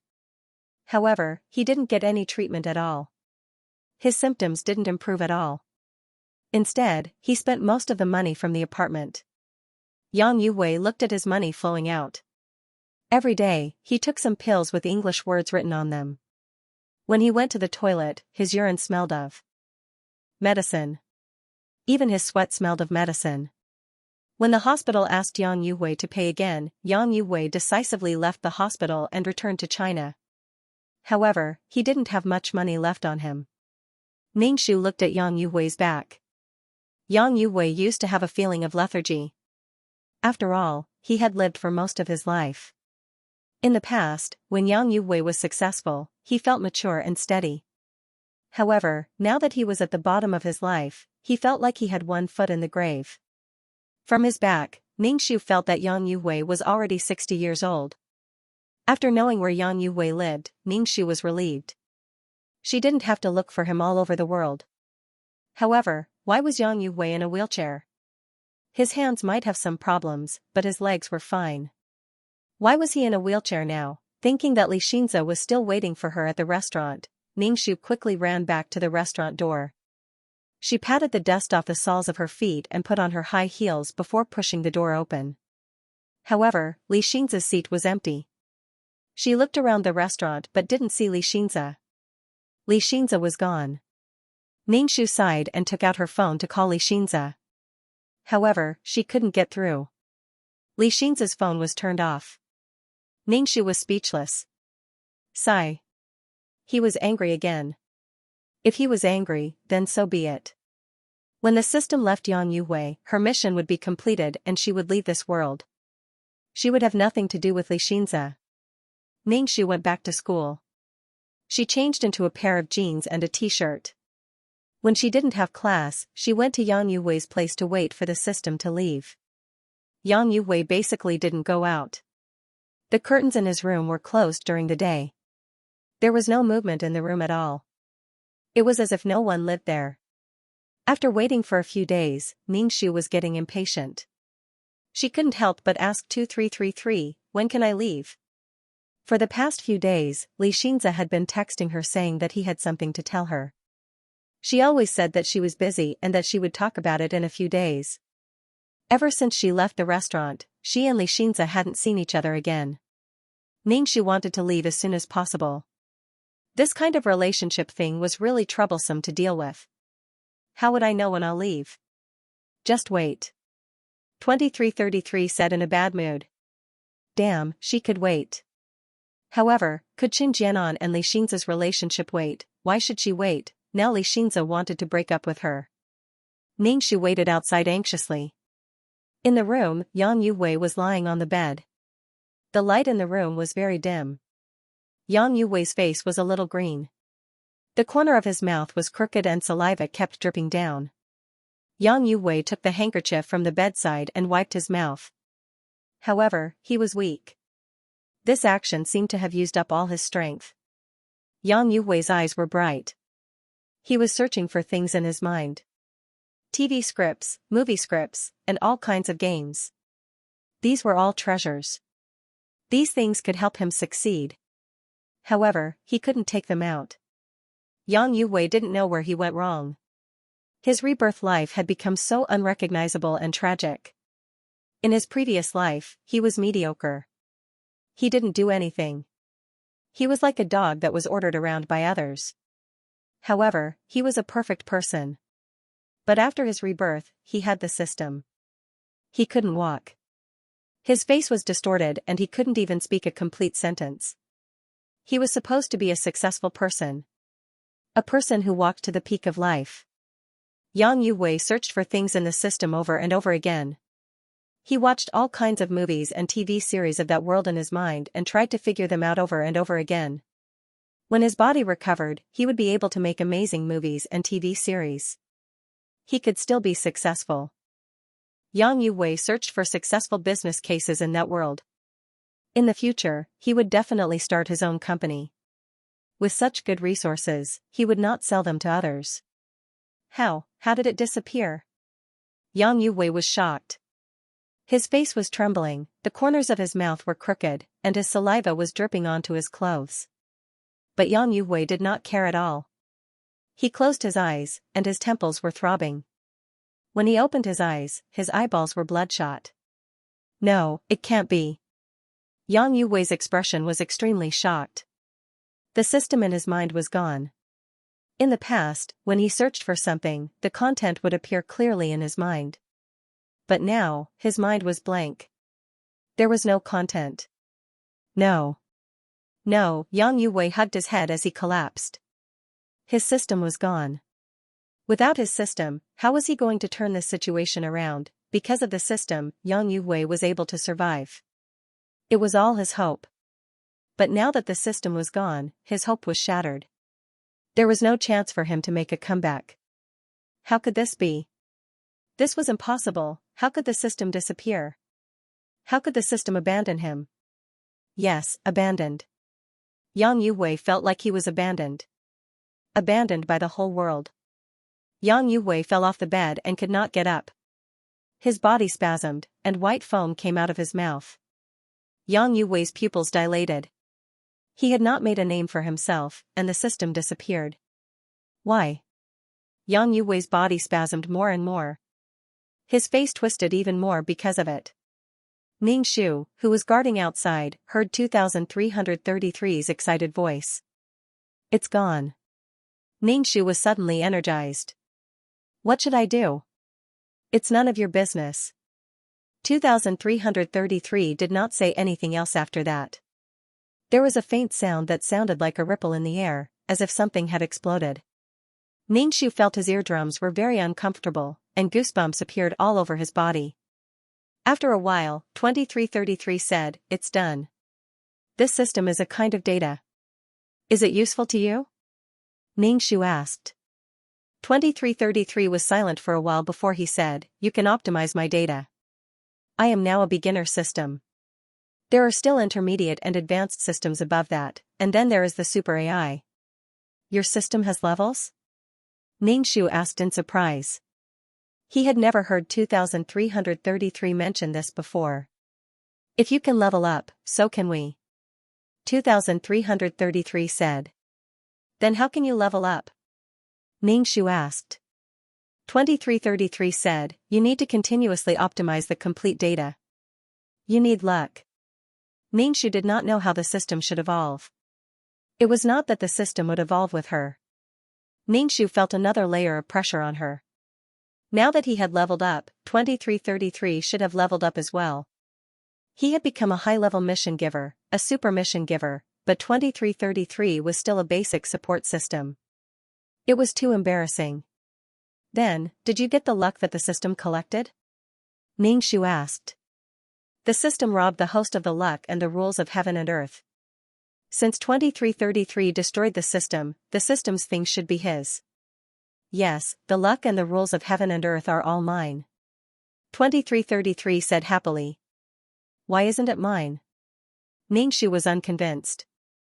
It's all data. Can you use it? 2333 said, this is between us systems. It has nothing to do with you. Ning Shu, now that the problem with the system had been solved, Ning Shu turned around and went back to school. After washing up, she lay on the bed and slept comfortably. The problem was finally solved. Yang Yuwei's condition could not be improved. His parents came to take care of the withdrawal procedures and brought the paralyzed Yang Yuwei home. The school was saying that Yang Yuwei had offended someone in the underworld and had his leg chopped off. There were all kinds of rumors. Yang Yuwei had written the lyrics and script. He was a famous person in school. He rose quickly, but fell like a meteor. After that, Yang Yuwei never showed up at school again. Fang Menghan sighed heavily. Now that Yang Yuwei had left, he did not ask her why she lied to him.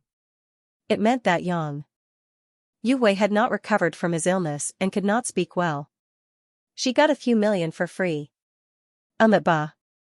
Fang Menghan completely forgot about young Yu Wei. Now, there were already management companies that wanted her to be a star. Plus, Yang Yu Wei had written a few songs for her. She already had some fans. It would be easy for her to debut. Anyway, Fang Menghan was very proud of her success. Ningxu just looked at her and didn't say anything. Fang Menghan, Long Shuangshuang, and Yang Yu Wei's other women. Without Yang Yu Wei, their fates would be different. They would not encounter any problems. Yang Yu Wei was like a superhuman who saved them from danger. Those who should be married would be married. Those who should be framed by their siblings would be framed. Those who should be in the entertainment group would be struggling. Although Fang Menghan was proud now, Fang Menghan would never be able to climb to the status she had in her previous life. Without Yang Yu Wei as a protective umbrella, Fang Menghan would have to pay a heavy price in the chaotic entertainment circle. Moreover, she had the evidence of Fang Menghan's fraud in her hands. In the storyline, she was loyal to Yang Yu Wei and tolerated Xianxia having so many women because of Yang Yu Wei's godlike status in the entertainment circle. No one was more powerful than Yang Yu Wei. Fang Menghan was good at currying favor. With Xianxia's status in the entertainment circle, he would definitely stick to her. With this in hand, when Qin Jianan came back, she would have enough confidence to face Fang Menghan. Mission completed. Do you want to leave the mission world? 2333's voice sounded. Go, go, go, go quickly. Ningxu hurriedly said. She really could not hold on anymore. As for Qin Jianan's boyfriend, let her worry about it. In the storyline, they could support each other under such difficult conditions. This kind of love would not disappear so easily. Ningxu felt dizzy. When she opened her eyes again, she was already in the system space. Seeing the familiar furnishings, Ningxu let out a long breath and wiped the non-existent sweat on her head. It was finally over. Facing Qin Jianan's boyfriend made Ningxu feel more uncomfortable than facing a scumbag. She would rather face a scumbag than face this kind of person who loved her so much. Every move she made was full of flaws. Ningxu sat cross-legged on the sofa and silently chanted the clear heart mantra in her heart. Then, she began to cultivate the peerless martial arts and absorb the spiritual energy in the system space to replenish her soul. After finishing his training, Ningxu felt refreshed and said to 2333, "Let's take a look at this mission." Okay. 2333's voice was very light, indicating that he had gained something from this mission. He seemed to be in a good mood. Ningxu's status panel appeared in front of him. Number, 2333. Name, Ningxu, Intermediate Mission Taker. Age, 27 points, 8153 500 000 Soul, 300 HP, 71 Wisdom, 254 Charm, 10 Luck, 84 MP, 160 Faith, 1814600 Martial Strength, 172 Qualifications, 79 Merit, 10050-5 Skills. 5th Ring Shooting Technique, Trash Fighting Technique, Beginner Martial Arts, Beginner Poison Technique, Beginner Business Management Knowledge, Beginner Code Programming, Beginner Lawyer Skill, Ghost Catching Skill. Honorary titles, Goddess of War, Selfless Ancestor Tools, Calm Aura, Faith Aura, Amulet 5, Upgraded Amulet Aura, Mother of the World, Queen's Blessing, Model Worker, Qinshi's Blessing, Leader Aura, Grass Blessing, Best Friend, Miao Miao Miao's Blessing, Life-Saving Hand, Zhu Xunyang's Blessing, Fulfill Qin Jianan's Wish, Let Yang Yu Wei have nothing and struggle in the mud forever. Mission completion, 100. Obtained 3. 5 million points, 65 attribute points, 600 faith, 500,000 GPS points, 5 merit points. Ningxu held his face. What a surprise. 3. 5 million points and 65 attribute points. He thought that because of Xianxia, the points and attribute points wouldn't be much. He didn't expect it to be more than the previous missions. Ningxu grinned. Women were indeed petty. He suddenly felt that even if he broke up with Xianxia, Qin Jianan wouldn't blame her. Qin Jianan was afraid that he would be intimate with her boyfriend. Oh, he. Ningxu added the 65 attribute points to Soul, HP, Wisdom, Luck, and Martial Strength. Number, 2333 Name, Ning Shu, Intermediate Mission Taker, Age, 27 points, 11.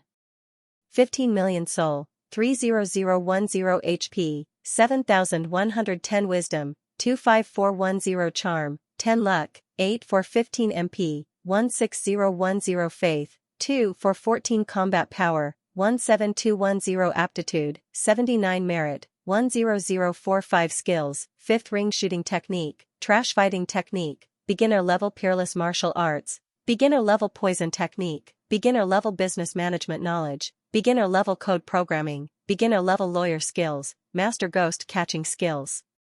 Honorary titles, Goddess of War, Selfless Ancestor Items, Calm Halo, Faith Halo, Amulet 5, Upgraded Amulet Halo, Mother of the World, Queen's Blessing, Model Worker, Qinshi's Blessing, Leader Halo, Grass Blessing, Best Friend for a Lifetime, Meow Meow Meow's Blessing, Lifesaver, Zhu Sun Yang's Blessing. After adding the attribute points, Ningxu took out the Ultimate Martial Art. There were many chi diagrams in the Ultimate Martial Art. Many species appeared, and this time, there was even a picture of a human. There were stars, suns, moons, grass, trees, rivers, and all kinds of species in the book. A thought suddenly flashed through Ningxu's mind. Would this book form a world? Ningxu hurriedly asked 2333, do you think my ultimate martial art could form a world? 2333 pondered for a moment, then said, it might be possible, but I don't know when it will happen. The formation of a world requires many opportunities. If a book forms a world, how would this world operate? How would the laws of heaven and earth be established? Ningxu hugged the book. As long as there was a chance, it would be fine. Maybe in the future, he could find some treasure in the mission world that would help the book evolve into a world. If the ultimate martial art formed a world, this world would belong to her. When she was tired, she could go to the world for a vacation. It was simply too comfortable. Don't be so happy. Whether or not it can form a world is still not certain. 2333 said unhappily. Ningxu didn't care, I already have a good start. Take it slow and I will succeed. Ningxu touched the book cover and placed it on the bookshelf. He couldn't help but lightly pat the book, I will rely on you in the future. With a world that belonged to him, he had one more way out. He felt more secure in his heart when he had something that belonged to him. When his excited mood calmed down a little, Ningxu sat comfortably on the sofa and said to 2333, let's see how Qin Jianan is doing when she returns. A screen appeared in front of Ningxu. When Qin Jianan woke up, she was lying on the bed. Now that it was dawn, the phone on the bedside vibrated. It was a text message from Xianxia. Xianxia was waiting for Qin Jianan downstairs. Qin Jianan covered her mouth as tears came down. She changed her clothes and hurried downstairs. Qin Jianan rushed into Xianxia's arms, and Xianxia took 2 steps back. I miss you so much. Qin Jianan's voice choked, and her arms tightened. She hugged Xianxia tightly. Xianxia's expression was confused for a moment. Only then did he feel that the person hugging him was familiar, the person who loved him. Xianxia then laughed out loud, hugged Qin Jianan, and stroked Qin Jianan's hair. What's wrong? Why are you crying all of a sudden? Xianxia's voice was trembling as he looked at Qin Jianan. He scraped it inch by inch, very carefully. Qin Jianan wiped her tears, I just miss you, I miss you so much. That's great. Xianxia held Qin Jianan's hand and swallowed the words of breaking up. This was the person he loved. Qin Jianan looked at Xianxia deeply, you're great, really great. Their eyes met, and there was an indescribable affection. Xianxia lowered his head and kissed Qin Jianan. Looking at the kissing couple on the screen, Ningxu silently swallowed a mouthful of dog food. This was the right way to start a relationship. The couple, who hadn't seen each other for a long time, exploded with unprecedented sweetness. Ningxu curled his lips as he watched. Qin Jianan used the summer vacation to take on roles. Because she had a boyfriend like Xianxia, although Qin Jianan didn't become the female lead, she still had a lot of scenes.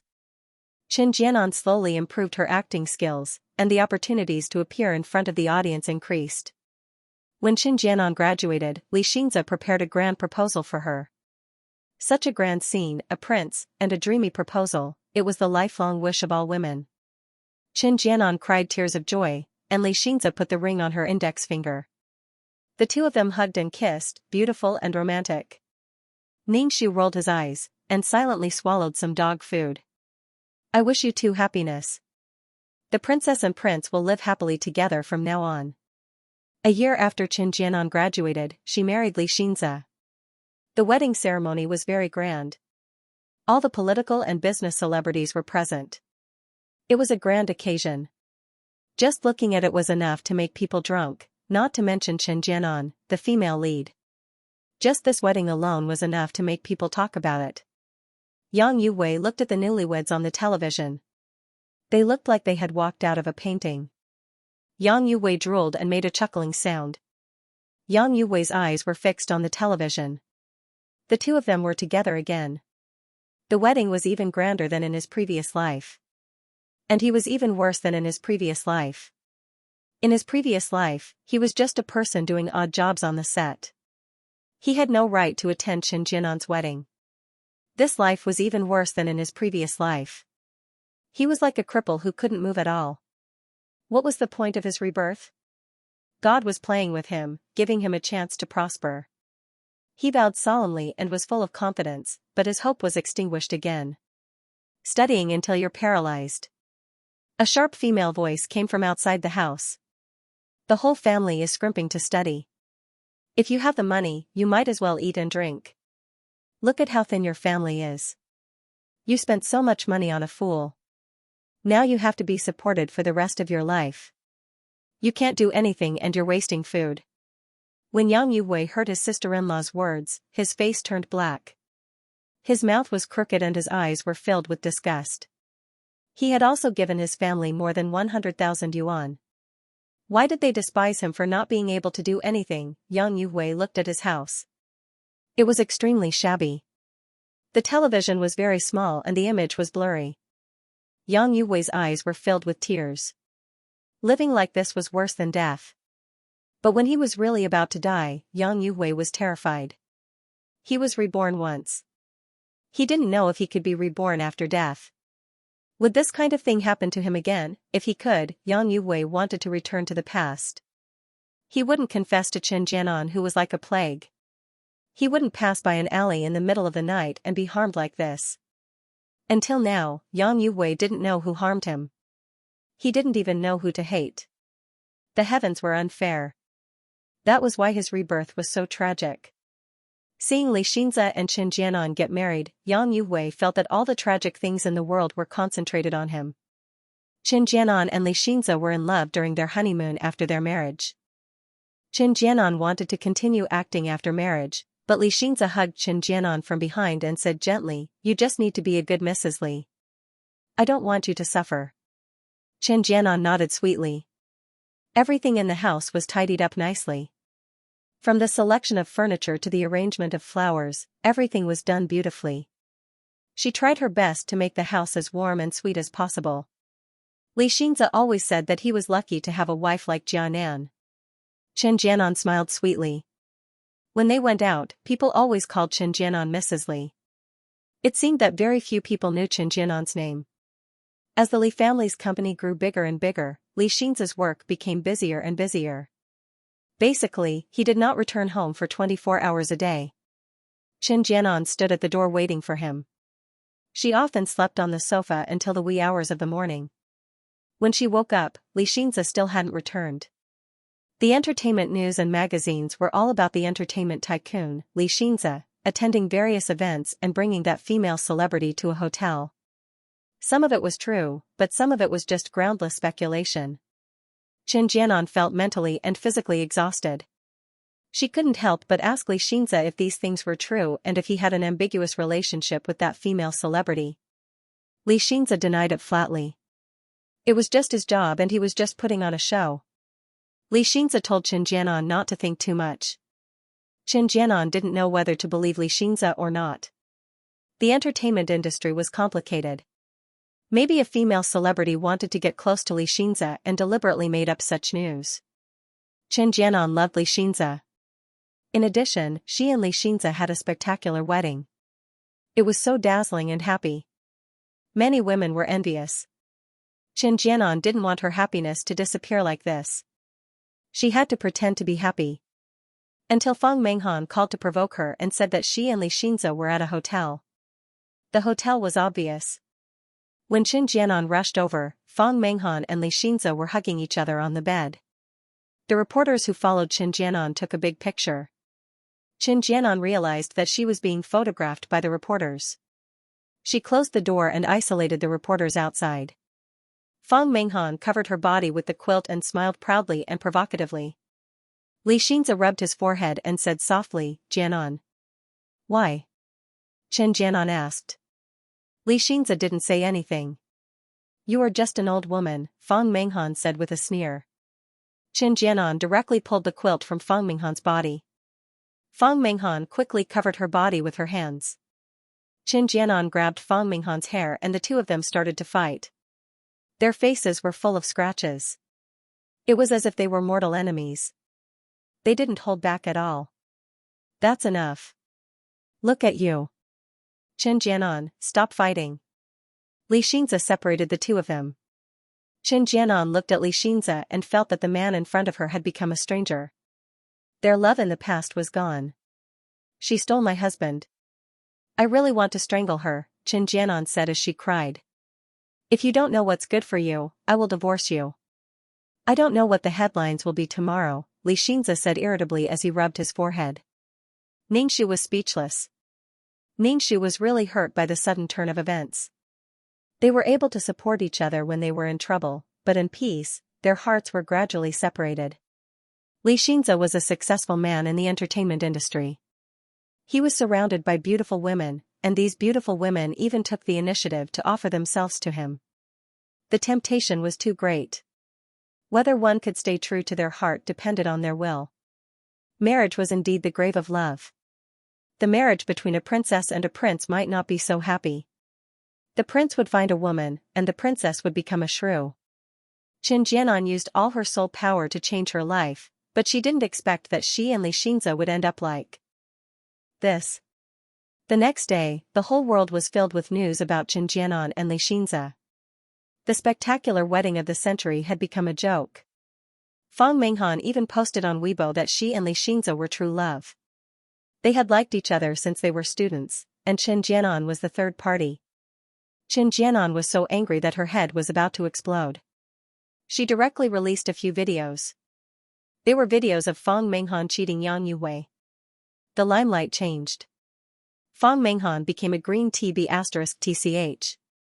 There were even police reports. These were all past events. Fang Menghan didn't know where Qin Jianan got the videos.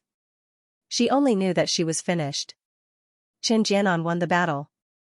But when she looked at Li Xianxia's cold face, her heart turned cold. This scene became more and more intense. In the end, Li Xianxia had to step in and withdraw. She was the main character. This feeling was really unbearable. Li Xianxia came home less and less. Their marriage existed in name only.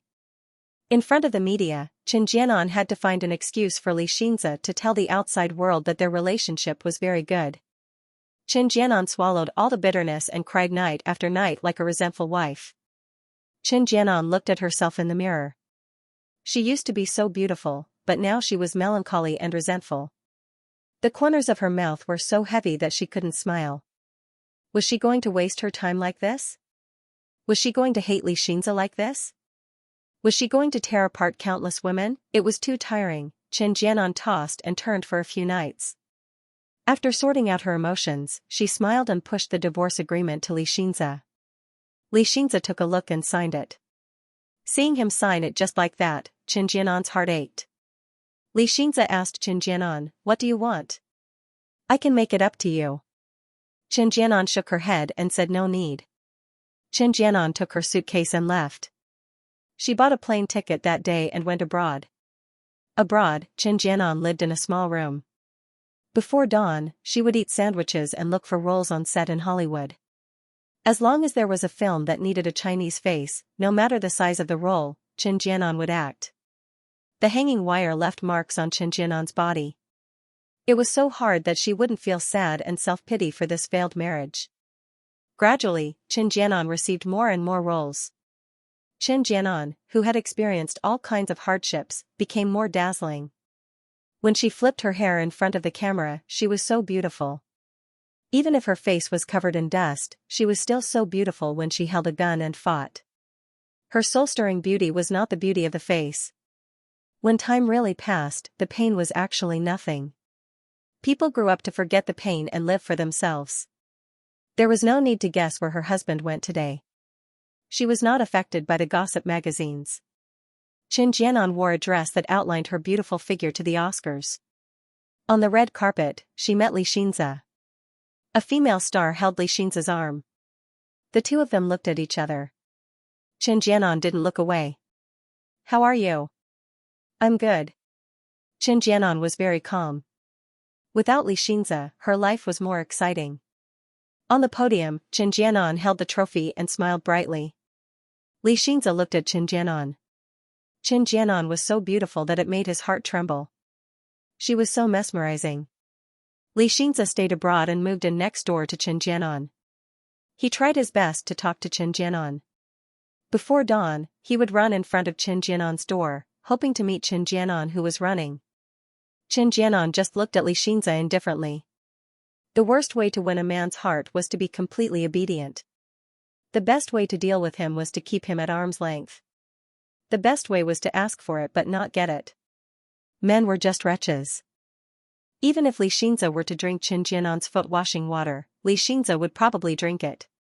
In this lifetime, Qin Jianan would never marry Xianxia again. Once a person lost their respect and fear, they would not know how to cherish what they had. Xianxia's attentiveness didn't affect Qin Jianan at all. Too many outstanding men had made promises to her, but Qin Jianan wouldn't easily entrust herself to others and let others control her destiny. Xianxia's anxiousness had no effect on Qin Jianan at all. "It had nothing to do with me." Ningxu was speechless. He sprained his waist again. Life was really full of twists and turns. Women had self-respect, self-improvement, and self-love. Women had to have their own careers. Only with an independent career could they have an independent personality and dignity. Don't put all your hopes on men.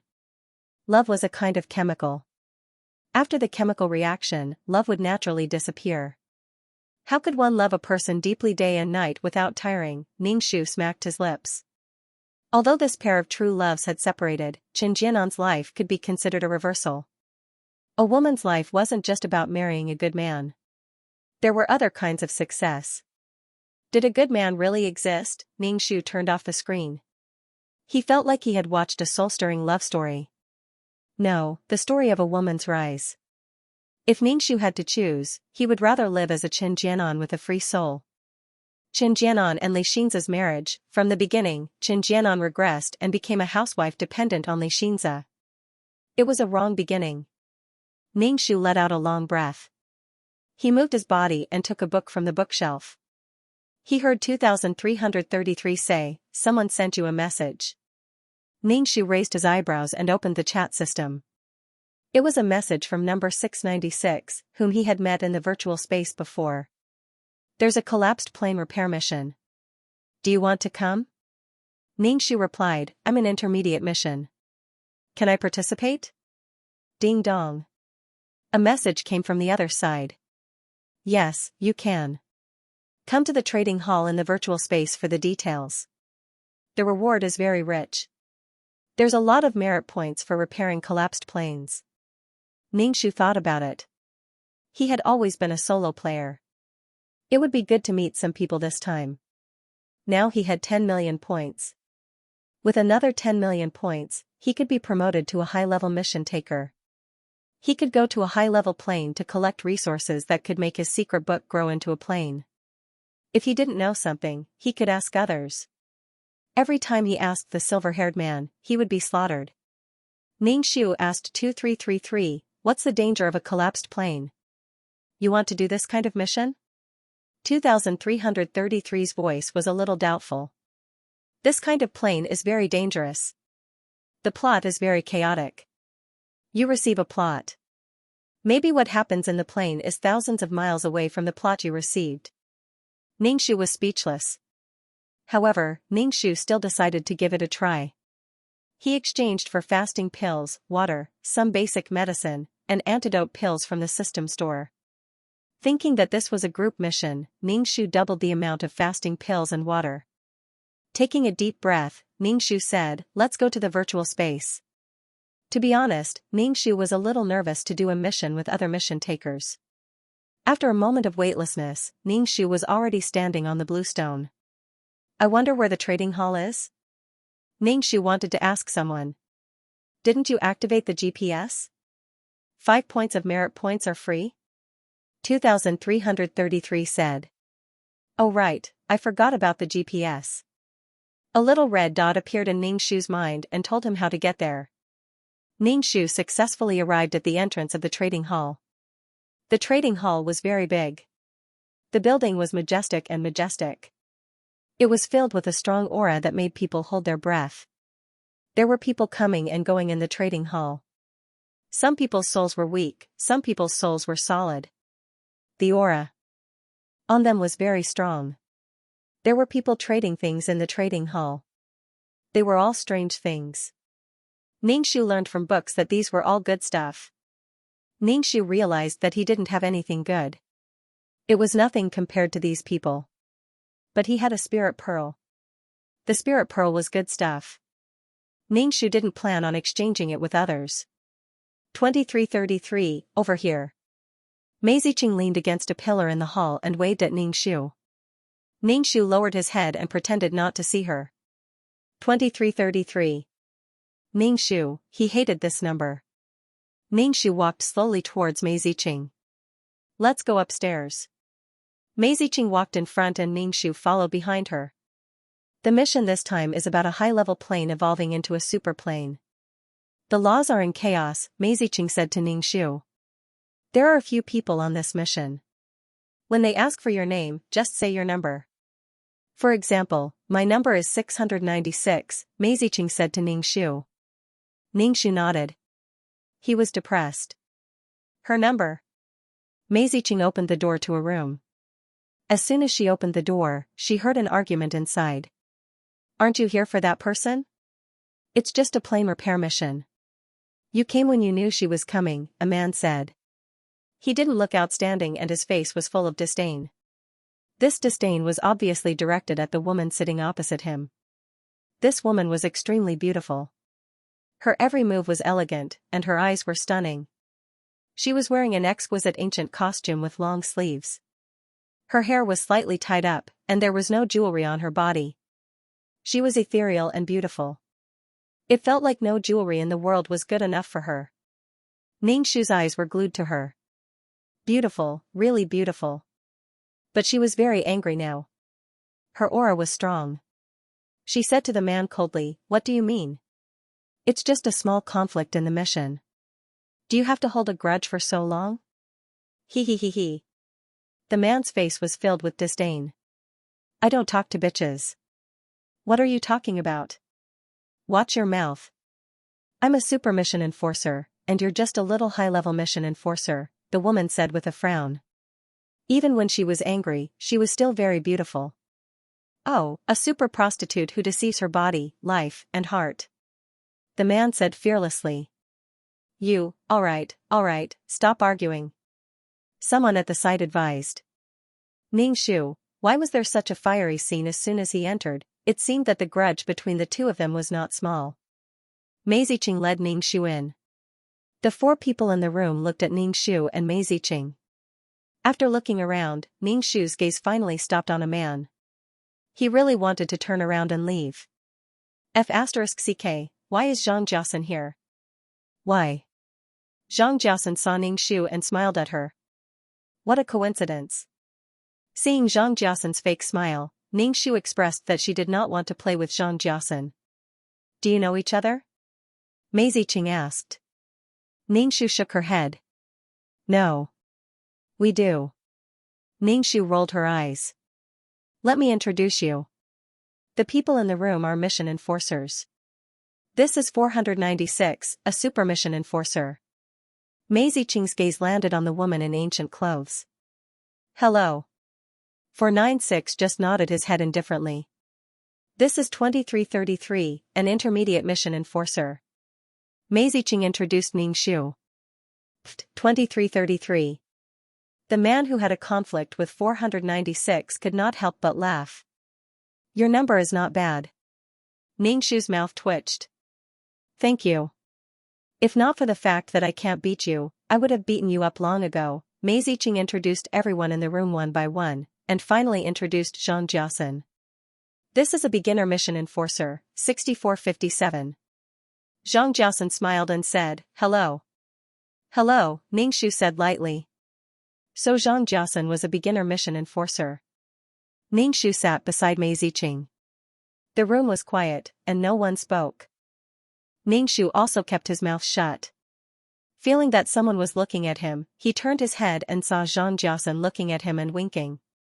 Ning Shu turned his head expressionlessly, ignoring Xianxia. He whispered to Mei Ziqing, why can super mission enforcers and beginner mission enforcers participate in this mission? Actually, the roles are assigned differently. For example, if 496 went, she would be the main character, and we would all be supporting characters. According to the roles of the supporting characters, we would be assigned different levels. Ning Shu nodded. For someone like her, she was probably a passerby. Are we still waiting for someone?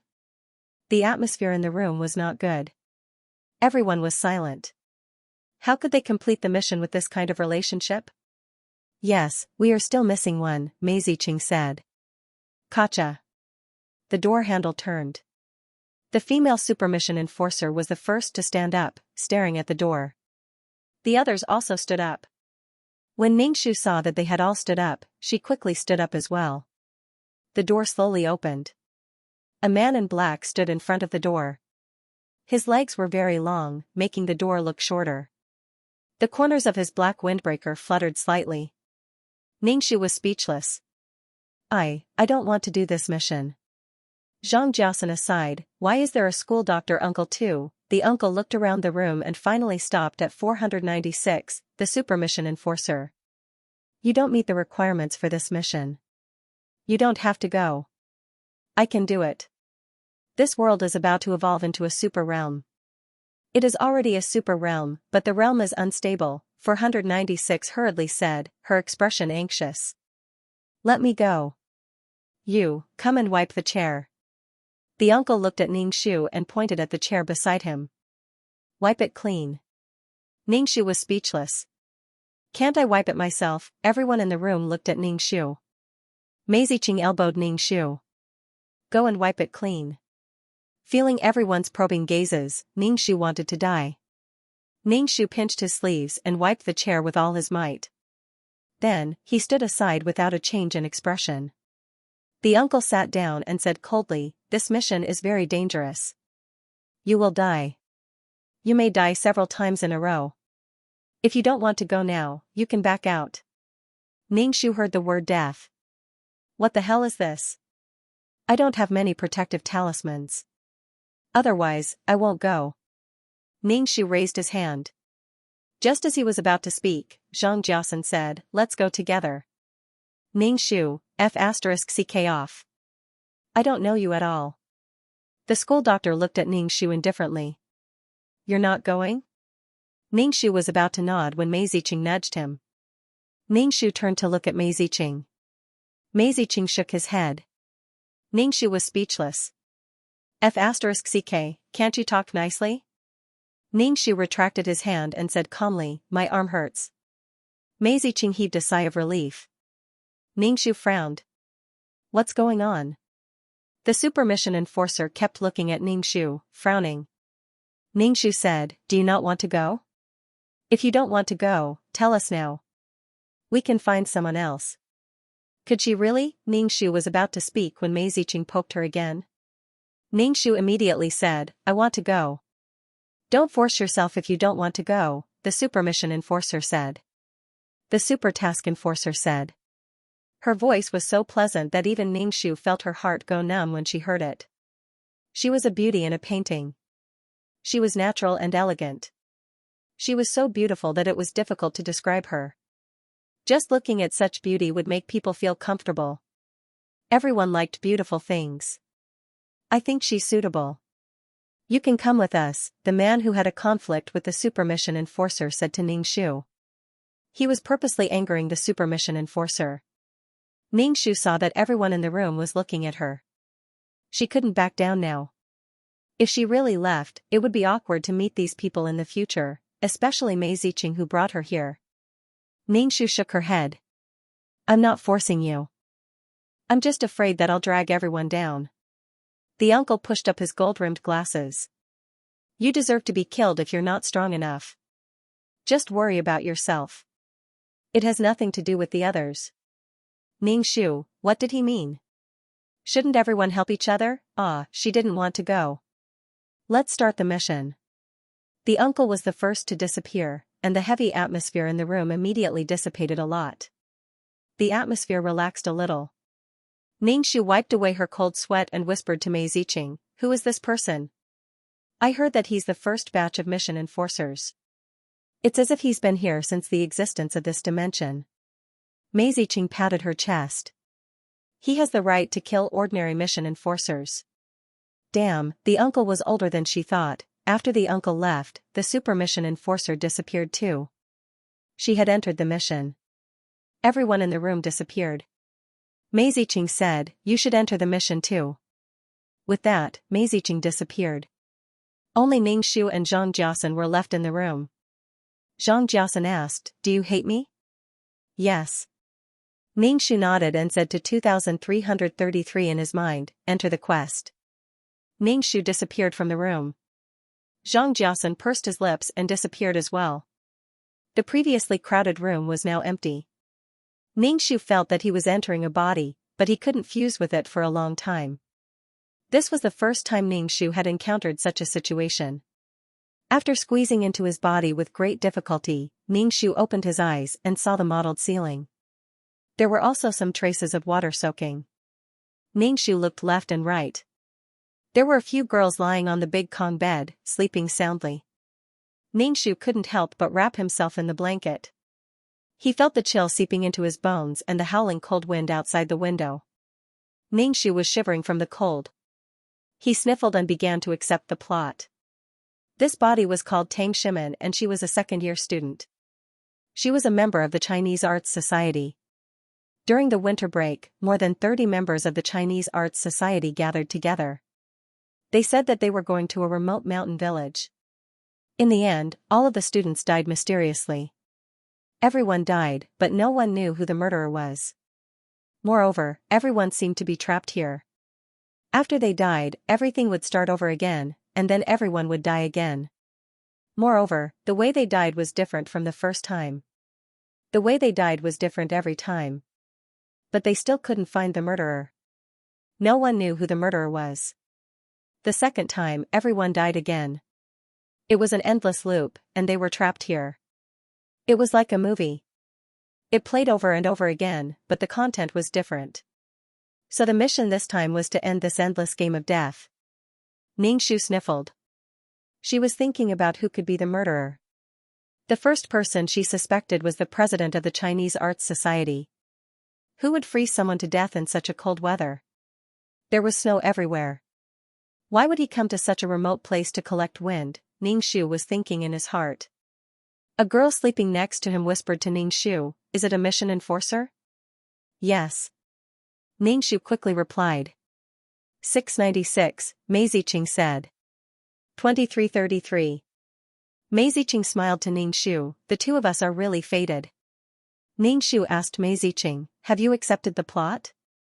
If we can't complete this mission, are we going to be stuck here forever? Yes, that's very likely. Mei Ziqing couldn't help but rub his forehead. Ning Shu had encountered such a situation before. Mu Yanluo, who was the female lead of the novel, had been reborn over and over again. She had been reborn 3 times. But in this farmhouse, she had to start over and over again. This is so dangerous. Ning Shu was a little apprehensive. She had almost been replaced by Mu Yanluo's reincarnation. Mei Ziqing sighed and whispered, it can't be helped. I've been stuck as a high-level mission enforcer for a long time. This mission will give me a lot of merit points. Ning Shu was bitter. If she knew it would be so dangerous, she wouldn't have come. She was only a mid-level mission enforcer. She thought that it would be easier to complete a mission in a group. She didn't expect it to be like this. Wake up for breakfast. There was a knock on the door, followed by a man's voice. Ningxu couldn't help but wrap herself in the blanket. It was so cold to wake up. 2333, wake up. Don't be alone. Mei Ziqing said to Ningxu and went to call the other students. Every time Ningxu heard 2333, she felt helpless. It felt like she was calling the system in her head. My body is called Tang Shimen. I'm Li Yuan, Mei Ziqing said. Wake them up. Ningxu pushed the student next to her and sat up. She picked up the woolen sweater and down jacket on the blanket and put them on. Ningxu was already dressed, but the girl next to her still didn't move. She didn't even make a sound, nor did she respond to her. Ningxu suddenly had a bad feeling in her heart. She slowly reached out and turned her body around. She met a pair of eyes that were wide open. The pupils of the eyes were dilated as if they were about to pop out of their sockets. A brush was stuck in the other eye. Half of it was buried in the eye socket. Black and red blood mixed with grayish-white substances flowed out. The blood had already dried, indicating that she had been dead for a while. Ningxu's heart skipped a beat. She covered her mouth and stared at the girl with wide eyes.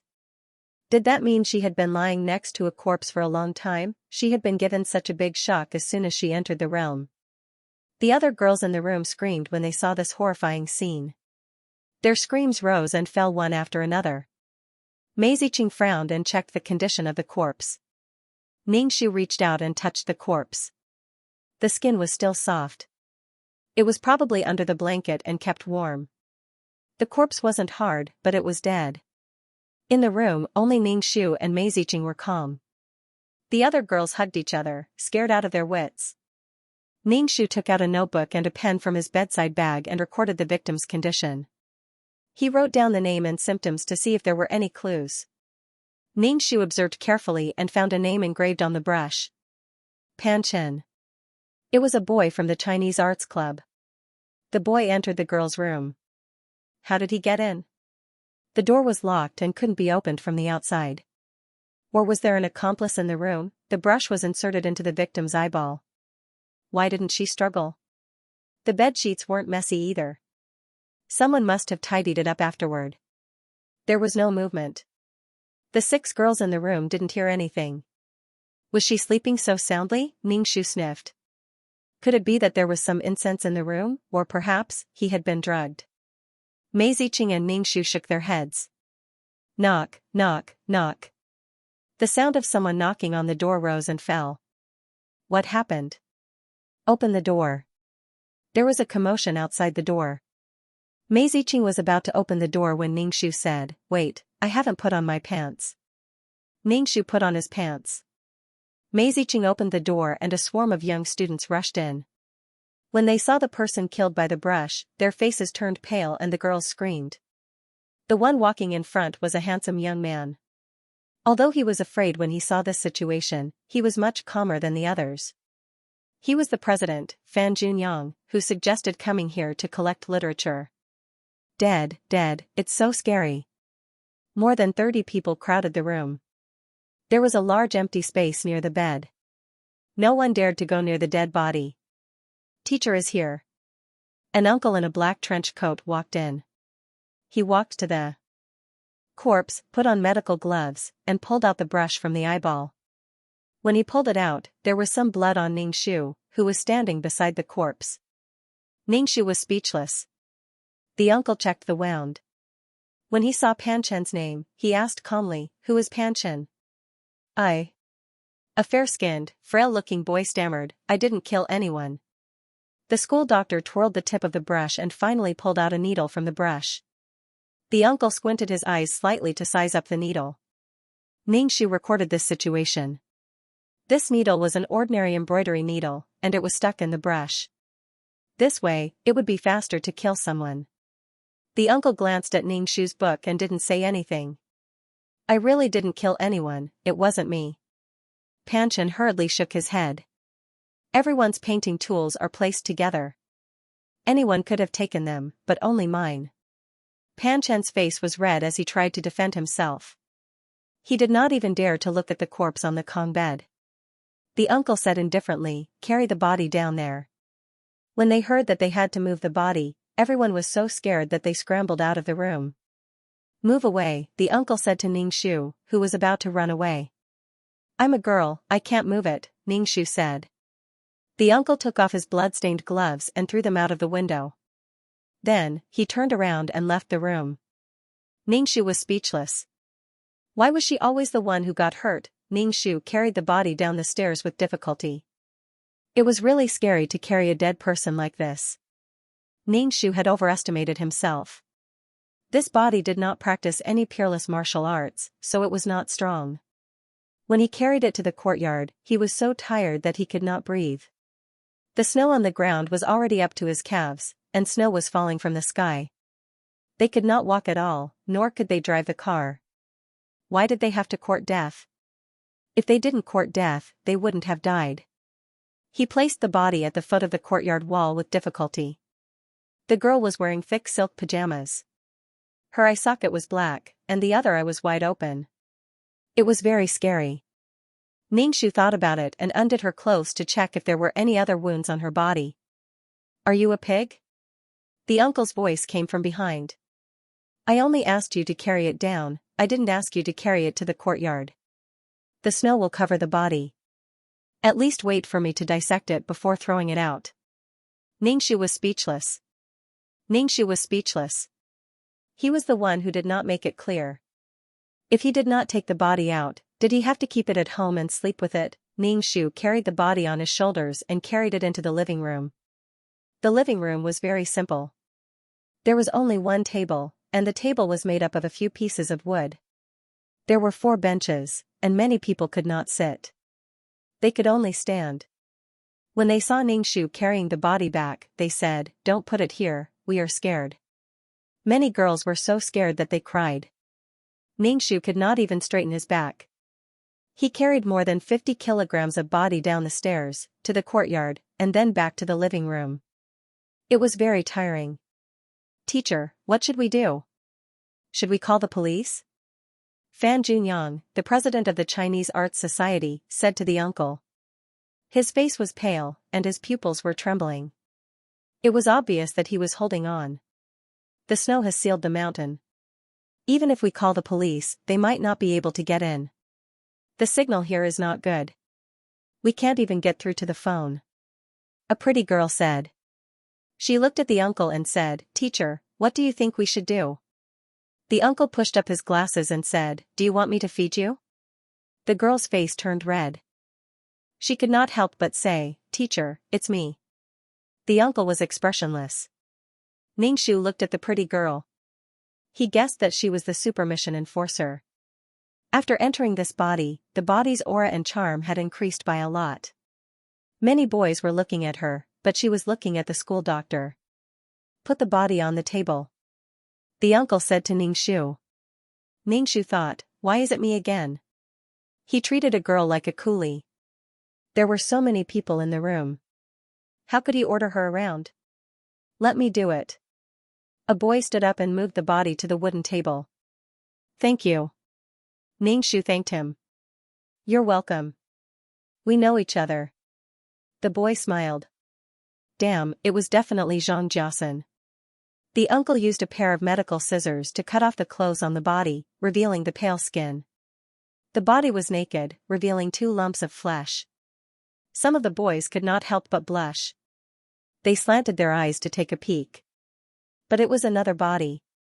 It was so embarrassing. The uncle held a silver scalpel and started to cut the skin from the chin. A straight line was drawn all the way to the crotch of the body. The uncle was wearing gloves. He used one hand to pull off the flesh on one side. With a tearing sound, the skin was peeled off. Red ribs with blood. The internal organs were clearly displayed in front of everyone. Everyone was speechless. Ugh, some of them were so scared that they ran upstairs and vomited. Ningshu's eyelids were twitching. This guy was still so fierce. The others had entered other people's bodies. This guy actually appeared just like that. He even became a Chinese arts teacher. These club members were still convinced that this guy was a teacher. Which teacher would be so aggressive and not care about the students at all? Ningxu watched silently as the uncle put on a pair of gloves and reached into his stomach. He cut open his stomach and examined it carefully.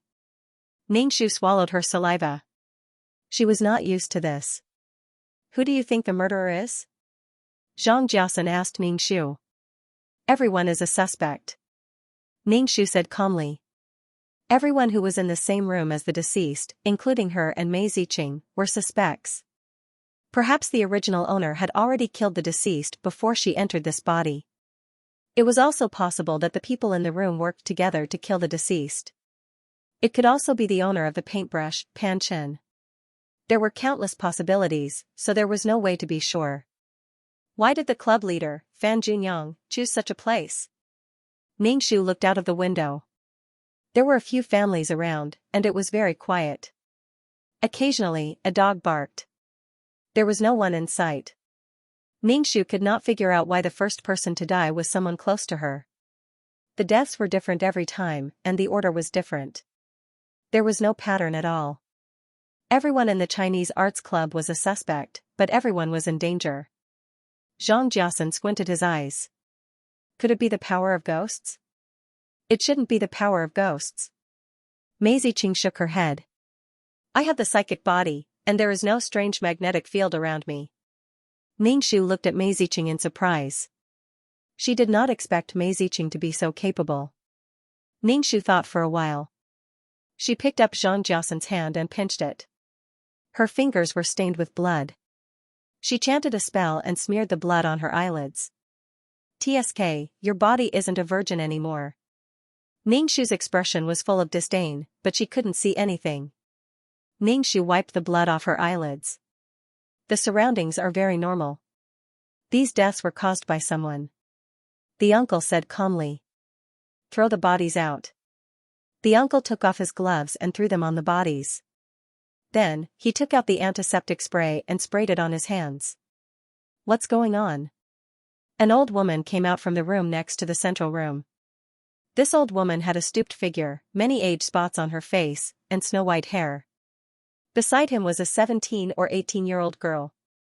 The girl was tugging on the corner of the old woman's clothes. The girl was wearing a thick cotton coat. Her eyes were very strange. Her pupils were small black dots, and the rest of her eyes were gray. Her eyes seemed to be covered with a thin layer of shadow. This. When the old woman saw the corpse with its internal organs exposed on the table, she was so scared that she staggered. What are you doing? Leave, you're not welcome here. The old woman looked flustered. Grandma, what's wrong? The girl tugged at the old woman's clothes tightly. How can you kill people in my house? Leave, you will suffer retribution for this. The old woman raised her walking stick. Granny, we didn't kill this person, said the super task enforcer Lu Shanshan gently. I don't care, you can't stay in my house anymore. The old woman waved her hands, her expression firm. Lu Shanshan frowned and said to the blind girl, Sister, it's snowing so hard that we can't leave. Please let us stay here. We really didn't kill this person. The girl tugged at the old woman's clothes. Grandma, let them stay here. There have never been so many people in the house. Girl, you didn't see what they did. The old woman looked anxious. We'll pay 5 times the accommodation fee. Lu Shanshan said. Grandma, with this money, I can go to the hospital to get my eyes treated. The girl said excitedly. The old woman sighed and didn't say anything. Lu Shanshan made a V sign to the school doctor uncle. The uncle's expression was very indifferent. He stared at his hands, not even a speck of dirt could be found under his fingernails. Ningxu carefully observed the pair of grandmother and granddaughter. They were the owners of this house. It was said that the blind girl had an eye disease since she was young. She was born blind. Her parents had gone out to work and had not returned for many years. There was no news of them. No one knew if they were dead or not. The old woman's husband had died a long time ago. The grandmother and granddaughter depended on each other. The president, Fan Junyang, chose this house because it was the only two-story house in the neighborhood.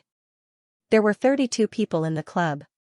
Although it was a two-story house, it was very old. Throw the body out, the uncle said indifferently. Ningshu couldn't bear to look at the body with its internal organs exposed. He reached out to drag the body. Mei Ziqing held his hand. Let me help you. The two of them stepped into the snow and carried the body to the foot of the courtyard wall. Ningshu stuffed snow into the abdomen of the corpse and then covered the body with snow to slow down the rate of decomposition. Mei Ziqing piled snow on the body. Ningshu said, "Who do you think will be the next person?" "I don't know." They didn't know how the murderer killed them or why they killed them. They didn't know the motive or the method. Everyone was a suspect. Ningshu used the snow to wipe the blood off his hands. He suddenly asked Mei Ziqing, "You said you were psychic. Can you see the souls of the dead?" Mei Ziqing shook her head. "No, I can't feel anything."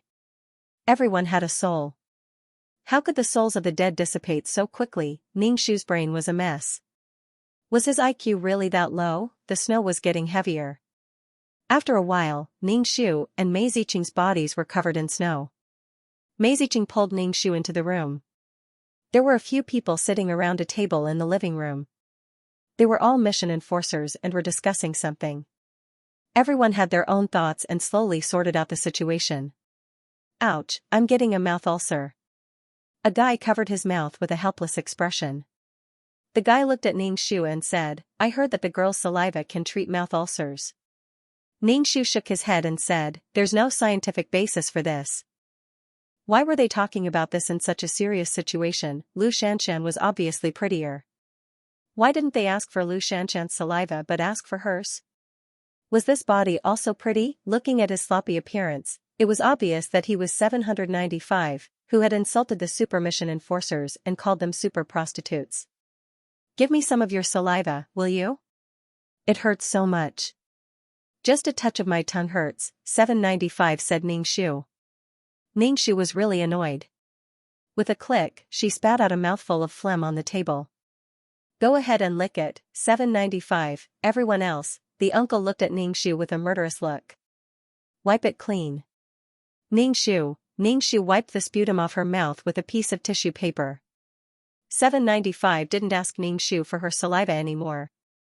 Zhang Jiasan looked at Ningshu silently. His eyes were deep. No one knew what he was thinking. Someone died. A terrified scream came from outside the house. The few people in the house hurried out. This time, the corpse was in a simple toilet in the backyard. In rural areas, toilets were built in the backyard. A girl's face was pale and terrified. She vomited loudly. Ningshu walked over and looked into the cesspool. She saw a corpse floating in the cesspool with its face facing upwards. Its face and head were covered in filth.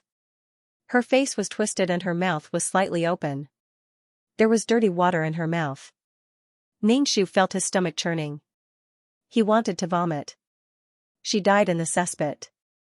Ningshu said, "Tell me the situation later." He turned and left. Lu Shanshan also left with her mouth covered. The other club members who rushed over vomited together. One person led a group of people to vomit. He had already died when he woke up in the morning. He hadn't even had a bite of breakfast. Now, he was dead again. It was the same way. He had vomited until there was nothing left in his stomach. How did this happen? Fan Junyang scratched his head. His eyes were red. Fan Junyang was under a lot of pressure. These people were brought here by him. Now, 2 of them had died. Was this the beginning or the end? 2 deaths in a row made everyone uneasy and afraid. A restless and tense feeling surged in everyone's heart. If there was any more commotion, they would lose control. Ningshu used a piece of paper to block his nostrils. He poked the corpse with a tree branch and measured the depth of the cesspit. It wasn't very high. If she had fallen, she would have been able to stand up. She wouldn't have suffocated. Did someone hold her down and drown her in the cesspit? Or did they kill her first and throw her into the cesspit? There was no way to do an autopsy like this. Even a normal person wouldn't be able to stand it, let alone a misophobic uncle. Mei Ziqing frowned. No soul. If there was no soul, it meant that the person wasn't dead. If she was dead, then her soul must have dissipated. How did it dissipate so quickly? Zhang Jiasan squatted beside Ning Shu. He stared at the corpse in the cesspit and said, I still feel that this isn't a purely human action. An unnatural force. Ning Shu poked at the corpse. There were some clues on this person. Let's drag him up, Ning Shu said. Mei Ziqing's face was full of disdain. Don't. Ning Shu pushed the corpse in front of him and gripped the corpse's clothes. Suddenly, he felt a sticky sensation on his hands. Ning Shu felt extremely disgusted. He pulled the corpse up with all his might. Immediately, a foul smell of feces seeped into the snow. Zhang Jiasan and Mei Ziqing immediately distanced themselves from Ning Shu. Ning Shu rubbed his hands in the snow and picked up a branch to pull at the corpse's clothes. The chest and arms of the deceased had been bitten by something. There were deep scratches on them, and they were beyond recognition. There was a big hole in his chest, and his heart was gone. Ning Shu. Mei Ziqing hurried over. Your heart is gone? What kind of animal did this bite and scratch? Ning Shu looked at the bite and scratch marks. A dog, a large dog, Zhang Jiasan guessed. Ning Shu frowned. Being bitten like this, digging a big hole in the chest, and then digging out the heart, this was most painful. However, they did not hear anything at all. Moreover, this pair of grandfather and grandson did not have a dog. Where did the murderer find the time to commit the crime? Ning Shu couldn't help but feel dizzy. She was too dizzy. Ning Shu used the snow to bury the corpse. It was too disgusting, and he did not want to look at it again. The central room was full of people. The moment Ning Shu walked in, he smelled feces. The uncle pointed at Ning Shu. Stand at the door. Ning Shu, I have something to say, Ning Shu said. To be honest, his mysophobia was really annoying. There are scratches and bites on her body. She might have been bitten to death by an animal, Ning Shu said. Where is the fatal wound? The heart is gone. Carnivorous ferocious beasts always attack the weak and vital parts. The uncle pointed at his neck with his slender fingers. This is the most vital part. The heart is also protected by the chest. This place cannot be killed in a single move. Ning Shu's eyes darted around. This meant that the victim might not have really been bitten to death by an animal, and the wound might have been man-made. What if there were claws and scratches on the victim's body? Teacher, what should we do? President Fan Junyang asked the uncle. Let's leave this place. The uncle said indifferently, where do you think we should go? Do you have a plane at home? The snow was getting heavier and heavier, and it did not stop. There was no way to drive. Fan Junyang's face was ashen. The tall and handsome him suddenly became hunched, looking very dispirited. Quite a number of girls started crying, and someone even pointed at Fan Junyang. Why did you bring us to such a godforsaken place? You just want to kill us. The moment these words came out, the girls cried even more sadly. Although the boys did not cry, they were out of their wits. Their expressions were fearful, and their faces were pale. The timid ones were so scared that their bodies started trembling. Fan Junyang's expression turned even uglier. He could not help but say, Panchen recommended me to come to this place. Everyone looked at Panchen. I saw the news on the internet. It said that the scenery here is not bad, especially the snow in winter. You must be the murderer. Your name is on the brush, and you were the one who found this place. A girl pointed at Panchen. Panchen was a delicate and weak boy. When he was accused and looked at by so many people, his fair skin flushed red. He hurriedly waved his hand and said in a panicked voice, I didn't kill anyone. I really didn't kill anyone. The central room was filled with a suffocating atmosphere of panic. No one knew if there would be more deaths. Would it be the people around them who died, or would it be them? Grumble. Ning Shu's stomach growled. He had not eaten anything since he woke up in the morning, and he had been doing physical labor. Many people's stomachs also growled. Fan Junyang left the central room and went to the kitchen to look for the grandmother and granddaughter to make breakfast. After a while, the old woman made black steamed buns, some pickles, and cornmeal porridge. Everyone had porridge and a steamed bun, and there was nothing else. The food in the countryside was not good to begin with. In addition, it was winter, so there were not many vegetables. Moreover, there were not enough bowls and chopsticks. They had to wait for others to finish eating before washing the bowls and serving the porridge. Ningxu had fished the body out of the manure pit, so no matter how he washed it, there was a stench. Ningxu planned to go to the kitchen to get some ash to wash his hands. In this situation, he should have taken a bath. However, it was cold and the bathroom was drafty. It was simply freezing to death.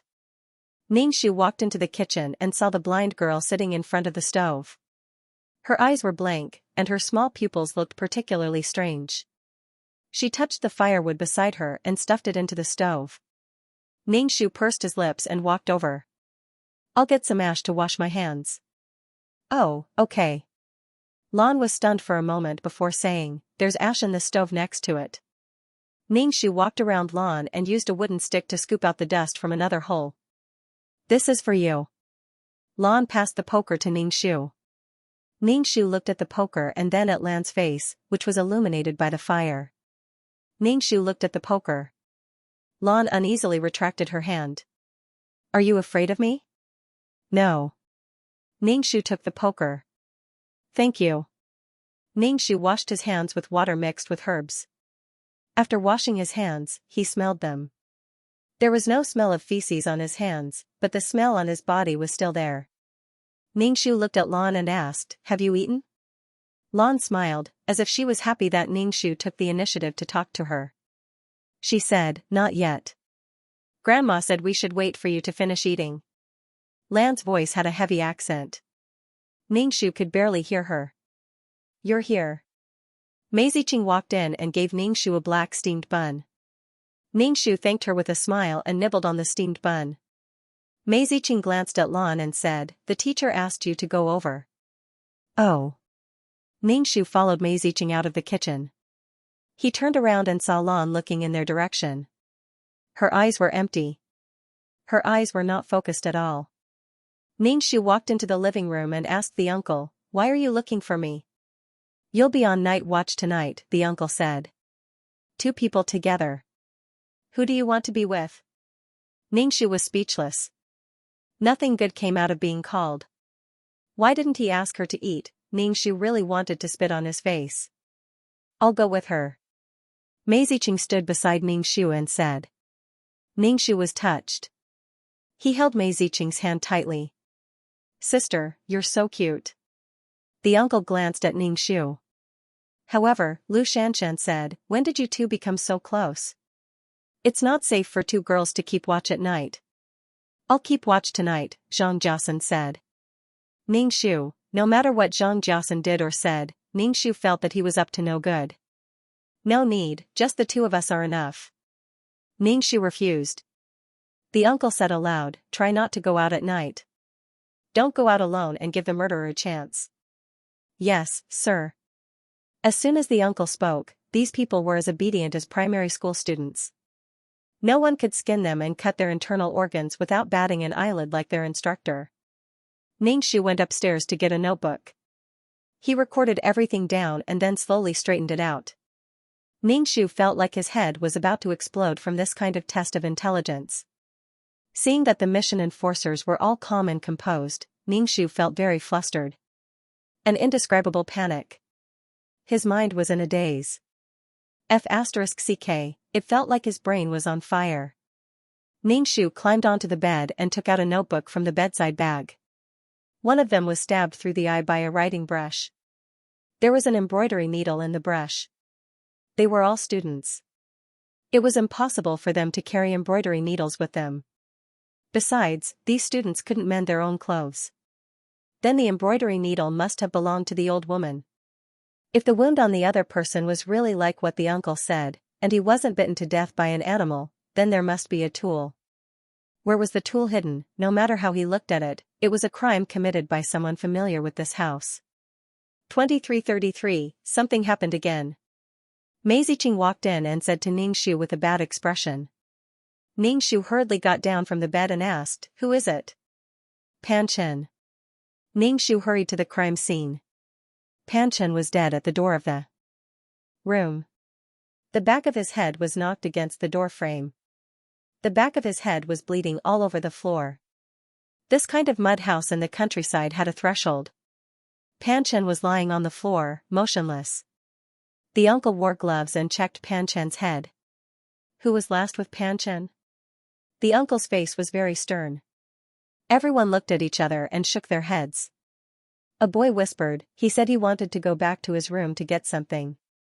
I said, don't be alone. Is your brain full of shit? The uncle took off his gloves and pressed his hand on his waist. Everyone was trembling with fear.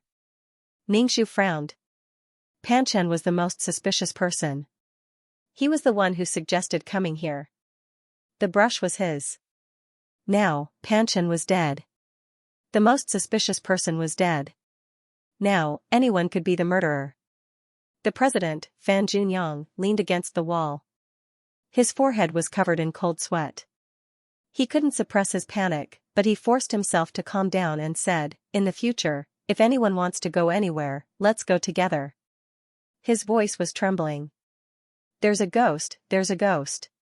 I don't want to stay in this godforsaken place. A girl broke down and shouted as she stumbled down the stairs. Xianxia, don't run around. Fan Junyang shouted at the girl. But Xianxia covered her head and ignored Fan Junyang. She ran away in an instant. Ningxu and a few mission enforcers quickly chased after her. When they got out of the courtyard, they saw Xianxia running in the snowstorm. Hurry up, or you'll get lost. 795 frowned and said, we're already at a disadvantage in this mission. 3 people died in a row. Now, we don't even have a clue about the murderer. 795 cursed. Damn, I don't want to die again and again. She's gone. Ningxu said helplessly. Xiao's figure was gone. Only the snowflakes were blown around by the cold wind. Even her footprints were covered by the snow. 795 shrugged and turned to walk back. Go back. She's dead. She would either starve to death or freeze to death. Ningxu also turned and looked at the vast expanse of whiteness. Do you remember the direction? Everyone was speechless. 795 walked in front.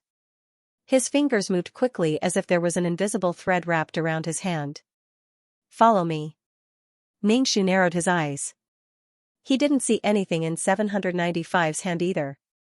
It was probably some kind of treasure. The few of them followed behind 795 unsteadily. Ningxu touched his stomach. The black steamed bun in the morning wasn't enough to fill his stomach. Now, he was hungry again. Ningxu took out a few fasting pills and asked, do you want some? Give me 2. I'm starving. 795 stretched out his hand. There's no spit on it, right? You're so disgusting. I can't eat anymore. Meizicheng took one and threw it into his mouth. Ningxu gave 795 2 pills and gave one each to Zhang Jiasen and another mission enforcer. Thank you. Zhang Jiasen thanked Ningxu. No need. Every time he saw Zhang Jiasen acting like a human, Ningxu's hair stood on end. After eating the fasting pills, his body warmed up and he wasn't hungry anymore. Lu Shanshan didn't come? Ningxu looked around. 795's face was full of disdain. She wouldn't do such a hard thing. She only needs to use her body to conquer men and make them do things. Ningxu, it seemed that the grudge between the two of them wasn't small. It made a man hate a woman so much. How can a person who doesn't even know how to build a world be a super mission enforcer? 795's tone was full of contempt. Building a world, Ningxu memorized this in his heart. What was this? 795, a high-level mission enforcer, actually had such an attitude towards a super mission enforcer. When they returned to the house, there was a thick layer of snow on their bodies. Ningxu helped Meizicheng brush off the snow on his collar.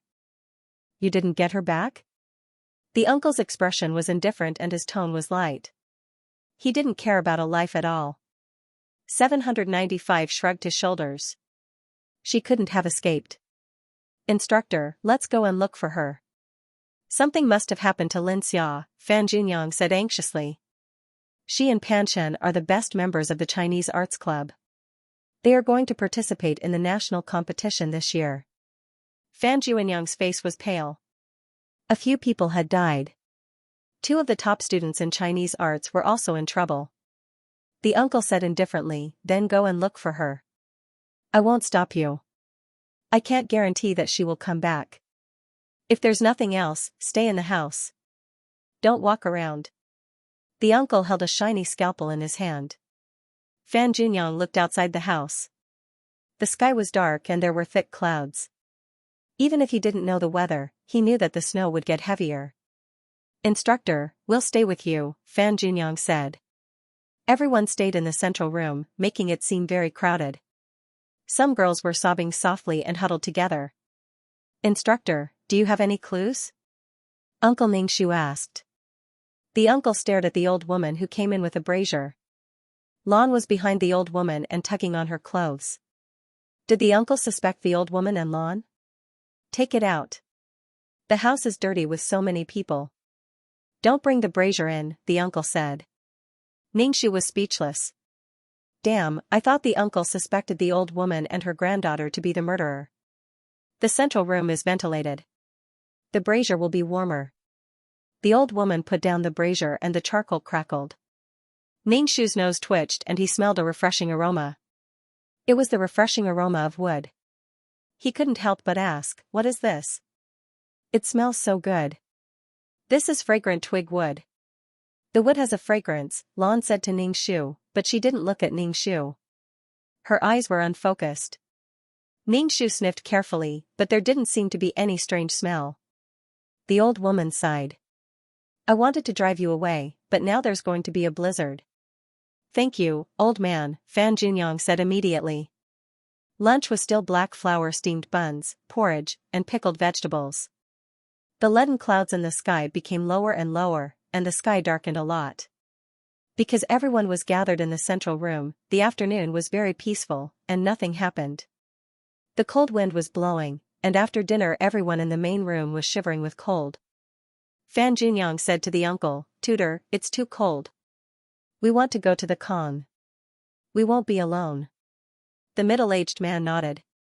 A few mission enforcers stayed behind and sat around the table. 795 said, let me talk about my point of view first. There is more than one murderer. Lu Shanshan sneered, where's the evidence? Almost everyone has an alibi. They must have colluded with each other. Lu Shanshan whispered, I think there's something wrong with this pair of grandmother and grandson. Someone in the club must have something to do with them. Every time the old woman scooped porridge for Fan Junyang, it was drier than the others, Lu Shanshan said. Fan Junyang was always the first to be scooped. They're not related to Fan Junyang. Why is she so special to him? Ningxu raised his eyebrows. No wonder she was a super mission enforcer. No matter how much 795 despised her, she still had some skills. Ningxu remembered everything she said. The middle-aged man grunted, what else? Zhang Jiasen said, this pair of grandmother and grandson don't look like poor people. This table is made of yellow pear wood. Zhang Jiasen tapped the table with his finger. Ningxu looked at the table. Before, he thought it was made of a few pieces of wood, and it was a little greasy. Now, the texture was clear and beautiful. Ningxu raised his doubts. What if they don't know the value of yellow pear wood? The villagers didn't know and used antique bowls to feed dogs. Zhang Jiasen looked at Ningxu. Yellow pear wood is produced in the South China Sea. It's a hot place, and there aren't many of them. Yellow pear wood is mainly imported. This isn't the place where it's produced. It's impossible that they went to the mountains to cut down trees and cut down yellow pear wood. Ningxu, 0, damn, I feel like I'm retarded. Ningxu wrote it down in his notebook. This pair of grandmother and grandson had something to do with it. If they really wanted to harm the people from the Chinese Arts Club, they had to have a reason. They couldn't kill people for no reason. The middle-aged man stood up. Ningxu and Mei Ziqing said, you guys keep watch tonight. After the middle-aged man left, Lu Shanshan also left. The others yawned and left. Only Ningxu and Mei Ziqing were left in the central room. 696, did you find anything? Ningxu asked. A girl is pregnant, Mei Ziqing said softly. Ningxu. How do you know? Ningxu asked curiously. There's an extra soul in her body. It's very weak, Mei Ziqing said. I'm very sensitive to things like souls. She's pregnant when she's still a student. Who's the father? Is he also from the Chinese Arts Club? There's a lot of discord in this team. Ningxu and Mei Ziqing sat together. The cold wind whistled outside, making the whole world seem even quieter. There was no sign of life at all. Ningxu stretched out his hand and warmed it in the brazier. Then, he prepared to cultivate his ultimate martial arts. Since he woke up in the morning, he had been overwhelmed by what had happened. Someone's here. Mei Ziqing quickly opened the door. Ningxu also saw a shadow flash by the window. Mei Ziqing ran to the backyard. Ningxu picked up the flashlight and chased after Mei Ziqing. He saw Mei Ziqing standing under a tree. Ningxu walked over and asked Mei Ziqing, "Did you find anything?" Mei Ziqing didn't say anything. Ningxu stretched out his hand and touched Mei Ziqing. Mei Ziqing's body fell down, and blood spurted out from her neck. Ningxu was shocked. He took a step forward, but his neck was cut by something. Ningxu reached out and touched it. His neck was wet. Ningxu shone the flashlight and found that he had touched a thread as thick as a strand of hair. If one didn't look carefully, they wouldn't have noticed it. Mei Ziqing was in a hurry, and her neck bumped into the thread. The thread sank into her neck. This thread was extremely tough. Ningxu tried to pull it, but he couldn't break it. Instead, the thread cut into his palm. Only a sharp blade could kill. A familiar person suddenly died in front of him. Just a moment ago, they were still talking and laughing. Now, there was no sign of life. He suddenly understood the fear of the club members. Mei Ziqing fell into a pool of blood. Ningxu's limbs were numb, and his head was buzzing. He didn't know if she would be killed. She should have a way to avoid being killed. Gotcha. There was the sound of feet stepping on the snow. Ningxu looked up and saw a black shadow rushing towards him. A black shadow rushed over. Before Ningxu could react, a thread was wrapped around her neck. The black shadow tightened its grip around the tough thread from behind. Ningxu's hands gripped the silk thread tightly. The silk thread dug into her knuckles and sunk deep into her flesh. Ningxu felt that the bones in her hands were about to be broken by the silk thread. It was excruciating. No matter how painful it was, Ningxu didn't dare to let go. If she did, her neck would suffer the same pain as Mei Ziqing, who was lying on the ground. Half of her neck had been severed by the thread. The two bodies were tightly pressed together. She could even feel the hot breath of the person behind her. The smell of fragrant wood mixed with the biting cold wind entered her nostrils. Cough cough. Ningxu coughed and said with difficulty, "Xianxia, it must be you." The hand holding the thread paused for a moment, then increased its strength. The thread dug deeper into her flesh, and blood dripped onto the ground. The approaching death made Ningxu's hair stand on end.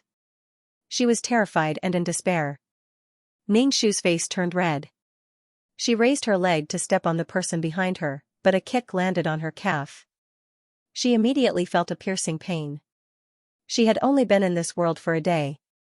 There was no time to practice ultimate martial arts. In one day, 3 people had died. There was no time to rest.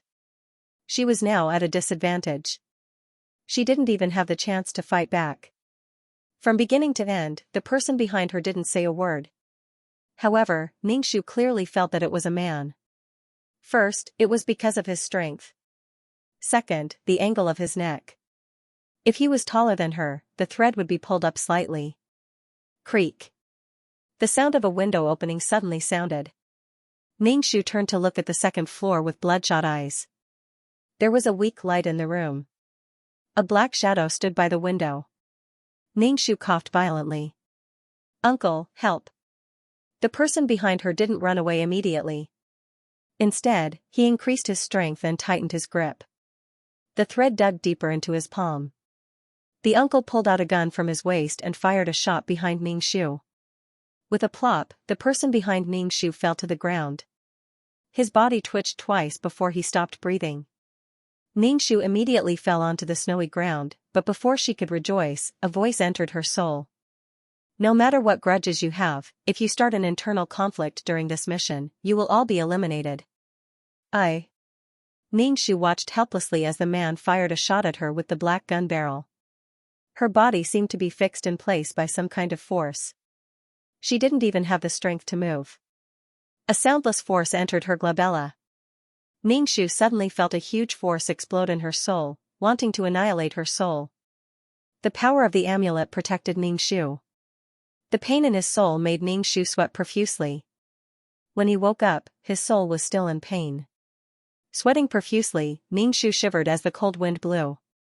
She got up from the ground and flipped over the man's body. It was indeed Xianxia. Damn it, Ningxu was so aggrieved that she almost cried. She was almost killed, and now she was killed again. If it wasn't for the upgraded version of the amulet, she would have to wait for everyone to die this time and restart the plot again. The feeling of being killed scared Ningxu so much that she peed her pants. She was completely annihilated. Despair and pain. Xianxia, this bastard who harmed others without benefiting himself. Ningxu kicked Xianxia's body on the ground and ran into the central room weakly. The fire in the brazier in the central room had already been extinguished. Ningxu sat on the bench and placed her hands on the table. Her hands were dripping with blood. A silk thread had sunk into her flesh. Scarlet flesh flew everywhere. Ningxu carefully took out the silk thread. This silk thread was very thin but very tough. Where did Xianxia come from? If Xianxia possessed the original owner of this body, then this person was also a suspect. Xianxia used the silk thread to deal with her. She knew that Xianxia would definitely take revenge on her. She wanted to fish in troubled waters and kill her. Ningxu took out the silk thread. Blood flowed out. Fortunately, she had exchanged for medicine before entering the mission. Ningxu sprinkled the medicine powder on the wound and wrapped it with gauze. However, both of her hands were injured, so it was very inconvenient to wrap the gauze. The door of the room next to the central room opened. Lan walked out using the wall. Her nose twitched. "You're injured." Ningxu grunted. Lan reached out and sat down at the table. "How did you get injured? Were you alone?" Ningxu saw that Lan was staring at one place. Her eyes were not focused. She was clearly talking to him, but she was looking in another direction. "There's another one dead." Ningxu looked at Lan's expression. Lan just pursed her lips. Her reaction was very calm. Ningxu could not help but ask, "You're not afraid?" Lan shook her head. "I can't see, I can't feel. I can't see the beautiful things, and I'm also isolated from the scary things. I know someone died, but I don't feel afraid," Lan said honestly. Ningxu did not know what to say. Lan could not see and did not even know how many people there were. She did not feel anything if 1 or 2 people were missing. However, several people in her family had died. She was not afraid. Ningxu took the anti-inflammatory medicine. He was afraid that it would be tetanus. Lan asked Ningxu, "Are you seriously injured?" "It's okay. I won't die." Ningxu said indifferently. "Grandma said that you guys should leave tomorrow. She said that you guys have provoked evil spirits. They won't stop until you die. We will also be implicated." Lan said. Ningxu pursed his lips and did not speak. The cold wind outside the house blew even more fiercely. The cold wind blew through the cracks in the door and into the house. It was bone-chilling.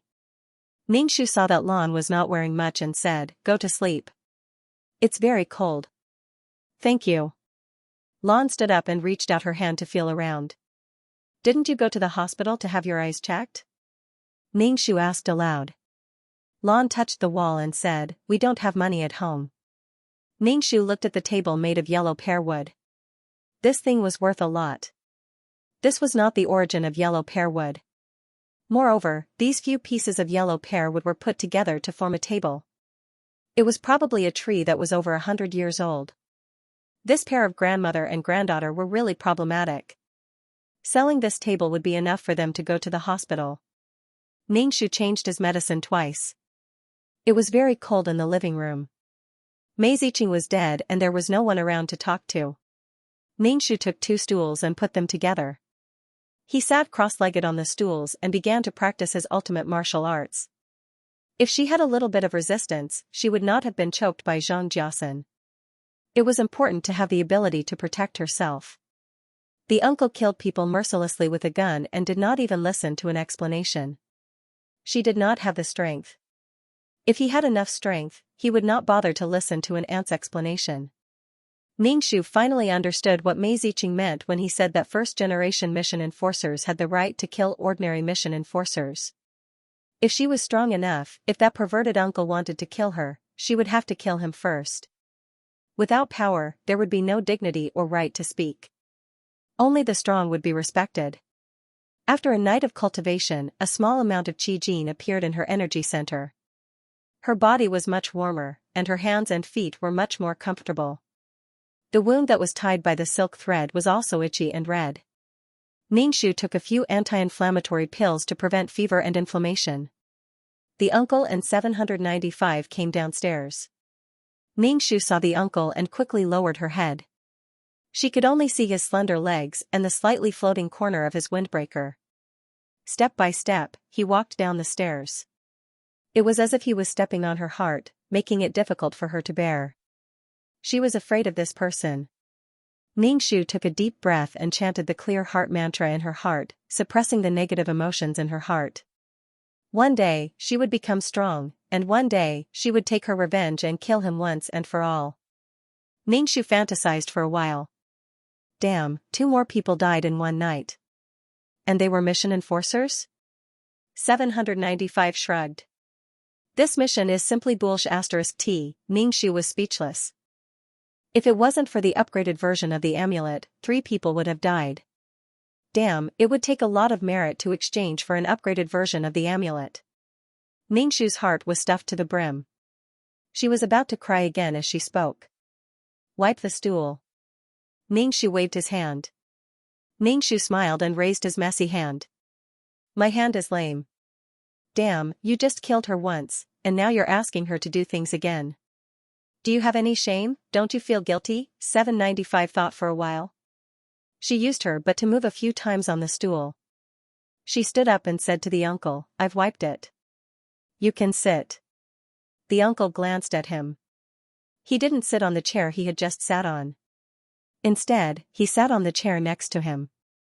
How did 696 and 6,457 die? 795 asked.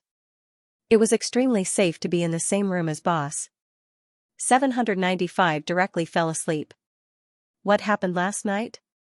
This guy doesn't know anything. Ningxu glanced at the uncle and said, 696 was killed by 6457. To be precise, it was Zhang Jiasen who wanted to kill her. Mei Ziqing was too anxious and was accidentally killed. Ningxu could feel that Mei Ziqing was very anxious. He was probably in a hurry to catch the culprit and end this mission so that he could gain merit and become a high-level mission enforcer. It was easy to make mistakes when he was anxious. 795 raised his eyebrows. Did you kill 6,457? Ningxu shook his head. He glanced at the indifferent uncle and said, was he killed? 795 couldn't help but glance at the uncle.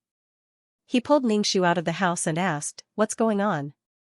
Ningxu told 795 the whole story. 795 couldn't help but shake his head, he should have been killed. Didn't he know what kind of mission this is? This plane is about to become a super plane. If the laws really collapse, it will be an unimaginable disaster. Hundreds of millions of creatures in this plane will die directly.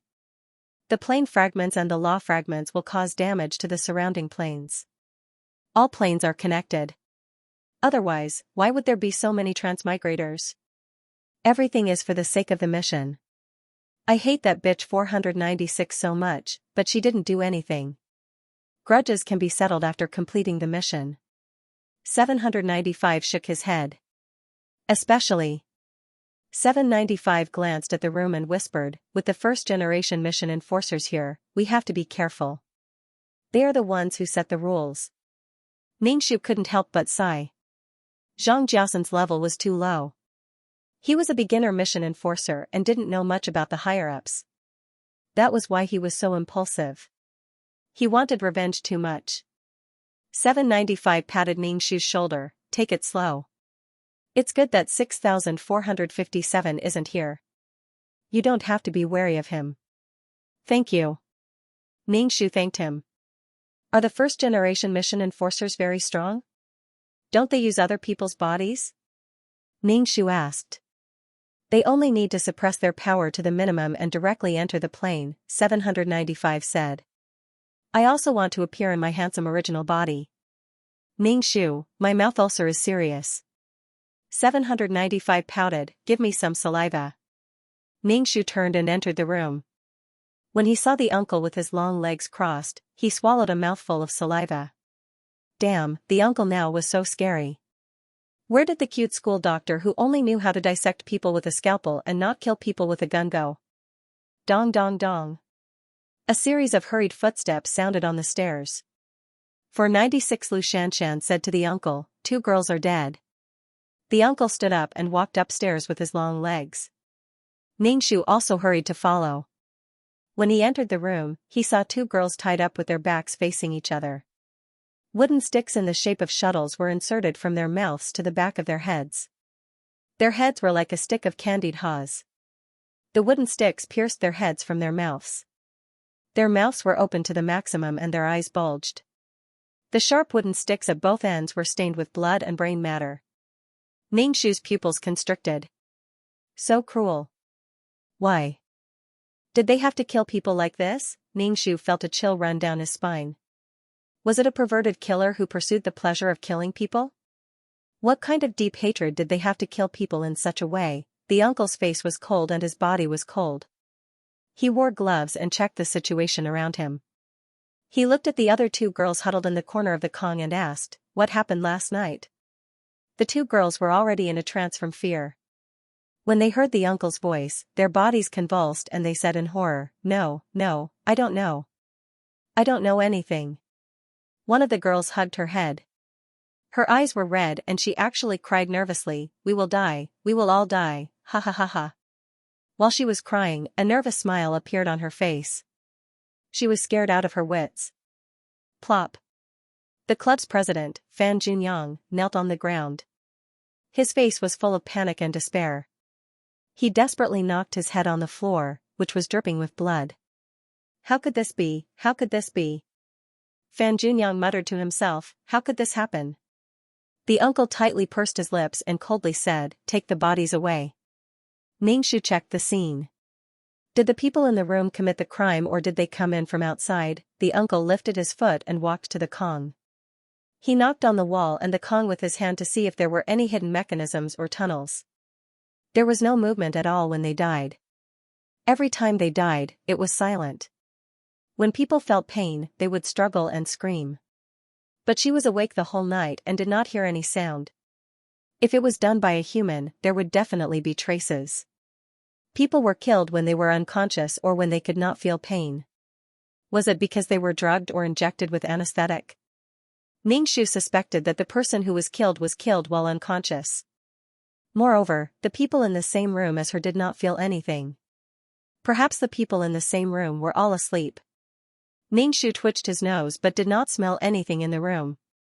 He looked around and found a pile of fine dust at the foot of the wall behind the door. Someone had lit incense in the room. Ningxu dipped a bit of dust on her finger and sniffed it, but there was no smell at all. There was really no smell at all. The uncle walked over and squatted beside Ningxu, looking at the incense. Hidden incense, the uncle said lightly. Ningxu was surprised. Ningxu had heard of hidden incense before. This type of incense had no smell at all. Hidden meant that it was hidden and there was no smell at all.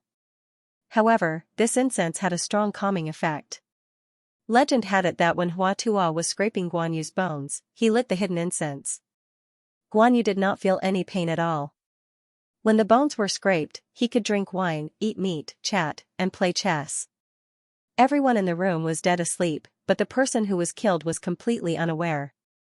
Ning-Shu walked to the two girls huddled in the corner of the Kong bed. He reached out and pinched the girl's arm. The girl did not seem to feel any pain. He did not find this in the room earlier. It must have been cleaned.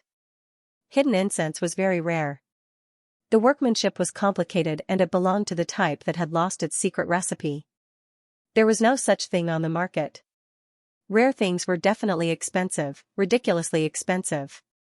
How could such a thing appear in such a place? 749 came to Ning-Shu's side and said, in this group of people, other than the dead Pan Shen, Fan Juanyang's family is the richest. Ning-Shu looked at Fan Juanyang, whose face was covered in blood. He sat on the ground dispiritedly and leaned against the wall. All signs pointed to Fan Juanyang as the most suspicious. The uncle stood up. Ning-Shu said, take the bodies down. My hand is crippled. Ning-Shu raised his hand. I'll do it, 749 said. 749 was very strong. He carried the corpses down the stairs. The uncle said to Fan Juanyang, gather everyone in the central room. All right. Fan Juanyang struggled to stand up, but he had kowtowed too hard and felt dizzy. He went to call for help. Ning-Shu followed the uncle down to the central room. In the central room, the old woman looked at the corpses in the courtyard and muttered about their sins. Can you leave this place? What did you provoke? The old woman asked in a panic. Please leave, I beg you. I don't want her money, and I don't want her lodging fee. The old woman leaned on her crutches, looking panicked and scared, a sharp contrast with Lan behind her. Lan's face was a little blank because she couldn't see. Even though she knew that someone had died, she couldn't see how the person died. Lan was the only one in the group who was truly fearless. Fan Juanyang called for everyone to come down. The central room was filled with people. Everyone was trembling in fear. There was also a girl who was scared out of her wits. She was giggling. Her laughter made people's hair stand on end, especially when they were so nervous and scared. Teacher, what should we do? Fan Juanyang said desperately. He shouted, I can't take it anymore. The uncle looked indifferent. Then what do you want? Do you want to leave? I'd rather leave than stay in this place. There are ghosts here. I can't take it anymore. Fan Juanyang's voice changed. His fingers couldn't help but tremble. It's you who touched something and brought it here. You even said that there are ghosts here. The old woman leaned on her crutches, looking angry. Lan pulled the old woman's clothes and said, Grandma, it's snowing outside. How do you want them to leave? These people died in our house. How can this be? Do we still want people to live in this house? The old woman's voice rose. The room was silent. Only the sound of breathing could be heard. Some girls cried silently, but they didn't dare to run. They wanted to leave, but when they thought of Xianxia, who ran out. She didn't come back for the whole night. She was probably dead. Many people placed their gazes on the tall, upright, and calm middle-aged man, their eyes filled with anticipation. Lu Shanshan asked the uncle, Teacher, do you know who the murderer is? I think Fan Juanyang is the most suspicious. Lu Shanshan said. 749 immediately said, I said you're still suspicious. You have to have evidence first. Are you a man? You're as petty as a woman. Lu Shanshan looked at him with disgust. She then turned to look at the uncle. 749 pursed his lips. You take the opportunity to get close to a man. Disgusting. Lu Shanshan looked at 749 with a murderous look. But when she thought about how the uncle was still beside her, she suppressed it. She turned her head and didn't look at the annoying 749. I didn't kill anyone. I have no reason to kill anyone. I'm the president of the Chinese Arts Society. If something happens to the members, I have the biggest responsibility. Fan Juanyang was so anxious that his face turned red. The blood on his face had already dried. The other members looked at Fan Juanyang with vigilance. Some of them even stayed away from him. Fan Juanyang's face was full of bitterness. Ning-Shu and the other mission enforcer stood at the side and didn't say anything. The most important task now was to survive. The 32 members of the Chinese Arts Society were all dead. Ningxu looked at the old lady and Lan.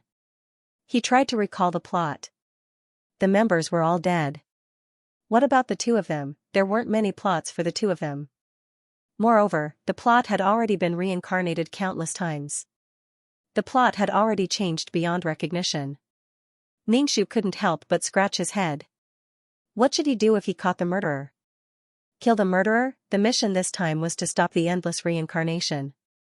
But how? They had been looking for the murderer since the beginning. But they couldn't find the murderer. Instead, more and more people died. The murderer appeared and disappeared mysteriously. Ningxu felt that this pair of grandmother and granddaughter were the most suspicious. What about the motive? Could it be that killing people was fun? Ningxu put himself in their shoes. A group of people stayed in his house. Why would he want to kill them all? For money. If it was really this pair of grandmother and granddaughter, they had the yellow pear tree. If the Tibetan incense was also theirs, it meant that they didn't lack money. Too bored, they wanted to play a killing game with these people. Guess who I am? Revenge. Among these people, there were enemies of this pair of grandmother and granddaughter. But they killed everyone. Could it be that they were afraid of being discovered? So they killed everyone. Ningxu's mind was in a mess. Logic didn't make sense. The uncle pointed at the crazy and scared girl and said, "Don't pretend to be crazy.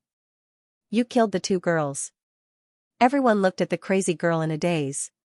The girl was still giggling. Lu Manman, the people she killed, everyone immediately moved away from her. The crazy look on Lu Manman's face could no longer be maintained. The uncle said impatiently, "Tie her up. Take turns watching." "I didn't kill anyone." "I didn't kill them," Lu Manman explained anxiously. "If you didn't kill anyone, why are you acting crazy?" Lu Xianxia sneered. "You're just giving yourself away." Lu Manman bit her lip and swore, "I really didn't kill anyone." "I didn't." "Because you're pregnant," the uncle said indifferently. Lu Manman's eyes widened and she reflexively covered her stomach. The others looked at Lu Manman strangely. Lu Manman's face was red. "I'm not pregnant."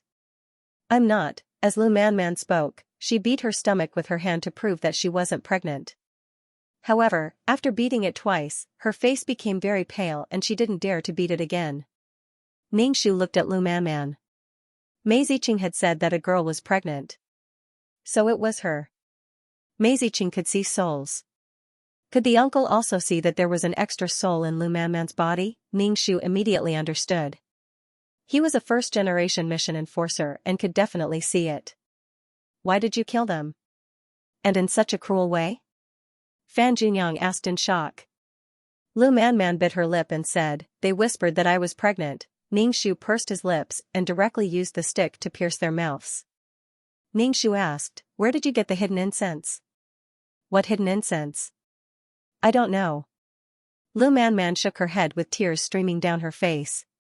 Her face was full of regret. Ningxu looked at the uncle. The uncle's face was indifferent. "Tie them up and take turns watching." "Did you kill the others?" Lu Xianxia asked. Lu Manman was tied up. She shook her head and said, "I only killed 2. "You really?" Ningxu was speechless. Lu Manman stared at Ningxu. "What do you know?" "I was raped. A man raped me." Lu Manman broke down and shouted. Ningxu pursed his lips and apologized, "I'm sorry, I didn't know." However, she was raped by a man and became pregnant. Because of this, she had to kill the person who gossiped. He was in such a sorry state that he even loathed himself and wanted to kill him. However, this matter was still unsolved. Who lit the incense, and who killed the people in front of them? "Is the man who raped you in the team?" Ningxu asked. Lu Manman's hands and feet were tied. She sat on the ground with her head lowered. Her body trembled and tears fell to the ground. She didn't seem to hear Ningxu's words and didn't make a sound. Ningxu said, "Let's untie her. With so many people watching, she can't do anything. You're so disgusting. You're like a white lotus. Do you sympathize with her? She killed people for her own selfish desires. What's there to sympathize with?" Lu Xianxia said disdainfully. She looked at Ningxu with disdain. Ningxu was speechless. Well, she was a white lotus. A pregnant woman sitting on the cold ground. Even if she was going to be executed, she would wait for the child to be born. Do you think everyone is as cold and heartless as you? She didn't kill you. Why are you so indignant? If you were raped, you would do the same. 795 suddenly choked. No, even if a man raped you, you would be very happy. Ningxu was speechless. Damn, what kind of deep hatred did she have to use such words to attack someone? Lu Shanshan was so angry that her whole body trembled. She pointed at 795 and said fiercely, I won't let you go. See, I only said a few words and you're like this. 749 shrugged his shoulders. Do you want to kill me for your own selfish desires? You. Lu Shanshan was so angry that her eyes were red. Teacher, let's just tie her up. The members said one after another, we're all from the same club and we're all familiar with each other. How could she do this? She's too cruel. Lu Manman still had her head lowered and didn't say a word. Ningxu didn't say anything. He would never know what it was like if it didn't happen to him. Lu Manman was thrown alone in a corner. No one dared to get close to her. She curled her legs and knocked her forehead on her knees. People who passed by her would take a detour, forming a vacuum around her. The central room was quiet. The cold wind was blowing outside, and the heavy atmosphere was pressing down on everyone's hearts. So what if they caught the murderer of the two girls? They couldn't leave at all. It was easy to get lost in the vast expanse of white. The snow had already covered their calves. It was as if there was an inexplicable force preventing them from leaving. The murders had been happening in this house in a cycle. Old lady, please prepare some food for us, Fan Junyang said tiredly. The old lady supported herself with her walking stick and said impatiently and anxiously, can't you all leave my house? Each of you has a murderous aura. Grandma, it's snowing so heavily now. Let's wait, Lon said. Ningxu raised his eyebrows and asked, Lon, you can see the snow? Lon shook her head. I can hear it. Rain and snow have sounds. Then did you hear anything upstairs last night? Ningxu asked. Lon said, there are footsteps. There are footsteps every night. It's the sound of you getting up and walking around. Ningxu saw that he couldn't get anything out of her, so he shut up. The old lady took her granddaughter to prepare breakfast. 3 meals a day were black flour steamed buns and porridge. When the old lady served rice, she was the first to serve it to Fan Junyang. She even scooped it dry. Just as Lu Shanshan said, there was something fishy going on. Ningxu felt his head hurt badly. He felt that everyone was a murderer. There was no progress at all. Ningxu turned to look at the uncle. His eyebrows were cold, and he couldn't tell what he was thinking. He was holding a scalpel that was shining with a silver light in his hand, which looked particularly terrifying. What's the matter? The uncle turned to look at Ningxu. When he met the uncle's eyes, Ningxu immediately cowered. He remembered the feeling of being killed. He shook his head and said, nothing. Do you want to eat a steamed bun? Ningxu handed him a black flour steamed bun. Ningxu did it on purpose. This kind of steamed bun looked black and dirty. Ningxu felt that he wouldn't eat it. Starved to death, instructor, eat mine. Lu Shanshan took a steamed bun and handed it to the uncle.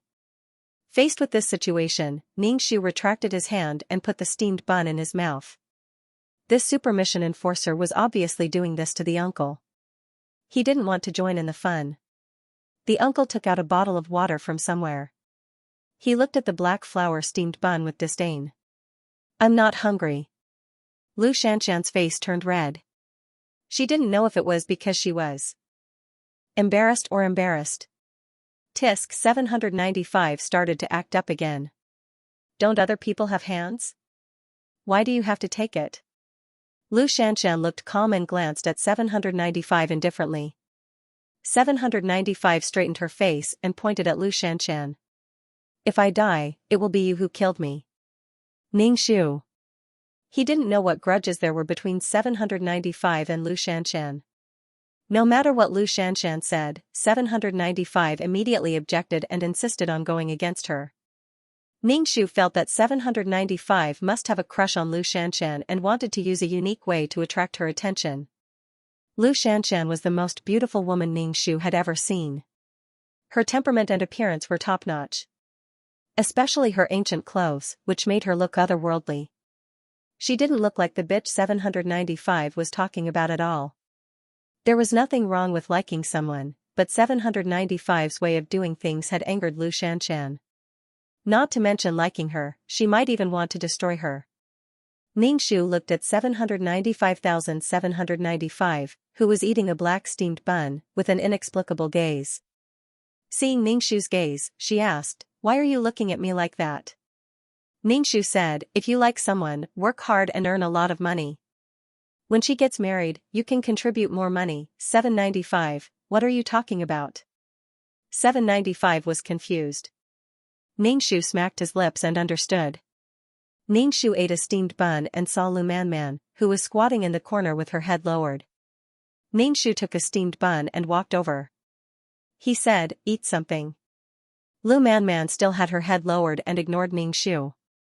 Ningshu put the steamed bun in a bowl and placed it beside her. He sat beside Lu Manman and asked, "Did you kill both of them?" A pregnant girl tied 2 other girls together and killed them with a wooden stick. "How did you think of using such a method?" Ningshu asked. Lu Manman buried her head. Her body was trembling slightly, and her voice was nasal. "I hate them for whispering and saying such nasty things. I really want to cut their tongues." "Who raped you?" Ningshu asked softly. Lu Manman did not say anything. "Where did you get your wooden stick?" Moreover, it was sharpened. If you wanted to kill someone, you would have such a tool. Their hearts were dug out by claws, their heads were skewered by wooden sticks, and their eyes were pierced by writing brushes. "It's in the shed next to the kitchen," Lu Manman said without raising her head. Ningshu stood up and walked out of the central room. He stepped on the thick snow and arrived at the shed next to the kitchen. It was a very simple shed with some firewood inside. On the side, there was a pile of wooden sticks that were half the height of a person. The wooden sticks were about half the size of a fist, and they were all sharpened. Lu Manman took the weapon from here. Ningshu walked slowly to the central room. When he passed by the kitchen, he saw Lan sitting in front of the stove. Ningshu thought for a moment, then walked into the kitchen and asked Lan, "What's the use of the sharpened wooden sticks next to it?" Lan said, "They're used to make fences. Grandma said that when the snow melts, we'll plant vegetables in the yard." Those wooden sticks were sharpened by Grandma. They're sharpened so that they can be used as stakes. Ningshu pursed his lips. This explanation was very logical. Lu Manman saw this thing and used it as a weapon.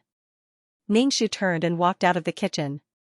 From the corner of his eye, he saw Lan, who was bending over to pick up the firewood, wearing a red rope around her neck. It seemed to be something to ward off evil spirits, such as a jade pendant or talisman paper. It probably never left her body. The red rope was a little black. "Is there anything else?" Lan asked with empty eyes. Ningshu asked with some surprise, "You knew I was looking at you?" Lan said, "My eyes can't see, but my other senses are much more sensitive. Besides, you've been staring at me. I can feel it. Even if I eat steamed buns every day, there are no vegetables. Can you make some vegetable soup? I'm constipated." Ningshu touched his stomach. "It's so swollen."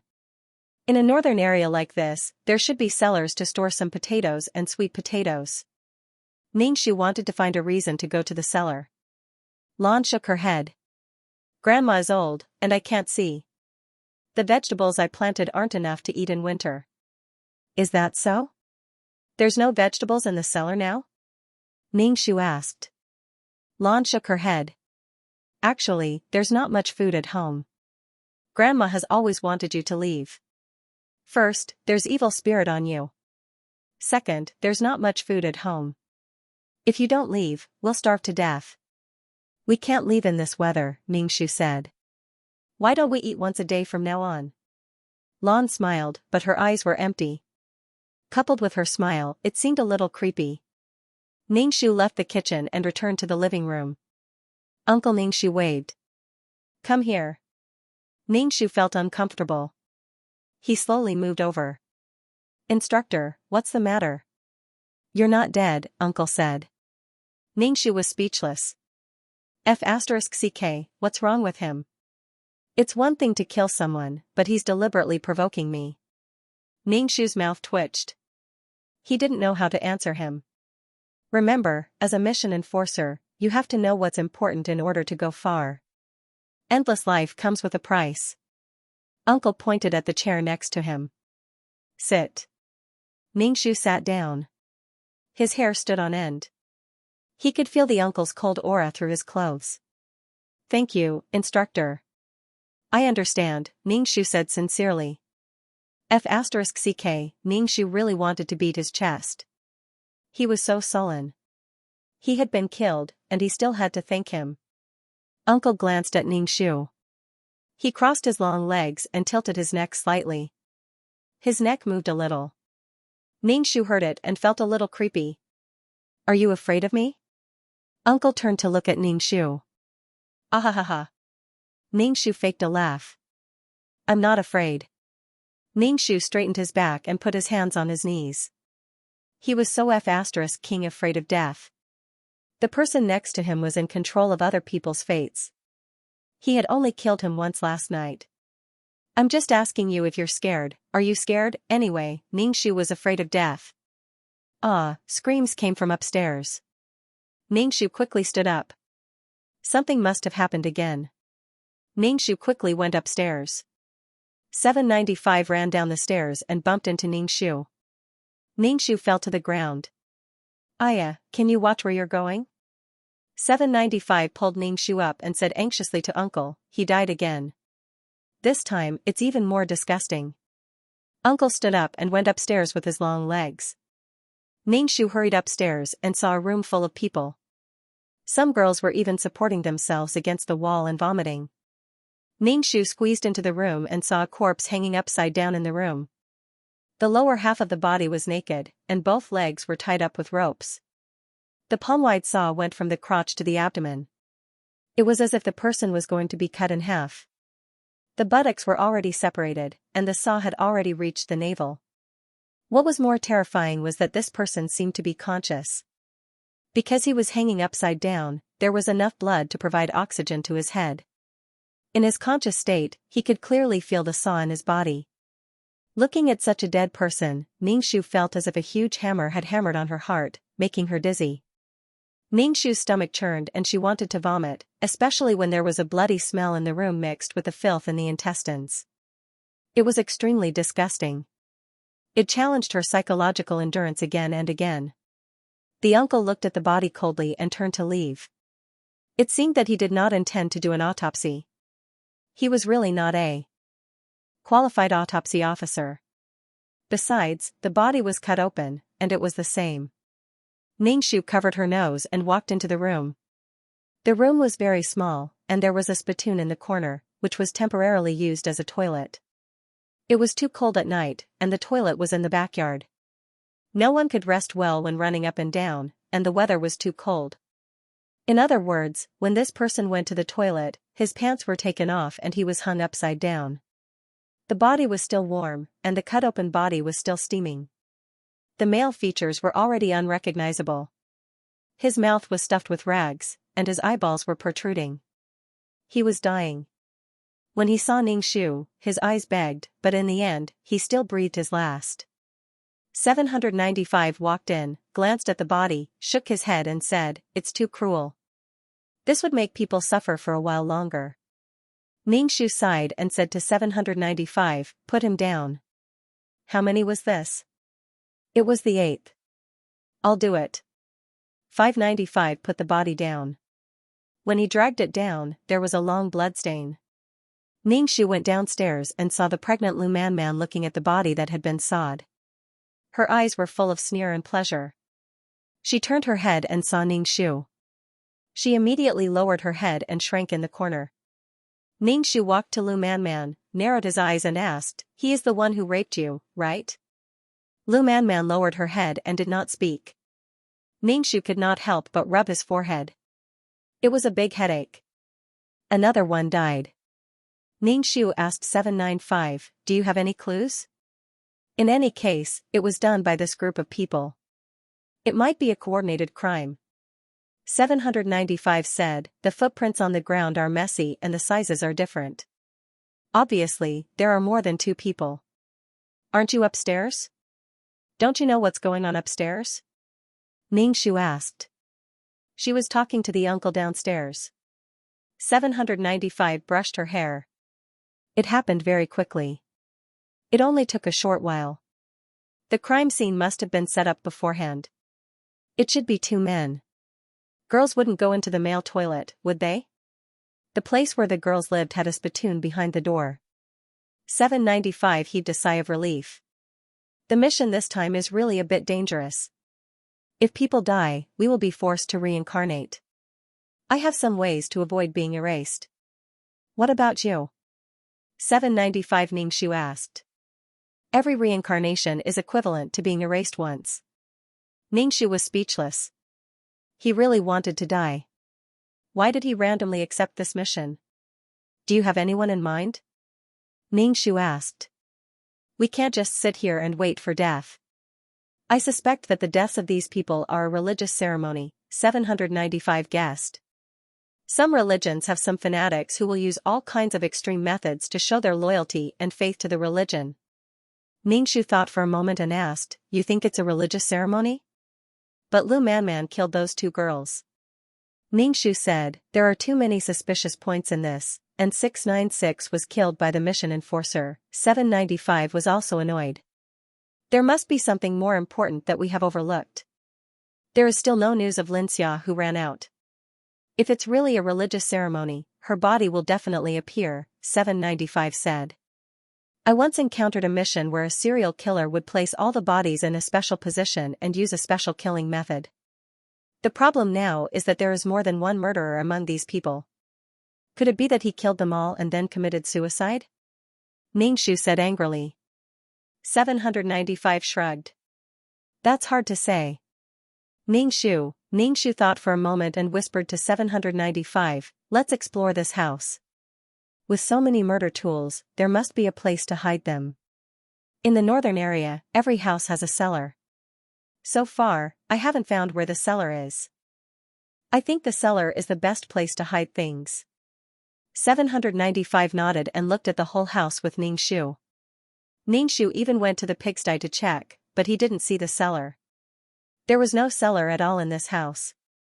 There is no cellar, which means there are other secret passages in the house, 795 said. This pair of grandfather and grandson must be involved in this killing. Ning Shu kicked away the black pig that rushed toward him, and his shoes were stained with pig feces. 795 grabbed Ning Shu's arm and pulled him out of the pigsty. Why did you go to the pigsty to look for them? The more unexpected the place, the more likely it is. Ning Shu wiped the dirt on his shoes on the snow. 795 rolled his eyes. Ning Shu and 795 walked into the central room and saw the uncle move the table in the middle of the room. He squatted down and knocked on the floor with his hand. The place made a hollow sound. Obviously, the floor was empty. The more unexpected the place, the more likely it is. Ning Shu quickly walked over and looked for the cracks in the floor. The floor in this kind of rural village was made of mud. Ning Shu had to look for cracks everywhere. What are you doing? The old woman saw Ning Shu lying on the ground and couldn't help but ask with her walking stick. I dropped something. I'm looking for it. Ning Shu got up from the ground. The uncle sat aside and looked at Ning Shu. He moved his nose and smelled a very bad smell. The uncle turned and went upstairs. What are you looking for? Lan asked Ning Shu. A small diamond on the hair clip, Ning Shu lied. Lan's pinhole-sized pupils stared in one direction. Grandma said another person died, right? Lan asked, what is the reason for people to keep dying? Ning Shu scratched his head. He still wanted to know what the reason was. Bang!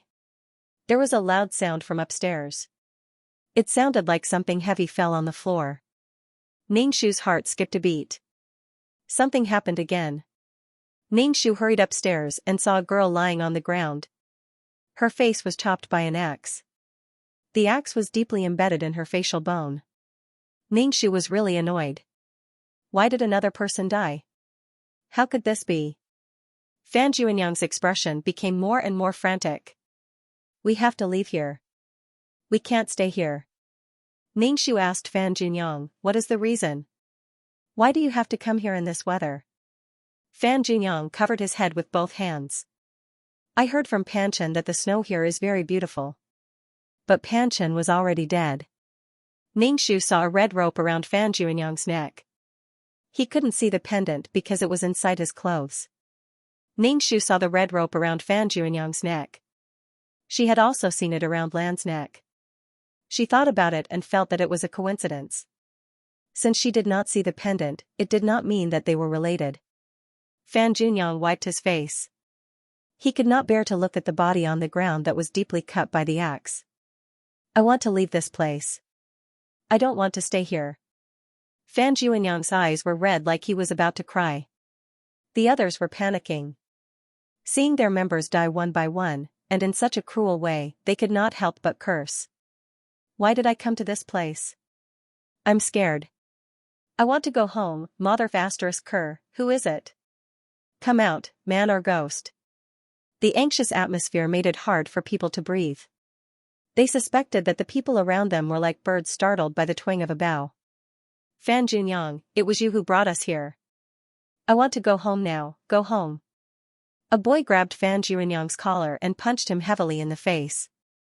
Fan Juanyang fell to the ground. Blood flowed out from the corner of his mouth. He did not retaliate. He sat on the ground and pulled his hair. The boy wanted to hit Fan Juanyang again but was stopped by the others. Wang Jia, forget it. It's useless to kill him now. The boy called Wang Jia sneered. He might be the murderer. Everyone will be safe if he's killed. The uncle was squatting down to examine the body. He pulled out the axe from the body's face and stood up, holding the bloody axe in his hand. What are you doing? Go to the central room and stay there. If anyone dares to take a step out, I won't be polite. The uncle narrowed his eyes at Wang Jia. Wang Jia met the uncle's eyes and immediately lowered his head. Drag the body to the yard, the uncle said calmly and turned to go downstairs. The others followed behind the uncle. 795 looked at the body on the ground and sighed. He moved the body downstairs. I'll help you, Wang Jia said. Okay. 795 and Wang Jia moved the body downstairs. Ningxu followed behind the two of them. The sticky blood of the corpses dripped onto the floor. There had been several murders in this building. The blood on the floor had already dried, forming a dark red stain. There were already a few corpses under the snow in the courtyard. There was 696 Mei Ziqing, Zhang Jiasen, 2 girls, Pan Chen, a girl who had her eyes pierced, a boy whose body was cut in half, a girl who was hacked to death by an axe, a girl whose heart was dug out and left in the toilet, and Lin Xia, who had run away without any news until now. 10 people had died in such a short time. Do you think someone faked his death? Let's dig up the corpse and see if it's still there. Ningxu said. These corpses were buried under the snow. Who knew if the corpses were still there? 795 thought for a while, took out a shovel and a hoe, and handed them to Ningxu. Then let's dig. Let me do it, her hand is injured. Wang Jia took the shovel and said. 795 glanced at Ningxu's bandaged hand and didn't say anything. He and Wang Jia started to dig up the corpses. Ningxu stared at Wang Jia. This person didn't have much of a presence, but he was so active now. It gave Ningxu a strange feeling. 795 and Wang Jia dug up the corpses one by one. These corpses were frozen stiff, but their organs had started to rot. There was a strange smell. Ningxu checked if there was a red rope around the corpses' necks. The girls were wearing jewelry like necklaces, but there was no red rope. One was a girl from the countryside, and the other was the president of a university club. Both of them were wearing red ropes, so there must be some connection between them. Whether it was a coincidence or not, he had to investigate. However, Ningxu still found that one of the corpses was missing. The delicate and refined Panchen was gone. Panchen's head had hit the door sill, causing brain death. but now his body was gone. One person is missing. 795 touched his chin. Even if he's not the murderer, he's related to the murderer. Wang Jia said, who took his body? Or is he not dead at all? Where is he hiding now? Ningxu looked at Wang Jia. Why was he so active? Wang Jia scratched his head and looked at Ningxu. He asked, does your hand still hurt? What does it have to do with you? Ningxu grinned and didn't say anything.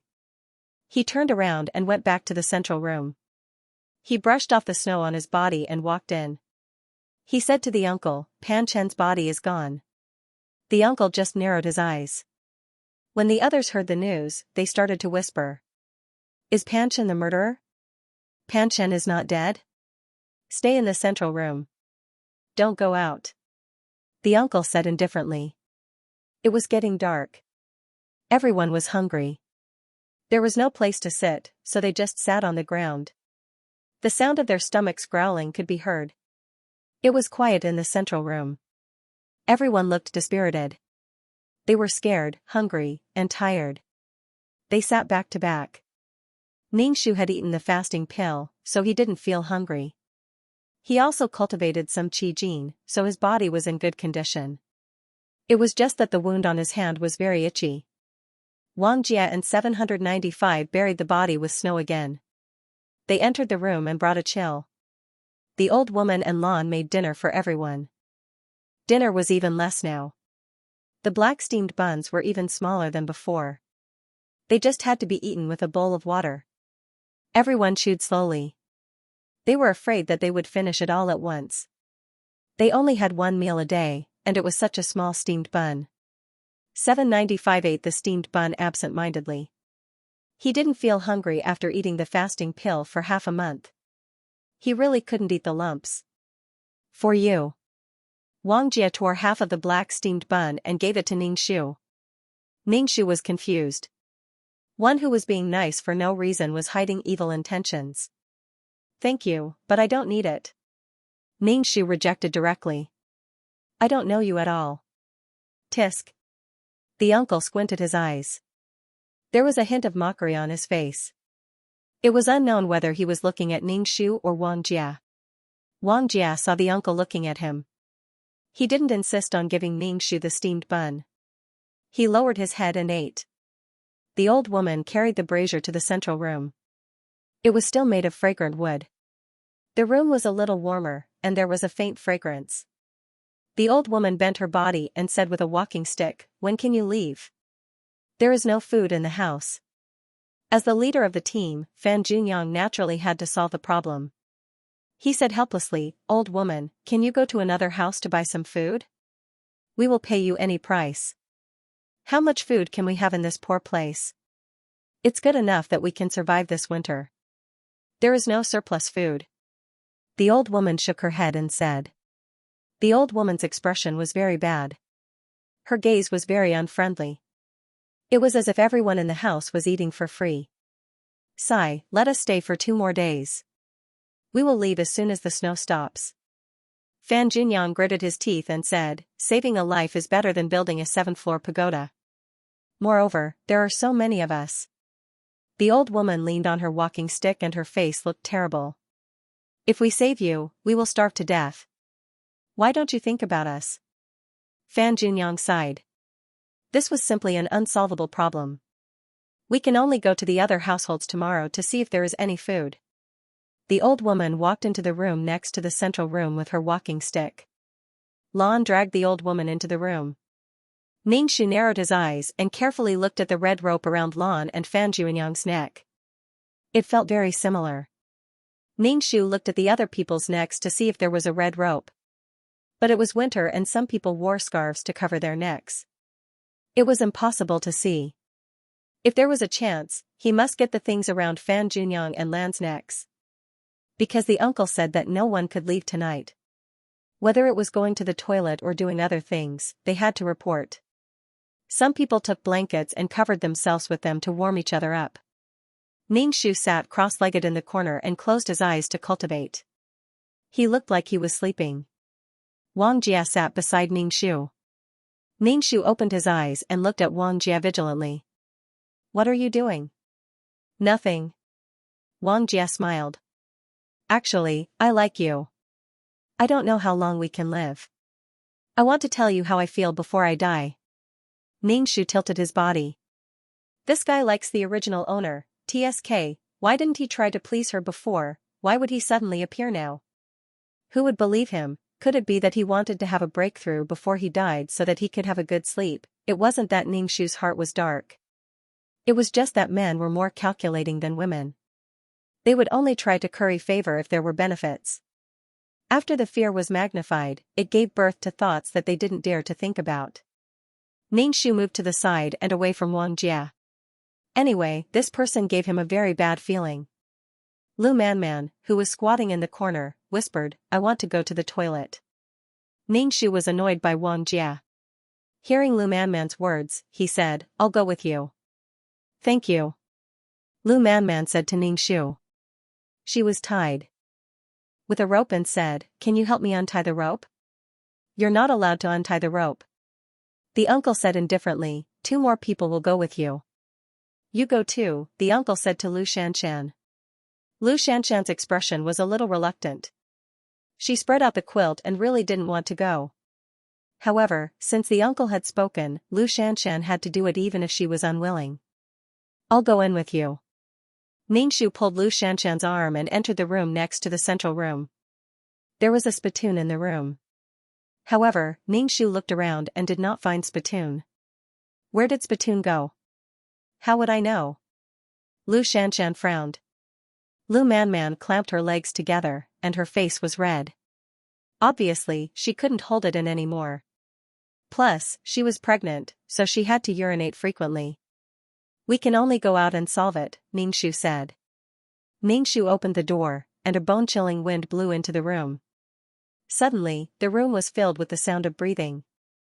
Ningxu and Lu Shanshan went outside and planned to urinate in the yard. Ningxu took off Lu Manman's pants. Pee. Can you not look at me?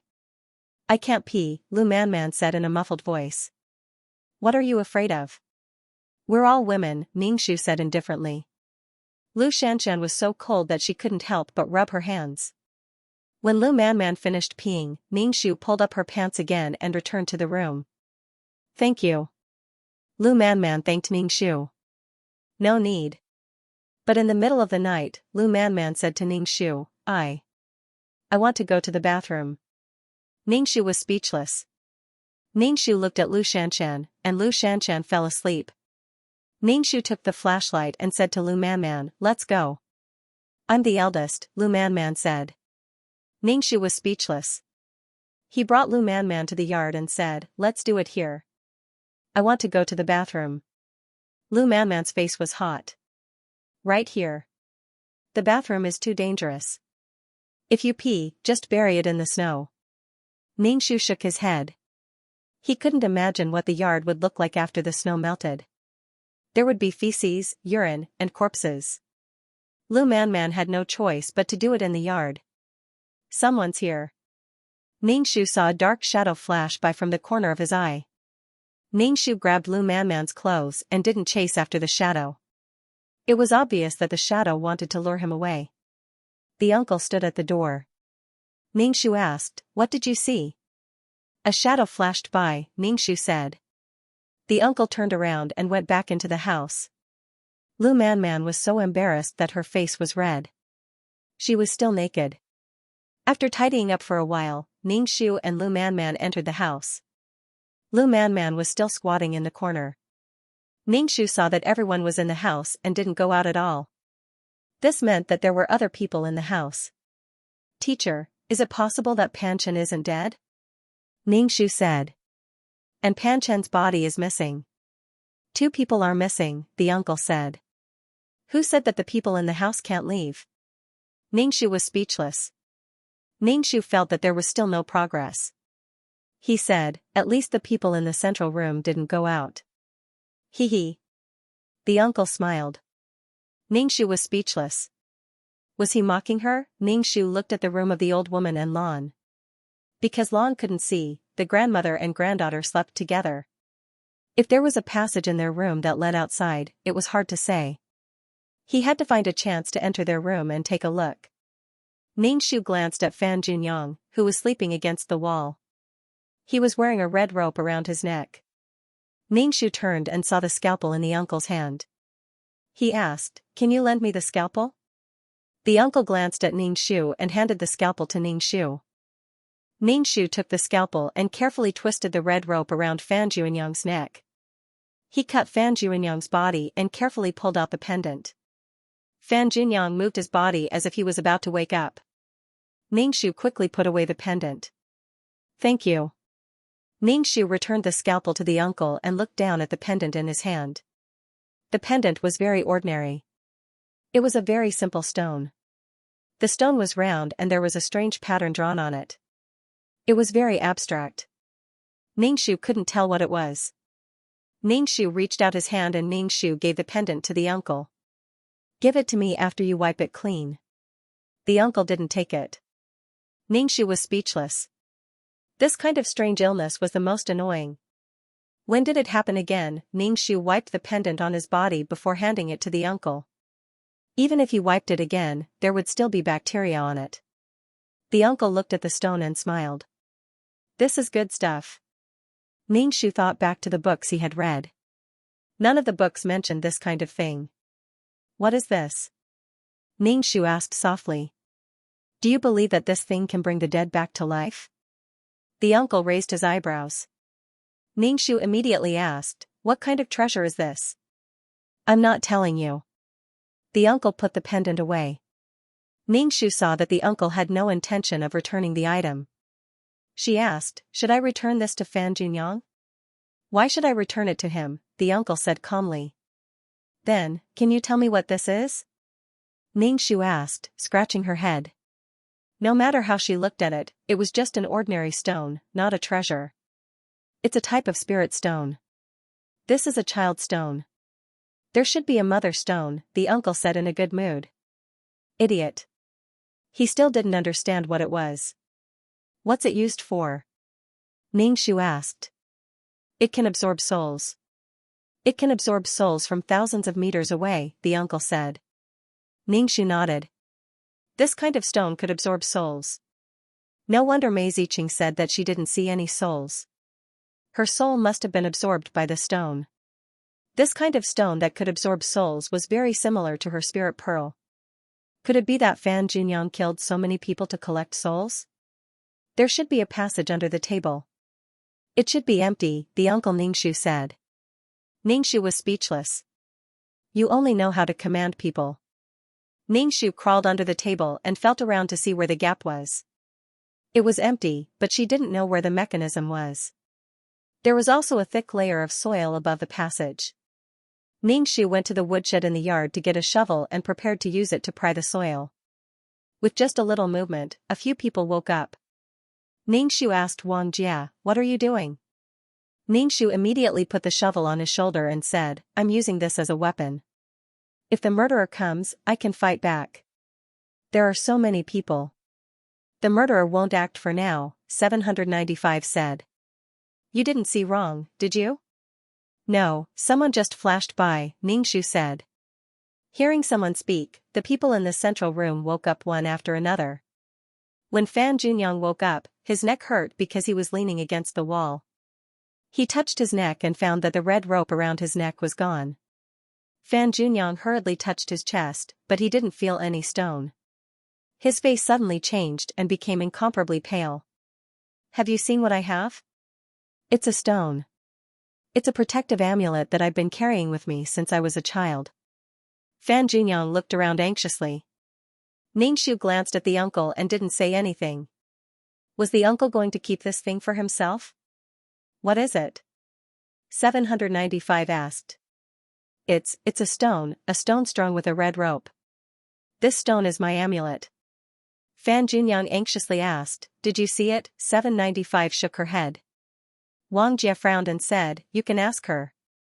She has been awake all this time." Wang Jia pointed at Ningxu. Ningxu was speechless.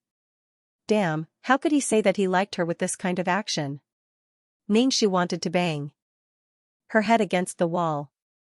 She was just short of directly saying that she was the one who took it. Have you seen my things? Fan Junyang Ningxu asked. Ningxu shook her head. I haven't seen it. What should I do? Fan Junyang's forehead was dripping with cold sweat. Ningxu asked, is this very important? Very important. Ningxu secretly glanced at the uncle. The uncle's face was calm and he didn't have a guilty conscience at all. His skin was much thicker than hers. Fan Junyang was extremely terrified and he looked very anxious. Why are you not sleeping in the middle of the night? Can't you let me sleep? The old woman's voice came from the next room. Old woman, my important thing is missing. I'm looking for it now. Fan Junyang raised his voice, waking up many people who were sleeping soundly. There was no movement in the next room, but after a while, the old woman and Lan came out dressed and asked, what's missing? My pendant is missing. The pendant on my neck is missing. Fan Junyang said. The old woman frowned tightly. Lan's pinhole pupils shrank and looked even smaller. She said, it must still be in this room. Look carefully. Yes, look carefully. It must be in this room. Don't blame it on us if it falls, the old woman said quickly. Ningxu's eyes flashed and said, Lan's neck is also red. See if the red rope on Lan's neck is yours. Lan immediately touched her neck and said, this is the amulet that Grandma asked for in the temple for me. It's not a stone. Ningxu narrowed her eyes. How do you know it's a stone? I heard you say it's a stone. Lan said, when I woke up, I heard someone say that the stone on the red rope was missing. This is the amulet I asked for my granddaughter, the old woman said. Fan Junyang's eyes flashed and he said to Lan, can you take the red rope off your neck and show it to me? Lan's expression didn't change. Her eyes were empty. She said, this is mine. I didn't pick up your thing. Lan's thing was asked for by me in the temple. It's not yours at all. You want my granddaughter to take it out. You eat and live in my house, and now you want my granddaughter's thing. The old woman sat on the ground trembling. She slapped the ground with her hands and cried. When Ningxu saw this, he leaned close to the uncle and said, something's wrong. The uncle pressed the back of the scalpel against Ningxu's forehead. Stay away from me. Ningxu curled his lips. Why couldn't Lan's thing be taken out? If it was really an amulet, there was nothing wrong with taking it out. She probably had the same thing as Fan Junyang.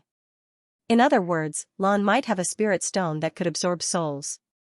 Old woman, I'm just saying. Please get up, Fan Junyang said helplessly. The old woman stood up with her walking stick and said hatefully, don't bully us. You're bullying my granddaughter because she can't see. Lan, go in with Grandma. The old woman took Lan's hand and went in. Fan Junyang fidgeted with his hair.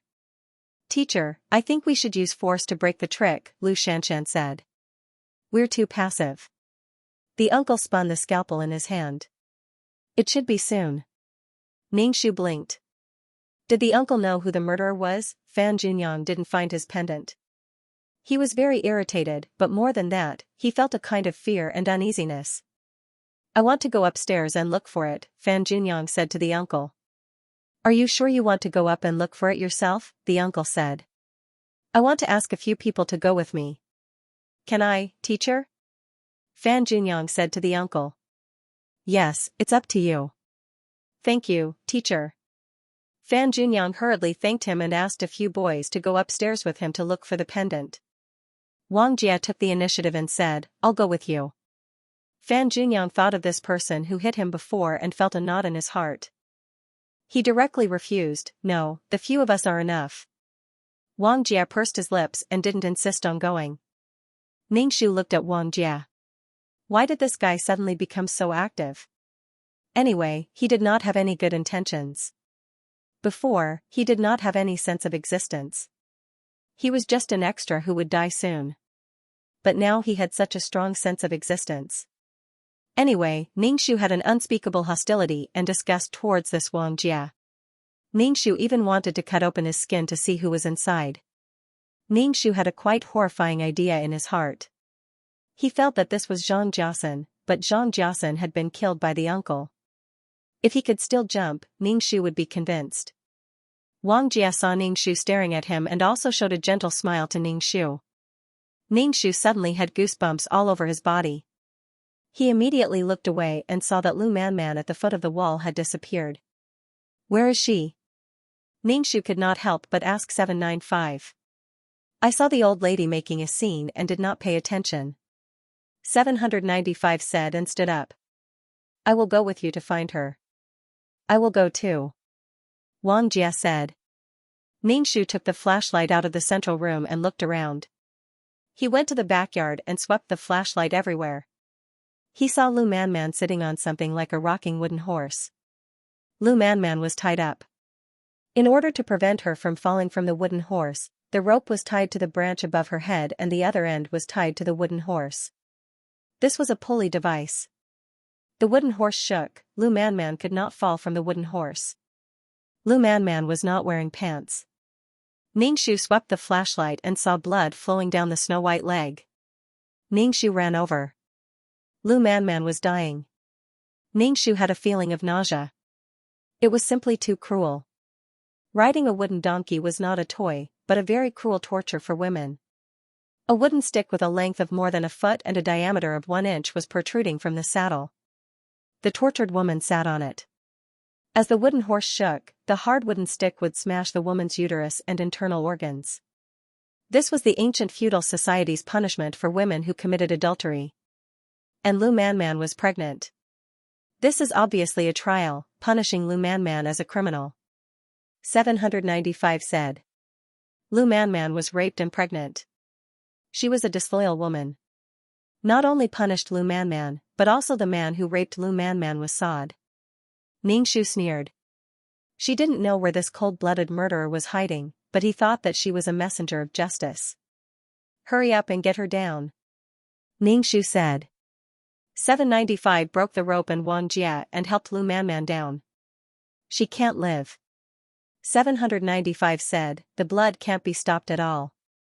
Blood gushed out from below. After a while, there was a pool of blood. She was bleeding profusely. Lu Manman's face became more and more green. She grabbed Ningxu's trousers. Help me, Ningxu didn't say anything. Lu Manman's hands were stained with 2 lives. Lu Manman gradually stopped breathing. She was still bleeding below. There was a strong smell of blood. There are too many murderers. Ningxu said, how did she get to the backyard? She would tell us when she went to the toilet. 795 said, it should be a trap. People died quite frequently. If it was a murderer, how could he commit the crime so quickly? It must be a partnership. Pan Chen and Xianxia didn't see the bodies. Maybe they were hiding around and spying on them. 795 buried the bodies with snow. Let's go back. Ningxu put away the rope. It was a tool. It might be useful. Back in the central room, Ningxu told the uncle about Lu Manman. Then he stood aside and leaned against the wall. Fan Junyang, who went upstairs to look for something, came down. His face was very pale. Obviously, he didn't find anything. This thing was in the hands of the perverted school doctor. How could he find anything? So many things had happened. Another person died at night. Now the sky was getting brighter. It was dawn. Ningxu felt his eyes were sore. He didn't rest for the whole night and didn't practice. His body was very uncomfortable. The old woman and Lan came out of the house and said, today is the last time we will keep you. You can leave after breakfast. Lan didn't ask her grandmother to keep them this time. Okay, let's leave here, Fan Junyang said. President, how do we go? We took the bus before we came. But now the snow is so thick that we can't even drive. And it's easy to get lost in this weather. We are not familiar with this place at all. Everyone was talking. They definitely wanted to leave, but they might not be able to survive if they walked out. There was a cliff between advancing and retreating. People died one after another. They were familiar classmates. The fear and horror was indescribable. They felt that they would go crazy at any time. Teacher, let's go. If we stay here, something will happen to us sooner or later, Fan Junyang said. The uncle nodded. Okay, then let's go. How do we go? One step at a time. How long do we have to walk? Even if we have to leave this place. Fan Juanyang's attitude was very firm. Okay. The uncle didn't object. The old woman had enough food this time. It was estimated that everyone could eat 3 steamed buns. After you leave, don't come back. Considering that there would be no food in the future, everyone took 3 or 4 steamed buns and put them away. They didn't need to bring water. If they were thirsty, they could just eat 2 mouthfuls of snow. There was nothing much, but there was a lot of snow. Ningshu put away the steamed buns. Although there were fasting pills, the more food, the better. Teacher, are we really leaving? Uncle Ningshu asked. If they left here, how could they complete the mission? It's good to go out for a walk, the uncle said. Ningshu was speechless. Everyone packed their luggage and stood in the courtyard. The uncle stood in front in a black trench coat. Everywhere was white. He was the only one in black. It was too eye-catching. The murderer should be looking for him first. The old woman quickly waved her hand. Hurry up and leave. Go go go go, and this courtyard is full of corpses. Take them away too. Take them away. The old woman urged. How can we take the corpses away in this situation? Fan Junyang said. He glanced at Lan, who was leaning against the door, and turned to leave. The group of people stepped on the thick snow and left the courtyard. Ningshu felt that it was really difficult to walk. It was up to his calves. Why didn't the government do anything in such a serious snow disaster? They should at least ensure a path and shovel the snow. It felt like they were isolated from the world. Ningshu walked in deep and shallow steps. He saw the school doctor walking in front of him in the snow. The snow only reached his calves. This was King illogical. He was tall and not light. How could he not sink deep? Was he a soul or a body? He felt that he had a body. He had flesh and blood. But mission enforcers had souls. Perhaps when they were strong enough, they had a body. He was jealous. It was especially difficult to walk in the snow. He was panting, but he didn't walk far. Ningshu couldn't understand why the uncle brought them away. Were they not going to complete the mission? Ningshu pulled his suitcase and looked at the school doctor walking in front of him. How long would he have to walk? When would he be able to leave? Looking at the endless expanse of whiteness around him, he felt despair just by looking at it. Especially after staying in the snow for a long time, it was easy to develop snow blindness, and one would lose their sight. Ningshu had cultivated a peerless martial art before, so his physique was still okay. He could barely walk, but the others couldn't. They couldn't pull their legs out of the snow for a long time, and it was especially strenuous to walk. Teacher, can we rest for a while? I'm too tired, Fan Junyang said. The club members were all complaining. The uncle touched the jumping stone in his pocket and said indifferently, We've only walked for a short while, and you're already tired. We haven't even walked a mile. Let's rest for a while before we continue. Teacher, we really can't walk anymore. Lu Shanshan hammered her leg. Teacher, I beg you. Okay. The uncle nodded. Rest here for now. We'll continue later. Lu Shanshan suddenly smiled and sat directly on the suitcase. Ningshu let out a long sigh of relief. She finally stopped. Everyone sat down, moaning and panting. The sky was already dark, and it looked like it was going to snow again. Fan Junyang raised his head and looked at the sky. His face was full of worry, and he couldn't help but look at the uncle. The uncle said, I'll go take a look around. You guys wait here. Teacher, where are you going? Lu Shanshan quickly stood up and said, I'll go with you. Ningshu hammered his leg. He looked at Lu Shanshan, who was so tired that her face was pale. He was speechless that she still wanted to run with him. No, I'll be back soon. But it's going to snow soon, Lu Shanshan said. As Lu Shanshan spoke, a whistling cold wind blew, mixed with snowflakes. I told you to wait here. The uncle turned and left. The cold wind rolled up the corners of his clothes, and he gradually disappeared into the wind and snow. The uncle stepped on the snowy ground, holding the red rope in his hand. The stone released a clear cry, jumping about. A hand emerged from the snow, and the body was already covered by the wind and snow. In the snowstorm, a transparent soul was desperately grabbing snow to eat, looking extremely hungry. This was Xianxia, who had run away earlier. He had died in the snow. Under the ravaging of the wind and snow, this spirit soul child appeared even fainter, as if it was about to dissipate. Seeing the soul, the stone jumped twice and sucked the transparent soul away. The uncle put the stone in his pocket and turned to leave. When the uncle returned, everyone looked at him as if they had seen their savior. Fan Junyang hurriedly said to the uncle, "Teacher, what should we do now? The snow is getting heavier. We will freeze to death in the snow. What do you want to do? You're the one who wanted to come out, and now you don't have any ideas?" The uncle said indifferently as he patted the snow off his shoulder. "Let's find another place to stay." "The snow is getting heavier," Fan Junyang said. "But there aren't many people around." Xianxia looked around and couldn't help rubbing her eyes. The wind was getting stronger and stronger, and some people's lips were purple from the cold. It didn't look good. Ningxu felt as if the cold wind was blowing into his bones. It was really cold to the bone. She had cultivated a peerless martial art, but even she couldn't bear it, let alone the others. "It's really cold." Xianxia couldn't help but rub her arms.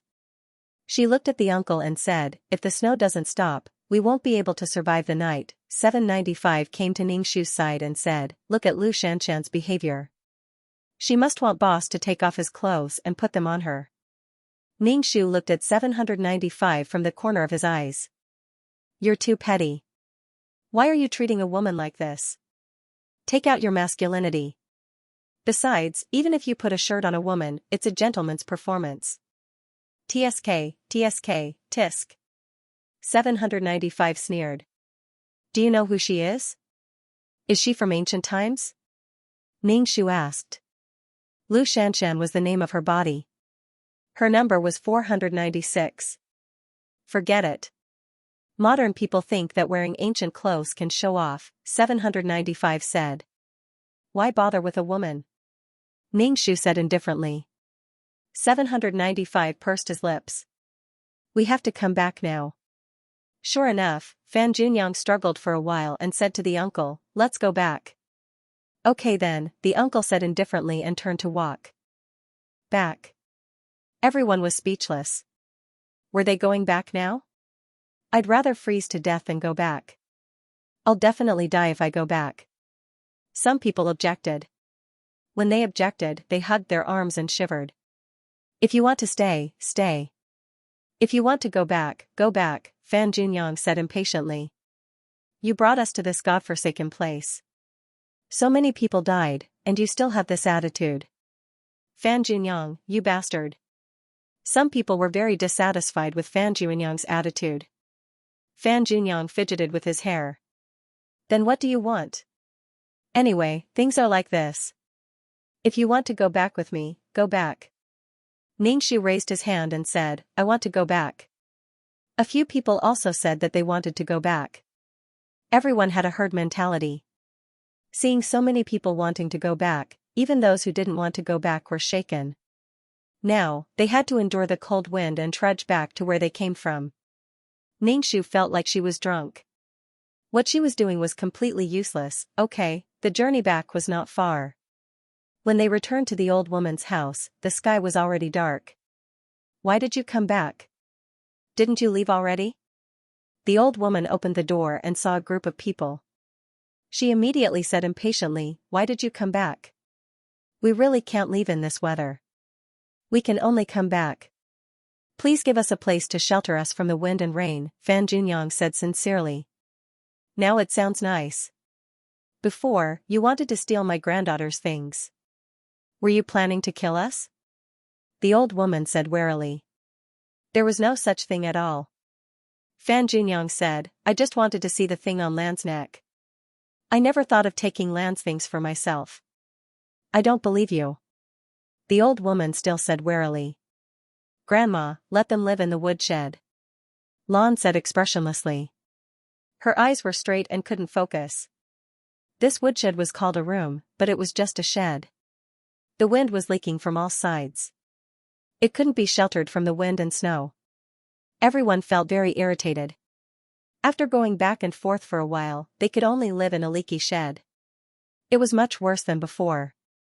We'll live in the main room. Just give us a place to stand.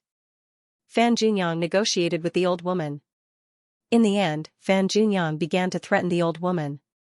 Only then did the old woman reluctantly agree to let them stay. Ningxu felt that the current Fan Junyang was very impatient and uneasy, so much so that he could threaten people. Fan Junyang was not like this in the past. He was like a cornered dog jumping over a wall. Everyone was so cold that their snot was running down. They drank the hot water and their bodies warmed up a little. Now that they were asked to leave again, they would not leave no matter what. After going around in circles, they still came back here. They just did not know what would happen next. Ningxu was more confused. Was the uncle such a boring person? Did he not do anything but take everyone for a walk? Ningxu thought in his heart. He was really tired of this kind of non-stop killing game. He might as well take the initiative to attack. Anyway, Ningxu could not figure out who the murderer was. There were a few suspects, but he felt that everyone was the murderer. Ningxu looked at Lan's neck. What was that thing hanging on the red rope? There was no dinner. The old woman did not prepare food for everyone. Anyway, they had fallen out. It was good enough to have a sip of hot water. Ningxu took out the black steamed bun from this morning. The steamed bun was hard and not delicious. Ningxu chewed slowly. Everyone was sitting or standing in the central room.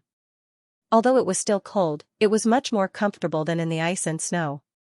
Unexpectedly, no one complained. Ningxu sat cross-legged at the foot of the wall. He even wondered if Lan was really blind or wearing contact lenses. Ningxu closed his eyes to cultivate. The central room was quiet.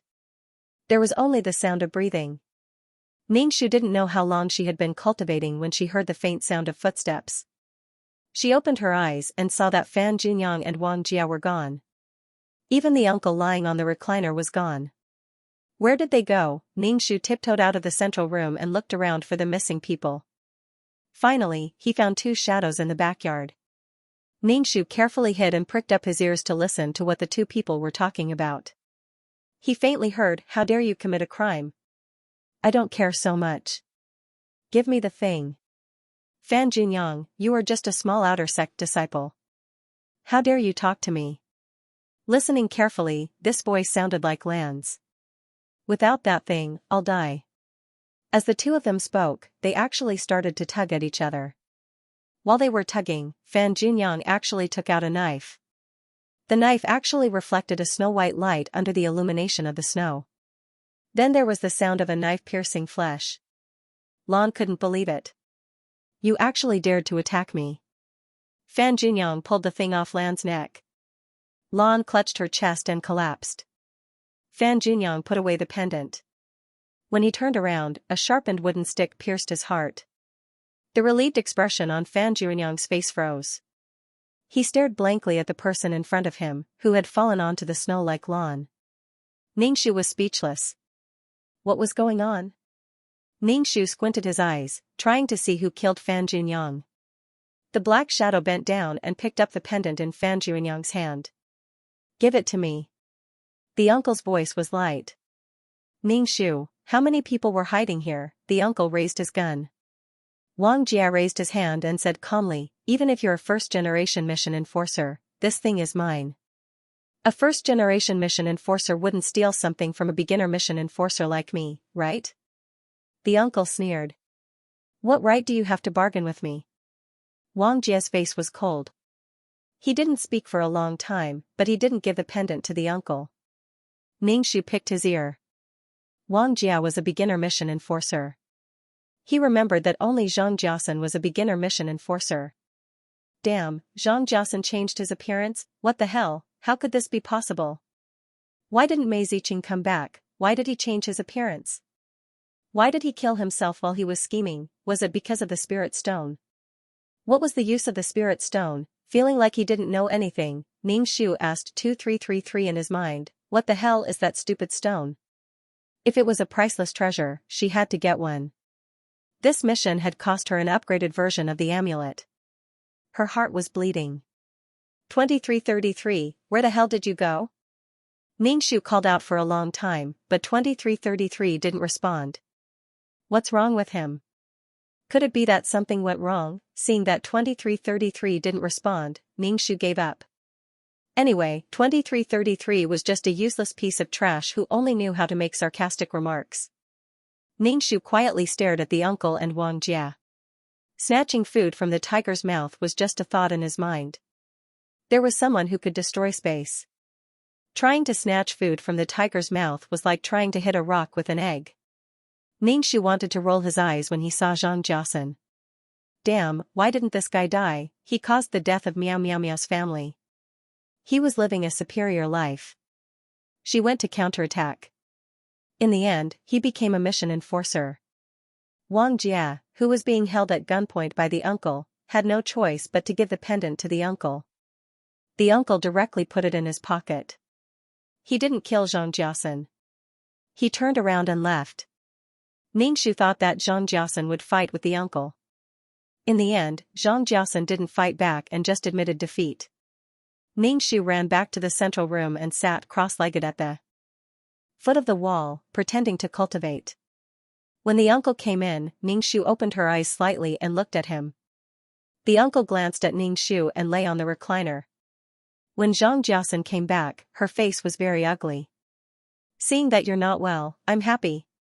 If you're well, that would be great. Although she didn't get that thing, and Zhang Jiasen worked for nothing, Ningxu was in a good mood. Zhang Jiasen sat next to Ningxu. Ningxu smelled the smell of blood on him. She opened her eyes and moved to the side. Zhang Jiasen didn't care about Ningxu's move. She stared at the uncle and rubbed her fingers. Ningxu was very bad. She hoped that Zhang Jiasen would fight with the uncle and be killed again. But Zhang Jiasen didn't do anything. Ningxu expected that Zhang Jiasen was a person who could endure. Now 2 more people were dead. Lan and Fan Junyang were dead. The 2 most suspicious people were dead, but these 2 people were related to these murders. Fan Junyang wanted to steal Lan's jade pendant, but he was killed by Zhang Jiasen. Ningxu's vigilance towards Zhang Jiasen was raised to the highest point. He killed people who had no grievances with him without mercy. He had such a grudge against him that he wanted to kill him when he had the chance.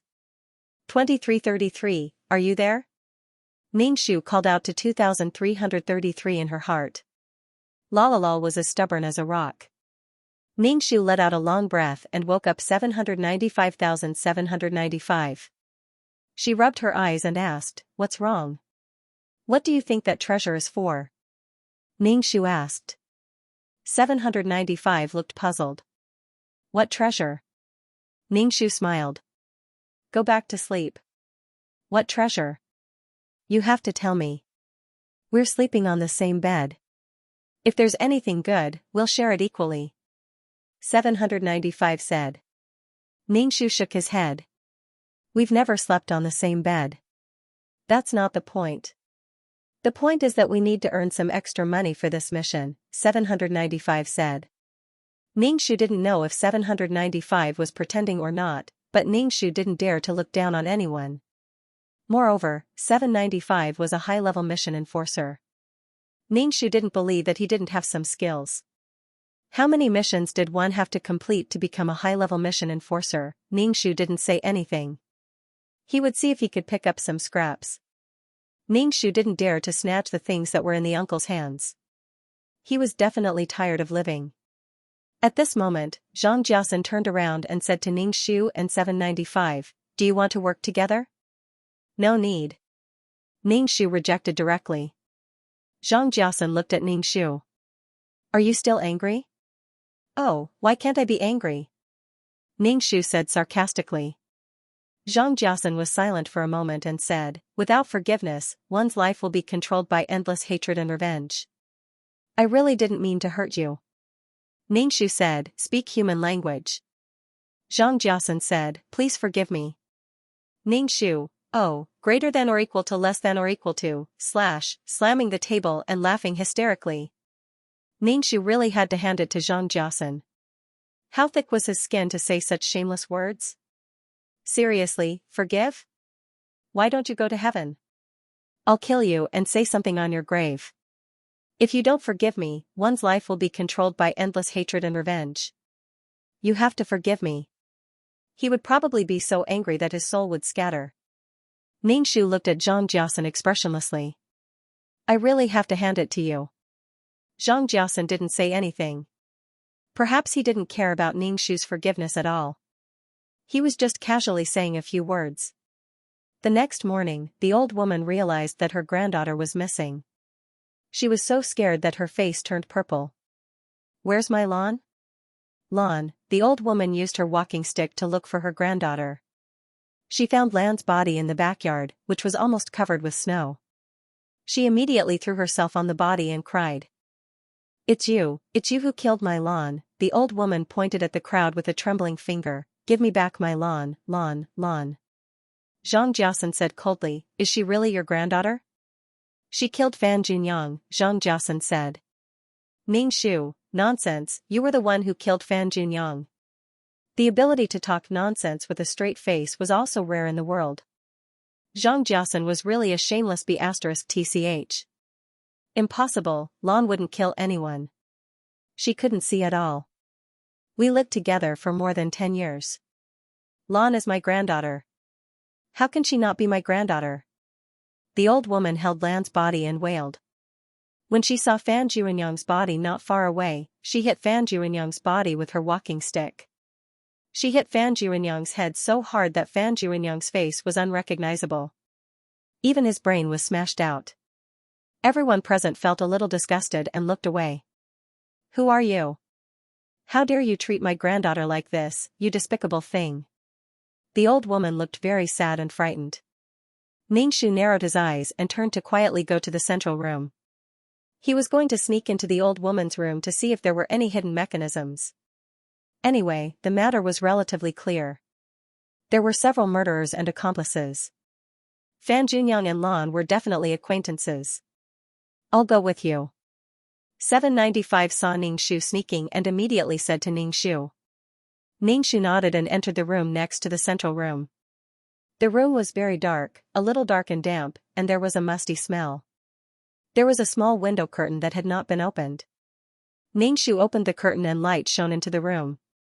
Hurry up and see if there are any hidden mechanisms. Ningxu said to 795. He fumbled in the bedside wardrobe and the shabby painting hanging on the wall. They are in the yard.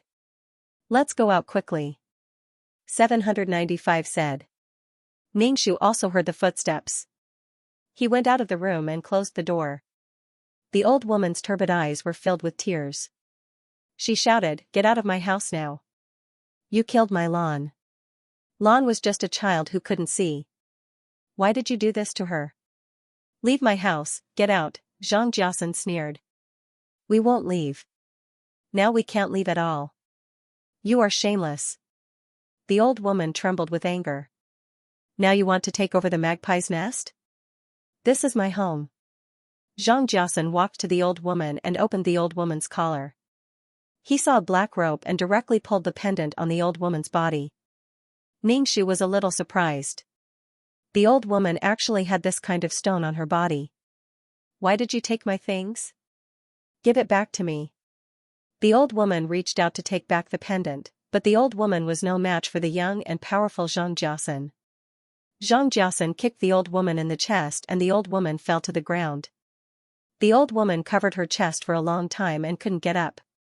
Her face was pale. Ouch, I'm going to kill someone. Ouch. The old woman covered her chest and moaned. Wang Jia, you, the others looked at Zhang Jiasen. Apparently, they didn't expect Zhang Jiasen to be so ruthless. Moreover, the other party was an old woman. Zhang Jiasen put the spirit stone in his pocket and glanced at the uncle. The uncle's face was indifferent.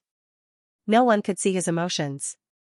This grandfather and grandson are the murderers. Zhang Jiasen said. That's impossible. Why do they want to kill us? They are an old woman and a blind man. It's not easy to kill us. Isn't the blind man dead now? Zhang Jiasen didn't explain too much. His hand reached into his pocket and tightly held the pendant stone. Ningxu saw that Xianxia cared so much about this stone. His heart was scratching. What was so good about this thing that Xianxia wanted to get it by hook or by crook? Why don't we stun that guy? Ningxu said to 795 while hammering his chest. 795 said, "Are you sure we are doing the task now?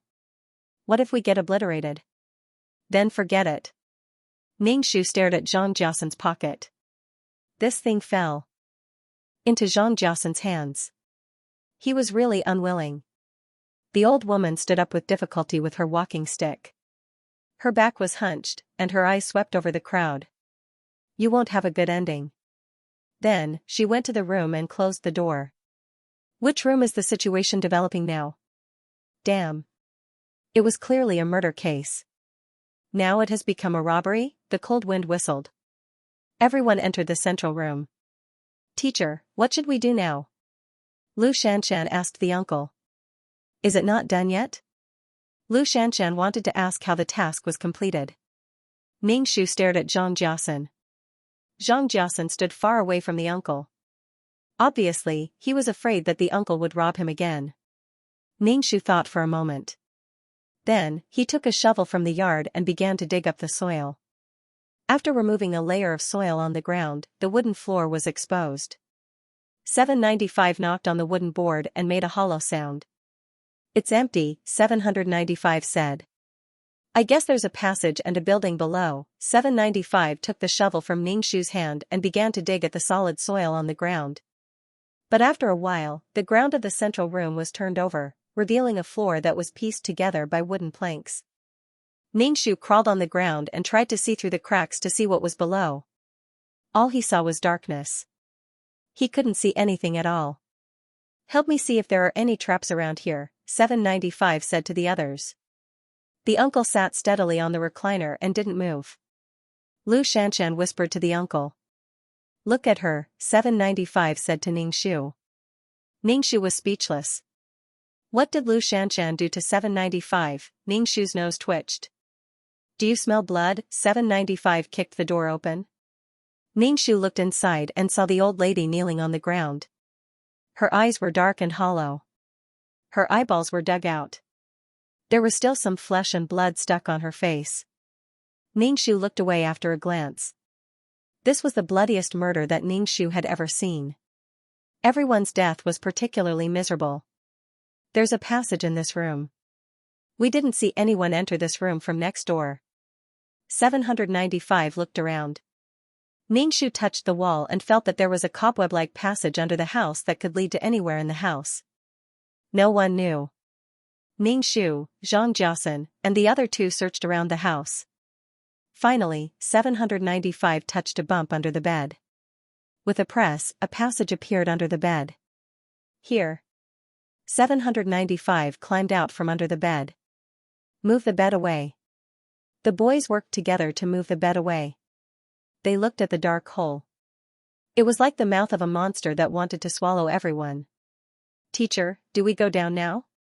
795 asked the uncle. 795 dared to talk to the uncle, but Zhang Jiasen stood far away. He tried to reduce his presence. "Go in." The uncle nodded. "Wait." Ningxu raised his hand. "You don't want to go?" The uncle raised his eyebrows. The uncle hurried to the yard, took a few sharpened sticks from the woodshed, and gave one to 795. "Thank you." 795 weighed the wooden stick and thanked Ningxu. Ningxu wanted to give one to the uncle, but he remembered that he had a gun on his waist. Even in the ancient world, guns were allowed, so he didn't give it to him. "Give me one," Lu Shanshan said. Ningxu handed one to Lu Shanshan. Zhang Jiasen said, "Let's go." There are other people in this room. There were still more than 10 people. "That's right, mentor. What should we do if you leave? What if the murderer comes again? How about we go together? I'm scared here." The uncle pursed his lips. "We might die if we go down." Ningxu felt that it wasn't safe in the house. The passage below could allow the murderer to appear at any time and kill these weak college students. However, the situation below was unknown. They didn't know anything. The future was uncertain. They didn't know what dangers there were. "Mentor, let's go with you," everyone said. "Just stay here." "There's no need to follow me," the uncle said indifferently. "It's dangerous down there." "No, Mentor, we must go with you." "Whatever," the uncle said indifferently. Everyone followed Ningshu's example and went to the courtyard, each of them taking a wooden stick. The uncle went down first, and Lu Shanshan followed closely behind. "Be careful," Zhang Jiasan said to Ningshu and went down the stairs. Ningshu, acting like he cared about her.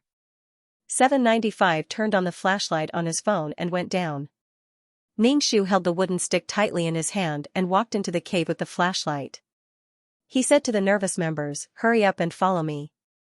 Everyone went down the passage one after another. The whole house was quiet. The snow was falling heavily, and the wind was howling. It seemed like the house was going to be submerged. Ningshu held the flashlight in his mouth. He held 795's clothes in one hand and the wooden stick in the other. The stairs were very complicated.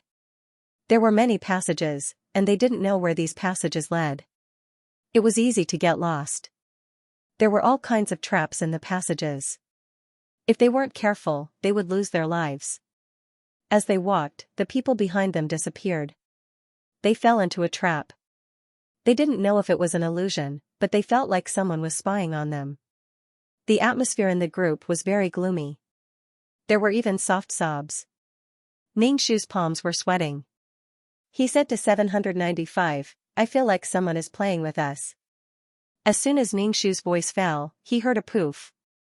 Ningshu looked back and saw an iron stick suddenly appear on the ground.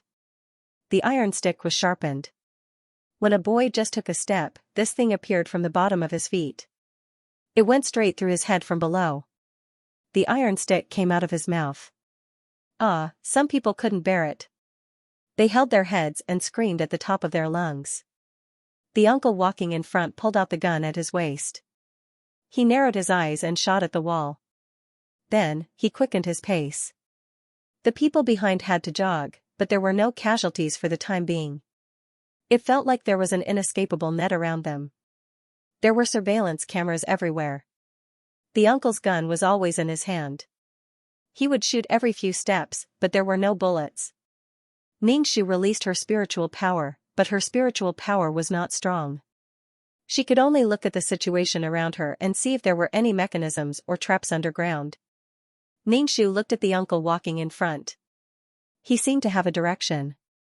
He went straight in one direction without stopping. Zhang Jiasan touched the jumping stone in his pocket. He pursed his lips tightly and looked at the uncle walking in front. Ningshu didn't know how long she had been walking. She didn't know how many detours she had taken. The road in front of her was getting wider and wider. There was a harsh light. Ningshu narrowed her eyes and looked at the entrance of the cave after adapting to the light. He saw a magnificent building that was incomparably gorgeous. There were strange patterns on the big pillars, and in the middle of it was a majestic square altar. There was a pillar on the altar, and on the pillar was a perfectly round crystal. This stone was multicolored and exceptionally dazzling. "This is good stuff, good stuff." 795's breathing was very rapid. He couldn't help but move 2 steps forward. Zhang Jiasan touched the stone in his pocket that was jumping more and more. His eyes were very deep. Ningshu asked 795, "What is this?" 795 whispered, "There are countless planes and 3,000 great Tao. There are always some things that jump out of the great Tao of heaven. They are not troubled by karma and can avoid the sins of karma." "Get to the point?" Rory said a lot. He didn't understand at all. 795's face was red with excitement. "We mission enforcers also have evil creatures, but with this thing, not only can it save lives, it can also avoid the sins of heaven. To be able to get this thing, the number of souls in the stone is equivalent to the number of lives you have. Even if you kill someone, you won't have any negative karma if you kill an innocent person." Ningshu was speechless. Damn, how could such a heaven-defying thing exist? If mission enforcers got it, they wouldn't have to be afraid of being erased. After all, there were souls in it that would replace the mission enforcers. Ningxu's heart was itching. Looking at the light of the stone, she felt that it was even more dazzling. She really wanted to get this thing. In the face of such a rare thing, the greed in her heart was infinitely magnified. Ningxu clenched her fists tightly. Her nails dug into her palms, causing pain. Ningxu calmed down and glanced at the indifferent uncle. She sighed in her heart. Her chances of getting this thing were quite slim. With this thing, mission enforcers could do almost anything. It felt realistic no matter how she thought about it. Clap, clap, clap. There was a burst of applause, and there were echoes. Everyone looked at the person clapping. They saw Panchen wearing a white priest's robe with wide sleeves. Coupled with his delicate and gentle face, he looked like a polite scholar from ancient times. Panchen, aren't you dead? Panchen said politely, welcome to the Temple of God's Stone as a guest. Panchen, did you kill those people? A member couldn't help but ask. Panchen nodded. Not all of them were killed by me. Panchen lowered his head and counted his fingers. A few of them were killed by Fan Junyang. A few of them were killed by me. There were also some who took advantage of the chaos to kill them. The one riding the wooden horse was killed by this old woman. The saw was done by Lan. Panchen complained. Lan is really useless. She gave me a pair of sky eyes and died just like that. Ningxu was speechless. Those eyes were sky eyes, they were obviously cataracts of a dead fish, okay? Are you still human? We are all classmates. Why did you kill them? Someone shouted at Panchen angrily. Panchen asked, why can't I kill them? Don't you feel guilty? Of course not. Besides, I didn't kill all of them. I just provided some convenience, Panchen said with a shy look on his face. Seeing Panchen like this, everyone couldn't help but feel a chill run down their spines. He was talking about killing people as if it was as normal as eating. Since you're here, I have to give you a gift. Panchen said gently. As soon as he finished speaking, the stone on the pillar emitted a dazzling light. Ningxu suddenly felt as if her soul was about to leave her body. A powerful suction force was trying to suck her body out.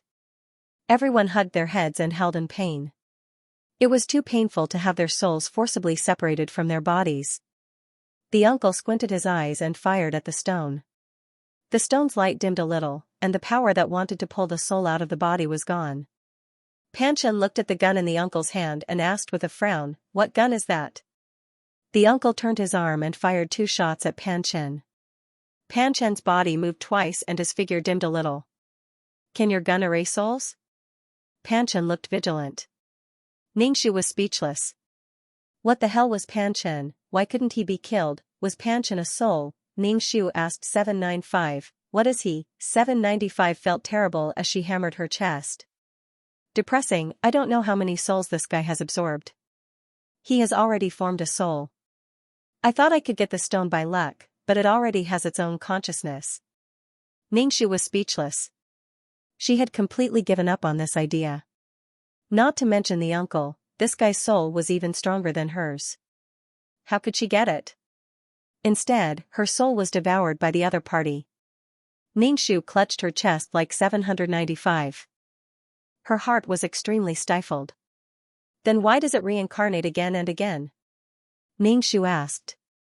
It makes people experience death again and again. The more painful, the more hatred, the more fear, the 7 emotions and 6 desires are magnified infinitely. The power of the soul becomes stronger, 795 said. Zhang Jiasen stared at Panchen. His eyes narrowed as dark waves surged in his eyes. Everyone, retreat, the uncle said calmly. Everyone immediately retreated. The uncle waved at Panchen. Come here obediently. Panchen took 2 steps back and looked at the gun in the uncle's hand warily. His handsome face was filled with doubt. Can you tell me what the gun in your hand is?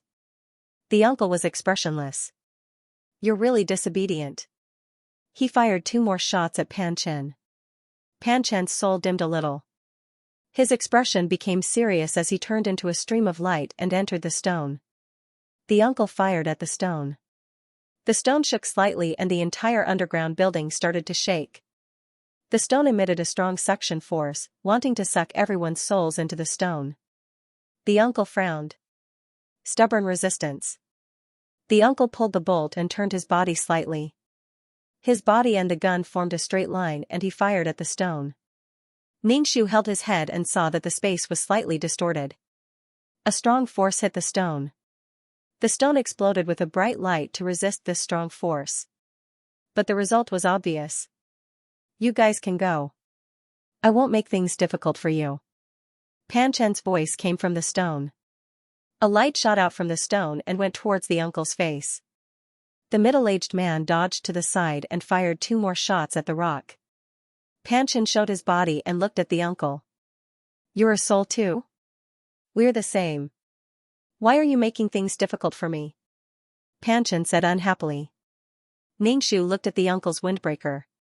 Was he really a soul? He was no different from a real person. He clearly had a body. 795 sat on the ground. We're done. Let's just watch. Ningxu squatted beside 795 and whispered to him, didn't you say that this stone was divided into mother and child stones? Ningxu raised his chin in Zhang Jiasan's direction. What's the use of child stones? 795 glanced at Zhang Jiasan. It has the same effect. But it's very difficult to condense consciousness. It's a heaven-defying ability, but it's impossible to give it heaven-defying wisdom. I don't know what kind of opportunity Pan Chen had, but he has consciousness. 795 hammered his chest. Damn it. The treasure is right in front of me, but I can't get it. Ningxu was even more upset than 795. He was upset that Zhang Jiasan had gotten this thing. He didn't know what would happen to Zhang Jiasan in the future. What was worse than not getting the treasure was that the enemy got it. Perhaps Ningxu's gaze was too intense. Zhang Jiasan turned and met Ningxu's gaze. Zhang Jiasan smirked at Ningxu. Ningxu pouted. What was there to be proud of? Getting it was one thing, keeping it was another. Pan Chen and the uncle faced each other. Pan Chen realized that his method of attacking the soul was useless against the man in black. Instead, his own soul had lost a lot of soul power after being shot a few times. Facing the black muzzle, Pan Chen felt his heart palpitate. Even the heavenly Tao couldn't kill him. Pan Chen politely said to the uncle, we can talk. This is the last shot. Do you believe that this shot will destroy your body? The uncle said coldly. It wasn't easy for you to form a consciousness. Since you don't know it, leaving you alive will be a disaster. Pan Chen furrowed her delicate eyebrows. Why do we have to fight and kill? The uncle fired a shot at Pan Chen's soul. The silent power destroyed Pan Chen's soul until it was transparent. Pan Chen raised his hand in shock. His hand was already transparent. Pan Chen immediately went back into his body and said, I surrender. Ningxu was speechless. He thought that there would be a good fight. What a smart guy. Pan Chen flew toward the uncle. The uncle reached out and caught the stone. Ningxu's saliva flowed out. This was a good treasure. There was no karma involved in killing people, and it could even be killed in his place. The uncle put the stone away. Give it to me. The uncle said to Zhang Jiasan indifferently. Isn't this something that a mission enforcer like you should have? Zhang Jiasan held the stone tightly and took 2 steps back. I got it myself. I have the right to get it. Didn't you want it too? You even knew about it a long time ago. But you let them kill people to draw it out. Zhang Jiasan's expression was serious. The uncle said casually, so what? Zhang Jiasan's expression was gloomy. Then what right do you have to take my things? I want to. What right do you have to say that to me? The uncle said indifferently. Are you stupid? They're just souls now. Who knows how many times they've died? Even their bodies are fake, Pan Chen said. Ningxu was a little surprised. The body she possessed was fake, but it had a temperature, a heartbeat, and breathing. Was it a trick? Are first-generation mission enforcers allowed to steal from others? Before Zhang Jiasan could finish his sentence, the item in his hand flew out. This is something I gave to a few slaves. Do you want to become my slave? Panchen said, can you help me kill people and find souls, and I'll give you eternal life? The uncle pressed his hand on the stone, and Panchen immediately stopped talking. The thumb-sized stone flew towards the uncle. The uncle caught the stone and said, how many stones did you scatter? Call them all back. Yes. Panchen's tone was dull. Zhang Jiaosan's face turned green, extremely unsightly. When Ningxu saw that the thing that Zhang Jiaosan had painstakingly planned was gone, he was overjoyed and couldn't help but want to stand up and applaud. Well done. However, with this kind of thing, without any restraints, they would be unrestrained and unrestrained. Mission enforcers without any restraints would cause immeasurable damage to the plane. Without Panchen's support, the space began to collapse. Everyone felt their vision blur before they appeared in the central room. They felt a tremor under their feet. The Godstone Temple must have collapsed. Ningxu let out a long breath. This mission was finally completed. He had wasted an upgraded version of the amulet. However, now that he could hold his head high and see Zhang Jiaosan fail, he felt that it was worth it. What happened to me? The bodies of the surviving members began to slowly turn into stone. In the end, they became human-shaped sculptures. Their souls floated out of the stone statues, and each of them became soul bodies. Ningxu also returned to his original appearance. The mission enforcers also recovered. Lu Shanshan was wearing an elegant ancient costume. She was extremely beautiful. Wow, your souls are not bad. If I had known, I would have swallowed you all first, Panchen said in a muffled voice. The uncle pointed his finger in the air. A black hole slowly appeared from his fingertip. As soon as the black hole appeared, the soul bodies rushed towards it. The black hole gradually shrank and finally disappeared. Ningxu had seen this kind of black hole when he was a Maoshan Taoist priest. What is that? Ningxu asked 795. The path to reincarnation. These people are already dead. Naturally, they will be reincarnated, 795 said. Ningxu, damn, he casually summoned the path of reincarnation. Ningxu smiled. Stay away from the uncle in the future. Who knows, he might kick her into the path of reincarnation. Go back, the uncle said calmly. Ningxu suddenly felt dazed. When he opened his eyes, he was already in the virtual space's private room. Ningxu let out a long breath. He looked down and saw that his soul had dimmed a lot. Are you okay? Mei Ziqing asked Ningxu. Ningxu turned and saw Mei Ziqing. He asked in surprise, you've been waiting here?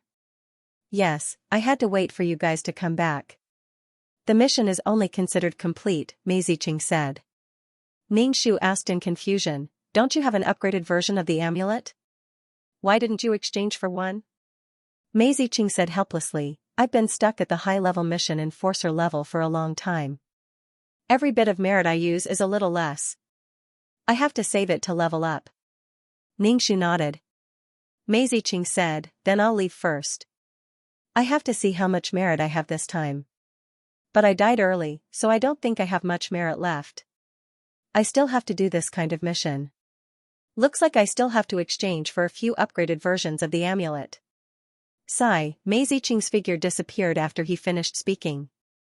Ningxu said, 2333, I'm leaving too. Add my account. We'll work together again if there's a chance. Okay. After the mission enforcers left, only Zhang Jiaosan, the uncle, 496, and Ningxu were left in the room. Zhang Jiaosan's soul was extremely transparent, as if it was about to dissipate. It looked like he had paid a heavy price for possessing her twice. If she used a little item, she could turn Zhang Jiaosan into ashes. Zhang Jiaosan sensed Ningxu's malicious gaze. He glanced at her and disappeared. 496 said to the uncle, can you give me a small piece of that stone? The uncle said indifferently, no. 496 was a little discouraged. Then can you let me take a look? I'll just take a look. I've never seen such a stone before. No. Can't I just take a look? Ningxu saw that 496 seemed to be acting coquettishly with the uncle. It was a little awkward. But the uncle's composure was really good. Even in the face of such a beauty, he still had a cold expression. For 96, who was rejected, looked a little unhappy. Looking at the indifferent first-generation mission enforcer, 496 was angry but full of fighting spirit. Ningxu felt that it was not suitable for him to stay here. He called out to 2333 in his heart, return to the system space. Yes. 2333, who was lying like a corpse, finally responded. Ningxu felt dizzy and left the virtual space. Back in the system space, Ningxu hurriedly sat on the carpet and began to cultivate. This time, he had used up a lot of his soul energy. When his soul energy was sufficient, Ningxu stopped cultivating and asked 2333 coldly, "Where did you die? Why didn't you reply to my questions?" "I crashed. I was working on the data," 2333 said. "Didn't I get a system's luck and laws?" Ningxu was speechless. Her and 2333's 8 characters clashed. That was why they were not on the same beat. Ningxu was too lazy to say anything. He opened his status panel to see what he had gained. Number, 2333 Name, Ningxu, Intermediate Mission Taker, Age, 27 points, 11.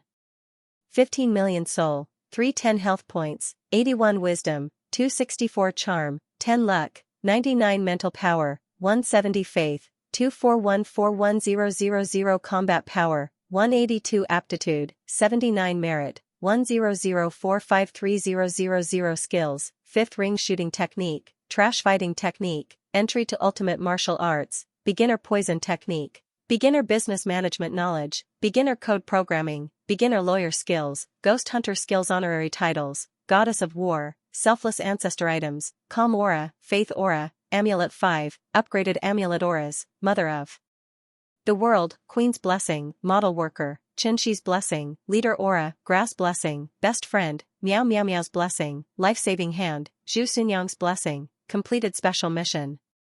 Received 3,000 Merit Points and 1,000 Faith Points. Ningxu rubbed his eyes. That's it, just 3,000 Merit Points, no Attribute Points. This mission was a scam. Ningxu opened the chat and asked Mei Ziqing, "How's the reward? Can I become a super mission taker?" Mei Ziqing, sigh, "I'm still a little short. Merit points are really hard to come by. I still need to do some special missions. Special missions are hard to come by." Ningxu comforted Mei Ziqing, "Don't be too anxious. Take it slow." Mei Ziqing thought for a moment. "I'd better go and do some normal missions. I'm mentally tired. I'll think about it when I have a special mission." Ningxu chatted with Mei Ziqing for a while. Just as he was about to close the chat, he heard a notification. Ningxu clicked on it and saw that it was 795 requesting to speak to her. Ningxu clicked yes. 795 sent a message and asked, "How was the mission this time, what did you get?" "It's not ideal," Ningxu replied. 795 said, "Panchen isn't someone we can control. He didn't do anything, so naturally, he didn't gain much." Ningxu sighed. It would have been better for him to do normal quests, earn 20 million points, and become an advanced quest taker. As for becoming an advanced quest taker, that was too far away. Ningxu was too lazy to even think about it. There was another ding. Someone wanted to talk to her. Ningxu opened it and saw that it was number 6457. This number was Zhang Jiasen. Ningxu rejected it without hesitation. She was too lazy to talk to Zhang Jiasen, and there was nothing to say. Anyway, Zhang Jiasen would take the opportunity to kill her. He was very scheming. He was saying nice things to her now, but the next time he had the chance, he would be merciless. Ningxu turned off the chatting system and took out the Peerless Martial Arts secret book. She wondered how she could turn this book into a world. What did she need? She really wanted to have her own world. Ningxu closed the book. She remembered that the silver-haired man still owed her 3 questions. Should she ask him? The silver-haired man was quite knowledgeable. Ningxu took the book and said to 2333, "Let's go to the virtual space." Okay. Ningxu felt dizzy for a moment. She stood on the Bluestone Street and walked towards the consultation room with the Peerless Martial Arts manual. Walking into the consultation room, Ningxu smelled an elegant aroma. She felt her mind clear, and the negative emotions in her heart slowly dissipated. Her heart was calm. Ningxu breathed in the aroma desperately. The silver-haired man came out from the inner room. When he saw Ningxu, his expression was indifferent. He never left the book, and his long silver hair was tied up.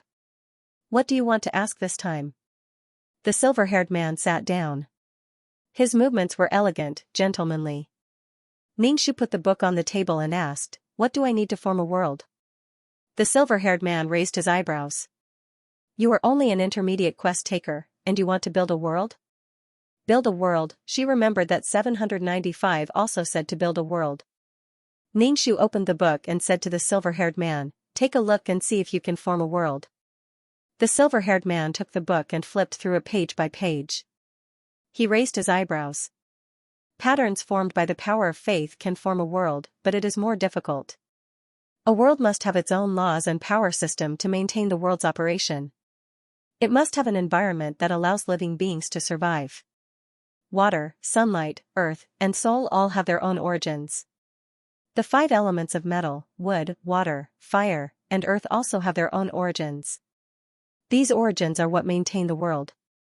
Ningxu straightened out the silver-haired man's words and asked, "Then do I need to obtain the elemental origins?" The silver-haired man closed the book and pushed it to Ningxu. "Yes, the origins aren't easy to obtain. They are usually derived from the world itself. With your current strength, it is too difficult to create a world with human power." Ningxu pursed his lips. Maybe he can obtain the origins. Ningxu asked, "What is building a world?" Mission enforcers are also a kind of cultivator. Usually, when you become a super mission enforcer, you will start to build your own world. Once you have your own independent world and become one with the world, you will not be easily erased. The silver-haired man said. Ningxu nodded. 795 said that 496 was a super mission enforcer who did not even know how to build a world. So that was what it was. The silver-haired man said, "You have already asked 2 questions. There is only one free question left." "What? Just one question?" Ningxu was speechless. "The first question is whether this book can form a world. The second question is what is building a world." The silver-haired man crossed his arms and said in a noble manner. Ningxu was speechless. Damn it, so black-hearted. Profiteer, Ningxu smelled the agarwood. The silver-haired man took his book and went into the room. He turned around and said to Ningxu, "This kind of incense is charged according to the time it is recorded." Ningxu took his book and ran out of the consultation room. He looked at the signboard at the door and really wanted to flip the table. Gentlemanly and elegant, but so treacherous in his bones. They were all old and cunning people. He wondered how long this man had been around. After coming out of the consultation room, Ningxu went to the restaurant and ordered something to eat. After eating a table full of food, he was not full and did not gain weight. Awesome. After coming out of the restaurant, Ningxu planned to exchange for an upgraded version of the amulet. The last time he exchanged for one, he was erased. He had to exchange again. The upgraded version of the amulet cost 100 merit points. Ningxu went to the shop where he had exchanged before. Previously, he had exchanged for 95 merit points. This time, Ningxu spent 190 merit points to exchange for 2 upgraded versions of the amulet. With 2 upgraded versions of the amulet, Ningxu felt a lot more at ease. After exchanging for the amulet, Ningxu said to 2333, "Let's go back to the system space." After returning to the system space, Ningxu took a book from the bookshelf and read it. After reading it, he took the sprinkler to water the flowers and tidied them up. He said to 2333, "Let's look at the next client." "Okay." 2333 said. A figure gradually appeared in the space. She was wearing coarse linen clothes and cloth shoes. Her hair was tied up with a wooden hairpin. Her face was sallow and tired. Her figure was thin, and her cheekbones were high. At first glance, she looked like an overworked ancient peasant woman. Ningxu squinted his eyes and looked at her. He knew a little bit about fortune-telling. This woman clearly had a rich face.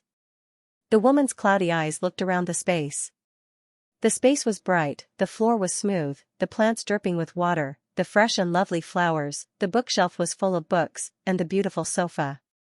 The woman nervously pinched her white dress and took 2 steps back. Ningxu said, "Hello, are you going to counterattack?" "Yes, my name is Chen Ermiai." Chen Ermiai whispered, "Can you help me counterattack?" "Yes, what is your wish?" Ningxu asked. Chen Ermiai looked a little timid. After a long silence, she said, "I want to take revenge on Bai Yiqiao. She ruined my life. I don't know why she did this to me. And my husband, he defiled me." Speaking of her husband, Chen Ermiai looked frightened and scared.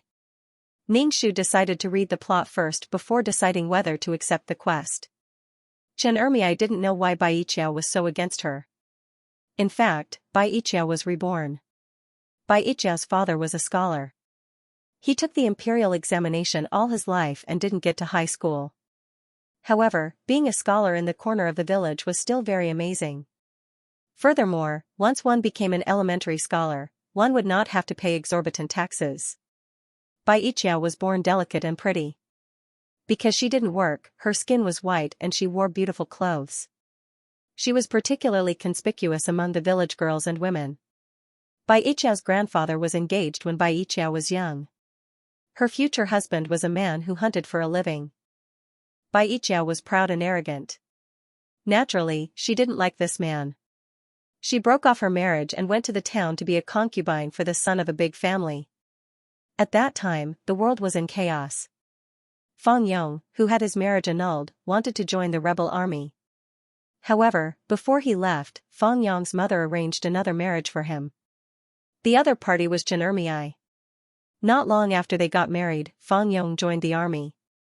Relying on his agility and archery skills, Fang Yong stood out in the army and climbed up the ranks step by step. After the new emperor ascended the throne, Fang Yong was given the title of Marquis. As for Chen Ermiai, because of her husband's honor as a wife, she became a titled madam. Bai Yiqiao, who became a concubine, was found wrong by the mistress of the house. She broke her legs and threw out of the house to beg for a living.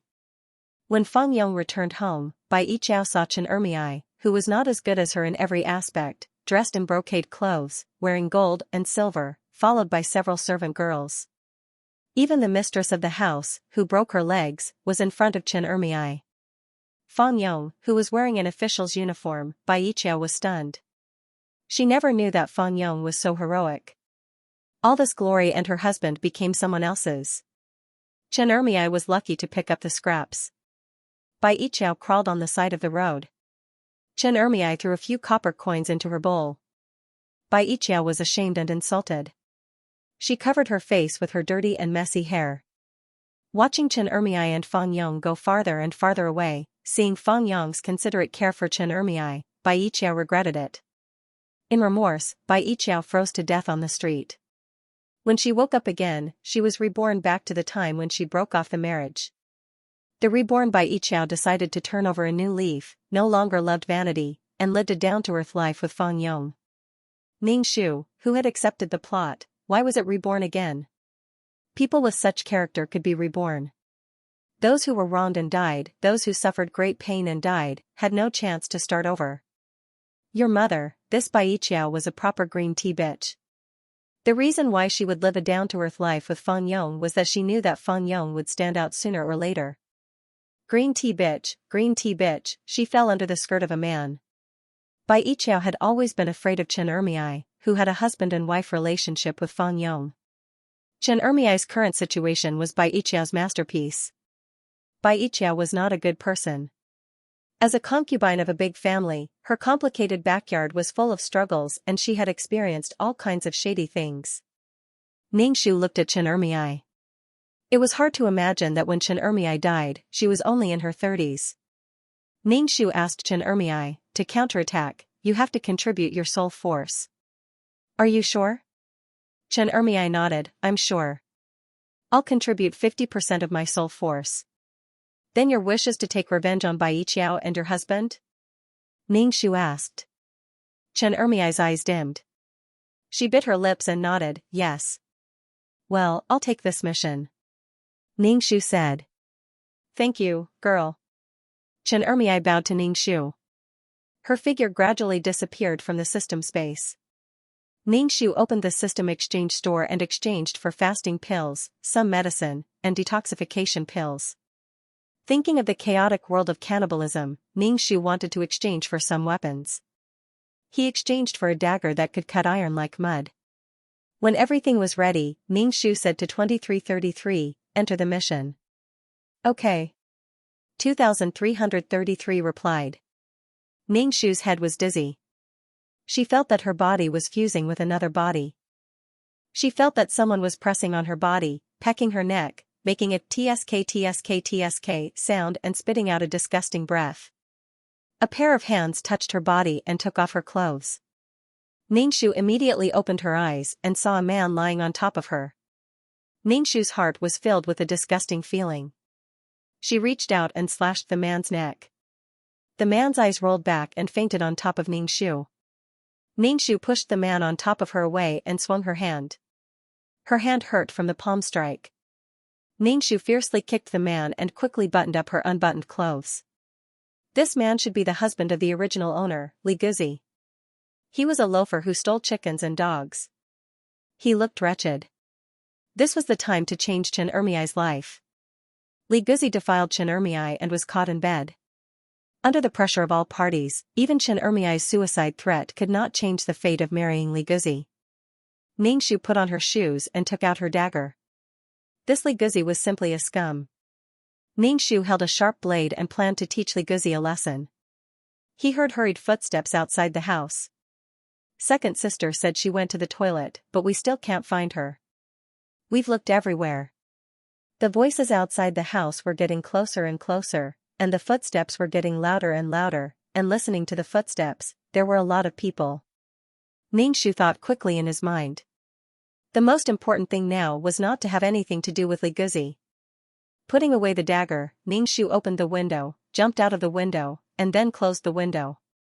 Ningxu bypassed the room and returned to the hall. On the table in the hall, there were colorful lines, which were used to make knots. The reborn Bai Yiqiao was very good at making knots. She had seen many styles in the big families. The women around her all came to learn from her, and Chen Ermiai also came to learn. But she was defiled by Li Guzi in Fang Yong's house. Now Bai Yiqiao and Fang Yong were married. Ningxu picked up the unfinished knots on the table. Ningxu was weaving knots in his hand and went to the abandoned room in the backyard. "Hey, what are you all doing here?" Ningxu looked curious. "I said there was no one in the house. You all ran here." "Sister, where did you go?" "Bai family's sister said you were missing." "A man?" Ningxu asked. This man was Chen Ermiai's brother, Chen family's eldest brother.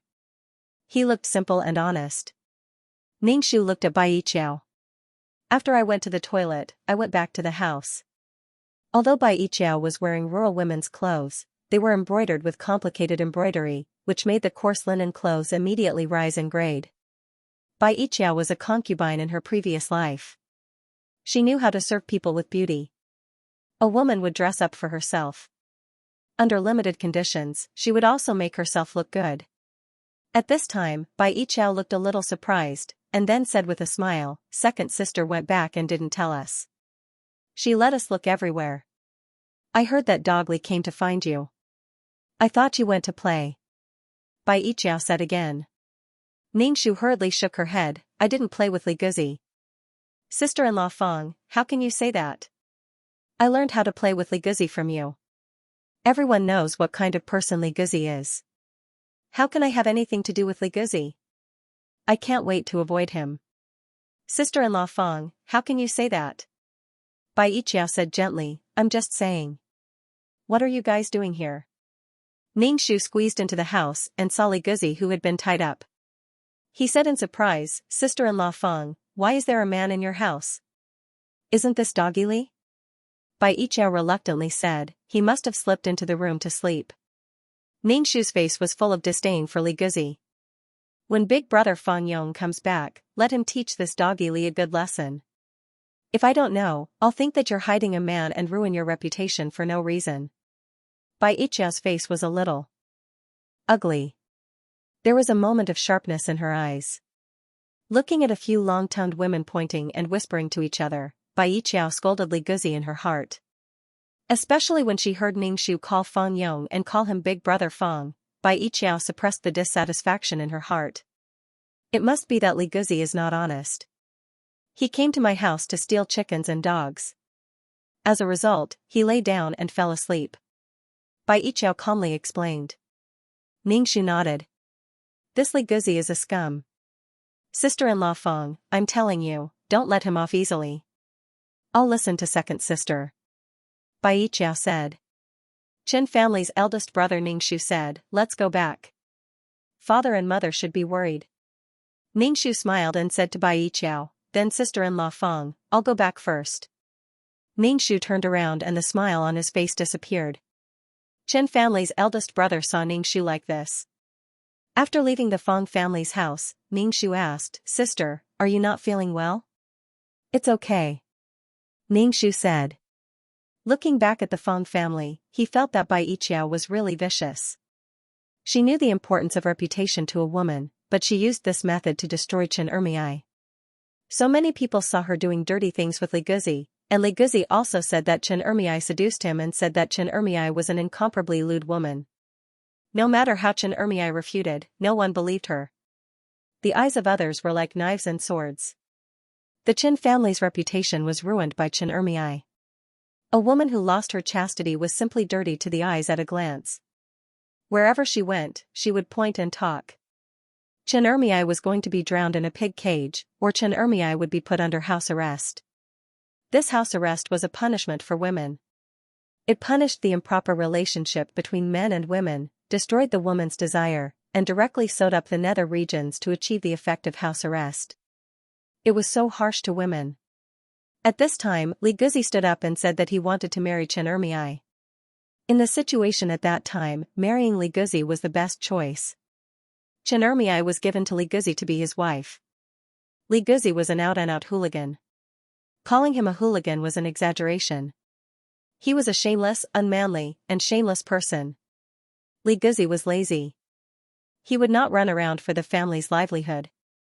He would not pull out the grass in the field. If there was no food at home, he would either steal it or go to other people's houses to eat. In short, Li Guzi was a hopeless and inhumane scum. After Chen Ermiai married him, she had to do everything at home. Washing clothes and working in the field were all on Chen Ermiai's shoulders. If there was a little money at home, Li Guzi would take it away and go out to drink. He would also beat Chen Ermiai. He often regarded himself as Chen Ermiai's savior. He said that if he had not married Chen Ermiai would have been drowned in a pig cage. Chen Ermiai was very tired and had to face Li Guzi's inhumane treatment. He even beat Chen Ermiai until she had a miscarriage. She had to work in the field, cut the pigweed, and carry the pigweed. Li Guzi never helped her. He did not care whether Chen Ermiai was dead or alive. Sometimes when he went home, he pressed Chen Ermiai on the bed and never cared about Chen Ermiai's feelings. In her 30s, Chen Ermiai was tortured to death. Ningxu sighed. No wonder Chen Ermiai wanted to revenge on Li Guzi in an era where men were everything. Under Li Guzi's abuse, Chen Ermiai did not even have the heart to resist. Even if she wanted revenge, she would let Ningxu do it. This was a woman living in ancient times. Reputation was a heavy shackle on her neck. Chen Ermiai was the victim, but no one cared about how she was hurt. Instead, they wanted to drown Chen Ermiai in a pig cage. Li Guzi only received a little punishment. Chen Ermiai was tortured to death.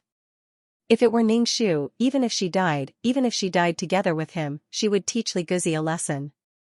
End of chapter 864. Don't forget to subscribe, like, and share the video to support the channel.